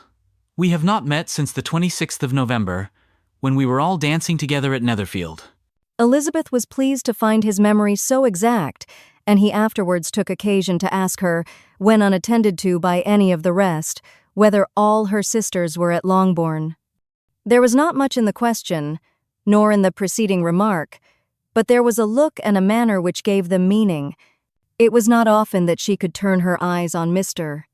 Darcy himself, but whenever she did catch a glimpse, she saw an expression of general complacence, and in all that he said she heard an accent so removed from hauteur or disdain of his companions as convinced her that the improvement of manners which she had yesterday witnessed, however temporary its existence might prove, had at least outlived one day. When she saw him thus seeking the acquaintance and courting the good opinion of people with whom any intercourse a few months ago would have been a disgrace, when she saw him thus civil, not only to herself, but to the very relations whom he had openly disdained, and recollected their last lively scene in Hunsford Parsonage, the difference, the change was so great, and struck so forcibly on her mind, that she could hardly restrain her astonishment from being visible. Never, even in the company of his dear friends at Netherfield, or his dignified relations at Rosings, had she seen him so desirous to please, so free from self-consequence or unbending reserve, as now, when no importance could result from the success of his endeavors, and when even the acquaintance of those to whom his attentions were addressed would draw down the ridicule and censure of the ladies both of Netherfield as Rosings. Their visitors stayed with them above half an hour, and when they arose to depart, Mr. Darcy called on his sister to join him in expressing their wish of seeing Mr. and Mrs. Gardiner and Miss Bennet to dinner at Pemberley before they left the country. Miss Darcy, though with a diffidence which marked her little in the habit of giving invitations, readily obeyed. Mrs. Gardiner looked at her niece, desirous of knowing how she, whom the invitation most concerned, felt disposed as to its acceptance, but Elizabeth had turned away her head. Presuming, however, that this studied avoidance spoke rather a momentary embarrassment than any dislike of the proposal, and seeing in her husband, who was fond of society, a perfect willingness to accept it, she ventured to engage for her attendance, and the day after the next was fixed on. Bingley expressed great pleasure in the certainty of seeing Elizabeth again, having still a great deal to say to her, and many inquiries to make after all their Hertfordshire friends. Elizabeth, construing all this into a wish of hearing her speak of her sister, was pleased, and on this account, as well as some others, found herself, when their visitors left them, capable of considering the last half-hour with some satisfaction, though while it was passing, the enjoyment of it had been little. Eager to be alone, and fearful of inquiries or hints from her uncle and aunt, she stayed with them only long enough to hear their favorable opinion of Bingley, and then hurried away to dress. But she had no reason to fear Mr. and Mrs. Gardiner's curiosity. It was not their wish to force her communication. It was evident that she was much better acquainted with Mr. Darcy than they had before any idea of. It was evident that he was very much in love with her. They saw much to interest, but nothing to justify inquiry. Of Mr. Darcy it was now a matter of anxiety to think well, and as far as their acquaintance reached, there was no fault to find. They could not be untouched by his politeness, and had they drawn his character from their own feelings and his servant's report, without any reference to any other account, the circle in Hertfordshire, to which he was known, would not have recognized it for Mr. Darcy. There was now an interest, however, in believing the housekeeper, and they soon became sensible that the authority of a servant who had known him since he was 4 years old, and whose own manners indicated respectability, was not to be hastily rejected.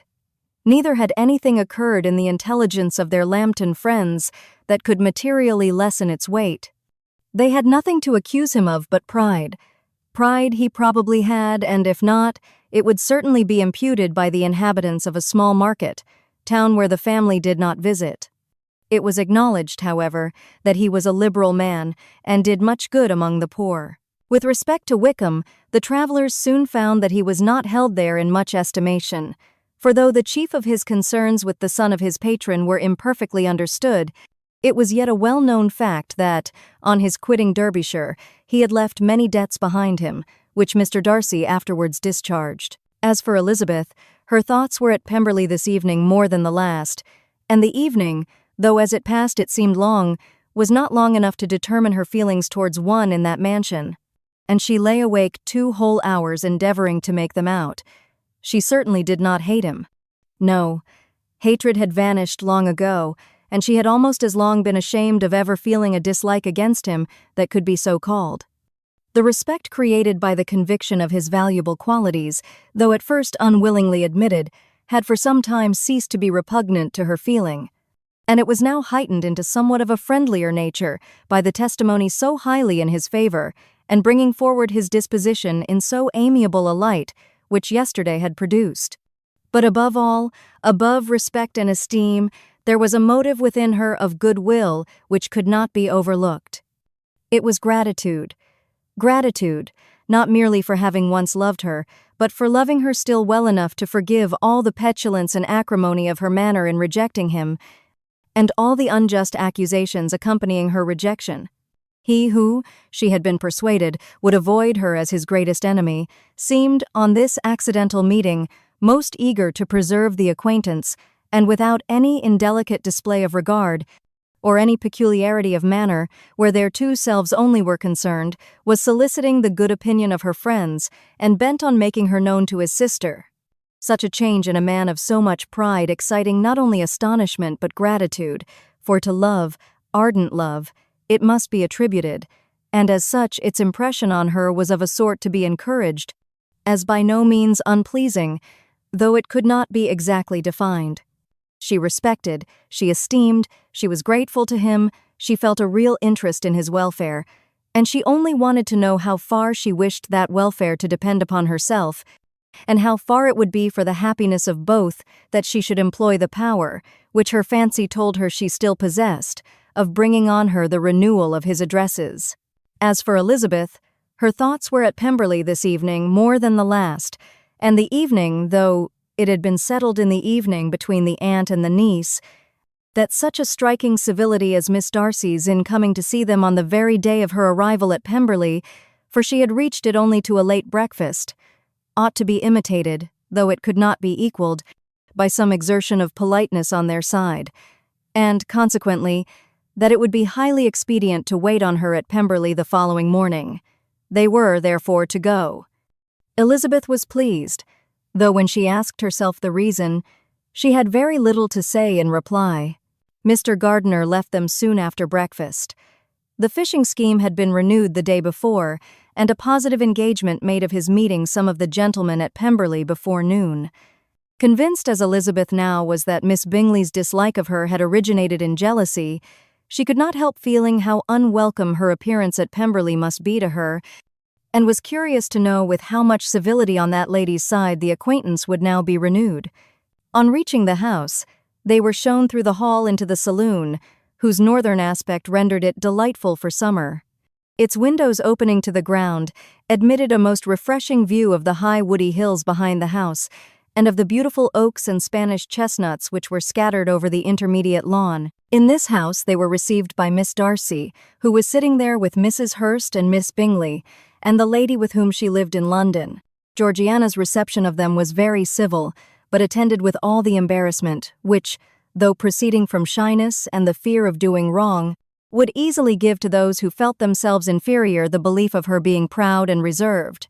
Mrs. Gardiner and her niece, however, did her justice, and pitied her. By Mrs. Hurst and Miss Bingley they were noticed only by a curtsy, and, on their being seated, a pause, awkward as such pauses must always be, succeeded for a few moments.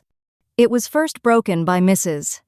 Annesley, a genteel, agreeable-looking woman, whose endeavor to introduce some kind of discourse proved her to be more truly well-bred than either of the others, and between her and Mrs. Gardiner, with occasional help from Elizabeth, the conversation was carried on. Miss Darcy looked as if she wished for courage enough to join in it, and sometimes did venture a short sentence when there was least danger of its being heard. Elizabeth soon saw that she was herself closely watched by Miss Bingley, and that she could not speak a word, especially to Miss Darcy, without calling her attention. This observation would not have prevented her from trying to talk to the latter, had they not been seated at an inconvenient distance, but she was not sorry to be spared the necessity of saying much. Her own thoughts were employing her. She expected every moment that some of the gentlemen would enter the room. She feared that the master of the house might be amongst them, and whether she wished or feared it most, she could scarcely determine. After sitting in this manner a quarter of an hour without hearing Miss Bingley's voice, Elizabeth was roused by receiving from her a cold inquiry after the health of her family.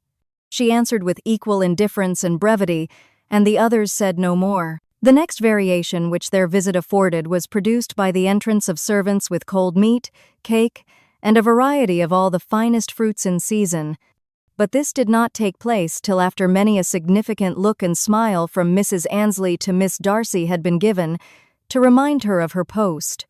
There was now employment for the whole party, for though they could not all talk, they could all eat, and the beautiful pyramids of grapes, nectarines, and peaches soon collected them round the table. While thus engaged, Elizabeth had a fair opportunity of deciding whether she most feared or wished for the appearance of Mr. Hose. Darcy, by the feelings which prevailed on his entering the room, and then, though but a moment before she had believed her wishes to predominate, she began to regret that he came. He had been some time with Mr. Gardiner, who, with 2 or 3 other gentlemen from the house, was engaged by the river, and had left him only on learning that the ladies of the family intended a visit to Georgiana that morning.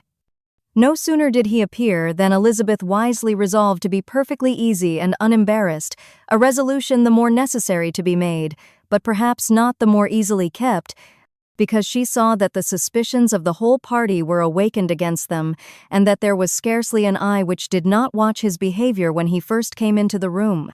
In no countenance was attentive curiosity so strongly marked as in Miss Bingley's, in spite of the smiles which overspread her face whenever she spoke to one of its objects, for jealousy had not yet made her desperate, and her attentions to Mr. Darcy were by no means over. Miss Darcy, on her brother's entrance, exerted herself much more to talk, and Elizabeth saw that he was anxious for his sister and herself to get acquainted, and forwarded as much as possible every attempt at conversation on either side. Miss Bingley saw all this likewise, and, in the imprudence of anger, took the first opportunity of saying, with sneering civility, "Pray, Miss Eliza, are not the Shire militia removed from Meryton? They must be a great loss to your family." In Darcy's presence she dared not mention Wickham's name, but Elizabeth instantly comprehended that he was uppermost in her thoughts, and the various recollections connected with him gave her a moment's distress. But exerting herself vigorously to repel the ill-natured attack, she presently answered the question in a tolerably detached tone. While she spoke, an involuntary glance showed her Darcy, with a heightened complexion, earnestly looking at her, and his sister overcome with confusion, and unable to lift up her eyes. Had Miss Bingley known what pain she was then giving her beloved friend, she undoubtedly would have refrained from the hint, but she had merely intended to discompose Elizabeth by bringing forward the idea of a man to whom she believed her partial, to make her betray a sensibility which might injure her in Darcy's opinion, and, perhaps, to remind the latter of all the follies and absurdities by which some part of her family were connected with that corps. Not a syllable had ever reached her of Miss Darcy's meditated elopement. To no creature had it been revealed, where secrecy was possible, except to Elizabeth, and from all Bingley's connections, her brother was particularly anxious to conceal it, from the very wish which Elizabeth had long ago attributed to him of their becoming hereafter her own. He had certainly formed such a plan, and without meaning that it should affect his endeavor to separate him from Miss Bennet, it is probable that it might add something to his lively concern for the welfare of his friend. Elizabeth's collected behavior, however, soon quieted his emotion, and as Miss Bingley, vexed and disappointed, dared not approach nearer to Wickham, Georgiana also recovered in time, though not enough to be able to speak any more. Her brother, whose eye she feared to meet, scarcely recollected her interest in the affair, and the very circumstance which had been designed to turn his thoughts from Elizabeth seemed to have fixed them on her more and more cheerfully. Their visit did not continue long after the question and answer above mentioned, and while Mr. Darcy was attending them to their carriage, Miss Bingley was venting her feelings in criticisms on Elizabeth's person, behavior, and dress. But Georgiana would not join her. Her brother's recommendation was enough to ensure her favor. His judgment could not err. And he had spoken in such terms of Elizabeth as to leave Georgiana without the power of finding her otherwise than lovely and amiable. When Darcy returned to the saloon, Miss Bingley could not help repeating to him some part of what she had been saying to his sister. "How very ill Miss Eliza Bennet looks this morning, Mr. Darcy," she cried. "I never in my life saw anyone so much altered as she is since the winter. She has grown so brown and coarse. Louisa and I were agreeing that we should not have known her again." However, little Mr. Darcy might have liked such an address. He contented himself with coolly replying that he perceived no other alteration than her being rather tanned, no miraculous consequence of traveling in the summer. "For my own part," she rejoined, "I must confess that I never could see any beauty in her. Her face is too thin, her complexion has no brilliancy, and her features are not at all handsome. Her nose wants character. There is nothing marked in its lines. Her teeth are tolerable, but not out of the common way. And as for her eyes, which have sometimes been called so fine, I could never see anything extraordinary in them. They have a sharp, shrewish look, which I do not like at all, and in her air altogether there is a self-sufficiency without fashion, which is intolerable." Persuaded as Miss Bingley was that Darcy admired Elizabeth, this was not the best method of recommending herself, but angry people are not always wise, and in seeing him at last look somewhat nettled, she had all the success she expected. He was resolutely silent, however, and, from a determination of making him speak, she continued, "I remember, when we first knew her in Hertfordshire, how amazed we all were to find that she was a reputed beauty, and I particularly recollect your saying one night, after they had been dining at Netherfield, 'She a beauty! I should as soon call her mother a wit.' But afterwards she seemed to improve on you, and I believe you thought her rather pretty at one time." Yes, replied Darcy, who could contain himself no longer. but that was only when I first saw her, for it is many months since I have considered her as one of the handsomest women of my acquaintance. He then went away, and Miss Bingley was left to all the satisfaction of having forced him to say what gave no one any pain but herself. Mrs. Gardiner and Elizabeth talked of all that had occurred during their visit, as they returned, except what had particularly interested them both. The look and behavior of everybody they had seen were discussed, except of the person who had mostly engaged their attention. They talked of his sister, his friends, his house, his fruit, of everything but himself. Yet Elizabeth was longing to know what Mrs. Gardiner thought of him, and Mrs. Gardiner would have been highly gratified by her niece's beginning the subject. Elizabeth had been a good deal disappointed in not finding a letter from Jane on their first arrival at Lambton, and this disappointment had been renewed on each of the mornings that had now been spent there. But on the third, her repining was over, and her sister justified by the receipt of 2 letters from her at once, on one of which was marked that it had been missent elsewhere. Elizabeth was not surprised at it, as Jane had written the direction remarkably ill. They had just been preparing to walk as the letters came in, and her uncle and aunt, leaving her to enjoy them in quiet, set off by themselves. The one missent must first be attended to. It had been written 5 days ago. The beginning contained an account of all their little parties and engagements, with such news as the country afforded, but the latter half, which was dated a day later and written in evident agitation, gave more important intelligence. It was to this effect: "Since writing the above, dearest Lizzie, something has occurred of a most unexpected and serious nature, but I am afraid of alarming you. Be assured that we are all well. What I have to say relates to poor Lydia. An express came at 12 last night, just as we were all gone to bed, from Colonel Forster, to inform us that she was gone off to Scotland with one of his officers. To own the truth, with Wickham. Imagine our surprise. To Kitty, however, it does not seem so wholly unexpected. I am very, very sorry. so imprudent a match on both sides. But I am willing to hope the best, and that his character has been misunderstood. Thoughtless and indiscreet, I can easily believe him, but this step, and let us rejoice over it, marks nothing bad at heart. His choice is disinterested at least, for he must know my father can give her nothing. Our poor mother is sadly grieved. My father bears it better. How thankful am I that we never let them know what has been said against him. We must forget it ourselves. They were off Saturday night about 12, as is conjectured, but were not missed till yesterday morning at 8. The express was sent off directly. My dear Lizzie, they must have passed within 10 miles of us. Colonel Forster gives us reason to expect him here soon. Lydia left a few lines for his wife, informing her of their intention. I must conclude, for I cannot be long from my poor mother. I am afraid you will not be able to make it out, but I hardly know what I have written. Without allowing herself time for consideration, and scarcely knowing what she felt, Elizabeth, on finishing this letter, instantly seized the other, and opening it with the utmost impatience, read as follows.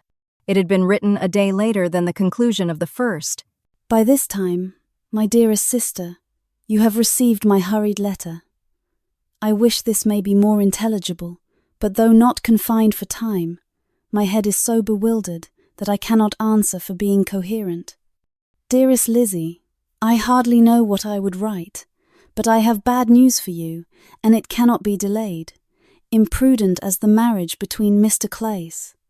Wickham and our poor Lydia would be. We are now anxious to be assured it has taken place, for there is but too much reason to fear they are not gone to Scotland. Colonel Forster came yesterday, having left Brighton the day before, not many hours after the express.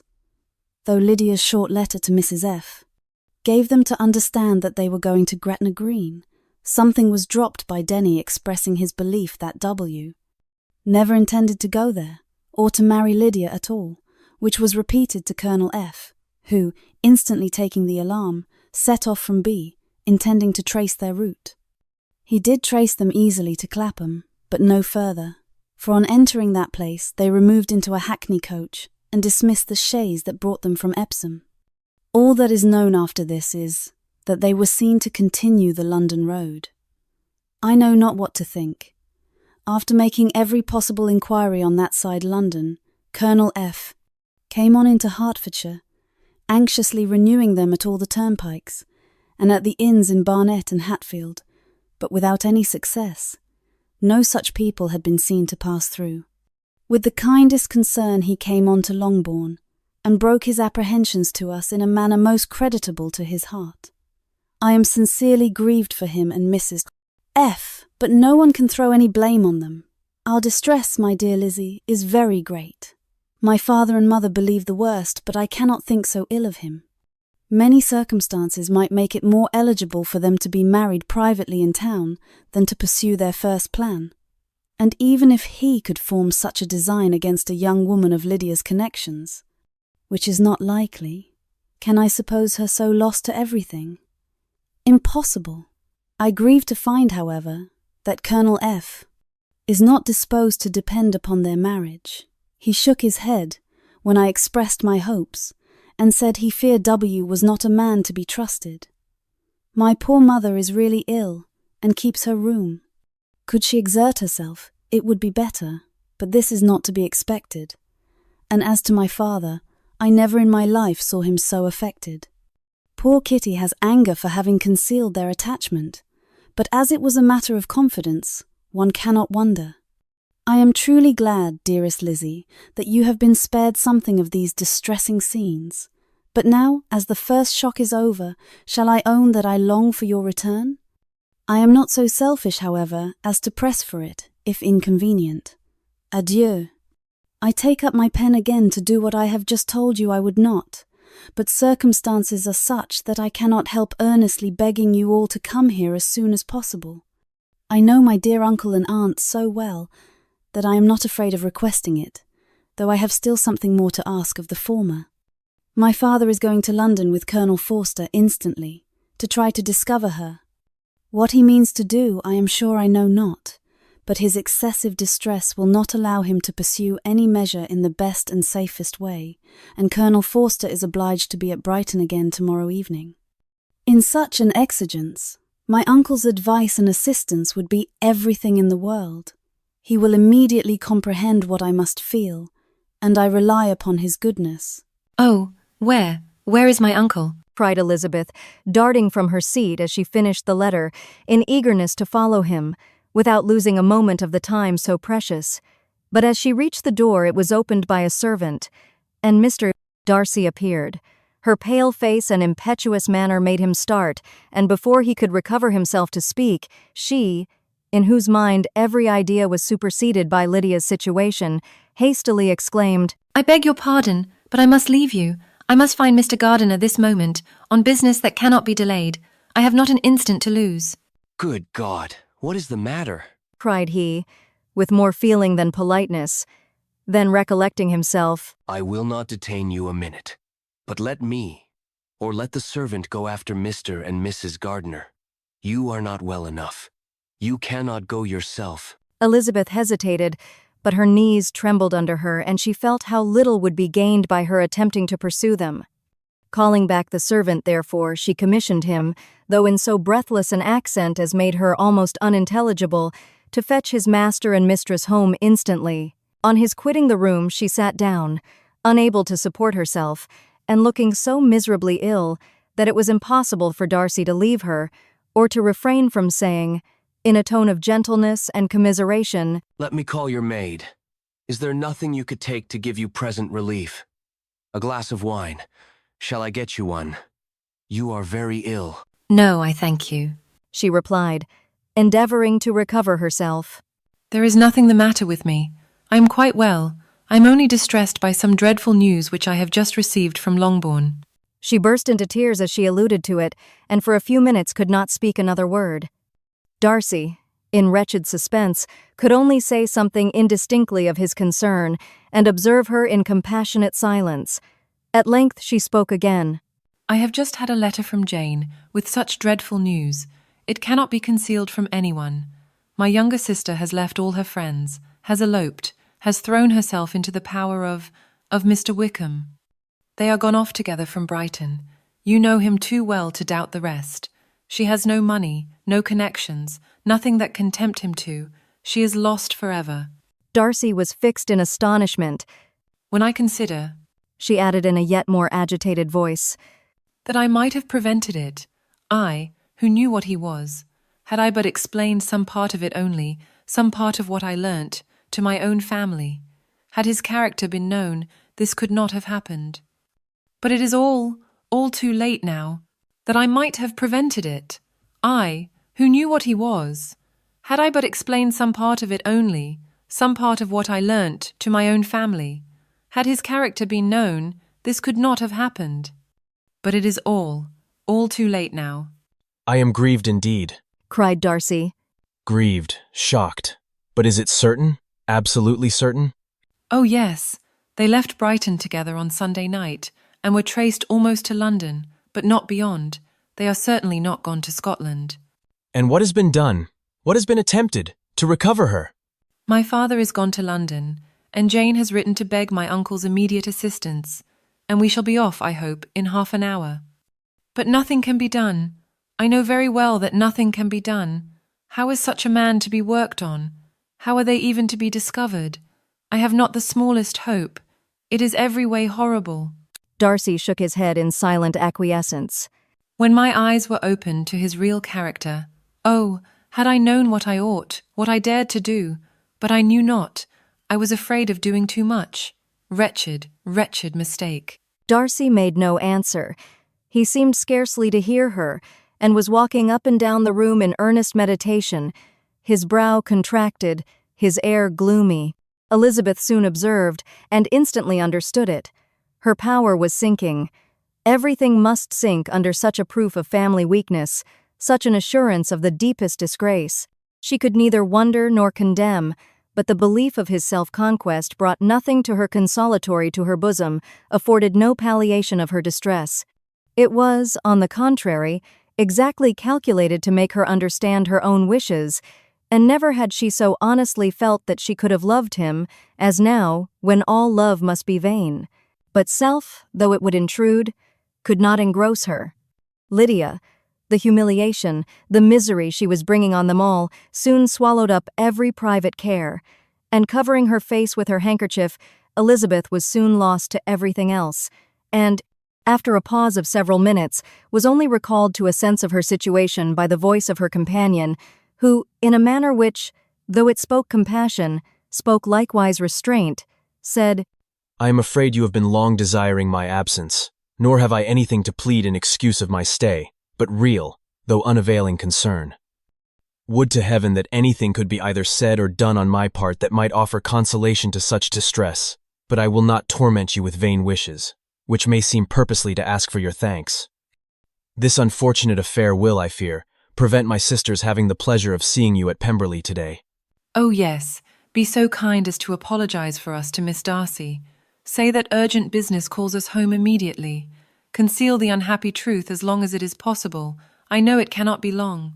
He readily assured her of his secrecy, again expressed his sorrow for her distress, wished it a happier conclusion than there was at present reason to hope, and leaving his compliments for her relations, with only one serious, parting look, went away. As he quitted the room, Elizabeth felt how improbable it was that they should ever see each other again on such terms of cordiality as had marked their several meetings in Derbyshire. And as she threw a retrospective glance over the whole of their acquaintance, so full of contradictions and varieties, sighed at the perverseness of those feelings which would now have promoted its continuance, and would formerly have rejoiced in its termination. If gratitude and esteem are good foundations of affection, Elizabeth's change of sentiment will be neither improbable nor faulty. But if otherwise, if regard springing from such sources is unreasonable or unnatural, in comparison of what is so often described as arising on a first interview with its object, and even before 2 words have been exchanged, nothing can be said in her defense, except that she had given somewhat of a trial to the latter method in her partiality for Wickham, and that its ill success might, perhaps, authorize her to seek the other less interesting mode of attachment. Be that as it may, she saw him go with regret, and in this early example of what Lydia's infamy must produce, found additional anguish as she reflected on that wretched business. Never, since reading Jane's second letter, had she entertained a hope of Wickham's meaning to marry her. No one but Jane, she thought, could flatter herself with such an expectation. Surprise was the least of her feelings on this development. While the contents of the first letter remained in her mind, she was all surprise, all astonishment that Wickham should marry a girl whom it was impossible he could marry for money, and how Lydia could ever have attached him had appeared incomprehensible, but now it was all too natural. For such an attachment as this, she might have sufficient charms, and though she did not suppose Lydia to be deliberately engaging in an elopement without the intention of marriage, she had no difficulty in believing that neither her virtue nor her understanding would preserve her from falling an easy prey.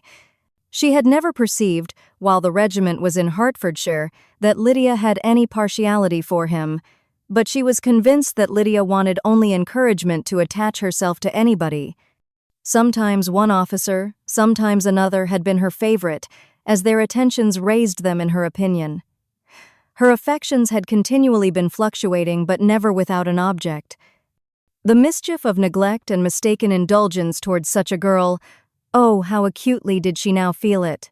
She was wild to be at home, to hear, to see, to be upon the spot to share with Jane in the cares that must now fall wholly upon her in a family so deranged, a father absent, a mother incapable of exertion, and requiring constant attendance, and though almost persuaded that nothing could be done for Lydia, her uncle's interference seemed of the utmost importance.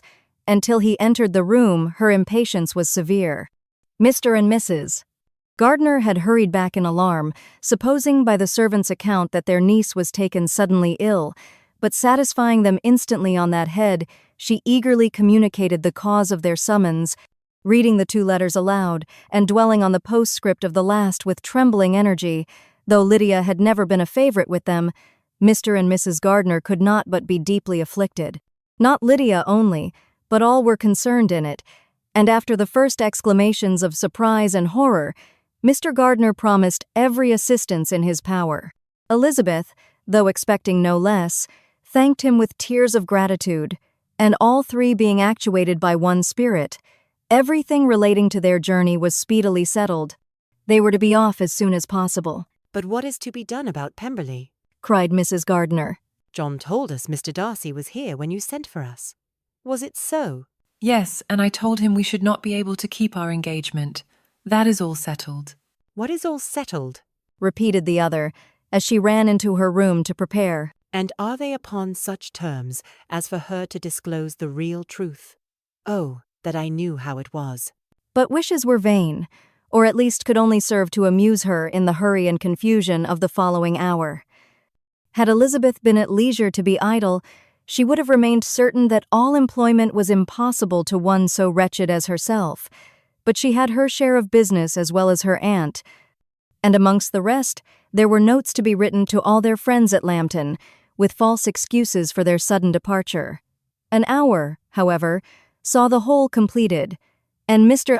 Gardner, meanwhile having settled his account at the inn, nothing remained to be done but to go, and Elizabeth, after all the misery of the morning, found herself, in a shorter space of time than she could have supposed, seated in the carriage and on the road to Longbourn. I have been thinking it over again, Elizabeth, said her uncle, as they drove from the town, and really, upon serious consideration, I am much more inclined than I was to judge as your eldest sister does on the matter. It appears to me so very unlikely that any young man should form such a design against a girl who is by no means unprotected or friendless, and who was actually staying in his colonel's family, that I am strongly inclined to hope the best. Could he expect that her friends would not step forward? Could he expect to be noticed again by the regiment after such an affront to Colonel Forster? His temptation is not adequate to the risk. Do you really think so? cried Elizabeth, brightening up for a moment. Upon my word, said Mrs. Gardner, I begin to be of your uncle's opinion. It is really too great a violation of decency, honour, and interest for him to be guilty of. I cannot think so very ill of Wickham. Can you yourself, Lizzie, so wholly give him up as to believe him capable of it? Not perhaps of neglecting his own interest, but of every other neglect I can believe him capable, if indeed it should be so, but I dare not hope it.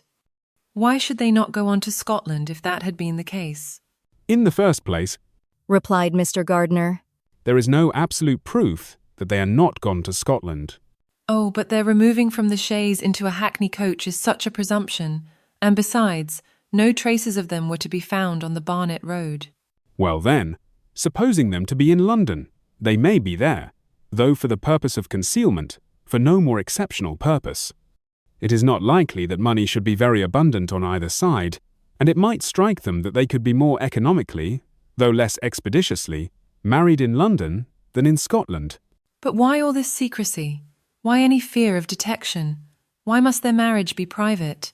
Oh, no, this is not likely. His most particular friend, you see by Jane's account, was persuaded of his never intending to marry her. Wickham will never marry a woman without some money. He cannot afford it. And what claims has Lydia? What attraction has she beyond youth, health, and good humour that could make him, for her sake, forego every chance of benefiting himself by marrying well? As to what restraint the apprehensions of disgrace in the corps might throw on a dishonourable elopement with her, I am not able to judge, for I know nothing of the effects that such a step might produce. But as to your other objection, I am afraid it will hardly hold good. Lydia has no brothers to step forward, and he might imagine, from my father's behaviour, from his indolence, and the little attention he has ever seemed to give to what was going forward in his family, that he would do as little, and think as little about it, as any father could do, in such a matter. But can you think that Lydia is so lost to everything but love of him, as to consent to live with him on any terms other than marriage?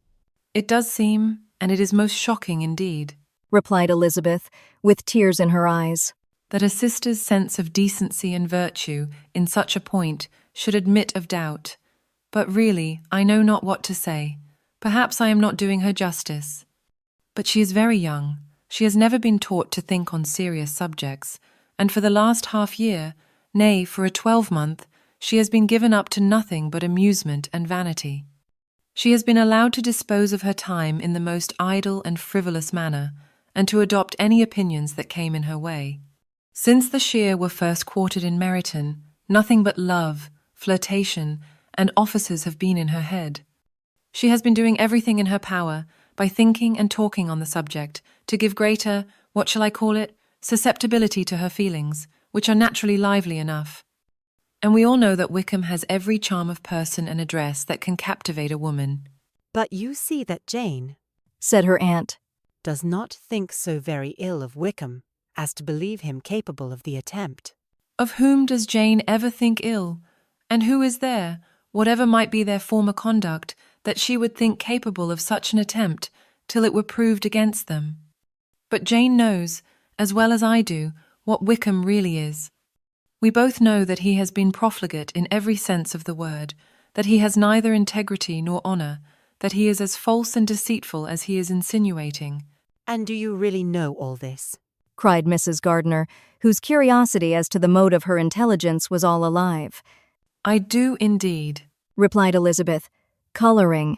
I told you, the other day, of his infamous behaviour to Mr.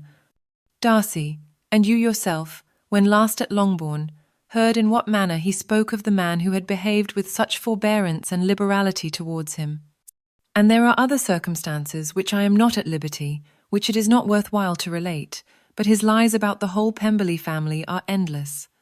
From what he said of Miss Darcy, I was thoroughly prepared to see a proud, reserved, disagreeable girl, yet he knew to the contrary himself. He must know that she was as amiable and unpretending as we have found her. But does Lydia know nothing of this? Can she be ignorant of what you and Jane seem so well to understand? Oh, yes, that is the worst of all.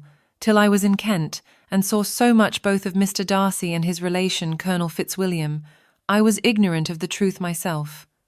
And when I returned home, the Shire was to leave Meryton in a week or fortnight's time. As that was the case, neither Jane, to whom I related the whole, nor I, thought it necessary to make our knowledge public, for of what use could it apparently be to anyone, that the good opinion which all the neighbourhood had of him should then be overthrown, and even when it was settled that Lydia should go with Mrs. Forster, the necessity of opening her eyes to his character never occurred to me. That she could be in any danger from the deception never entered my head. That such a consequence as this could ensue, you may easily believe, was far enough from my thoughts. When they all removed to Brighton, therefore, you had no reason, I suppose, to believe them fond of each other. Not the slightest. I can remember no symptom of affection on either side, and had anything of the kind been perceptible, you must be aware that ours is not a family on which it could be thrown away. When first he entered the corps, she was ready enough to admire him, but so we all were. Every girl in or near Meryton was out of her senses about him for the first 2 months, but he never distinguished her by any particular attention, and, consequently, after a moderate period of extravagant and wild admiration, her fancy for him gave way, and others of the regiment, who treated her with more distinction, again became her favourites. It may be easily believed that however little of novelty could be added to their fears, hopes, and conjectures on this interesting subject, by its repeated discussion, no other could detain them from it long, during the whole of the journey. From Elizabeth's thoughts it was never absent. Fixed there by the keenest of all anguish, self-reproach, she could find no interval of ease or forgetfulness. They travelled as expeditiously as possible, and sleeping one night on the road, reached Longbourn by dinner-time the next day. It was a comfort to Elizabeth to consider that Jane could not have been wearied by long expectations. The little Gardiners, attracted by the sight of a chaise, were standing on the steps of the house as they entered the paddock, and, when the carriage drove up to the door, the joyful surprise that lighted up their faces and displayed itself over their whole bodies, in a variety of capers and frisks, was the first pleasing earnest of their welcome. Elizabeth jumped out, and, after giving each of them a hasty kiss, hurried into the vestibule, where Jane, who came running down from her mother's apartment, immediately met her. Elizabeth, as she affectionately embraced her, whilst tears filled the eyes of both, lost not a moment in asking whether anything had been heard of the fugitives. "Not yet," replied Jane. "but now that my dear uncle is come, I hope everything will be well." Is my father in town? "Yes, he went on Tuesday, as I wrote you word." And have you heard from him often? "We have heard only twice. He wrote me a few lines on Wednesday to say that he had arrived in safety and to give me his directions, which I particularly begged him to do. He merely added that he should not write again till he had something of importance to mention." And my mother, how is she? How are you all? "My mother is tolerably well, I trust, though her spirits are greatly shaken. She is upstairs and will have great satisfaction in seeing you all. She does not yet leave her dressing room. Mary and Kitty are, thank heaven, are quite well." But you, how are you? cried Elizabeth. You look pale. How much you must have gone through. Her sister, however, assured her of her being perfectly well, and their conversation, which had been passing while Mr. and Mrs. Gardner were engaged with their children, was now put an end to by the approach of the whole party. Jane ran to her uncle and aunt and welcomed and thanked them both, with alternate smiles and tears. When they were all in the drawing-room, the questions which Elizabeth had already asked were of course repeated by the others, and they soon found that Jane had no intelligence to give. The sanguine hope of good, however, which the benevolence of her heart suggested, had not yet deserted her. She still expected that it would all end well, and that every morning would bring some letter, either from Lydia or her father, to explain their proceedings and, perhaps, announce their marriage.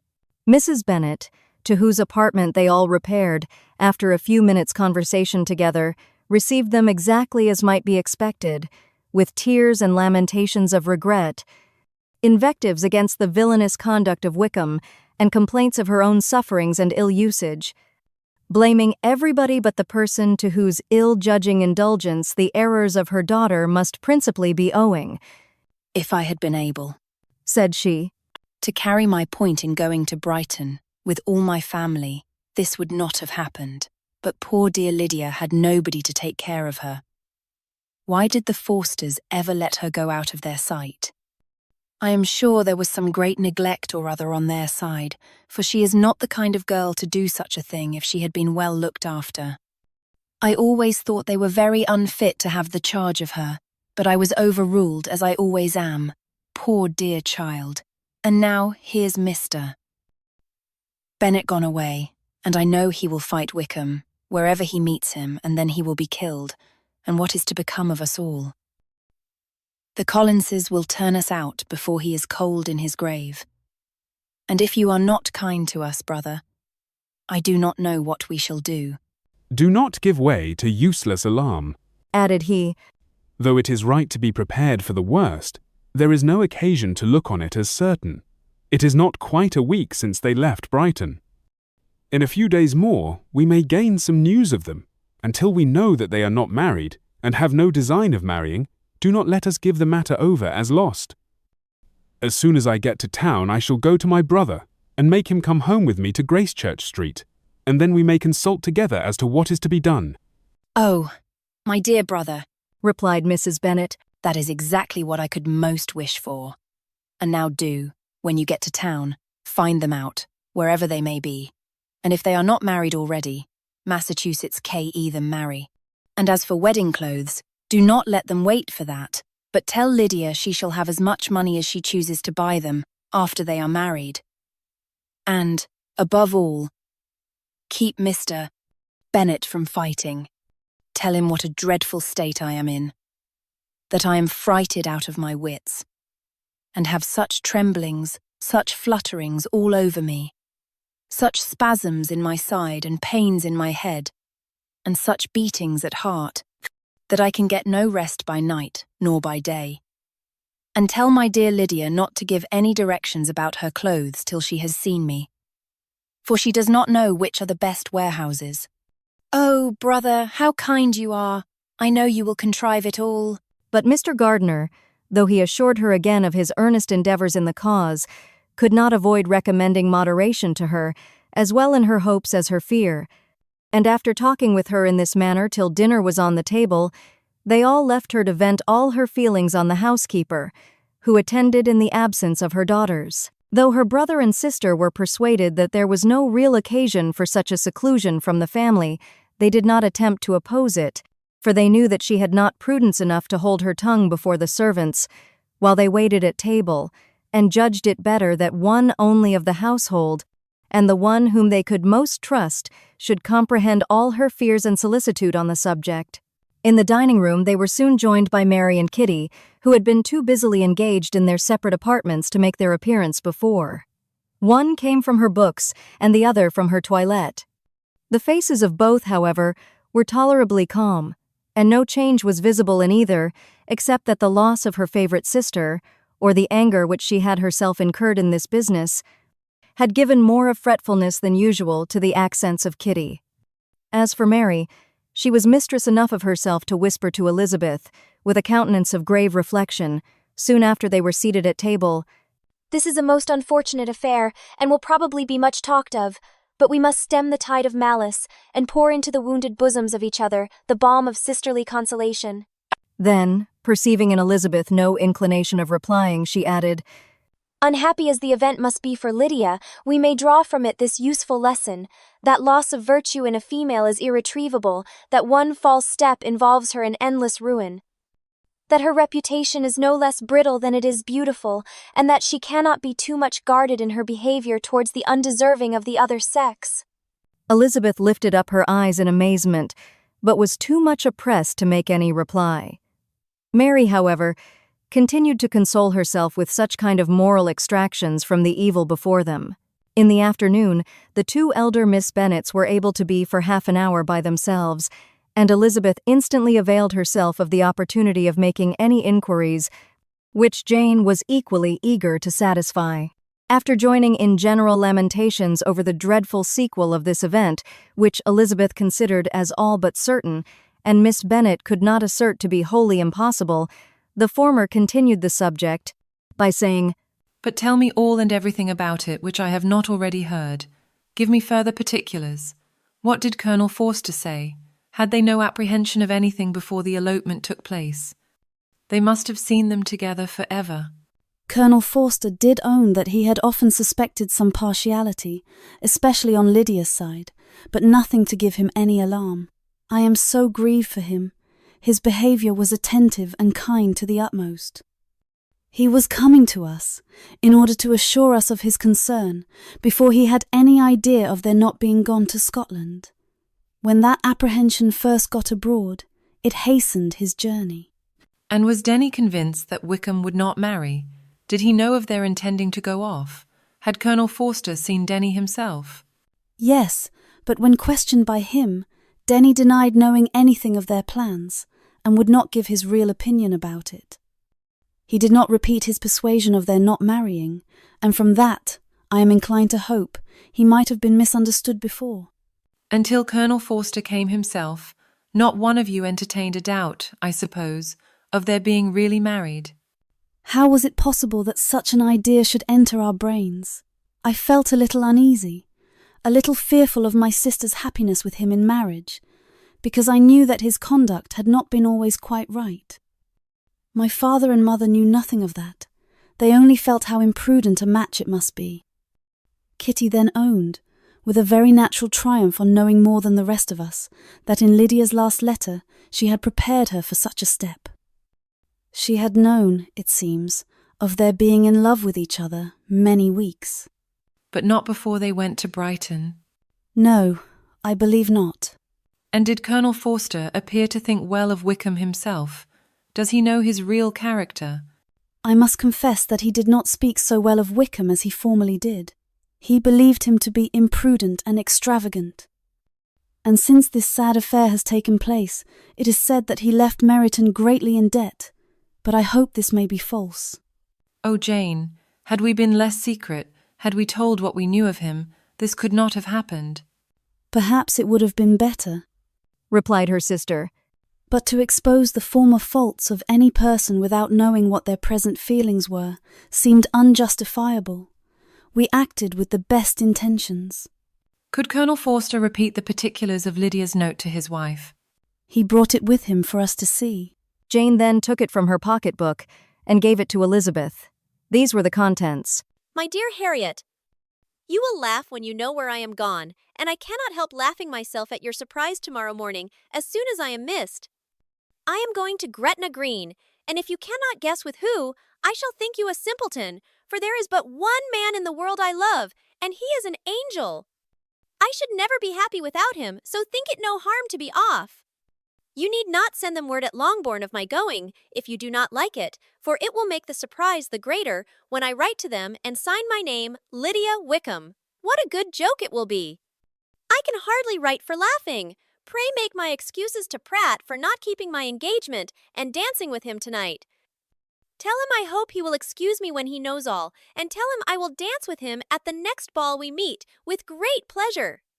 I shall send for my clothes when I get to Longbourn, but I wish you would tell Sally to mend a great slit in my worked muslin gown before they are packed up. Goodbye. Give my love to Colonel Forster. I hope you will drink to our good journey. Your affectionate friend, Lydia Bennet. Oh, thoughtless, thoughtless Lydia, cried Elizabeth when she had finished it. What a letter is this, to be written at such a moment, but at least it shows that she was serious on the subject of their journey. Whatever he might afterwards persuade her to, it was not on her side a shame of infamy. My poor father, how he must have felt it. I never saw anyone so shocked. He could not speak a word for full 10 minutes. My mother was taken ill immediately, and the whole house in such confusion. Oh, Jane, cried Elizabeth. Was there a servant belonging to it who did not know the whole story before the end of the day? I do not know. I hope there was, but to be guarded at such a time is very difficult. My mother was in hysterics, and though I endeavoured to give her every assistance in my power, I am afraid I did not do so much as I might have done. But the horror of what might possibly happen almost took from me my faculties. Your attendance upon her has been too much for you. You do not look well. Oh, that I had been with you. You have had every care and anxiety upon yourself alone. Mary and Kitty have been very kind, and would have shared in every fatigue, I am sure, but I did not think it right for either of them. Kitty is slight and delicate, and Mary studies so much that her hours of repose should not be broken in on. My Aunt Phillips came to Longbourn on Tuesday, after my father went away, and was so good as to stay till Thursday with me. She was of great use and comfort to us all. And Lady Lucas has been very kind. She walked here on Wednesday morning to condole with us, and offered her services, or any of her daughters, if they should be of use to us. She had better have stayed at home, cried Elizabeth. Perhaps she meant well, but under such a misfortune as this, one cannot see too little of one's neighbours. Assistance is impossible, condolence insufferable. Let them triumph over us at a distance, and be satisfied. She then proceeded to inquire into the measures which her father had intended to pursue, while in town, for the recovery of his daughter. He meant, I believe, replied Jane, to go to Epsom, the place where they last changed horses, see the postillions, and try if anything could be made out from them. His principal object must be to discover the number of the hackney coach which took them from Clapham. It had come with a fare from London, and as he thought that the circumstance of a gentleman and ladies removing from one carriage into another might be remarked, he meant to make inquiries at Clapham. If he could anyhow discover at what house the coachman had before set down his fare, he determined to make inquiries there, and hoped it might not be impossible to find out the stand and number of the coach. I do not know of any other designs that he had formed, but he was in such a hurry to be gone, and his spirits so greatly discomposed, that I had difficulty in finding out even so much as the Senbia Villi. The whole party were in hopes of a letter from Mr. Bennet the next morning, but the post came in without bringing a single line from him. His family knew him to be, on all common occasions, a most negligent and dilatory correspondent, but at such a time they had hoped for exertion. They were forced to conclude that he had no pleasing intelligence to send, but even of that they would have been glad to be certain. Mr. Gardiner had waited only for the letters before he set off. When he was gone, they were certain at least of receiving constant information of what was going on, and their uncle promised, at parting, to prevail on Mr. Bennet to return to Longbourn as soon as he could, to the great consolation of his sister, who considered it as the only security for her husband's not being killed in a duel. Mrs. Gardiner and the children were to remain in Hertfordshire a few days longer, as the former thought her presence might be serviceable to her nieces. She shared in their attendance on Mrs. Bennet, and was a great comfort to them in their hours of freedom. Their other aunt also visited them frequently, and always, as she said, with the design of cheering and heartening them up, though, as she never came without reporting some fresh instance of Wickham's extravagance or irregularity, she seldom went away without leaving them more dispirited than she found them. All Meryton seemed striving to blacken the man who, but 3 months before, had been almost an angel of light. He was declared to be in debt to every tradesman in the place, and his intrigues, all honored with the title of seduction, had been extended into every tradesman's family. Everybody declared that he was the wickedest young man in the world, and everybody began to find out that they had always distrusted the appearance of his goodness. Elizabeth, though she did not credit above half of what was said, believed enough to make her former assurance of her sister's ruin more certain. And even Jane, who believed still less of it, became almost hopeless, more especially as the time was now come when, if they had gone to Scotland, which she had never before entirely despaired of, they must in all probability have gained some news of them. Mr. Gardiner left Longbourn on Sunday. On Tuesday, his wife received a letter from him. It told them that, on his arrival, he had immediately found out his brother and persuaded him to come to Gracechurch Street. That Mr. Bennet had been to Epsom and Clapham before his arrival, but without gaining any satisfactory information, and that he was now determined to inquire at all the principal hotels in town, as Mr. Bennet thought it possible they might have gone to one of them on their first coming to London before they procured lodgings. Mr. Gardiner himself did not expect any success from this measure, but as his brother was eager in it, he meant to assist him in pursuing it. He added that Mr. Bennet seemed wholly disinclined at present to leave London and promised to write again very soon. There was also a postscript to this effect. I have written to Colonel Forster to desire him to find out, if possible, from some of the young man's intimates in the regiment, whether Wickham has any relations or connections who would be likely to know in what part of town he has now concealed himself. If there were anyone that one could apply to with a probability of gaining such a clue as that, it might be of essential consequence. At present, we have nothing to guide us. Colonel Forster will, I dare say, do everything in his power to satisfy us on this head. But, on second thoughts, perhaps, Lizzie could tell us what relations he has now living, better than any other person. Elizabeth was at no loss to understand from whence this deference to her authority proceeded, but it was not in her power to give any information of so satisfactory a nature as the compliment deserved. She had never heard of his having had any relations, except a father and mother, both of whom had been dead many years. It was possible, however, that some of his companions in the Shire might be able to give more information, and though she was not very sanguine in expecting it, the application was a something to look forward to. Every day at Longbourn was now a day of anxiety, but the most anxious part of each was when the post was expected. The arrival of letters was the grand object of every morning's impatience. Through letters, whatever of good or bad was to be told would be communicated, and every succeeding day was expected to bring some news of importance. But before they heard again from Mr. Gardiner, a letter arrived for their father, from a different quarter, from Mr. Collins, which, as Jane had received directions to open all that came for him in his absence, she accordingly read, and Elizabeth, who knew what curiosities his letters always were, looked over her, and read it likewise. It was as follows.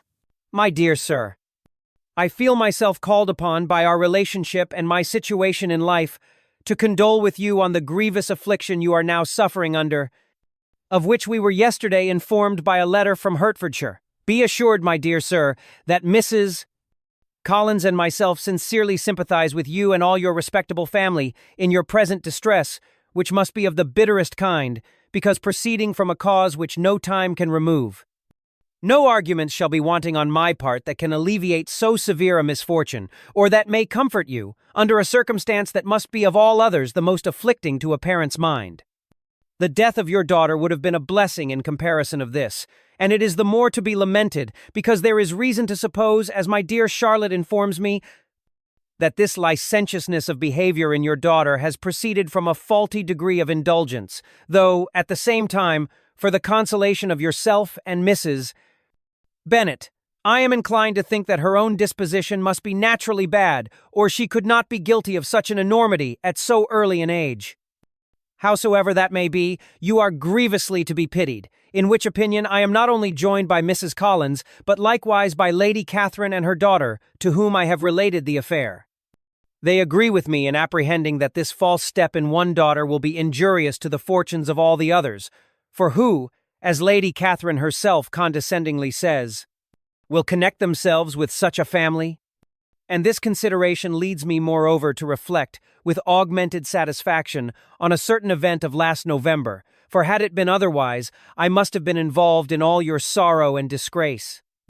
Let me then advise you, dear sir, to console yourself as much as possible, to throw off your unworthy child from your affection forever, and leave her to reap the fruits of her own heinous offense.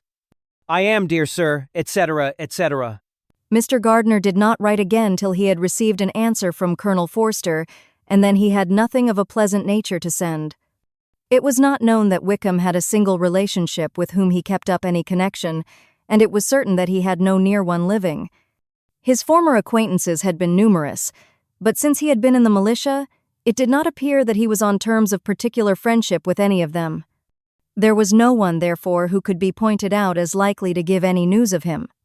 And in the wretched state of his own finances, there was a very powerful motive for secrecy, in addition to his fear of discovery by Lydia's relations, for it had just transpired that he had left gaming debts behind him to a very considerable amount. Colonel Forster believed that more than £1,000 would be necessary to clear his expenses at Brighton. He owed a good deal in town, but his debts of honor were still more formidable. Mr. Gardiner did not attempt to conceal these particulars from the Longbourn family. Jane heard them with horror. "A gamester!" she cried. "This is wholly unexpected. I had not an idea of it." Mr. Gardiner added in his letter that they might expect to see their father at home on the following day, which was Saturday.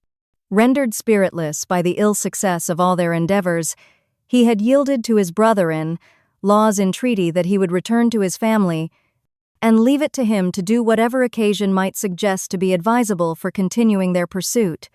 When Mrs.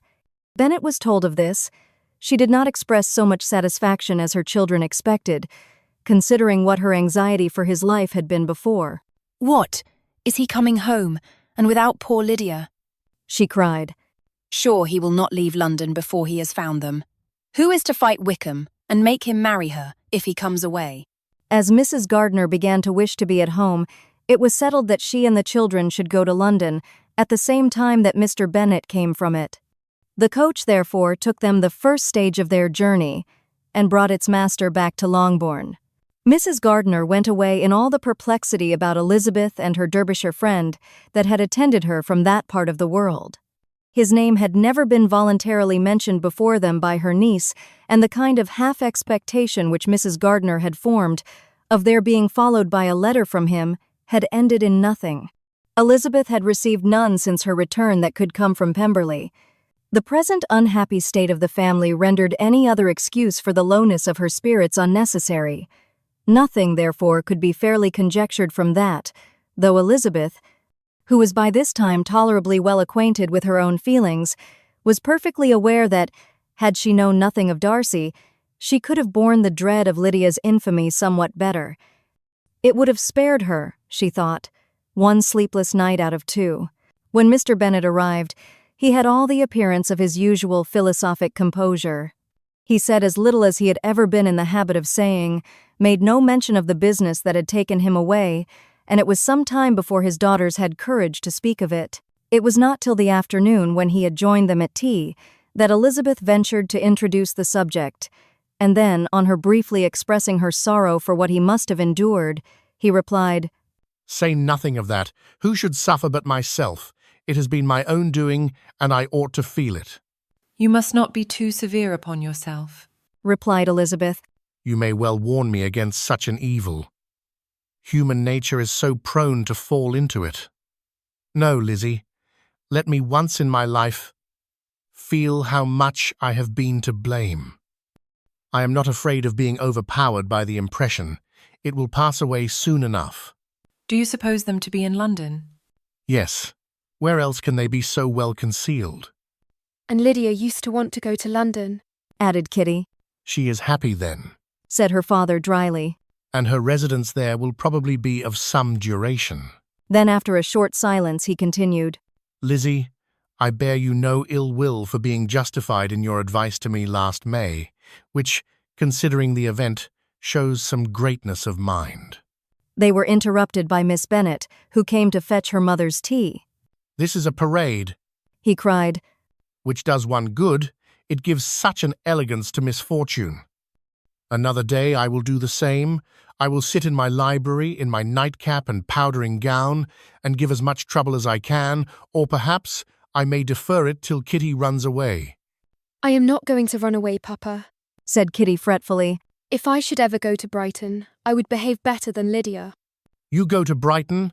I would not trust you so near it as Eastbourne for £50.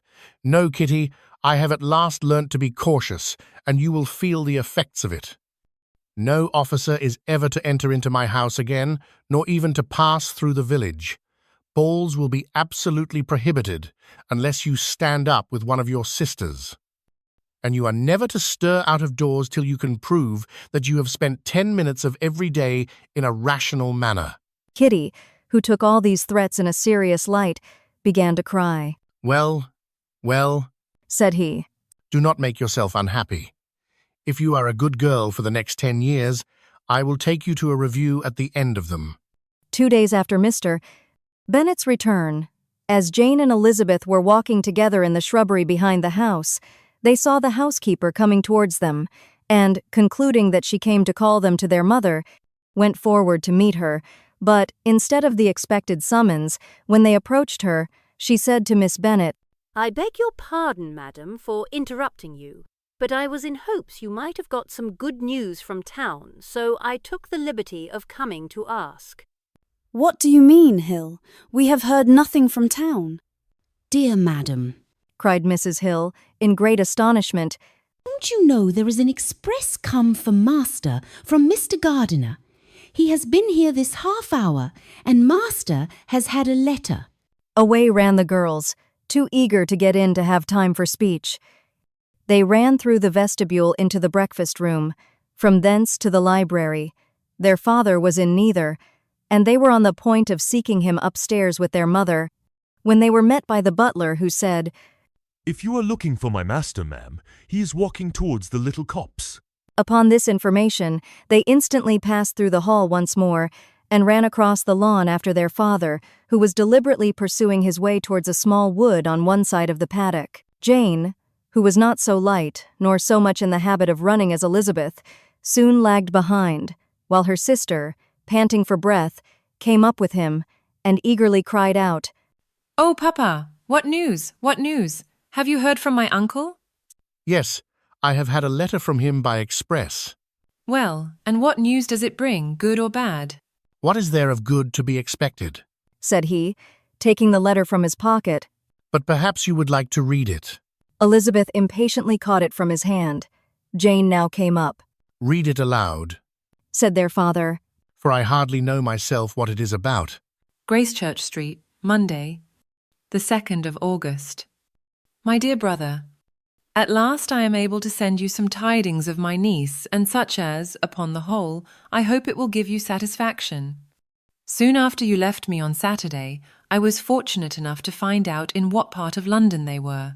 The particulars I reserve till we meet. It is enough to know they are discovered. I have seen them both.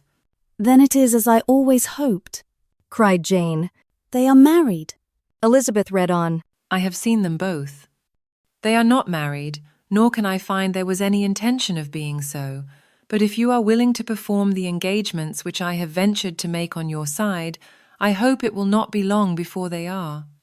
All that is required of you is to assure to your daughter, by settlement, her equal share of the £5,000 secured among your children after the decease of yourself and my sister, and, moreover, to enter into an engagement of allowing her, during your life, £100 per annum.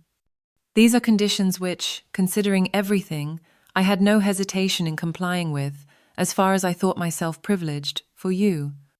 I shall send this by express, that no time may be lost in bringing me your answer. You will easily comprehend, from these particulars, that Mr. Wickham's circumstances are not so hopeless as they are generally believed to be. The world has been deceived in that respect, and I am happy to say there will be some little money, even when all his debts are discharged, to settle on my niece, in addition to her own fortune. If, as I conclude will be the case, you send me full powers to act in your name throughout the whole of this business, I will immediately give directions to Haggerston for preparing a proper settlement. There will not be the smallest occasion for your coming to town again, therefore stay quiet at Longbourn, and depend on my diligence and care.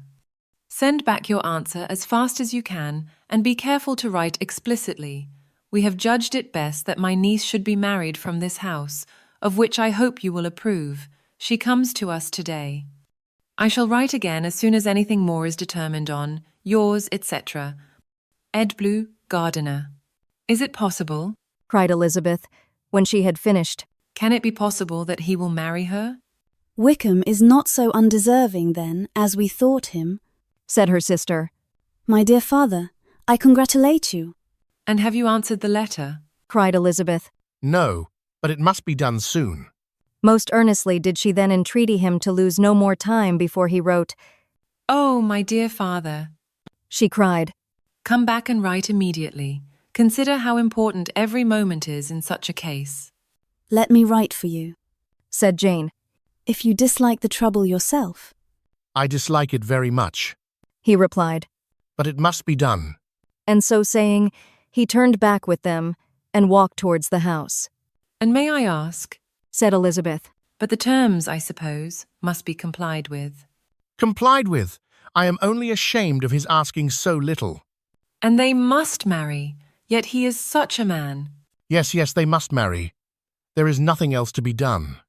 But there are two things that I want very much to know. One is, how much money your uncle has laid down to bring it about, and the other, how am I ever to pay him? Money? My uncle? Cried Jane. What do you mean, sir? I mean that no man in his senses would marry Lydia on so slight a temptation as 100 a year during my life, and 50 after I am gone. That is very true, said Elizabeth. Though it had not occurred to me before. His debts to be discharged, and something still to remain. Oh, it must be my uncle's doings. Generous good man, I am afraid he has distressed himself. A small sum could not do all this. No, said her father. Wickham's a fool if he takes her with a farthing less than £10,000. I should be sorry to think so ill of him, in the very beginning of our relationship. £10,000. Heaven forbid. How is half such a sum to be repaid? Mr. Bennet made no answer, and each of them, deep in thought, continued silent till they reached the house. Their father then went on to the library to write, and the girls walked into the breakfast room. And they are really to be married, cried Elizabeth, as soon as they were by themselves. How strange this is, and for this we are to be thankful, that they should marry, small as is their chance of happiness, and wretched as is his character, we are forced to rejoice. Oh, Lydia! I comfort myself with thinking, replied Jane, that he certainly would not marry Lydia if he had not a real regard for her. Though our kind uncle has done something towards clearing him, I cannot believe that £10,000 or anything like it has been advanced. He has children of his own and may have more. How could he spare half £10,000? If he were ever able to learn what Wickham's debts have been, said Elizabeth, and how much is settled on his side on our sister, we shall exactly know what Mr. Gardiner has done for them, because Wickham has not sixpence of his own. The kindness of my uncle and aunt can never be requited. Their taking her home and affording her their personal protection and countenance is such a sacrifice to her advantage as years of gratitude cannot enough acknowledge. By this time she is actually with them. If such goodness does not make her miserable now, she will never deserve to be happy. What a meeting for her, when she first sees my aunt. We must endeavour to forget all that has passed on either side, said Jane. I hope and trust they will yet be happy. His consenting to marry her is a proof, I will believe, that he has come to a right way of thinking. Their mutual affection will steady them, and I flatter myself they will settle so quietly and live in so rational a manner as may in time make their past imprudence forgotten. Their conduct has been such, replied Elizabeth, as neither you, nor I, nor anybody can ever forget. It is useless to talk of it. It now occurred to the girls that their mother was in all likelihood perfectly ignorant of what had happened. They went to the library, therefore, and asked their father whether he would not wish them to make it known to her. He was writing and, without raising his head, coolly replied, Just as you please. May we take my uncle's letter to read to her? Take whatever you like and get away. Elizabeth took the letter from his writing table, and they went upstairs together. Mary and Kitty were both with Mrs. Bennet. One communication would, therefore, do for all. After a slight preparation for good news, the letter was read aloud. Mrs. Bennet could hardly contain herself. As soon as Jane had read Mr. Gardiner's hope of Lydia's being soon married, her joy burst forth, and every following sentence added to its exuberance. She was now in an irritation as violent from delight as she had ever been fidgety from alarm and vexation. To know that her daughter would be married was enough. She was disturbed by no fear for her felicity, nor humbled by any remembrance of her misconduct. My dear, dear Lydia, she cried. This is delightful indeed. She will be married. I shall see her again. She will be married at 16. My good, kind brother. I knew how it would be. I knew he would manage everything. How I long to see her, and to see dear Wickham too. But the clothes, the wedding clothes. I will write to my sister Gardiner about them directly. Lizzie, my dear, run down to your father, and ask him how much he will give her. Stay, I will go myself. Ring the bell, Kitty, for Hill. I will put on my things in a moment. My dear, dear Lydia, how merry we shall be together when we meet. Her eldest daughter endeavored to give some relief to the violence of these transports by leading her thoughts to the obligations which Mr. Gardiner's behavior laid them all under. For we must attribute this happy conclusion, she added, in a great measure to his kindness. We are persuaded that he has pledged himself to assist Mr. Wickham with money. Well, cried her mother, it is all very right. Who should do it but her own uncle? If he had not had a family of his own, I and my children must have had all his money, you know, and it is the first time we have ever had anything from him, except a few presents. Well, I am so happy. In a short time I shall have a daughter married, Mrs. Wickham, how well it sounds, and she was only 16 last June. My dear Jane, I am in such a flutter that I am sure I can't write, so I will dictate, and you write for me. We will settle with your father about the money afterwards, but the things should be ordered immediately. She was then proceeding to all the particulars of calico, muslin, and cambric, and would shortly have dictated some very plentiful orders, had not Jane, though with some difficulty, persuaded her to wait till her father was at leisure to be consulted. One day's delay, she observed, would be of small importance, and her mother was too happy to be quite so obstinate as usual. Other schemes, too, came into her head. I will go to Meryton, said she, as soon as I am dressed, and tell the good news to my sister Phillips. And as I come back, I can call on Lady Lucas and Mrs. Long. Kitty, run down and order the carriage. An airing would do me a great deal of good, I am sure. Girls, can I do anything for you in Meryton? Oh, here comes Hill. My dear Hill, have you heard the good news? Miss Lydia is going to be married, and you shall all have a bowl of punch to make merry at her wedding. Mrs. Hill began instantly to express her joy. Elizabeth received her congratulations amongst the rest, and then, sick of this folly, took refuge in her own room, that she might think with freedom. Poor Lydia's situation must, at best, be bad enough, but that it was no worse, she had need to be thankful. She felt it so, and though, in looking forward, neither rational happiness nor worldly prosperity could be justly expected for her sister, in looking back to what they had feared, only 2 hours ago, she felt all the advantages of what they had gained. Mr. Bennet had very often wished before this period of his life that, instead of spending his whole income, he had laid by an annual sum for the better provision of his children, and of his wife, if she survived him. He now wished it more than ever. Had he done his duty in that respect, Lydia need not have been indebted to her uncle for whatever of honor or credit could now be purchased for her. The satisfaction of prevailing on one of the most worthless young men in Great Britain to be her husband might then have rested in its proper place. He was seriously concerned that a cause of so little advantage to anyone should be forwarded at the sole expense of his brother-in-law, and he was determined, if possible, to find out the extent of his assistance and to discharge the obligation as soon as he could. When first Mr. Bennet had married, economy was held to be perfectly useless, for, of course, they were to have a son. The son was to join in cutting off the entail as soon as he should be of age, and the widow and younger children would by that means be provided for. 5 daughters successively entered the world, but yet the son was to come, and Mrs. Bennet, for many years after Lydia's birth, had been certain that he would. This event had at last been despaired of, but it was then too late to be saving. Mrs. Bennet had no turn for economy, and her husband's love of independence had alone prevented their exceeding their income. £5,000 was settled by marriage articles on Mrs. Bennet and the children, but in what proportions it should be divided amongst the latter depended on the will of the parents. This was one point, with regard to Lydia at least, which was now to be settled, and Mr. Bennet could have no hesitation in acceding to the proposal before him. In terms of grateful acknowledgment for the kindness of his brother, though expressed most concisely, he then delivered on paper his perfect approbation of all that was done, and his willingness to fulfill the engagements that had been made for him. He had never before supposed that, could Wickham be prevailed on to marry his daughter, it would be done with so little inconvenience to himself as by the present arrangement. He would scarcely be £10 a year the loser by the 100 that was to be paid them, for, what with her board and pocket allowance, and the continual presents in money which passed to her through her mother's hands, Lydia's expenses had been very little within that sum.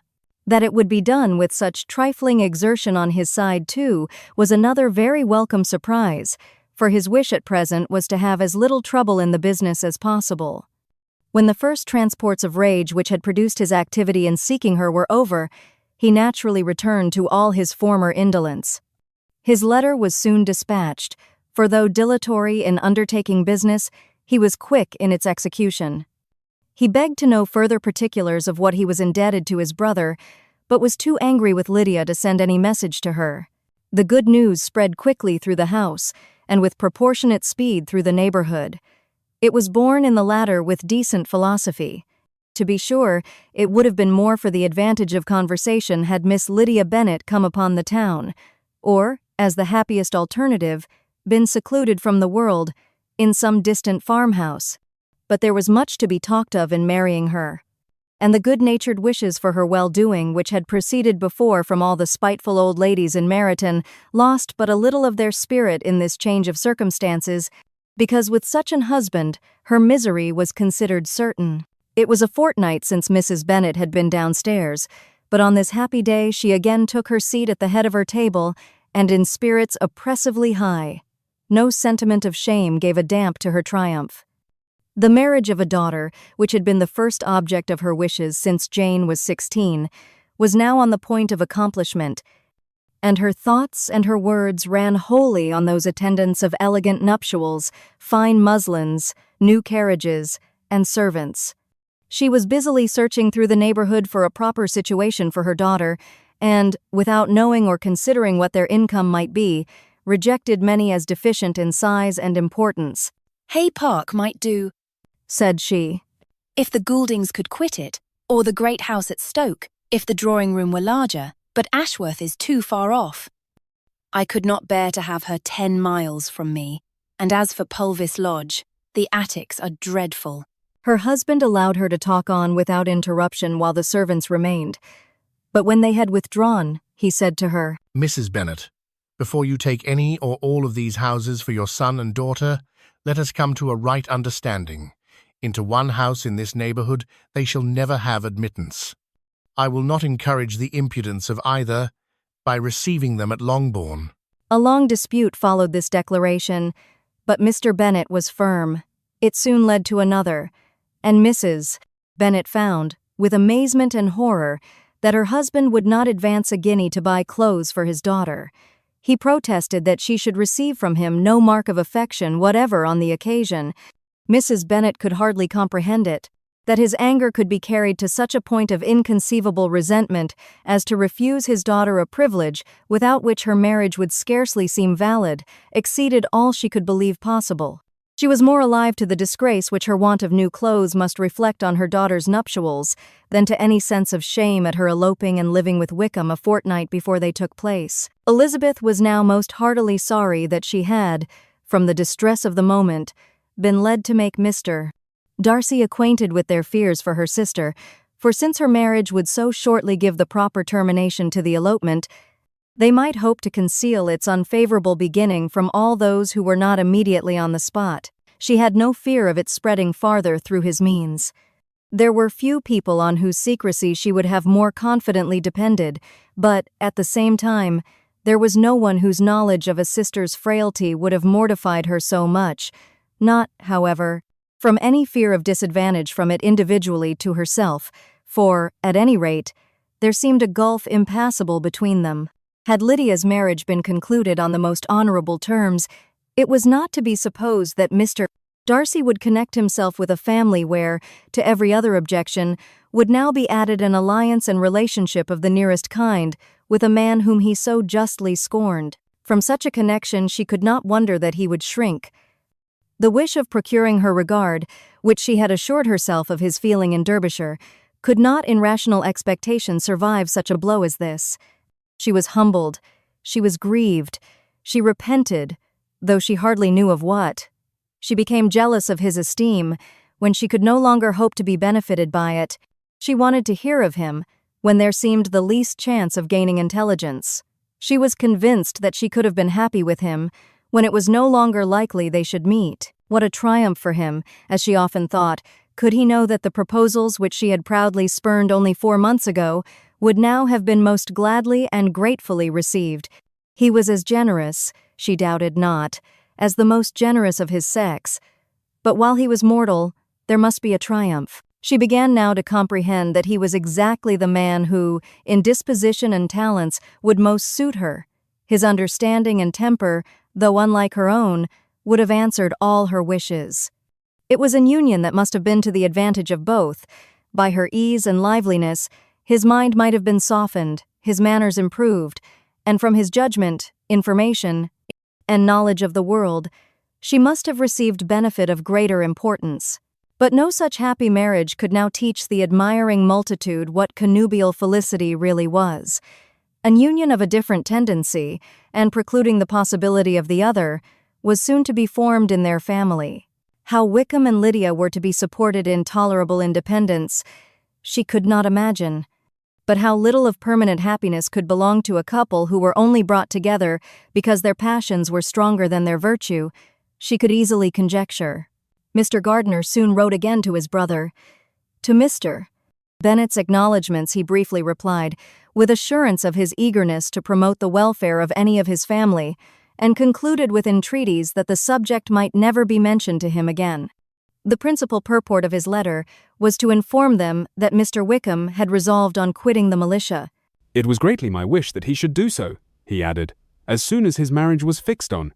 And I think you will agree with me, in considering the removal from that corps as highly advisable, both on his account and my niece's. It is Mr. Wickham's intention to go into the regulars, and among his former friends, there are still some who are able and willing to assist him in the army. He has the promise of an ensigncy in General's regiment, now quartered in the north.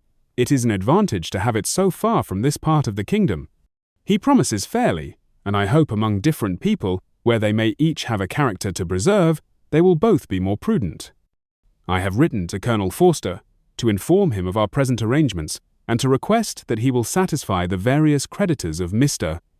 Wickham in and near Brighton, with assurances of speedy payment, for which I have pledged myself. And will you give yourself the trouble of carrying similar assurances to his creditors in Meryton, of whom I shall subjoin a list according to his information? He has given in all his debts, I hope at least he has not deceived us. Haggerston has our directions, and all will be completed in a week.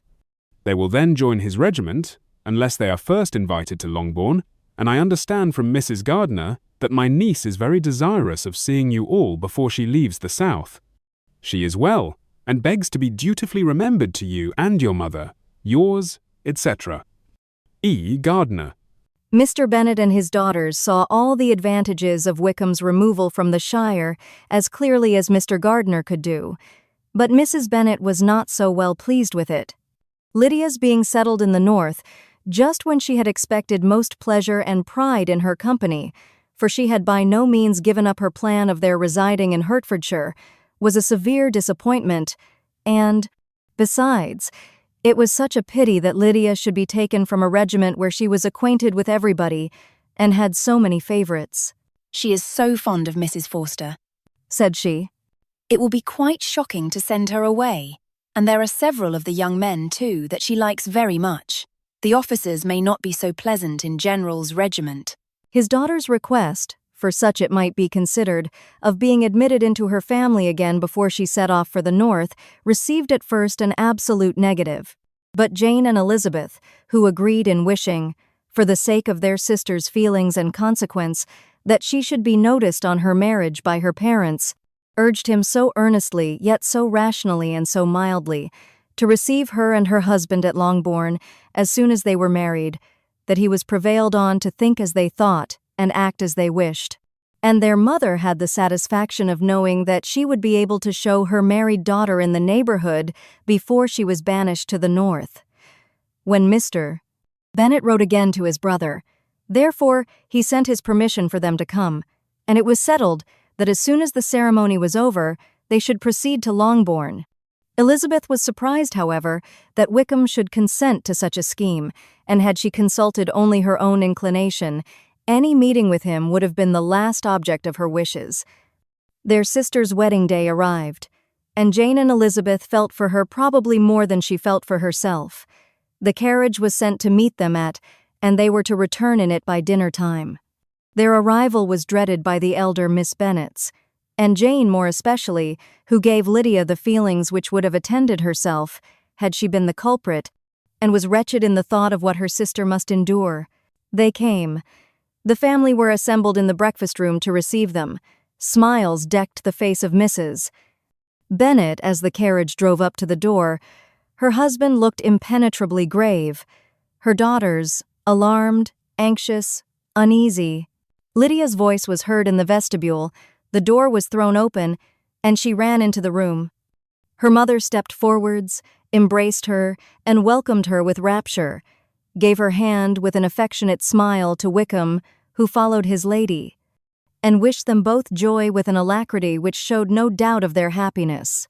Their reception from Mr. Bennet, to whom they then turned, was not quite so cordial. His countenance rather gained in austerity, and he scarcely opened his lips. The easy assurance of the young couple, indeed, was enough to provoke him. Elizabeth was disgusted, and even Miss Bennet was shocked. Lydia was Lydia still, untamed, unabashed, wild, noisy, and fearless.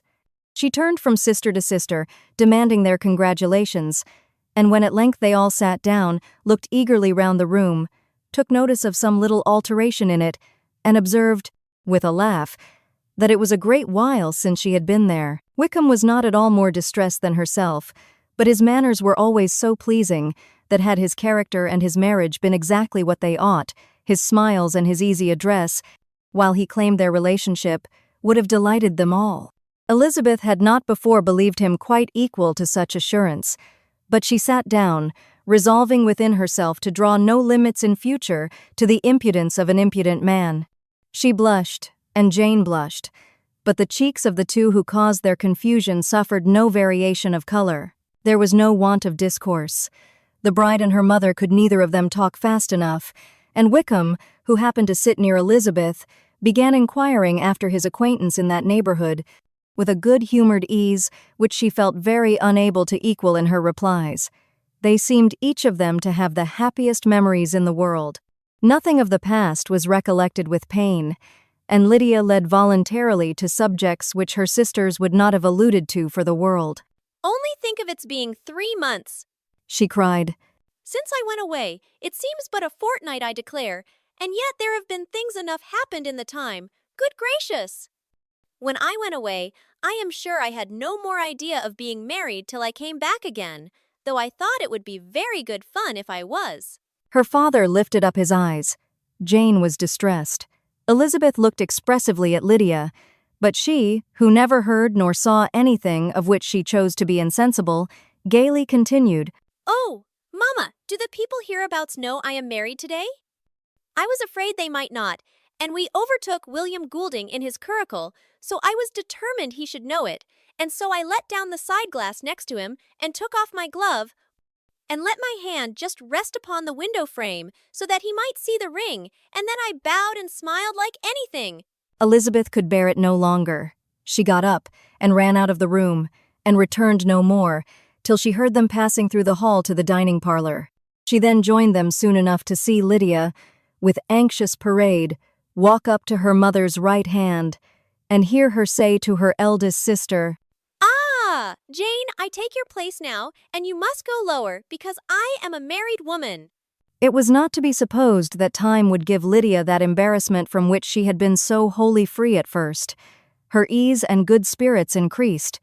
She longed to see Mrs. Phillips, the Lucases, and all their other neighbors, and to hear herself called Mrs. Wickham by each of them, and in the meantime she went after dinner to show her ring and boast of being married to Mrs. Hill and the 2 housemaids.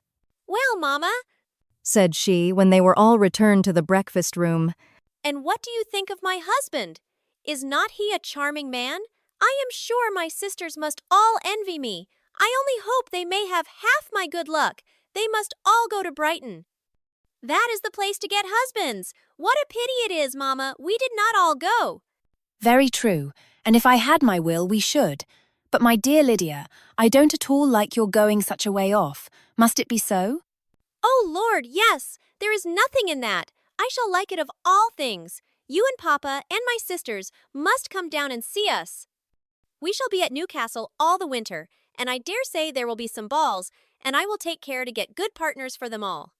I should like it beyond anything, said her mother. And then when you go away, you may leave 1 or 2 of my sisters behind you, and I dare say I shall get husbands for them before the winter is over. I thank you for my share of the favor, said Elizabeth. But I do not particularly like your way of getting husbands. Their visitors were not to remain above 10 days with them. Mr. Wickham had received his commission before he left London, and he was to join his regiment at the end of a fortnight. No one but Mrs. Bennet regretted that their stay would be so short, and she made the most of the time by visiting about with her daughter and having very frequent parties at home. These parties were acceptable to all. To avoid a family circle was even more desirable to such as did think than such as did not. Wickham's affection for Lydia was just what Elizabeth had expected to find it, not equal to Lydia's for him. She had scarcely needed her present observation to be satisfied, from the reason of things, that their elopement had been brought on by the strength of her love rather than by his, and she would have wondered why, without violently caring for her, he chose to elope with her at all, had she not felt certain that his flight was rendered necessary by distress of circumstances, and if that were the case, he was not the young man to resist an opportunity of having a companion. Lydia was exceedingly fond of him. He was her dear Wickham on every occasion. No one was to be put in competition with him. He did everything best in the world, and she was sure he would kill more birds on the 1st of September than anybody else in the country. One morning, soon after their arrival, as she was sitting with her 2 elder sisters, she said to Elizabeth, Lizzie, I never gave you an account of my wedding, I believe. You were not by when I told Mama and the others all about it. Are not you curious to hear how it was managed? No, really, replied Elizabeth. I think there cannot be too little said on the subject. La, you are so strange. But I must tell you how it went off.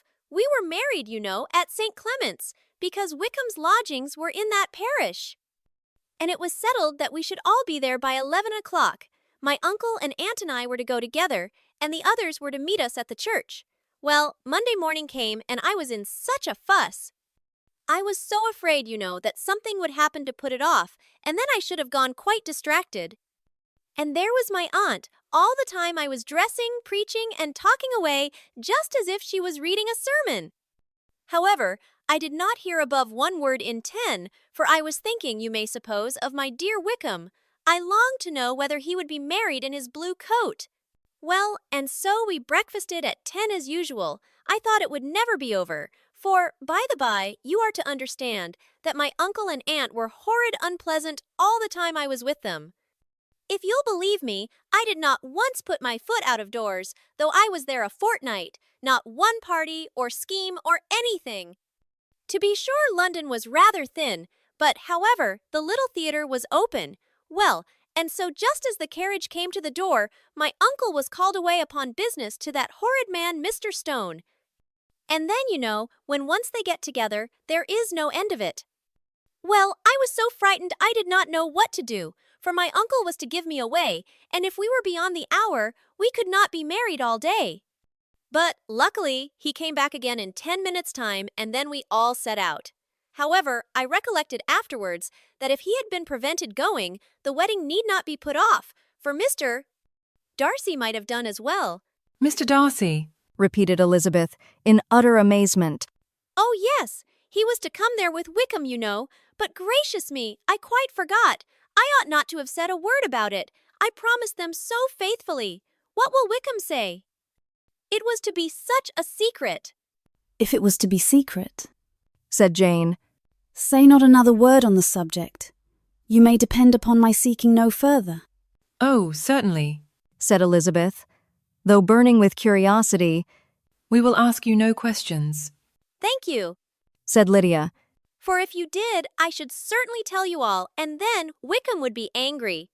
On such encouragement to ask, Elizabeth was forced to put it out of her power by running away. But to live in ignorance on such a point was impossible, or at least it was impossible not to try for information. Mr. Darcy had been at her sister's wedding. It was exactly a scene, and exactly among people, where he had apparently least to do and least temptation to go. Conjectures as to the meaning of it, rapid and wild, hurried into her brain, but she was satisfied with none. Those that best pleased her, as placing his conduct in the noblest light, seemed most improbable.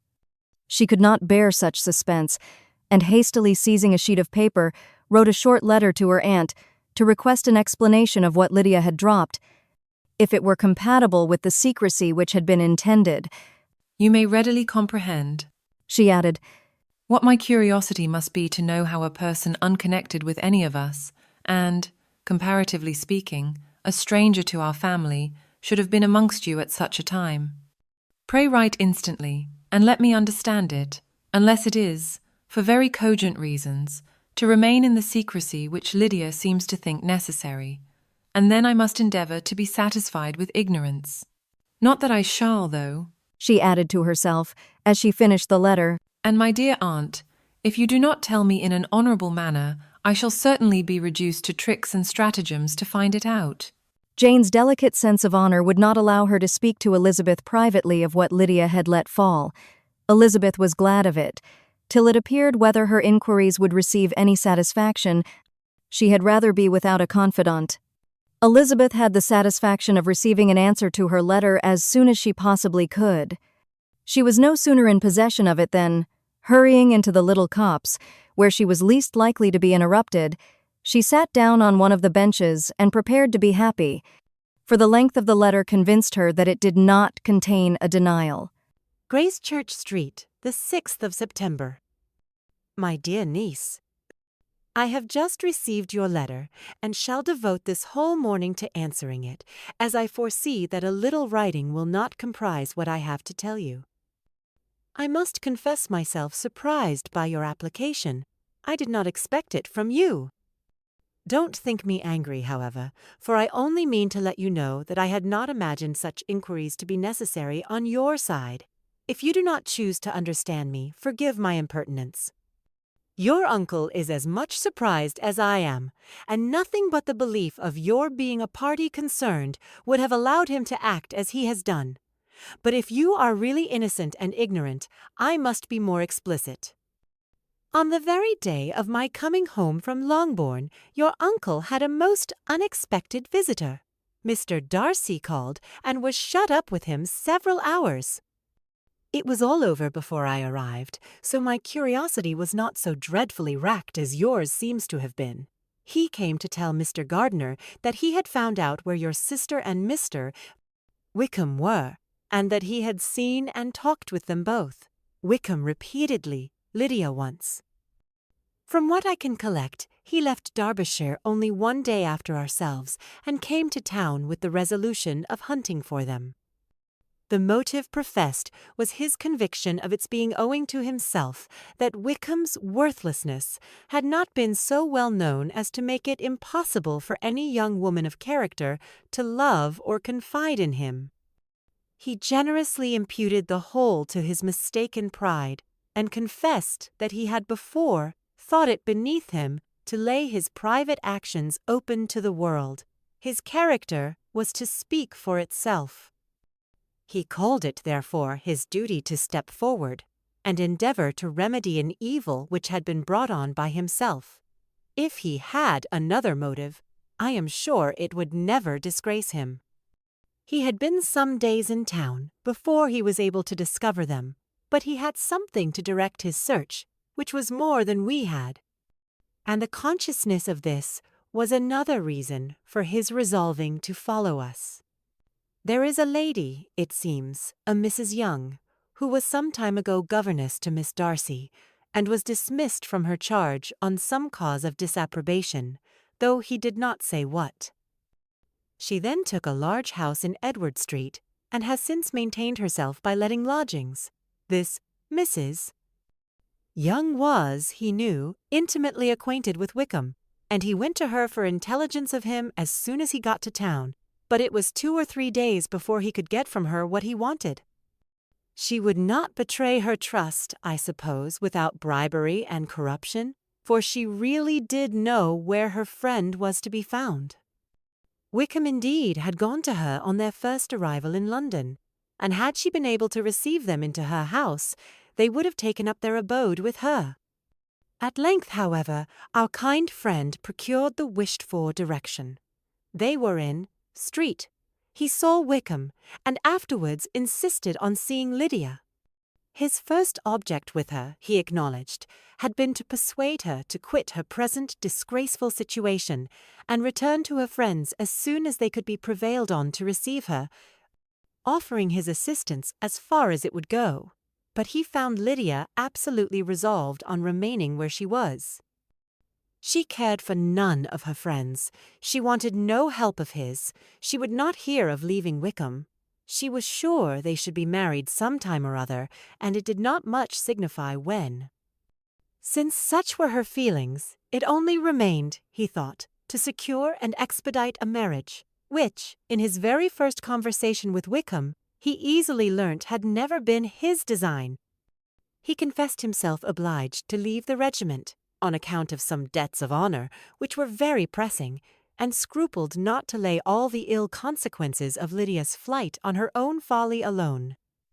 He meant to resign his commission immediately, and as to his future situation, he could conjecture very little about it. He must go somewhere, but he did not know where, and he knew he should have nothing to live on. Mr. Darcy asked him why he had not married your sister at once. Though Mr. Bennet was not imagined to be very rich, he would have been able to do something for him, and his situation must have been benefited by marriage. But he found, in reply to this question, that Wickham still cherished the hope of more effectually making his fortune by marriage in some other country. Under such circumstances, however, he was not likely to be proof against the temptation of immediate relief. They met several times, for there was much to be discussed. Wickham, of course, wanted more than he could get, but at length was reduced to be reasonable. Everything being settled between them, Mr. Darcy's next step was to make your uncle acquainted with it, and he first called in Gracechurch Street the evening before I came home, but Mr.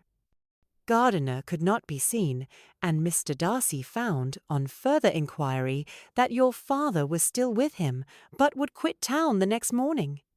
He did not judge your father to be a person whom he could so properly consult as your uncle, and therefore readily postponed seeing him till after the departure of the former. He did not leave his name. Until the next day it was only known that a gentleman had called on business. On Saturday he came again. Your father was gone, your uncle at home, and, as I said before, they had a great deal of talk together. They met again on Sunday, and then I saw him too. It was not all settled before Monday. As soon as it was, the express was sent off to Longbourn, but our visitor was very obstinate. I fancy, Lizzie, that obstinacy is the real defect of his character after all. He has been accused of many faults at different times, but this is the true one. Nothing was to be done that he did not do himself, though I am sure, and I do not speak it to be thanked, therefore say nothing about it, your uncle would most readily have settled the whole. They battled it together for a long time, which was more than either the gentleman or lady concerned in it deserved. But at last your uncle was forced to yield, and instead of being allowed to be of use to his niece, was forced to put up with only having the probable credit of it, which went sorely against the grain, and I really believe your letter this morning gave him great pleasure, because it required an explanation that would rob him of his borrowed feathers, and give the praise where it was due. But, Lizzie, this must go no farther than yourself, or Jane at most. You know pretty well, I suppose, what has been done for the young people. His debts are to be paid, amounting, I believe, to considerably more than £1,000, another 1,000 in addition to her own settled upon her, and his commission purchased. The reason why all this was to be done by him alone was such as I have given above. It was owing to him, to his reserve and want of proper consideration, that Wickham's character had been so misunderstood, and consequently that he had been received and noticed as he was. Perhaps there was some truth in this, though I doubt whether his reserve, or anybody's reserve, can be answerable for the event. But in spite of all this fine talking, my dear Lizzie, you may rest perfectly assured that your uncle would never have yielded if we had not given him credit for another interest in the affair. When all this was resolved on, he returned again to his friends, who were still staying at Pemberley, but it was agreed that he should be in London once more when the wedding took place, and all money matters were then to receive the last finish. I believe I have now told you everything. It is a relation which you tell me is to give you great surprise. I hope at least it will not afford you any displeasure. Lydia came to us, and Wickham had constant admission to the house. He was exactly what he had been when I knew him in Hertfordshire, but I would not tell you how little I was satisfied with her behaviour while she stayed with us if I had not perceived, by Jane's letter last Wednesday, that her conduct on coming home was exactly of a piece with it, and therefore what I now tell you can give you no fresh pain. I talked to her repeatedly in the most serious manner, representing to her all the wickedness of what she had done, and all the unhappiness she had brought on her family. If she heard me, it was by good luck, for I am sure she did not listen. I was sometimes quite provoked, but then I recollected my dear Elizabeth and Jane, and for their sakes had patience with her. Mr. Darcy was punctual in his return, and as Lydia informed you, attended the wedding. He dined with us the next day, and was to leave town again on Wednesday or Thursday. Will you be very angry with me, my dear Lizzie, if I take this opportunity of saying, what I was never bold enough to say before, how much I like him? His behaviour to us has, in every respect, been as pleasing as when we were in Derbyshire. His understanding and opinions all please me. He wants nothing but a little more liveliness, and that, if he marry prudently, his wife may teach him. I thought him very sly. He hardly ever mentioned your name, but slyness seems the fashion. Pray forgive me if I have been very presuming, or at least do not punish me so far as to exclude me from P. I shall never be quite happy till I have been all round the park.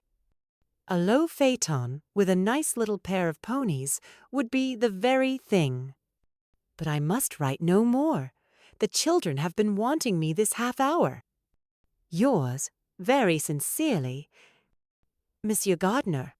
The contents of this letter threw Elizabeth into a flutter of spirits, in which it was difficult to determine whether pleasure or pain bore the greatest share. The vague and unsettled suspicions which uncertainty had produced of what Mr. Darcy might have been doing to forward her sister's match, which she had feared to encourage as an exertion of goodness too great to be probable, and at the same time dreaded to be just, from the pain of obligation, were proved beyond their greatest extent to be true. He had followed them purposely to town. He had taken on himself all the trouble and mortification attendant on such a research, in which supplication had been necessary to a woman whom he must abominate and despise, and where he was reduced to frequently meet, reason with, persuade, and finally bribe, the man whom he always most wished to avoid, and whose very name it was punishment to him to pronounce. He had done all this for a girl whom he could neither regard nor esteem. Her heart did whisper that he had done it for her.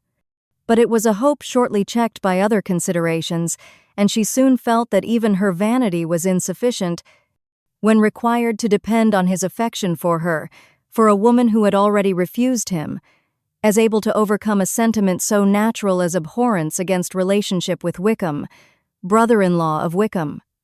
Every kind of pride must revolt from the connection. He had, to be sure, done much. She was ashamed to think how much. But he had given a reason for his interference, which asked no extraordinary stretch of belief. It was reasonable that he should feel he had been wrong. He had liberality, and he had the means of exercising it, and though she would not place herself as his principal inducement, she could, perhaps, believe that remaining partiality for her might assist his endeavors in a cause where her peace of mind must be materially concerned. It was painful, exceedingly painful, to know that they were under obligations to a person who could never receive a return. They owed the restoration of Lydia, her character, everything, to him.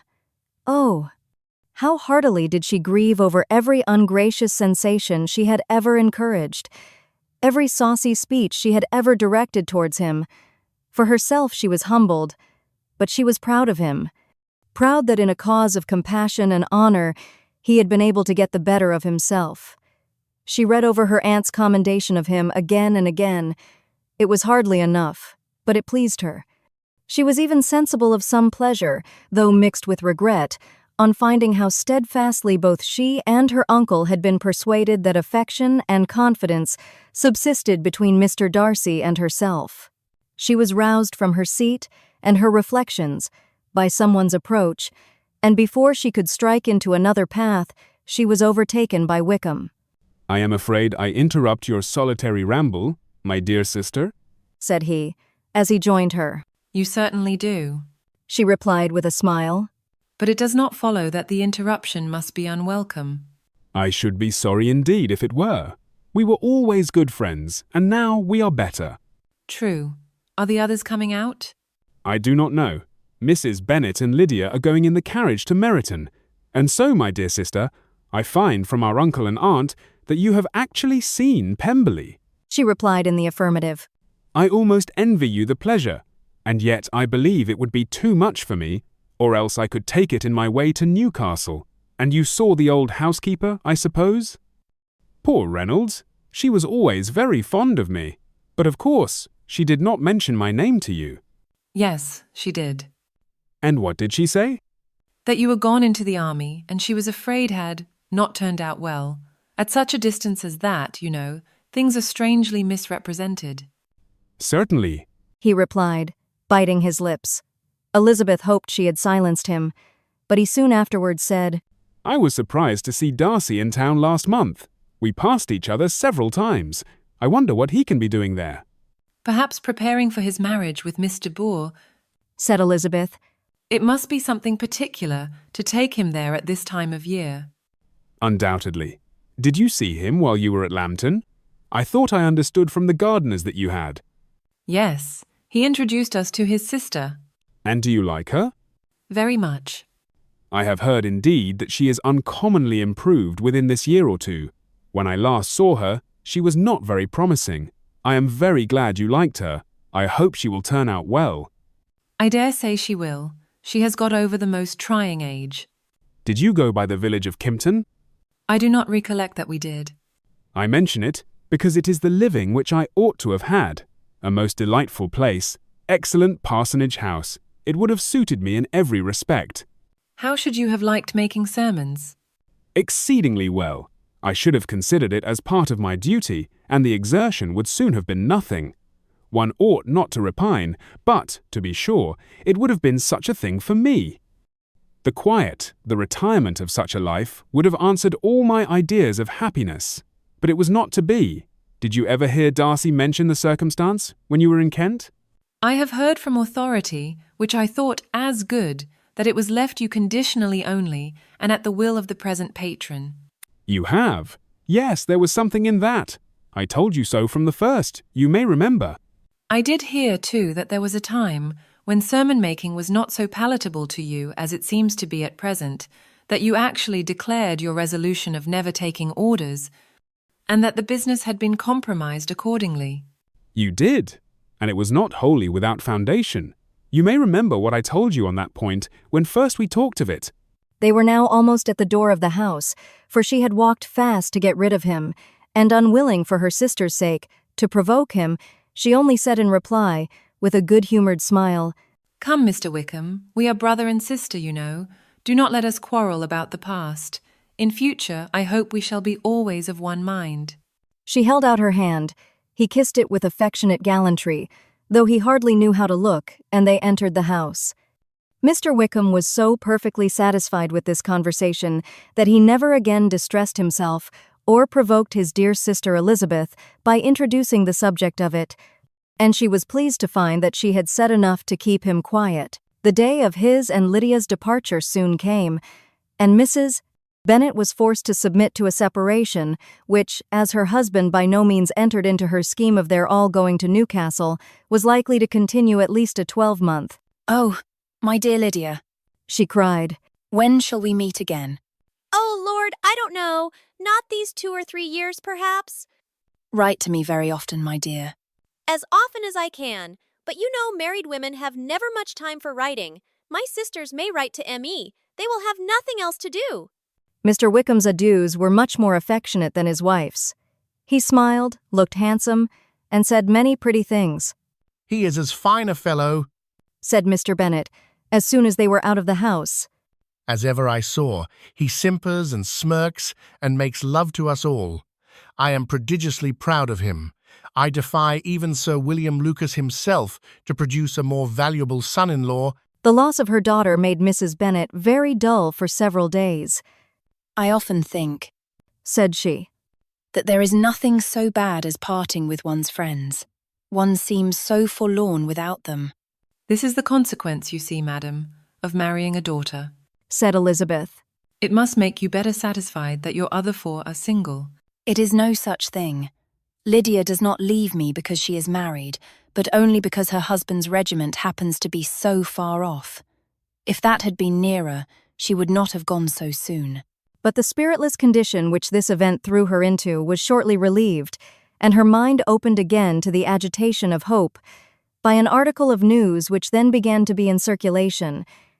The housekeeper at Netherfield had received orders to prepare for the arrival of her master, who was coming down in a day or two, to shoot there for several weeks.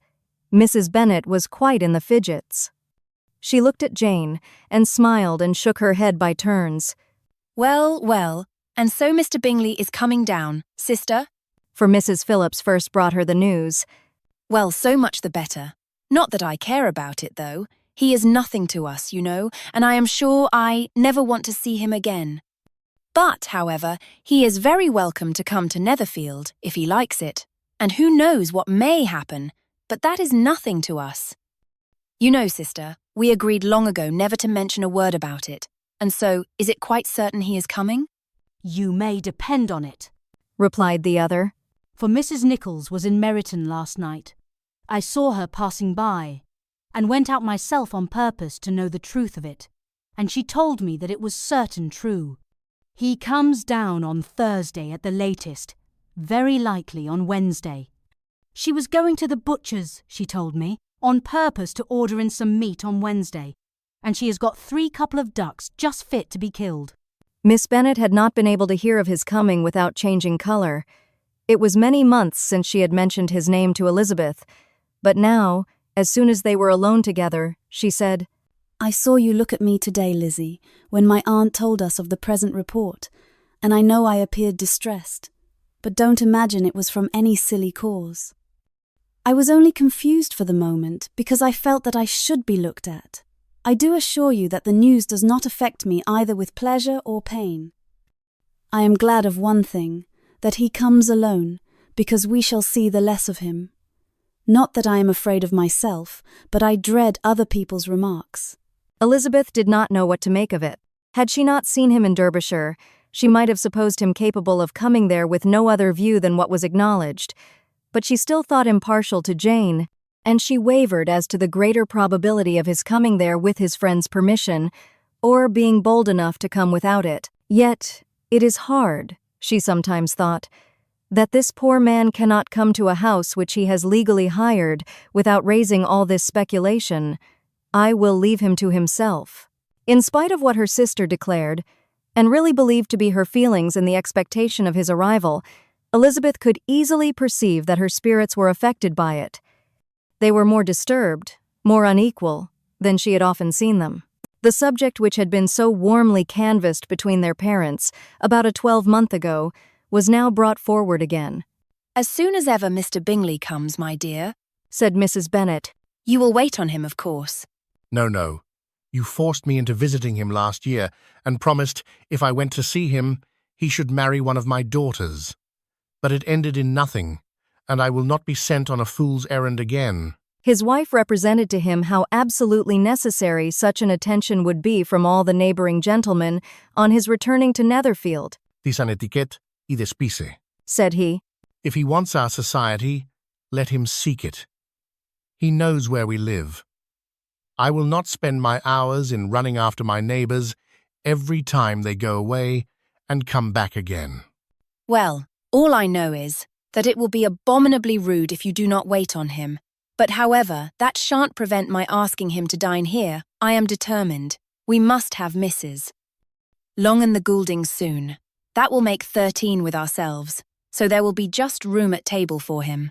Consoled by this resolution, she was the better able to bear her husband's incivility, though it was very mortifying to know that her neighbours might all see Mr. Bingley, in consequence of it, before they did. As the day of his arrival drew near, I begin to be sorry that he comes at all, said Jane to her sister. It would be nothing. I could see him with perfect indifference, but I can hardly bear to hear it thus perpetually talked of. My mother means well, but she does not know, no one can know, how much I suffer from what she says. Happy shall I be when his stay at Netherfield is over. I wish I could say anything to comfort you, replied Elizabeth, but it is wholly out of my power. You must feel it, and the usual satisfaction of preaching patience to a sufferer is denied me, because you have always so much. Mr. Bingley arrived. Mrs. Bennet, through the assistance of servants, contrived to have the earliest tidings of it, that the period of anxiety and fretfulness on her side might be as long as it could. She counted the days that must intervene before their invitation could be sent, hopeless of seeing him before. But on the 3rd morning after his arrival in Hertfordshire, she saw him, from her dressing-room window, enter the paddock and ride towards the house. Her daughters were eagerly called to partake of her joy. Jane resolutely kept her place at the table, but Elizabeth, to satisfy her mother, went to the window. She looked. She saw Miss Darcy with him, and sat down again by her sister. There is a gentleman with him, Mamma, said Kitty. Who can it be? Some acquaintance or other, my dear, I suppose. I am sure I do not know. La, replied Kitty. It looks just like that man that used to be with him before. Mr. What's his name? That tall, proud man. Good gracious, Mr. Darcy. And so it does, I vow. Well, any friend of Mr. Bingley's will always be welcome here, to be sure, but else I must say that I hate the very sight of him. Jane looked at Elizabeth with surprise and concern. She knew but little of their meeting in Derbyshire, and therefore felt for the awkwardness which must attend her sister in seeing him almost for the first time after receiving his explanatory letter. Both sisters were uncomfortable enough. Each felt for the other, and of course for themselves, and their mother talked on, of her dislike of Mr. Darcy, and her resolution to be civil to him only as Mr. Bingley's friend, without being heard by either of them. But Elizabeth had sources of uneasiness which could not be suspected by Jane, to whom she had never yet had courage to show Mrs. Gardiner's letter, or to relate her own change of sentiment towards him. To Jane, he could be only a man whose proposals she had refused, and whose merit she had undervalued. But to her own more extensive information, he was the person to whom the whole family were indebted for the first of benefits, and whom she regarded herself with an interest, if not quite so tender, at least as reasonable, and just as what Jane felt for Bingley.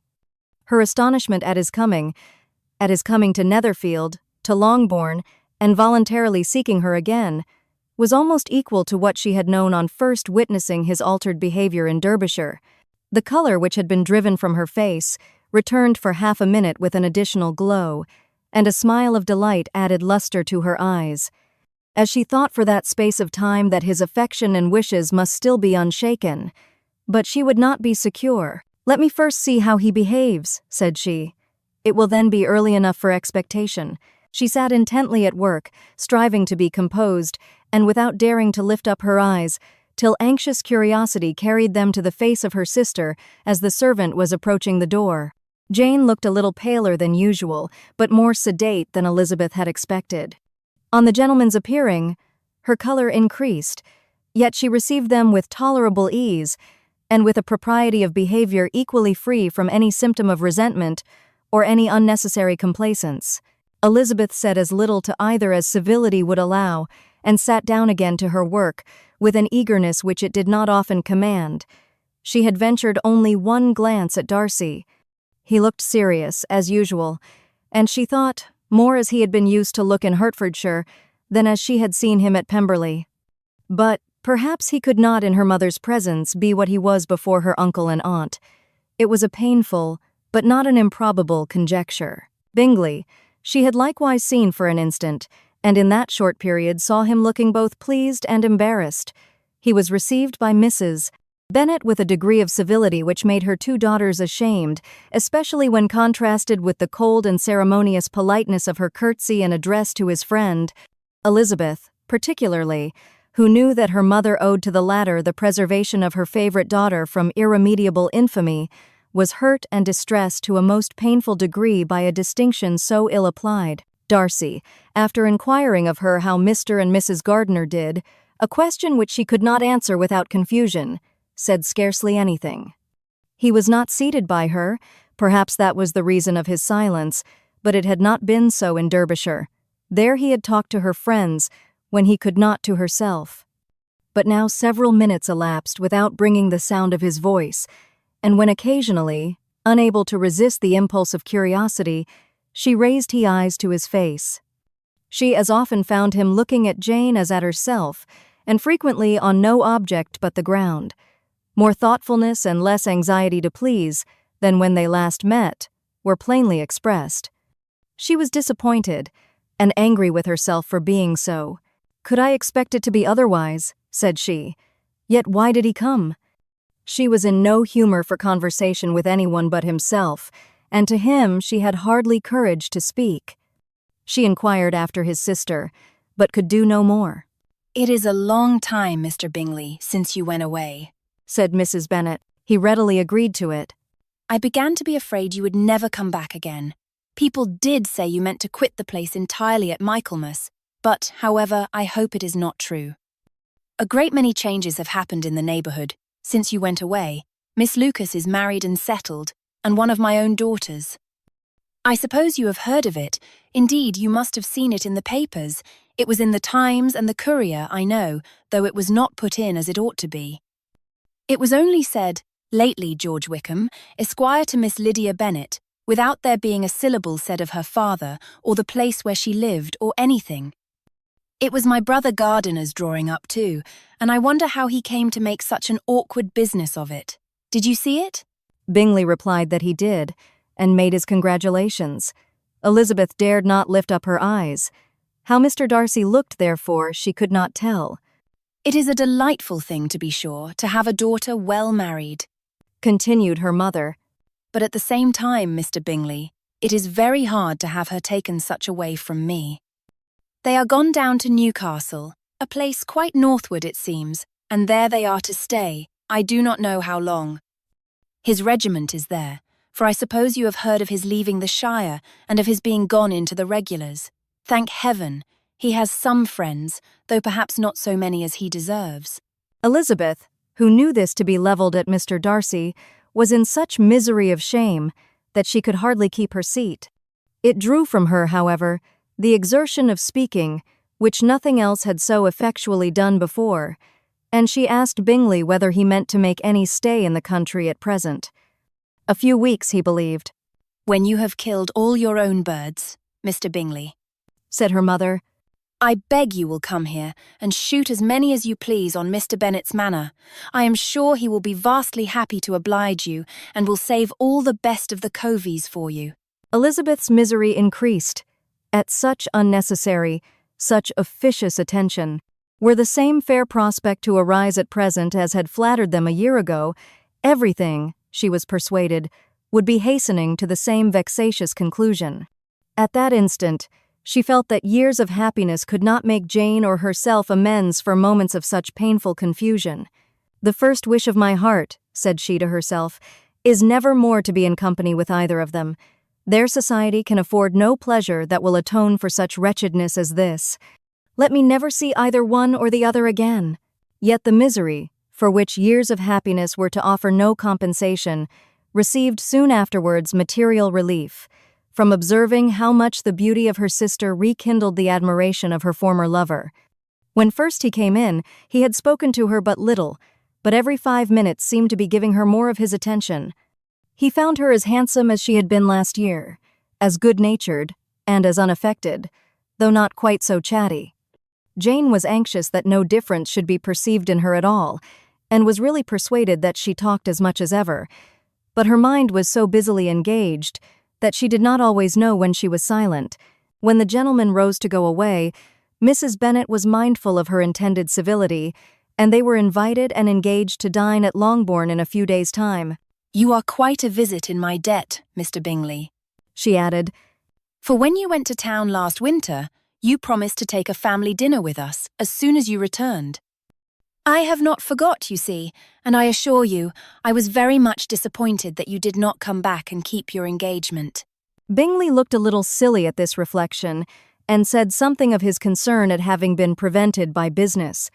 They then went away. Mrs. Bennet had been strongly inclined to ask them to stay and dine there that day, but, though she always kept a very good table, she did not think anything less than 2 courses could be good enough for a man on whom she had such anxious designs, or satisfy the appetite and pride of one who had 10,000 a year. As soon as they were gone, Elizabeth walked out to recover her spirits, or in other words, to dwell without interruption on those subjects that must deaden them more. Mr. Darcy's behavior astonished and vexed her. Why, if he came only to be silent, grave, and indifferent, said she, did he come at all? She could settle it in no way that gave her pleasure. He could be still amiable, still pleasing, to my uncle and aunt, when he was in town, and why not to me? If he fears me, why come hither? If he no longer cares for me, why silent?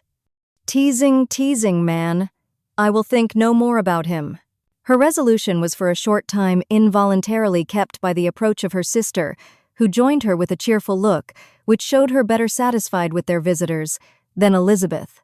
Now, said she, that this first meeting is over, I feel perfectly easy. I know my own strength, and I shall never be embarrassed again by his coming. I am glad he dines here on Tuesday.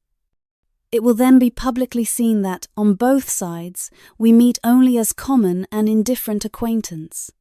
Yes, very indifferent indeed. said Elizabeth, laughingly. Oh, Jane, take care. My dear Lizzie, you cannot think me so weak as to be in danger now. I think you are in very great danger of making him as much in love with you as ever. They did not see the gentleman again till Tuesday, and Mrs.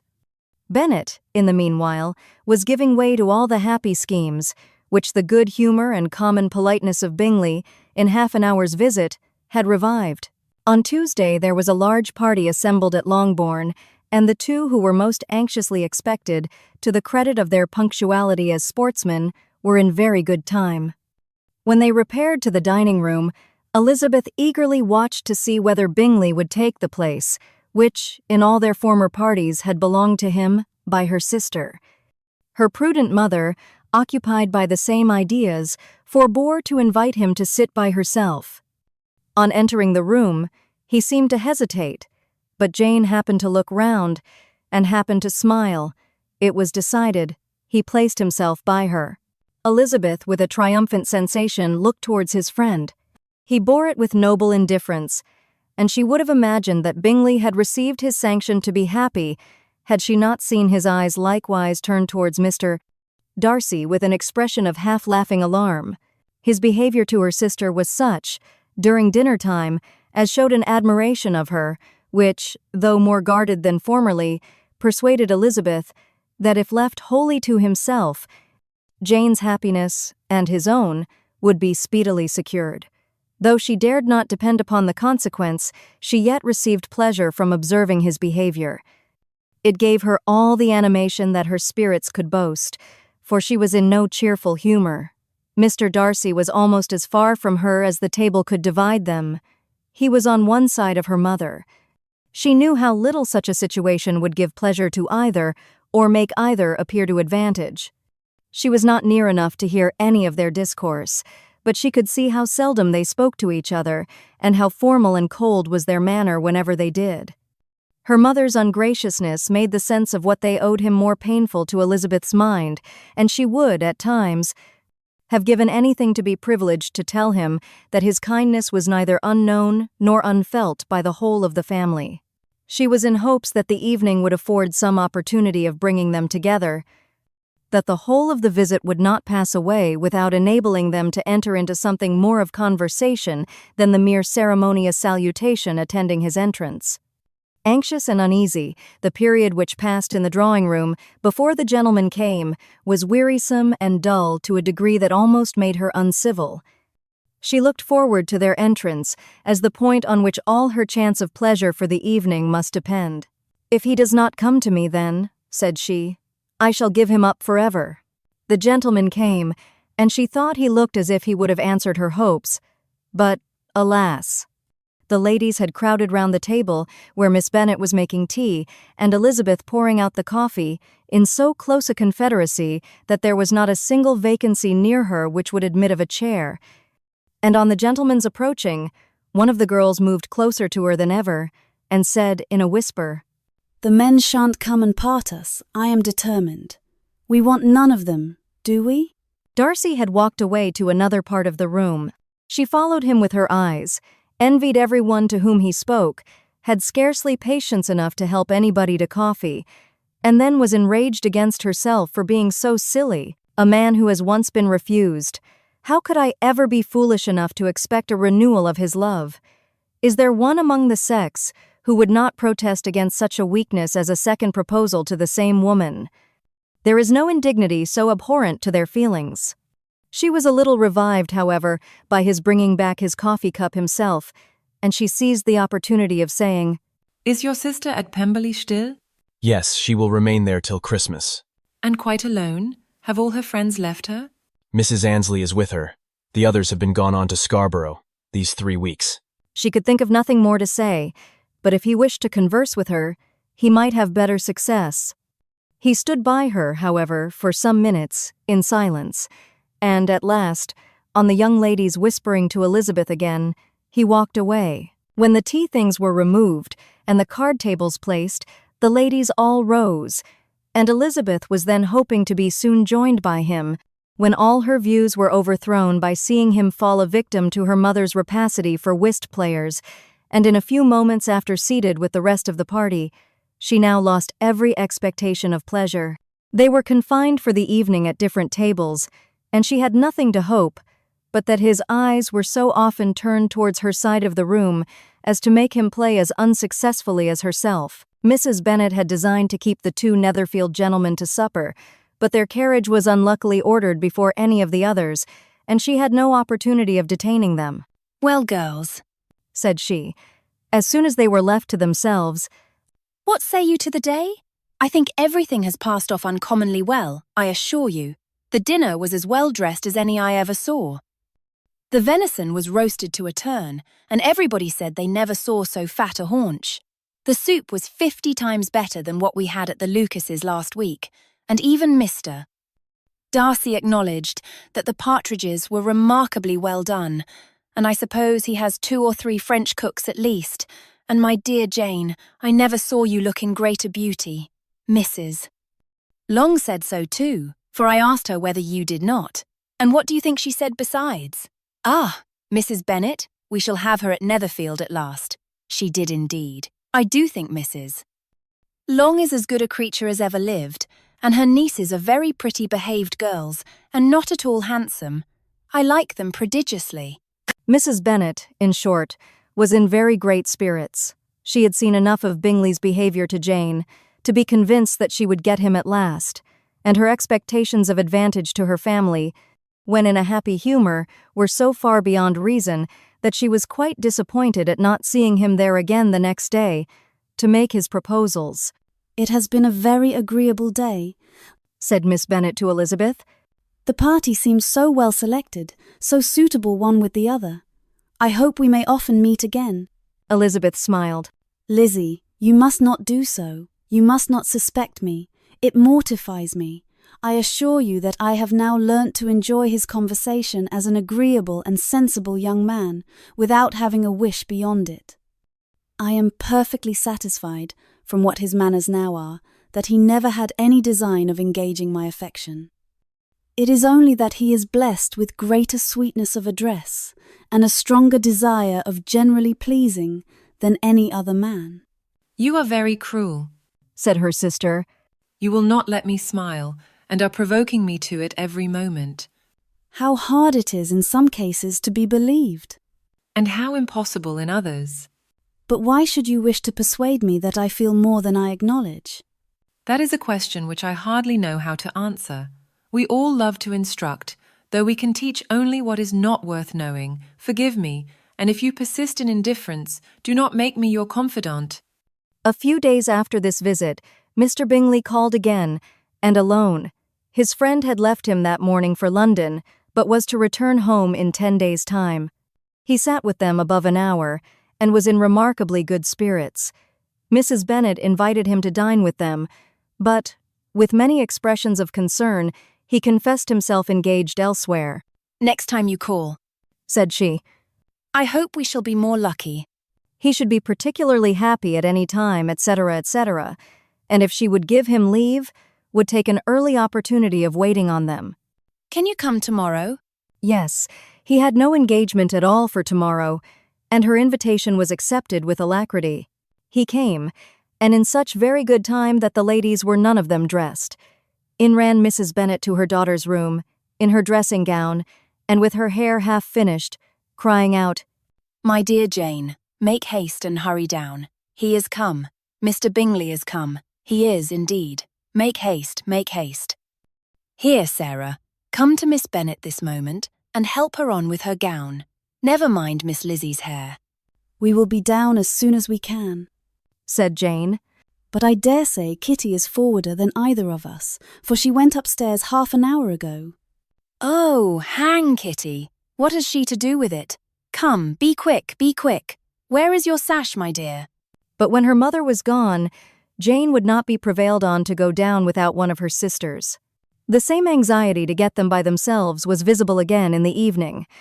After tea, Mr. Bennet retired to the library, as was his custom, and Mary went upstairs to her instrument. 2 obstacles of the 5 being thus removed, Mrs. Bennet sat looking and winking at Elizabeth and Catherine for a considerable time, without making any impression on them. Elizabeth would not observe her, and when at last Kitty did, she very innocently said, "What is the matter, Mamma? What do you keep winking at me for? What am I to do?" "Nothing, child, nothing. I did not wink at you." She then sat still 5 minutes longer, but unable to waste such a precious occasion, she suddenly got up, and saying to Kitty, "Come here, my love. I want to speak to you," it took her out of the room. Jane instantly gave a look at Elizabeth which spoke her distress at such premeditation, and her entreaty that she would not give in to it. In a few minutes, Mrs. Bennet half opened the door and called out, "Lizzie, my dear, I want to speak with you." Elizabeth was forced to go. "We may as well leave them by themselves, you know," said her mother, as soon as she was in the hall. "Kitty and I are going upstairs to sit in my dressing room." Elizabeth made no attempt to reason with her mother, but remained quietly in the hall till she and Kitty were out of sight, then returned into the drawing room. Mrs. Bennet's schemes for this day were ineffectual. Bingley was everything that was charming, except the professed lover of her daughter. His ease and cheerfulness rendered him a most agreeable addition to their evening party, and he bore with the ill-judged officiousness of the mother, and heard all her silly remarks with a forbearance and command of countenance, particularly grateful to the daughter. He scarcely needed an invitation to stay supper, and before he went away, an engagement was formed, chiefly through his own and Mrs. Bennet's means, for his coming next morning to shoot with her husband. After this day, Jane said no more of her indifference. Not a word passed between the sisters concerning Bingley, but Elizabeth went to bed in the happy belief that all must speedily be concluded, unless Mr. Darcy returned within the stated time. Seriously, however, she felt tolerably persuaded that all this must have taken place with that gentleman's concurrence. Bingley was punctual to his appointment, and he and Mr. Bennet spent the morning together, as had been agreed on. The latter was much more agreeable than his companion expected. There was nothing of presumption or folly in Bingley that could provoke his ridicule or disgust him into silence, and he was more communicative and less eccentric than the other had ever seen him. Bingley, of course, returned with him to dinner, and in the evening Mrs. Bennet's invention was again at work to get everybody away from him and her daughter. Elizabeth, who had a letter to write, went into the breakfast room for that purpose soon after tea, for as the others were all going to sit down to cards, she could not be wanted to counteract her mother's schemes. But on returning to the drawing-room, when her letter was finished, she saw, to her infinite surprise, there was reason to fear that her mother had been too ingenious for her. On opening the door, she perceived her sister and Bingley standing together over the hearth, as if engaged in earnest conversation, and had this led to no suspicion, the faces of both, as they hastily turned round and moved away from each other, would have told it all. Their situation was awkward enough, but hers, she thought, was still worse. Not a syllable was uttered by either, and Elizabeth was on the point of going away again, when Bingley, who as well as the other had sat down, suddenly rose, and whispering a few words to her sister, ran out of the room. Jane could have no reserves from Elizabeth, where confidence would give pleasure, and instantly embracing her, acknowledged, with the liveliest emotion, that she was the happiest creature in the world. "'Tis too much," she added. "By far too much. I do not deserve it.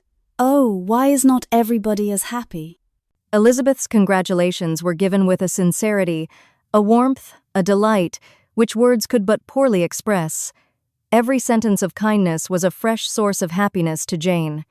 But she would not allow herself to stay with her sister, or say half that remained to be said for the present.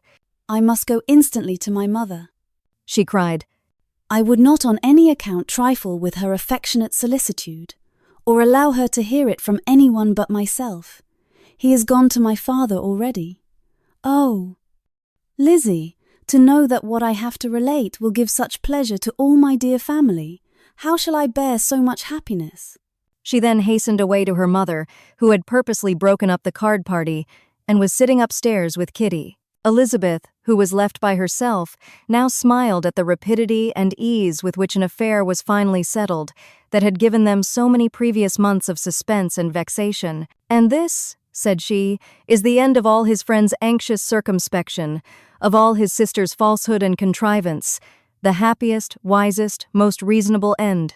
In a few minutes, she was joined by Bingley, whose conference with her father had been short and to the purpose.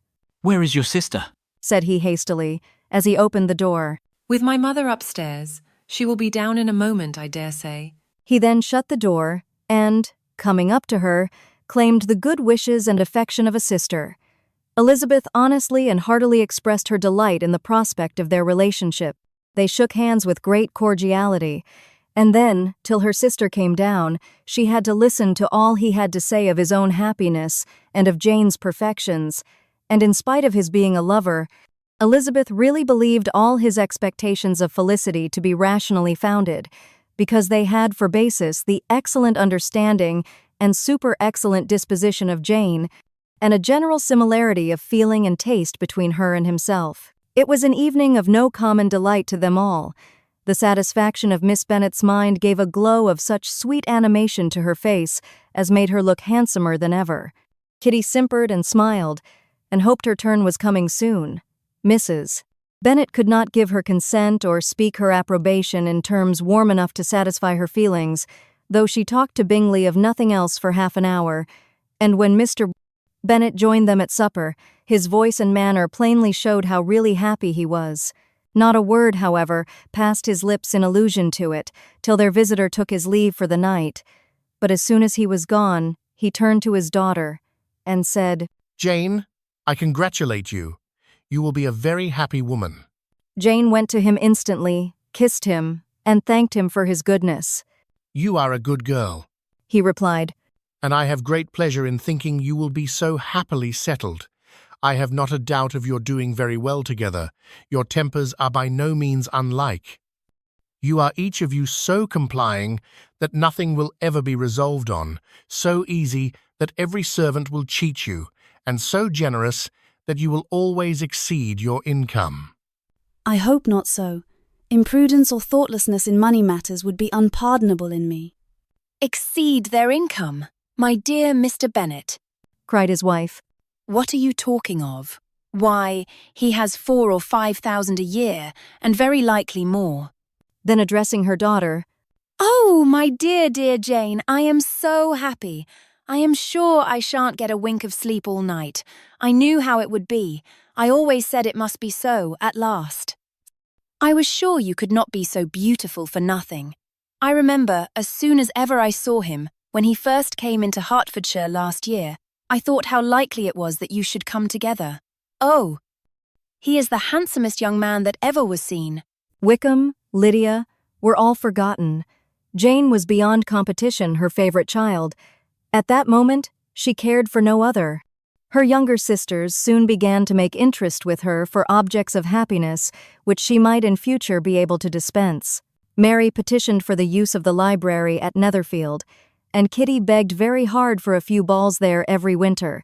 Bingley, from this time, was of course a daily visitor at Longbourn, coming frequently before breakfast, and always remaining till after supper, unless when some barbarous neighbour, who could not be enough detested, had given him an invitation to dinner which he thought himself obliged to accept. Elizabeth had now but little time for conversation with her sister, for while he was present, Jane had no attention to bestow on anyone else. But she found herself considerably useful to both of them in those hours of separation that must sometimes occur. In the absence of Jane, he always attached himself to Elizabeth for the pleasure of talking of her, and when Bingley was gone, Jane constantly sought the same means of relief. "He has made me so happy," said she one evening, "by telling me that he was totally ignorant of my being in town last spring. I had not believed it possible." "I suspected as much," replied Elizabeth. "But how did he account for it?" "It must have been his sister's doing. They were certainly no friends to his acquaintance with me, which I cannot wonder at, since he might have chosen so much more advantageously in many respects. But when they see, as I trust they will, that their brother is happy with me, they will learn to be contented, and we shall be on good terms again, though we can never be what we once were to each other."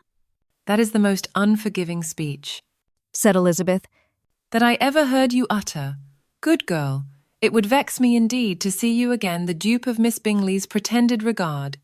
Would you believe it, Lizzie, that when he went to town last November, he really loved me, and nothing but a persuasion of my being indifferent would have prevented his coming down again. He made a little mistake, to be sure, but it is to the credit of his modesty. This naturally introduced a panegyric from Jane on his diffidence, and the little value he put on his own good qualities. Elizabeth was pleased to find that he had not betrayed the interference of his friend, for, though Jane had the most generous and forgiving heart in the world, she knew it was a circumstance which must prejudice her against him. "I am certainly the most fortunate creature that ever existed," cried Jane. "Oh, Lizzie, why am I thus singled from my family and blessed above them all? If I could but see you as happy, if there were but such another man for you." If you were to give me 40 such men, I never could be so happy as you. Till I have your disposition, your goodness, I never can have your happiness. No, let me shift for myself, and perhaps, if I have very good luck, I may meet with another Mr. Collins in time. The situation of affairs in the Longbourn family could not be long a secret. Mrs. Bennet was privileged to whisper it to Mrs. Phillips, and she ventured, without any permission, to do the same by all her neighbours in Meryton. The Bennets were speedily pronounced to be the luckiest family in the world, though only a few weeks before, when Lydia had first run away, they had been generally proved to be marked out for misfortune. One morning, about a week after Bingley's engagement with Jane had been formed, as he and the females of the family were sitting together in the dining room, their attention was suddenly drawn to the window by the sound of a carriage, and they perceived a chaise and four driving up the lawn.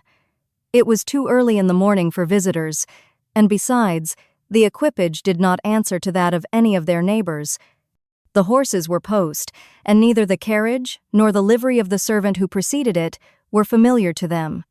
As it was certain, however, that somebody was coming, Bingley instantly prevailed on Miss Bennet to avoid the confinement of such an intrusion and walk away with him into the shrubbery.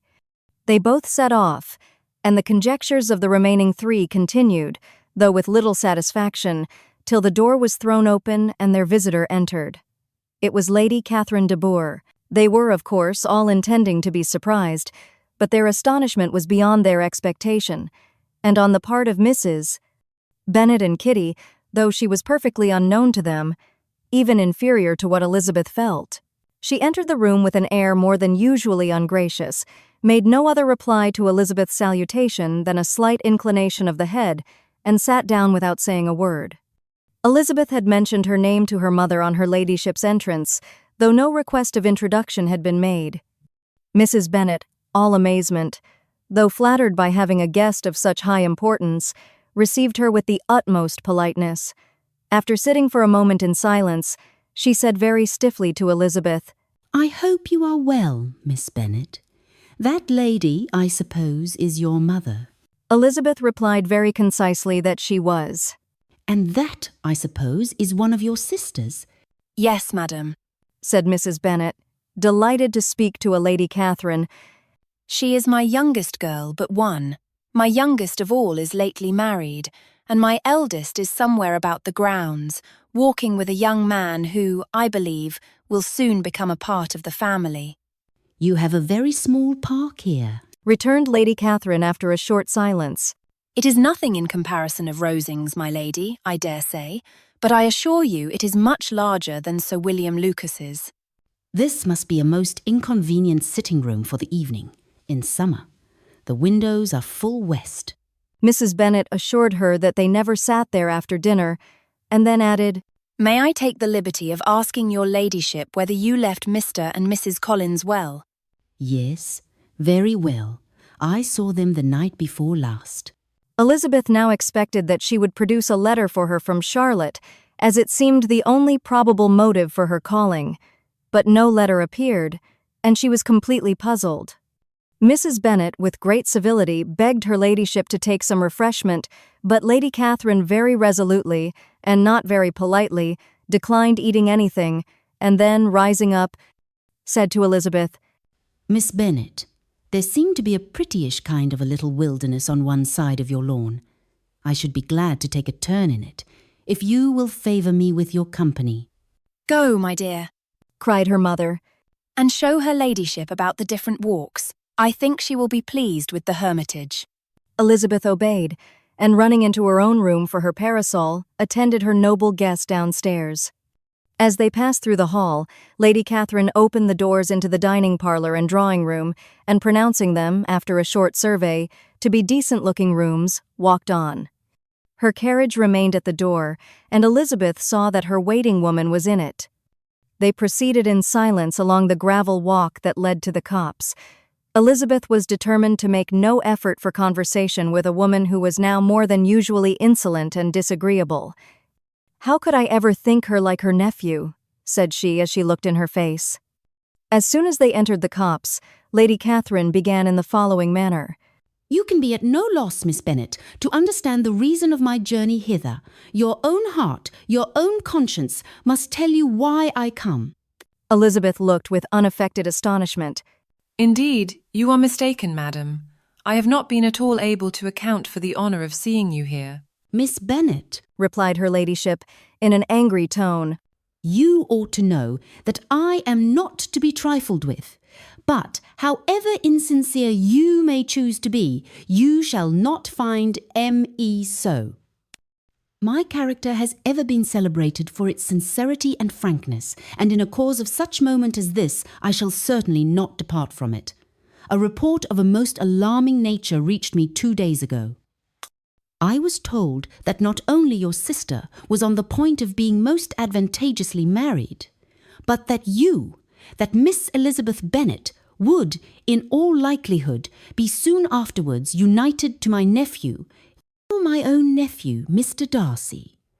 Though I know it must be a scandalous falsehood, though I would not injure him so much as to suppose the truth of it possible, I instantly resolved on setting off for this place, that I might make my sentiments known to you." "If you believed it impossible to be true," said Elizabeth, colouring with astonishment and disdain, "I wonder you took the trouble of coming so far. What could your ladyship propose by it?" "At once to insist upon having such a report universally contradicted." "Your coming to Longbourn to see me and my family," said Elizabeth coolly, "will be rather a confirmation of it, if, indeed, such a report is in existence." "If? Do you then pretend to be ignorant of it? Has it not been industriously circulated by yourselves? Do you not know that such a report is spread abroad?" "I never heard that it was." "And can you likewise declare that there is no foundation for it?" "I do not pretend to possess equal frankness with your ladyship. You may ask questions which I shall not choose to answer." "This is not to be borne. Miss Bennet, I insist on being satisfied. Has my nephew made you an offer of marriage?" "Your ladyship has declared it to be impossible." "It ought to be so. It must be so, while he retains the use of his reason. But your arts and allurements may, in a moment of infatuation, have made him forget what he owes to himself and to all his family. You may have drawn him in." "If I have, I shall be the last person to confess it." "Miss Bennet, do you know who I am? I have not been accustomed to such language as this. I am almost the nearest relation he has in the world, and am entitled to know all his dearest concerns." "But you are not entitled to know mine, nor will such behaviour as this ever induce me to be explicit." "Let me be rightly understood. This match, to which you have the presumption to aspire, can never take place. No, never. Mr. Darcy is engaged to my daughter. Now what have you to say?" "Only this, that if he is so, you can have no reason to suppose he will make an offer to me." Lady Catherine hesitated for a moment, and then replied, "The engagement between them is of a peculiar kind. From their infancy, they have been intended for each other. It was the favourite wish of his mother, as well as of hers. While in their cradles, we planned the union, and now, at the moment when the wishes of both sisters would be accomplished in their marriage, to be prevented by a young woman of inferior birth, of no importance in the world, and wholly unallied to the family. Do you pay no regard to the wishes of his friends, to his tacit engagement with Miss de Bourgh?" Are you lost to every feeling of propriety and delicacy? Have you not heard me say that from his earliest hours he was destined for his cousin? Yes, and I had heard it before. But what is that to me? If there is no other objection to my marrying your nephew, I shall certainly not be kept from it by knowing that his mother and aunt wished him to marry Miss de Bourgh. You both did as much as you could in planning the marriage. Its completion depended on others. If Mr. Darcy is neither by honour nor inclination confined to his cousin, why is not he to make another choice? And if I am that choice, why may not I accept him? Because honour, decorum, prudence, nay, interest, forbid it. Yes, Miss Bennet, interest, for do not expect to be noticed by his family or friends if you wilfully act against the inclinations of all. You will be censured, slighted, and despised by everyone connected with him. Your alliance will be a disgrace. Your name will never even be mentioned by any of us. These are heavy misfortunes, replied Elizabeth. But the wife of Mr. Darcy must have such extraordinary sources of happiness necessarily attached to her situation that she could, upon the whole, have no cause to repine. Obstinate, headstrong girl, I am ashamed of you. Is this your gratitude for my attentions to you last spring? Is nothing due to me on that score? Let us sit down. You are to understand, Miss Bennet, that I came here with a determined resolution of carrying my purpose, nor will I be dissuaded from it. I have not been used to submit to any person's whims. I have not been in the habit of brooking disappointment. That will make your ladyship's situation at present more pitiable, but it will have no effect on me. I will not be interrupted. Hear me in silence. My daughter and my nephew are formed for each other. They are descended, on the maternal side, from the same noble line, and, on the father's, from respectable, honourable, and ancient, though untitled, families. Their fortune on both sides is splendid. They are destined for each other by the voice of every member of their respective houses. And what is to divide them? The upstart pretensions of a young woman without family, connections, or fortune, is this to be endured? But it must not, shall not be. If you were sensible of your own good, you would not wish to quit the sphere in which you have been brought up. In marrying your nephew, I should not consider myself as quitting that sphere. He is a gentleman. I am a gentleman's daughter. So far we are equal. True. You are a gentleman's daughter, but who was your mother? Who are your uncles and aunts? Do not imagine me ignorant of their condition. Whatever my connections may be, said Elizabeth, if your nephew does not object to them, they can be nothing to you. Tell me once for all, are you engaged to him? Though Elizabeth would not, for the mere purpose of obliging Lady Catherine, have answered this question, she could not but say, after a moment's deliberation, I am not. Lady Catherine seemed pleased. And will you promise me never to enter into such an engagement? I will make no promise of the kind. Miss Bennet, I am shocked and astonished. I expected to find a more reasonable young woman, but do not deceive yourself into a belief that I will ever recede. I shall not go away till you have given me the assurance I require. And I certainly never shall give it. I am not to be intimidated into anything so wholly unreasonable. Your ladyship wants Mr. Darcy to marry your daughter, but would my giving you the wished, for promise, make their marriage at all more probable? Supposing him to be attached to me, would my refusing to accept his hand make him wish to bestow it on his cousin? Allow me to say, Lady Catherine, that the arguments with which you have supported this extraordinary application have been as frivolous as the application was ill-judged. You have widely mistaken my character, if you think I can be worked on by such persuasions as these. How far your nephew might approve of your interference in his affairs, I cannot tell, but you have certainly no right to concern yourself in mine. I must beg, therefore, to be importuned no farther on the subject. Not so hasty, if you please. I have by no means done. To all the objections I have already urged, I have still another to add. I am no stranger to the particulars of your youngest sister's infamous elopement. I know it all, that the young man's marrying her was a patched-up business at the expense of your father and uncles. And is such a girl to be my nephew's sister? Is her husband, is the son of his late father's steward, to be his brother? Heaven and earth! Of what are you thinking? Are the shades of Pemberley to be thus polluted? You can now have nothing further to say, she resentfully answered. You have insulted me in every possible method. I must beg to return to the house. And she rose as she spoke. Lady Catherine rose also, and they turned back. Her ladyship was highly incensed.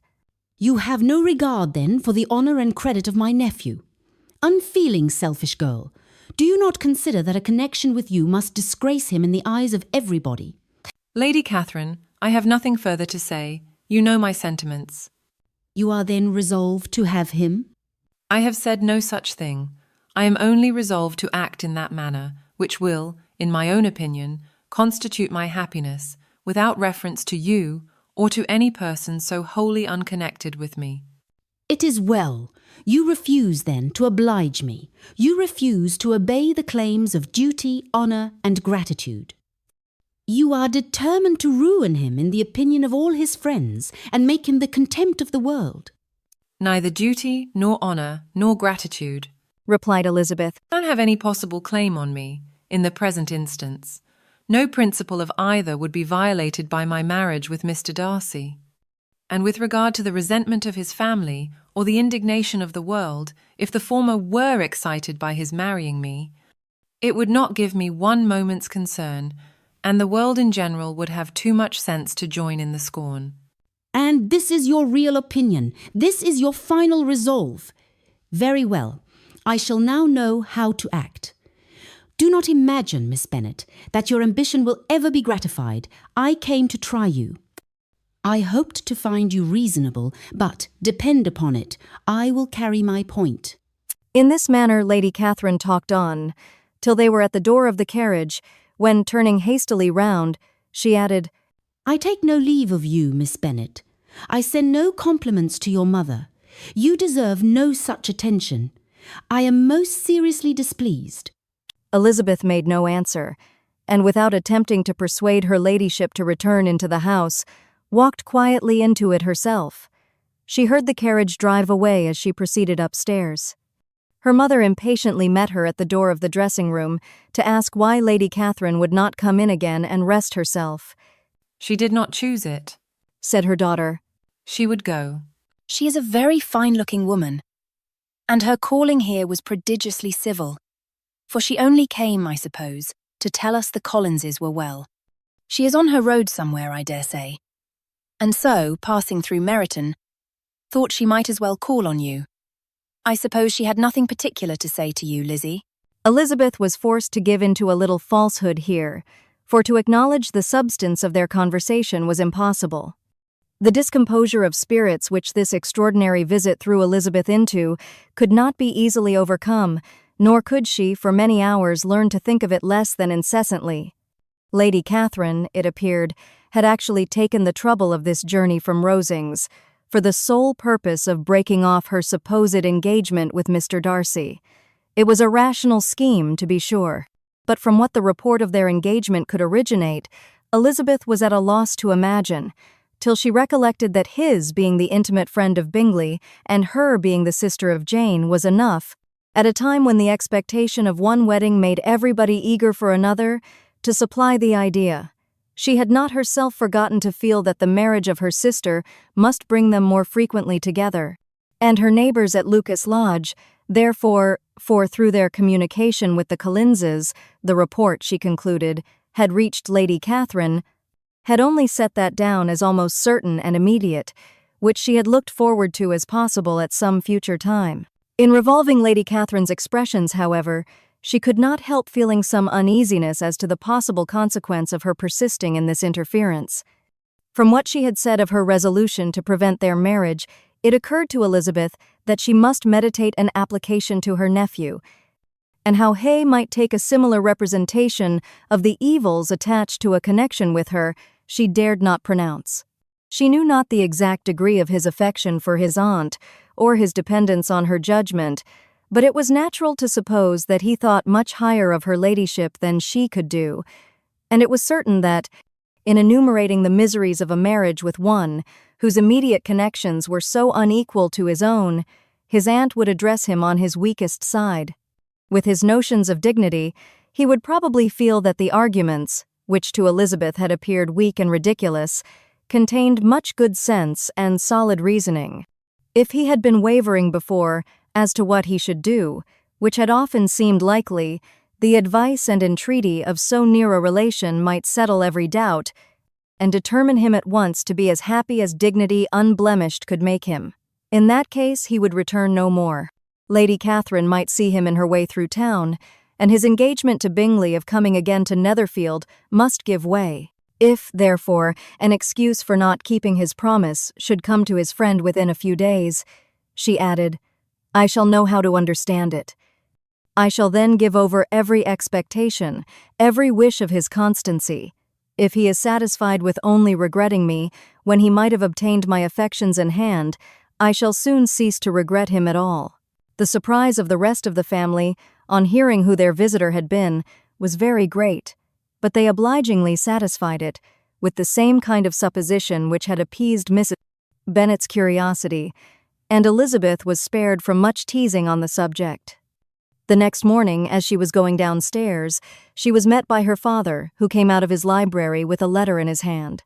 Lizzie, Said he, I was going to look for you. Come into my room. She followed him thither, and her curiosity to know what he had to tell her was heightened by the supposition of its being in some manner connected with the letter he held. It suddenly struck her that it might be from Lady Catherine, and she anticipated with dismay all the consequent explanations. She followed her father to the fireplace, and they both sat down. He then said, I have received a letter this morning that has astonished me exceedingly. As it principally concerns yourself, you ought to know its contents. I did not know before that I had 2 daughters on the brink of matrimony. Let me congratulate you on a very important conquest. The color now rushed into Elizabeth's cheeks in the instantaneous conviction of its being a letter from the nephew instead of the aunt, and she was undetermined whether most to be pleased that he explained himself at all, or offended that his letter was not rather addressed to herself, when her father continued, You look conscious. Young ladies have great penetration in such matters as these, but I think I may defy even your sagacity to discover the name of your admirer. This letter is from Mr. Collins. From Mr. Collins? And what can he have to say? Something very much to the purpose, of course. He begins with congratulations on the approaching nuptials of my eldest daughter, of which, it seems, he has been told by some of the good-natured, gossiping Lucases. I shall not sport with your impatience by reading what he says on that point. What relates to yourself is as follows. Having thus offered you the sincere congratulations of Mrs. Collins and myself on this happy event, let me now add a short hint on the subject of another, of which we have been advertised by the same authority. Your daughter Elizabeth, it is presumed, will not long bear the name of Bennet after her elder sister has resigned it, and the chosen partner of her fate may be reasonably looked up to as one of the most illustrious personages in this land. Can you possibly guess, Lizzie, who is meant by this? This young gentleman is blessed, in a peculiar way, with everything the heart of mortal can most desire, splendid property, noble kindred, and extensive patronage. Yet in spite of all these temptations, let me warn my cousin Elizabeth and yourself of what evils you may incur by a precipitate closure with this gentleman's proposals, which, of course, you will be inclined to take immediate advantage of. Have you any idea, Lizzie, who this gentleman is? But now it comes out. My motive for cautioning you is as follows. We have reason to imagine that his aunt, Lady Catherine de Bourgh, does not look on the match with a friendly eye. Mr. Darcy, you see, is the man. Now, Lizzie, I think I have surprised you. Could he or the Lucases have pitched on any man within the circle of our acquaintance whose name would have given the lie more effectually to what they related? Mr. Darcy, who never looks at any woman but to see a blemish, and who probably never looked at you in his life. It is admirable. Elizabeth tried to join in her father's pleasantry, but could only force one most reluctant smile. Never had his wit been directed in a manner so little agreeable to her. Are you not diverted? Oh, yes. Pray read on. After mentioning the likelihood of this marriage to her ladyship last night, she immediately, with her usual condescension, expressed what she felt on the occasion, when it became apparent that on the score of some family objections on the part of my cousin, she would never give her consent to what she termed so disgraceful a match. I thought it my duty to give the speediest intelligence of this to my cousin, that she and her noble admirer may be aware of what they are about, and not run hastily into a marriage which has not been properly sanctioned. Mr. Collins, moreover, adds, I am truly rejoiced that my cousin Lydia's sad business has been so well hushed up, and am only concerned that their living together before the marriage took place should be so generally known. I must not, however, neglect the duties of my station, or refrain from declaring my amazement at hearing that you received the young couple into your house as soon as they were married. It was an encouragement of vice, and had I been the rector of Longbourn, I should very strenuously have opposed it. You ought certainly to forgive them as a Christian, but never to admit them in your sight, or allow their names to be mentioned in your hearing. That is his notion of Christian forgiveness. The rest of his letter is only about his dear Charlotte's situation, and his expectation of a young olive branch. But, Lizzie, you look as if you did not enjoy it. You are not going to be missish, I hope, and pretend to be affronted at an idle report. For what do we live but to make sport for our neighbours and laugh at them in our turn? Oh, cried Elizabeth. I am excessively diverted, but it is so strange. Yes, that is what makes it amusing.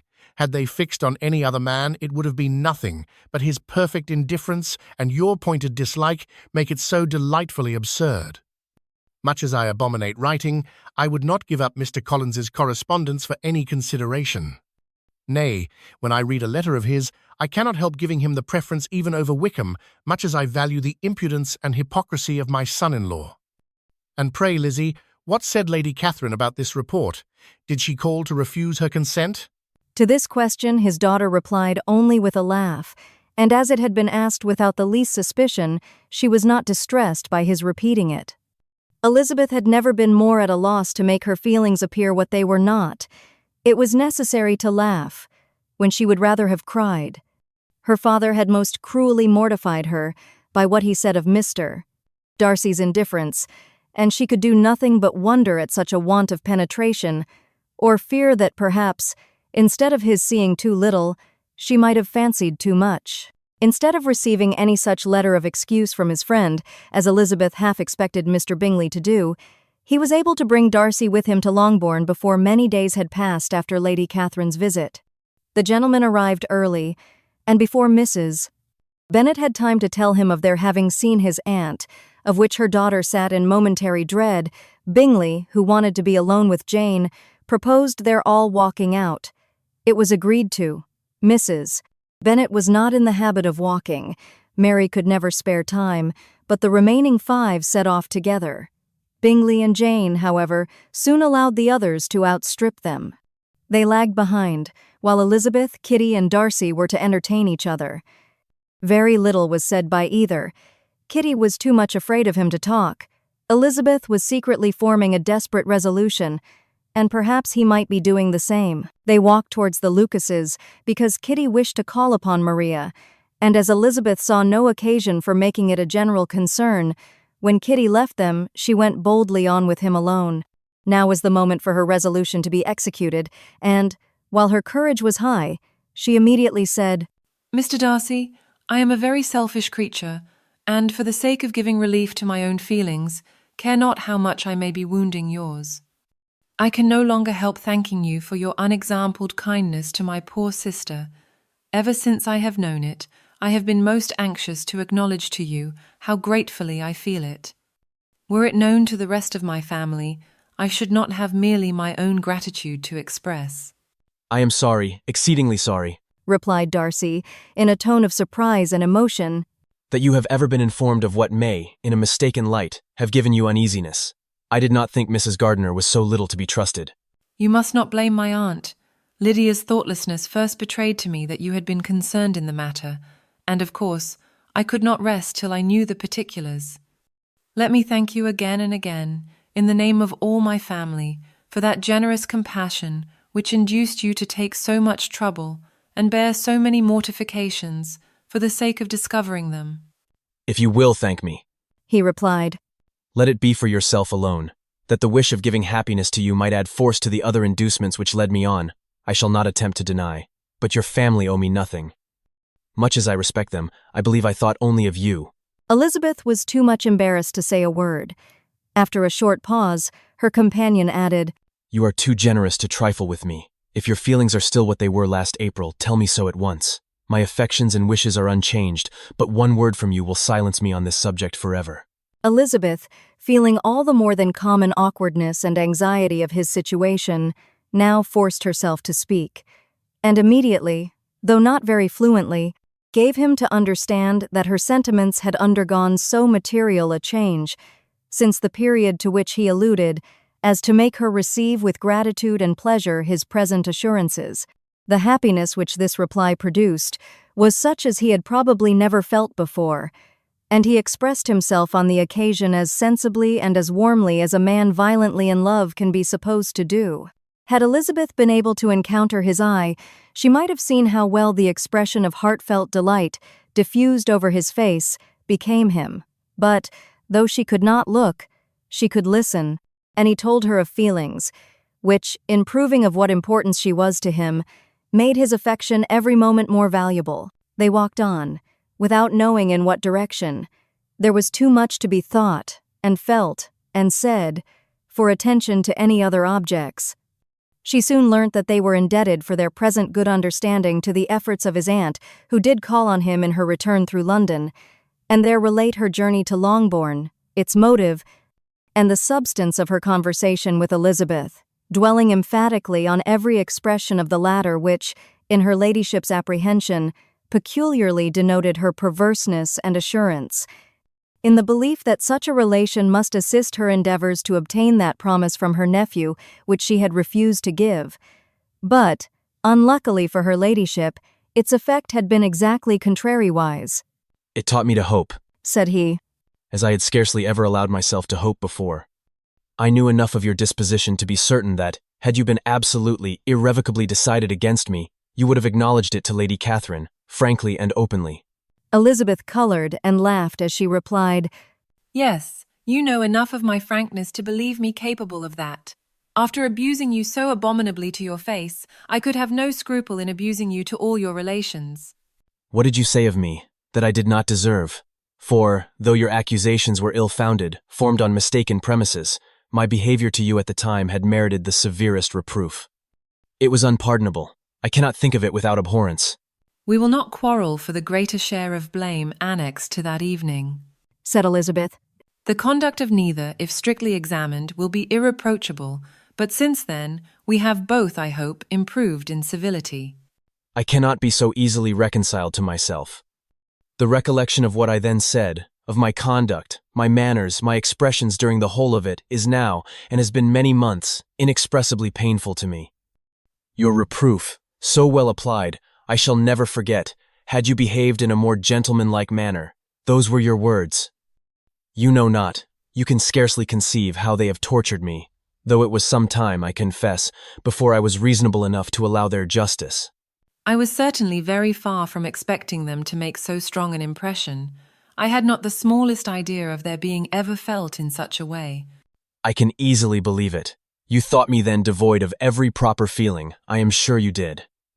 The turn of your countenance I shall never forget, as you said that I could not have addressed you in any possible way that would induce you to accept me. Oh, do not repeat what I then said. These recollections will not do at all. I assure you that I have long been most heartily ashamed of it. Darcy mentioned his letter. Did it? Said he. Did it soon make you think better of me? Did you, on reading it, give any credit to its contents? She explained what its effect on her had been, and how gradually all her former prejudices had been removed. I knew, said he, that what I wrote must give you pain, but it was necessary. I hope you have destroyed the letter. There was one part especially, the opening of it, which I should dread your having the power of reading again. I can remember some expressions which might justly make you hate me. The letter shall certainly be burnt, if you believe it essential to the preservation of my regard. But, though we have both reason to think my opinions not entirely unalterable, They are not, I hope, quite so easily changed as that implies. When I wrote that letter, replied Darcy, I believed myself perfectly calm and cool, but I am since convinced that it was written in a dreadful bitterness of spirit. The letter, perhaps, began in bitterness, but it did not end so. The adieu is charity itself, but think no more of the letter. The feelings of the person who wrote and the person who received it are now so widely different from what they were then that every unpleasant circumstance attending it ought to be forgotten. You must learn some of my philosophy. Think only of the past as its remembrance gives you pleasure. I cannot give you credit for any philosophy of the kind. Your retrospections must be so totally void of reproach that the contentment arising from them is not of philosophy, but, what is much better, of innocence. But with me, it is not so. Painful recollections will intrude which cannot, which ought not, to be repelled. I have been a selfish being all my life, in practice, though not in principle. As a child I was taught what was right, but I was not taught to correct my temper. I was given good principles, but left to follow them in pride and conceit. Unfortunately an only son, for many years an only child, I was spoilt by my parents, who, though good themselves, my father, particularly, all that was benevolent and amiable, allowed, encouraged, almost taught me to be selfish and overbearing, to care for none beyond my own family circle, to think meanly of all the rest of the world, to wish at least to think meanly of their sense and worth compared with my own. Such I was, from 8 to 28, and such I might still have been but for you, dearest, loveliest Elizabeth. What do I not owe you? You taught me a lesson, hard indeed at first, but most advantageous. By you, I was properly humbled. I came to you without a doubt of my reception. You showed me how insufficient were all my pretensions to please a woman worthy of being pleased. Had you then persuaded yourself that I should? Indeed I had. What will you think of my vanity? I believed you to be wishing, expecting my addresses. My manners must have been in fault, but not intentionally, I assure you. I never meant to deceive you, but my spirits might often lead me wrong. How you must have hated me after that evening. Hate you. I was angry perhaps at first, but my anger soon began to take a proper direction. I am almost afraid of asking what you thought of me when we met at Pemberley. You blamed me for coming? No, indeed. I felt nothing but surprise. Your surprise could not be greater than mine in being noticed by you. My conscience told me that I deserved no extraordinary politeness, and I confess that I did not expect to receive more than my due. My object, then, replied Darcy, was to show you, by every civility in my power, that I was not so mean as to resent the past, and I hoped to obtain your forgiveness, to lessen your ill opinion, by letting you see that your reproofs had been attended to. How soon any other wishes introduced themselves I can hardly tell, but I believe in about half an hour after I had seen you. He then told her of Georgiana's delight in her acquaintance, and of her disappointment at its sudden interruption, which naturally leading to the cause of that interruption, she soon learnt that his resolution of following her from Derbyshire in quest of her sister had been formed before he quitted the inn, and that his gravity and thoughtfulness there had arisen from no other struggles than what such a purpose must comprehend. She expressed her gratitude again, but it was too painful a subject to each to be dwelt on farther. After walking several miles in a leisurely manner, and too busy to know anything about it, they found at last, on examining their watches, that it was time to be at home. What could become of Mr. Bingley and Jane? Was a wonder which introduced the discussion of their affairs. Darcy was delighted with their engagement. His friend had given him the earliest information of it. I must ask whether you were surprised, said Elizabeth. Not at all. When I went away, I felt that it would soon happen. That is to say, you had given your permission. I guessed as much. That is to say, you had given your permission. I guessed as much. And though he exclaimed at the term, she found that it had been pretty much the case. On the evening before my going to London, said he, I made a confession to him, which I believe I ought to have made long ago. I told him of all that had occurred to make my former interference in his affairs absurd and impertinent. His surprise was great. He had never had the slightest suspicion. I told him, moreover, that I believed myself mistaken in supposing, as I had done, that your sister was indifferent to him, and as I could easily perceive that his attachment to her was unabated, I felt no doubt of their happiness together. Elizabeth could not help smiling at his easy manner of directing his friend. "Did you speak from your own observation?" said she. "When you told him that my sister loved him, or merely from my information last spring?" From the former. I had narrowly observed her during the 2 visits which I had lately made here, and I was convinced of her affection. "And your assurance of it, I suppose, carried immediate conviction to him?" It did. Bingley is most unaffectedly modest. His diffidence had prevented his depending on his own judgment in so anxious a case, but his reliance on mine made everything easy. I was obliged to confess one thing, which for a time, and not unjustly, offended him. I could not allow myself to conceal that your sister had been in town 3 months last winter, that I had known it, and purposely kept it from him. He was angry. But his anger, I am persuaded, lasted no longer than he remained in any doubt of your sister's sentiments. He has heartily forgiven me now. Elizabeth longed to observe that Mr. Bingley had been a most delightful friend, so easily guided that his worth was invaluable, but she checked herself. She remembered that he had yet to learn to be laughed at, and it was rather too early to begin. In anticipating the happiness of Bingley, which of course was to be inferior only to his own, he continued the conversation till they reached the house. In the hall they parted. "My dear Lizzie, where can you have been walking to?" was a question which Elizabeth received from Jane as soon as she entered their room, and from all the others when they sat down to table. She had only to say in reply that they had wandered about, till she was beyond her own knowledge. She colored as she spoke, but neither that, nor anything else, awakened a suspicion of the truth. The evening passed quietly, unmarked by anything extraordinary. The acknowledged lovers talked and laughed, the unacknowledged were silent. Darcy was not of a disposition in which happiness overflows in mirth, and Elizabeth, agitated and confused, rather knew that she was happy than felt herself to be so, for, besides the immediate embarrassment, there were other evils before her. She anticipated what would be felt in the family when her situation became known. She was aware that no one liked him but Jane, and even feared that with the others it was a dislike which not all his fortune and consequence might do away. At night she opened her heart to Jane. Though suspicion was very far from Miss Bennet's general habits, she was absolutely incredulous here. "You are joking, Lizzie. This cannot be. Engaged to Mr. Darcy? No, you shall not deceive me. I know it to be impossible." "This is a wretched beginning indeed.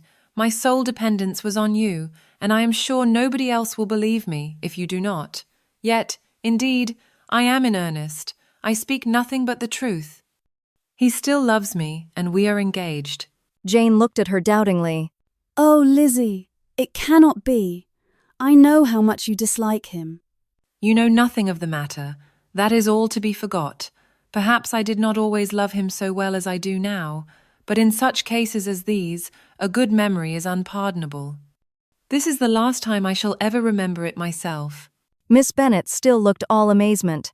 Elizabeth again, and more seriously assured her of its truth. "Good heaven, can it be really so? Yet now I must believe you," cried Jane. "My dear Lizzie, I do congratulate you. But are you certain? Forgive the question. Are you quite certain that you can be happy with him?" "There can be no doubt of that.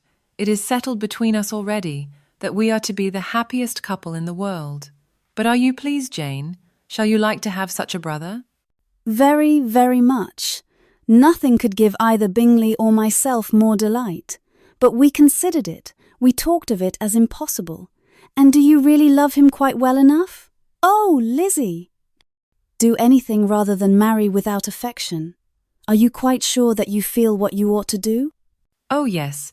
You will only think I feel more than I ought to do when I tell you all." "What do you mean?"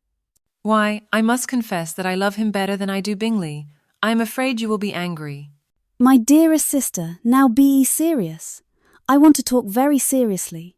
Let me know everything that I am to know, without delay. Will you tell me how long you have loved him?"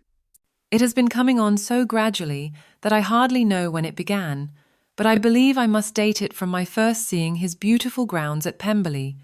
Another entreaty that she would be serious, however, produced the desired effect, and she soon satisfied Jane by her solemn assurances of attachment.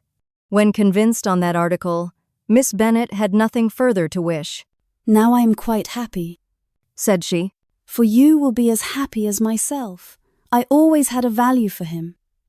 Were it for nothing but his love of you, I must always have esteemed him, but now, as Bingley's friend and your husband, there can be only Bingley and yourself more dear to me. But Lizzie, you have been very sly, very reserved with me. How little did you tell me of what passed at Pemberley and Lambton? I owe all that I know of it to another, not to you. Elizabeth told her the motives of her secrecy. She had been unwilling to mention Bingley, and the unsettled state of her own feelings had made her equally avoid the name of his friend.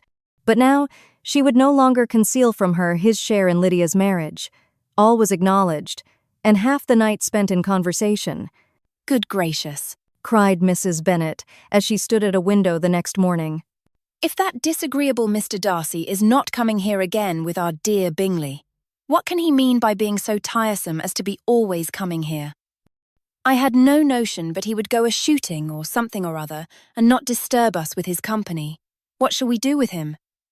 Lizzie, you must walk out with him again, that he may not be in Bingley's way." Elizabeth could hardly help laughing at so convenient a proposal, yet was really vexed that her mother should be always giving him such an epithet. As soon as they entered, Bingley looked at her so expressively and shook hands with such warmth as left no doubt of his good information, and he soon afterwards said aloud, "Mrs. Bennet, have you no more lanes hereabouts in which Lizzie may lose her way again today?" "I advise Mr. Darcy and Lizzie and Kitty," said Mrs. Bennet, "to walk to Oakham Mount this morning. It is a nice long walk, and Mr. Darcy has never seen the view." "It may do very well for the others," replied Mr. Bingley, "but I am sure it will be too much for Kitty. Won't it, Kitty?" Kitty owned that she had rather stay at home. Darcy professed a great curiosity to see the view from the mount, and Elizabeth silently consented. As she went upstairs to get ready, Mrs. Bennet followed her, saying, "I am quite sorry, Lizzie, that you should be forced to have that disagreeable man all to yourself. But I hope you will not mind it. It is all for Jane's sake, you know, and there is no occasion for talking to him, except just now and then. So, do not put yourself to inconvenience." During their walk, it was resolved that Mr. Bennet's consent should be asked in the course of the evening.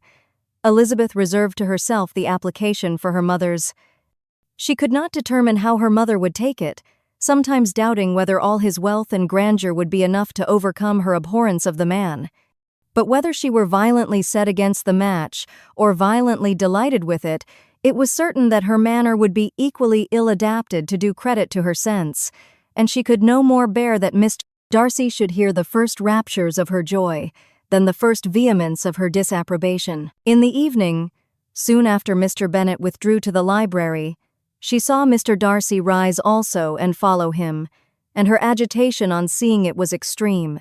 She did not fear her father's opposition, but he was going to be made unhappy, and that it should be through her means, that she, his favorite child, should be distressing him by her choice, should be filling him with fears and regrets in disposing of her, was a wretched reflection, and she sat in misery till Mr. Darcy appeared again, when, looking at him, she was a little relieved by his smile. In a few minutes he approached the table where she was sitting with Kitty, and, while pretending to admire her work, said in a whisper, "Go to your father, he wants you in the library." She was gone directly. Her father was walking about the room, looking grave and anxious. "Lizzie," said he, "what are you doing? Are you out of your senses, to be accepting this man? Have not you always hated him?" How earnestly did she then wish that her former opinions had been more reasonable, her expressions more moderate. It would have spared her from explanations and professions which it was exceedingly awkward to give, but they were now necessary, and she assured him with some confusion of her attachment to Mr. Darcy. "Or in other words, you are determined to have him. He is rich, to be sure, and you may have more fine clothes and fine carriages than Jane. But will they make you happy?" "Have you any other objection?" said Elizabeth. "Then your belief of my indifference?" "None at all. We all know him to be a proud, unpleasant sort of man, but this would be nothing if you really liked him." "I do. I do like him. She replied, with tears in her eyes. I love him. Indeed, he has no improper pride. He is perfectly amiable. You do not know what he really is. Then pray do not pain me by speaking of him in such terms. Lizzie, said her father, I have given him my consent. He is the kind of man, indeed, to whom I should never dare refuse anything which he condescended to ask. I now give it to you if you are resolved on having him. But let me advise you to think better of it. I know your disposition, Lizzie. I know that you could be neither happy nor respectable unless you truly esteemed your husband, unless you looked up to him as a superior. Your lively talents would place you in the greatest danger in an unequal marriage. You could scarcely escape discredit and misery. My child, let me not have the grief of seeing you unable to respect your partner in life. You know not what you are about. Elizabeth, still more affected, was earnest and solemn in her reply, and at length, by repeated assurances that Mr. Darcy was really the object of her choice, by explaining the gradual change which her estimation of him had undergone, relating her absolute certainty that his affection was not the work of a day, but had stood the test of many months' suspense, and enumerating with energy all his good qualities, she did conquer her father's incredulity and reconcile him to the match. Well, my dear, said he, when she ceased speaking, I have no more to say. If this be the case, he deserves you. I could not have parted with you, my Lizzie, to anyone less worthy. To complete the favorable impression, she then told him what Mr. Darcy had voluntarily done for Lydia. He heard her with astonishment. This is an evening of wonders indeed, and so Darcy did everything, made up the match, gave the money, paid the fellow's debts, and got him his commission. So much the better. It will save me a world of trouble and economy. Had it been your uncle's doing, I must and would have paid him, but these violent young lovers carry everything their own way. I shall offer to pay him tomorrow.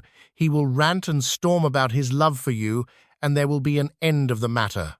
He then recollected her embarrassment a few days before, on his reading Mr. Collins's letter, and after laughing at her some time, allowed her at last to go, saying as she quitted the room, If any young men come for Mary or Kitty, send them in, for I am quite at leisure.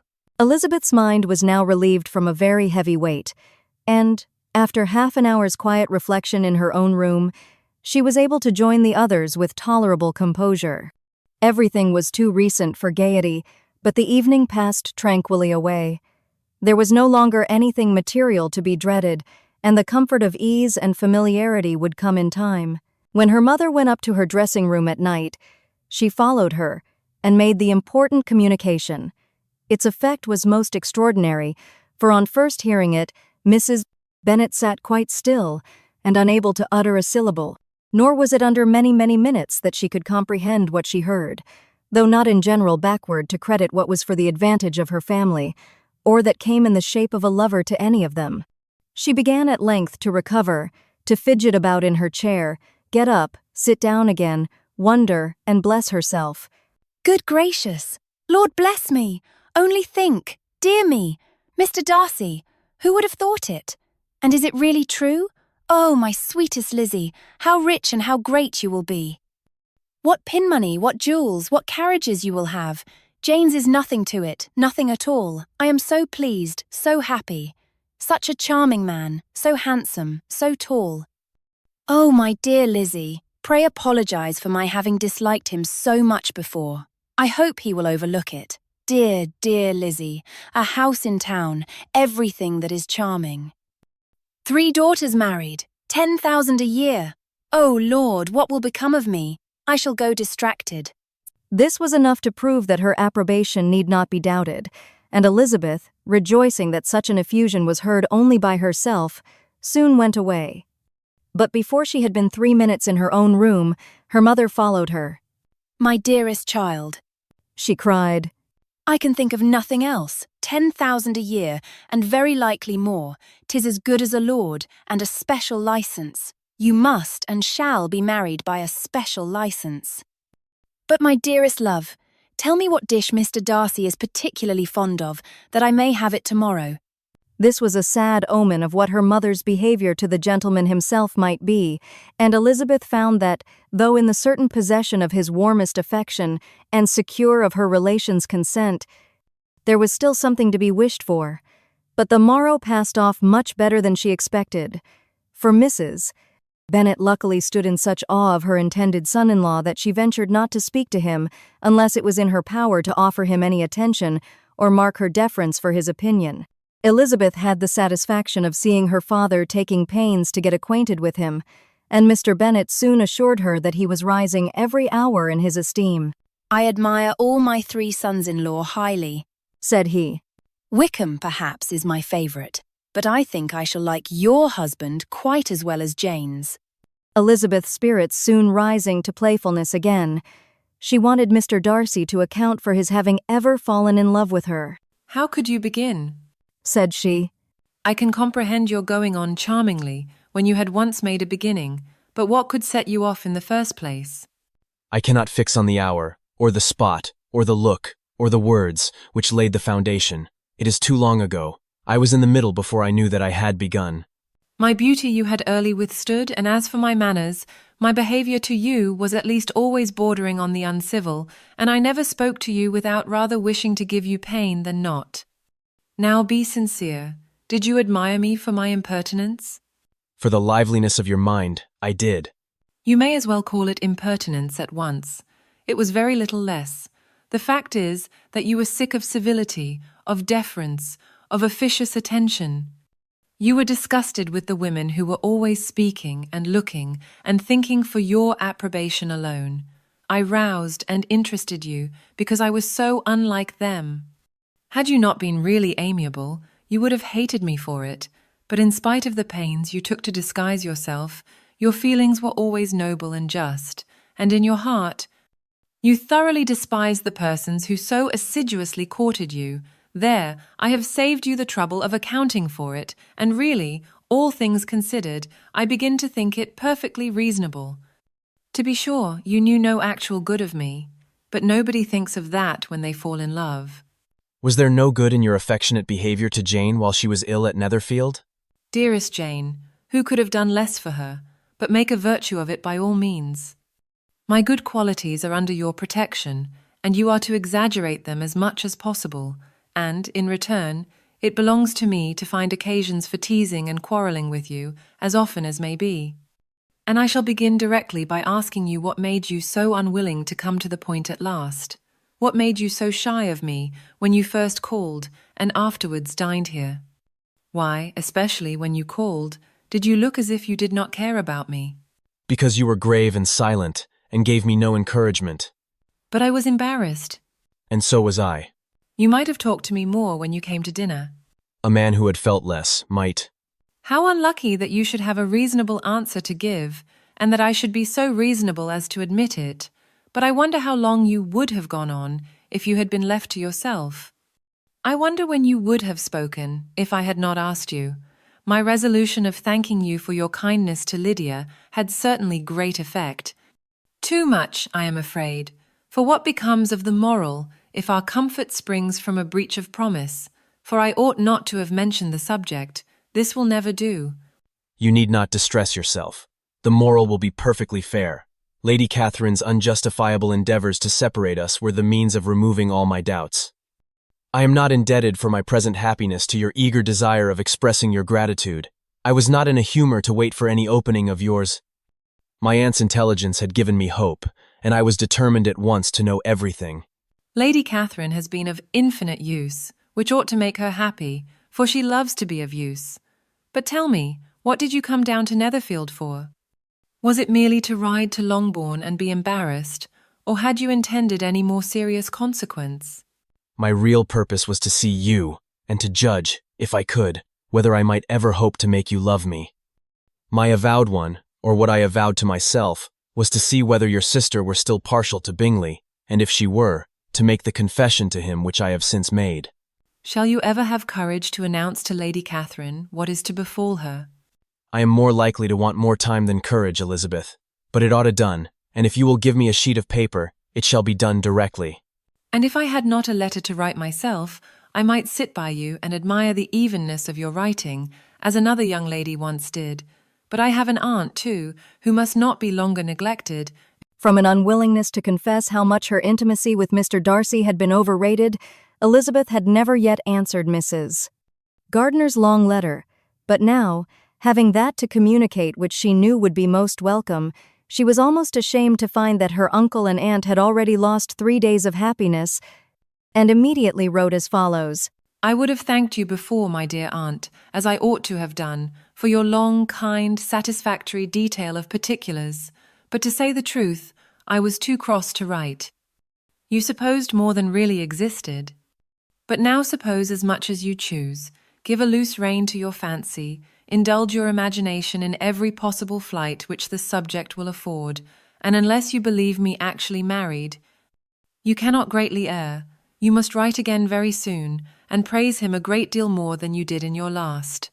I thank you, again and again, for not going to the lakes. How could I be so silly as to wish it? Your idea of the ponies is delightful. We will go round the park every day. I am the happiest creature in the world. Perhaps other people have said so before, but not one with such justice. I am happier even than Jane. She only smiles, I laugh. Mr. Darcy sends you all the love in the world that he can spare from me. You are all to come to Pemberley at Christmas. Yours, etc. Mr. Darcy's letter to Lady Catherine was in a different style, and still different from either was what Mr. Bennet sent to Mr. Collins in reply to his last. Dear Sir, I must trouble you once more for congratulations. Elizabeth will soon be the wife of Mr. Darcy. Console Lady Catherine as well as you can.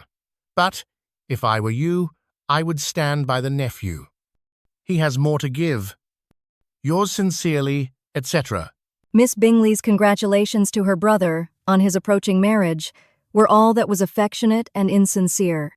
She wrote even to Jane on the occasion to express her delight and repeat all her former professions of regard. Jane was not deceived, but she was affected, and though feeling no reliance on her, could not help writing her a much kinder answer than she knew was deserved. The joy which Miss Darcy expressed on receiving similar information was as sincere as her brother's in sending it. 4 sides of paper were insufficient to contain all her delight and all her earnest desire of being loved by her sister. Before any answer could arrive from Mr. Collins, or any congratulations to Elizabeth from his wife, the Longbourn family heard that the Collinses were come themselves to Lucas Lodge. The reason of this sudden removal was soon evident. Lady Catherine had been rendered so exceedingly angry by the contents of her nephew's letter that Charlotte, really rejoicing in the match, was anxious to get away till the storm was blown over. At such a moment, the arrival of her friend was a sincere pleasure to Elizabeth, though in the course of their meetings she must sometimes think the pleasure dearly bought when she saw Mr. Darcy exposed to all the parading and obsequious civility of her husband. He bore it, however, with admirable calmness. He could even listen to Sir William Lucas when he complimented him on carrying away the brightest jewel of the country, and expressed his hopes of their all meeting frequently at St. James's with very decent composure. If he did shrug his shoulders, it was not till Sir William was out of sight. Mrs. Phillips's vulgarity was another, and perhaps a greater tax on his forbearance, and though Mrs. Phillips, as well as her sister, stood in too much awe of him to speak with the familiarity which Bingley's good humour encouraged, yet, whenever she did speak, she must be vulgar. Nor was her respect for him, though it made her more quiet, at all likely to make her more elegant. Elizabeth did all she could to shield him from the frequent notice of either, and was ever anxious to keep him to herself, and to those of her family with whom he might converse without mortification. And though the uncomfortable feelings arising from all this took from the season of courtship much of its pleasure, it added to the hope of the future, and she looked forward with delight to the time when they should be removed from society so little pleasing to either, to all the comfort and elegance of their family party at Pemberley. Happy for all her maternal feelings was the day on which Mrs. Bennet got rid of her 2 most deserving daughters. With what delighted pride she afterwards visited Mrs. Bingley, and talked of Mrs. Darcy, may be guessed. I wish I could say, for the sake of her family, that the accomplishment of her earnest desire in the establishment of so many of her children produced so happy an effect as to make her a sensible, amiable, well-informed woman for the rest of her life, though perhaps it was lucky for her husband, who might not have relished domestic felicity in so unusual a form, that she still was occasionally nervous and invariably silly. Mr. Bennet missed his second daughter exceedingly. His affection for her drew him oftener from home than anything else could do. He delighted in going to Pemberley, especially when he was least expected. Mr. Bingley and Jane remained at Netherfield only a 12-month. So near a vicinity to her mother in Meryton, relations was not desirable, even to his easy temper or her affectionate heart. The darling wish of his sisters was then gratified. He bought an estate in a neighbouring county to Derbyshire, and Jane and Elizabeth, in addition to every other source of happiness, were within 30 miles of each other. Kitty, to her very material advantage, spent the chief of her time with her 2 elder sisters. In society so superior to what she had generally known, her improvement was great. She was not of so ungovernable a temper as Lydia, and, removed from the influence of Lydia's example, she became, by proper attention and management, less irritable, less ignorant, and less insipid. From the further disadvantage of Lydia's society, she was of course carefully kept, and though Mrs. Wickham frequently invited her to come and stay with her, with the promise of balls and young men, her father would never consent to her going. Mary was the only daughter who remained at home, and she was necessarily drawn from the pursuit of accomplishments by Mrs. Bennet's being quite unable to sit alone. Mary was obliged to mix more with the world, but she could still moralize over every morning visit, and as she was no longer mortified by comparisons between her sister's beauty and her own, it was suspected by her father that she submitted to the change without much reluctance. As for Wickham and Lydia, their characters suffered no revolution from the marriage of her sisters. He bore with philosophy the conviction that Elizabeth must now become acquainted with whatever of his ingratitude and falsehood had before been unknown to her, and in spite of everything, was not wholly without hope that Darcy might yet be prevailed on to make his fortune. The congratulatory letter which Elizabeth received from Lydia on her marriage explained to her that, by his wife at least, if not by himself, such a hope was cherished. The letter was to this effect. My dear Lizzie, I wish you joy. If you love Mr. Darcy half as well as I do, my dear Wickham, you must be very happy. It is a great comfort to have you so rich, and when you have nothing else to do, I hope you will think of us. I am sure Wickham would like a place at court very much, and I do not think we shall have quite money enough to live upon without some help. Any place would do, of about 300 or 400 a year, but however, do not speak to Mr. Darcy about it, if you had rather not. Yours, etc. As it happened that Elizabeth had much rather not, she endeavored in her answer to put an end to every entreaty and expectation of the kind. Such relief, however, as it was in her power to afford, by the practice of what might be called economy in her own private expenses, she frequently sent them. It had always been evident to her that such an income as theirs, under the direction of 2 persons so extravagant in their wants and heedless of the future, must be very insufficient to their support, and whenever they changed their quarters, either Jane or herself were sure of being applied to for some little assistance towards discharging their bills. Their manner of living, even when the restoration of peace dismissed them to a home, was unsettled in the extreme. They were always moving from place to place in quest of a cheap situation, and always spending more than they ought. His affection for her soon sunk into indifference. Hers lasted a little longer, and in spite of her youth and her manners, she retained all the claims to reputation which her marriage had given her. Though Darcy could never receive him at Pemberley, yet, for Elizabeth's sake, he assisted him further in his profession. Lydia was occasionally a visitor there, when her husband was gone to enjoy himself in London or Bath, and with the Bingleys, they both of them frequently stayed so long that even Bingley's good humour was overcome, and he proceeded so far as to talk of giving them a hint to be gone. Miss Bingley was very deeply mortified by Darcy's marriage, but as she thought it advisable to retain the right of visiting at Pemberley, she dropped all her resentment, was fonder than ever of Georgiana, almost as attentive to Darcy as heretofore, and paid off every arrear of civility to Elizabeth. Pemberley was now Georgiana's home, and the attachment of the sisters was exactly what Darcy had hoped to see. They were able to love each other even as well as they intended.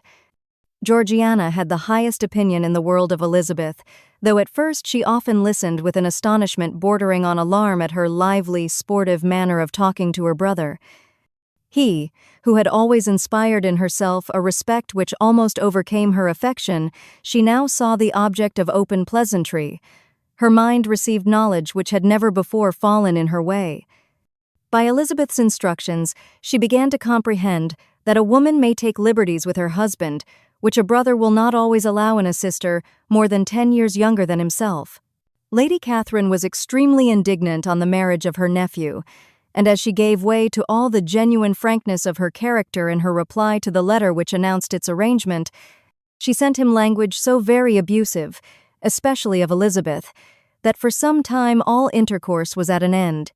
But at length, by Elizabeth's persuasion, he was prevailed on to overlook the offense and seek a reconciliation, and, after a little further resistance on the part of his aunt, her resentment gave way, either to her affection for him or her curiosity to see how his wife conducted herself, and she condescended to wait on them at Pemberley, in spite of that pollution which its woods had received, not merely from the presence of such a mistress, but the visits of her uncle and aunt from the city. With the Gardiners, they were always on the most intimate terms. Darcy, as well as Elizabeth, really loved them, and they were both ever sensible of the warmest gratitude towards the persons who, by bringing her into Derbyshire, had been the means of uniting them.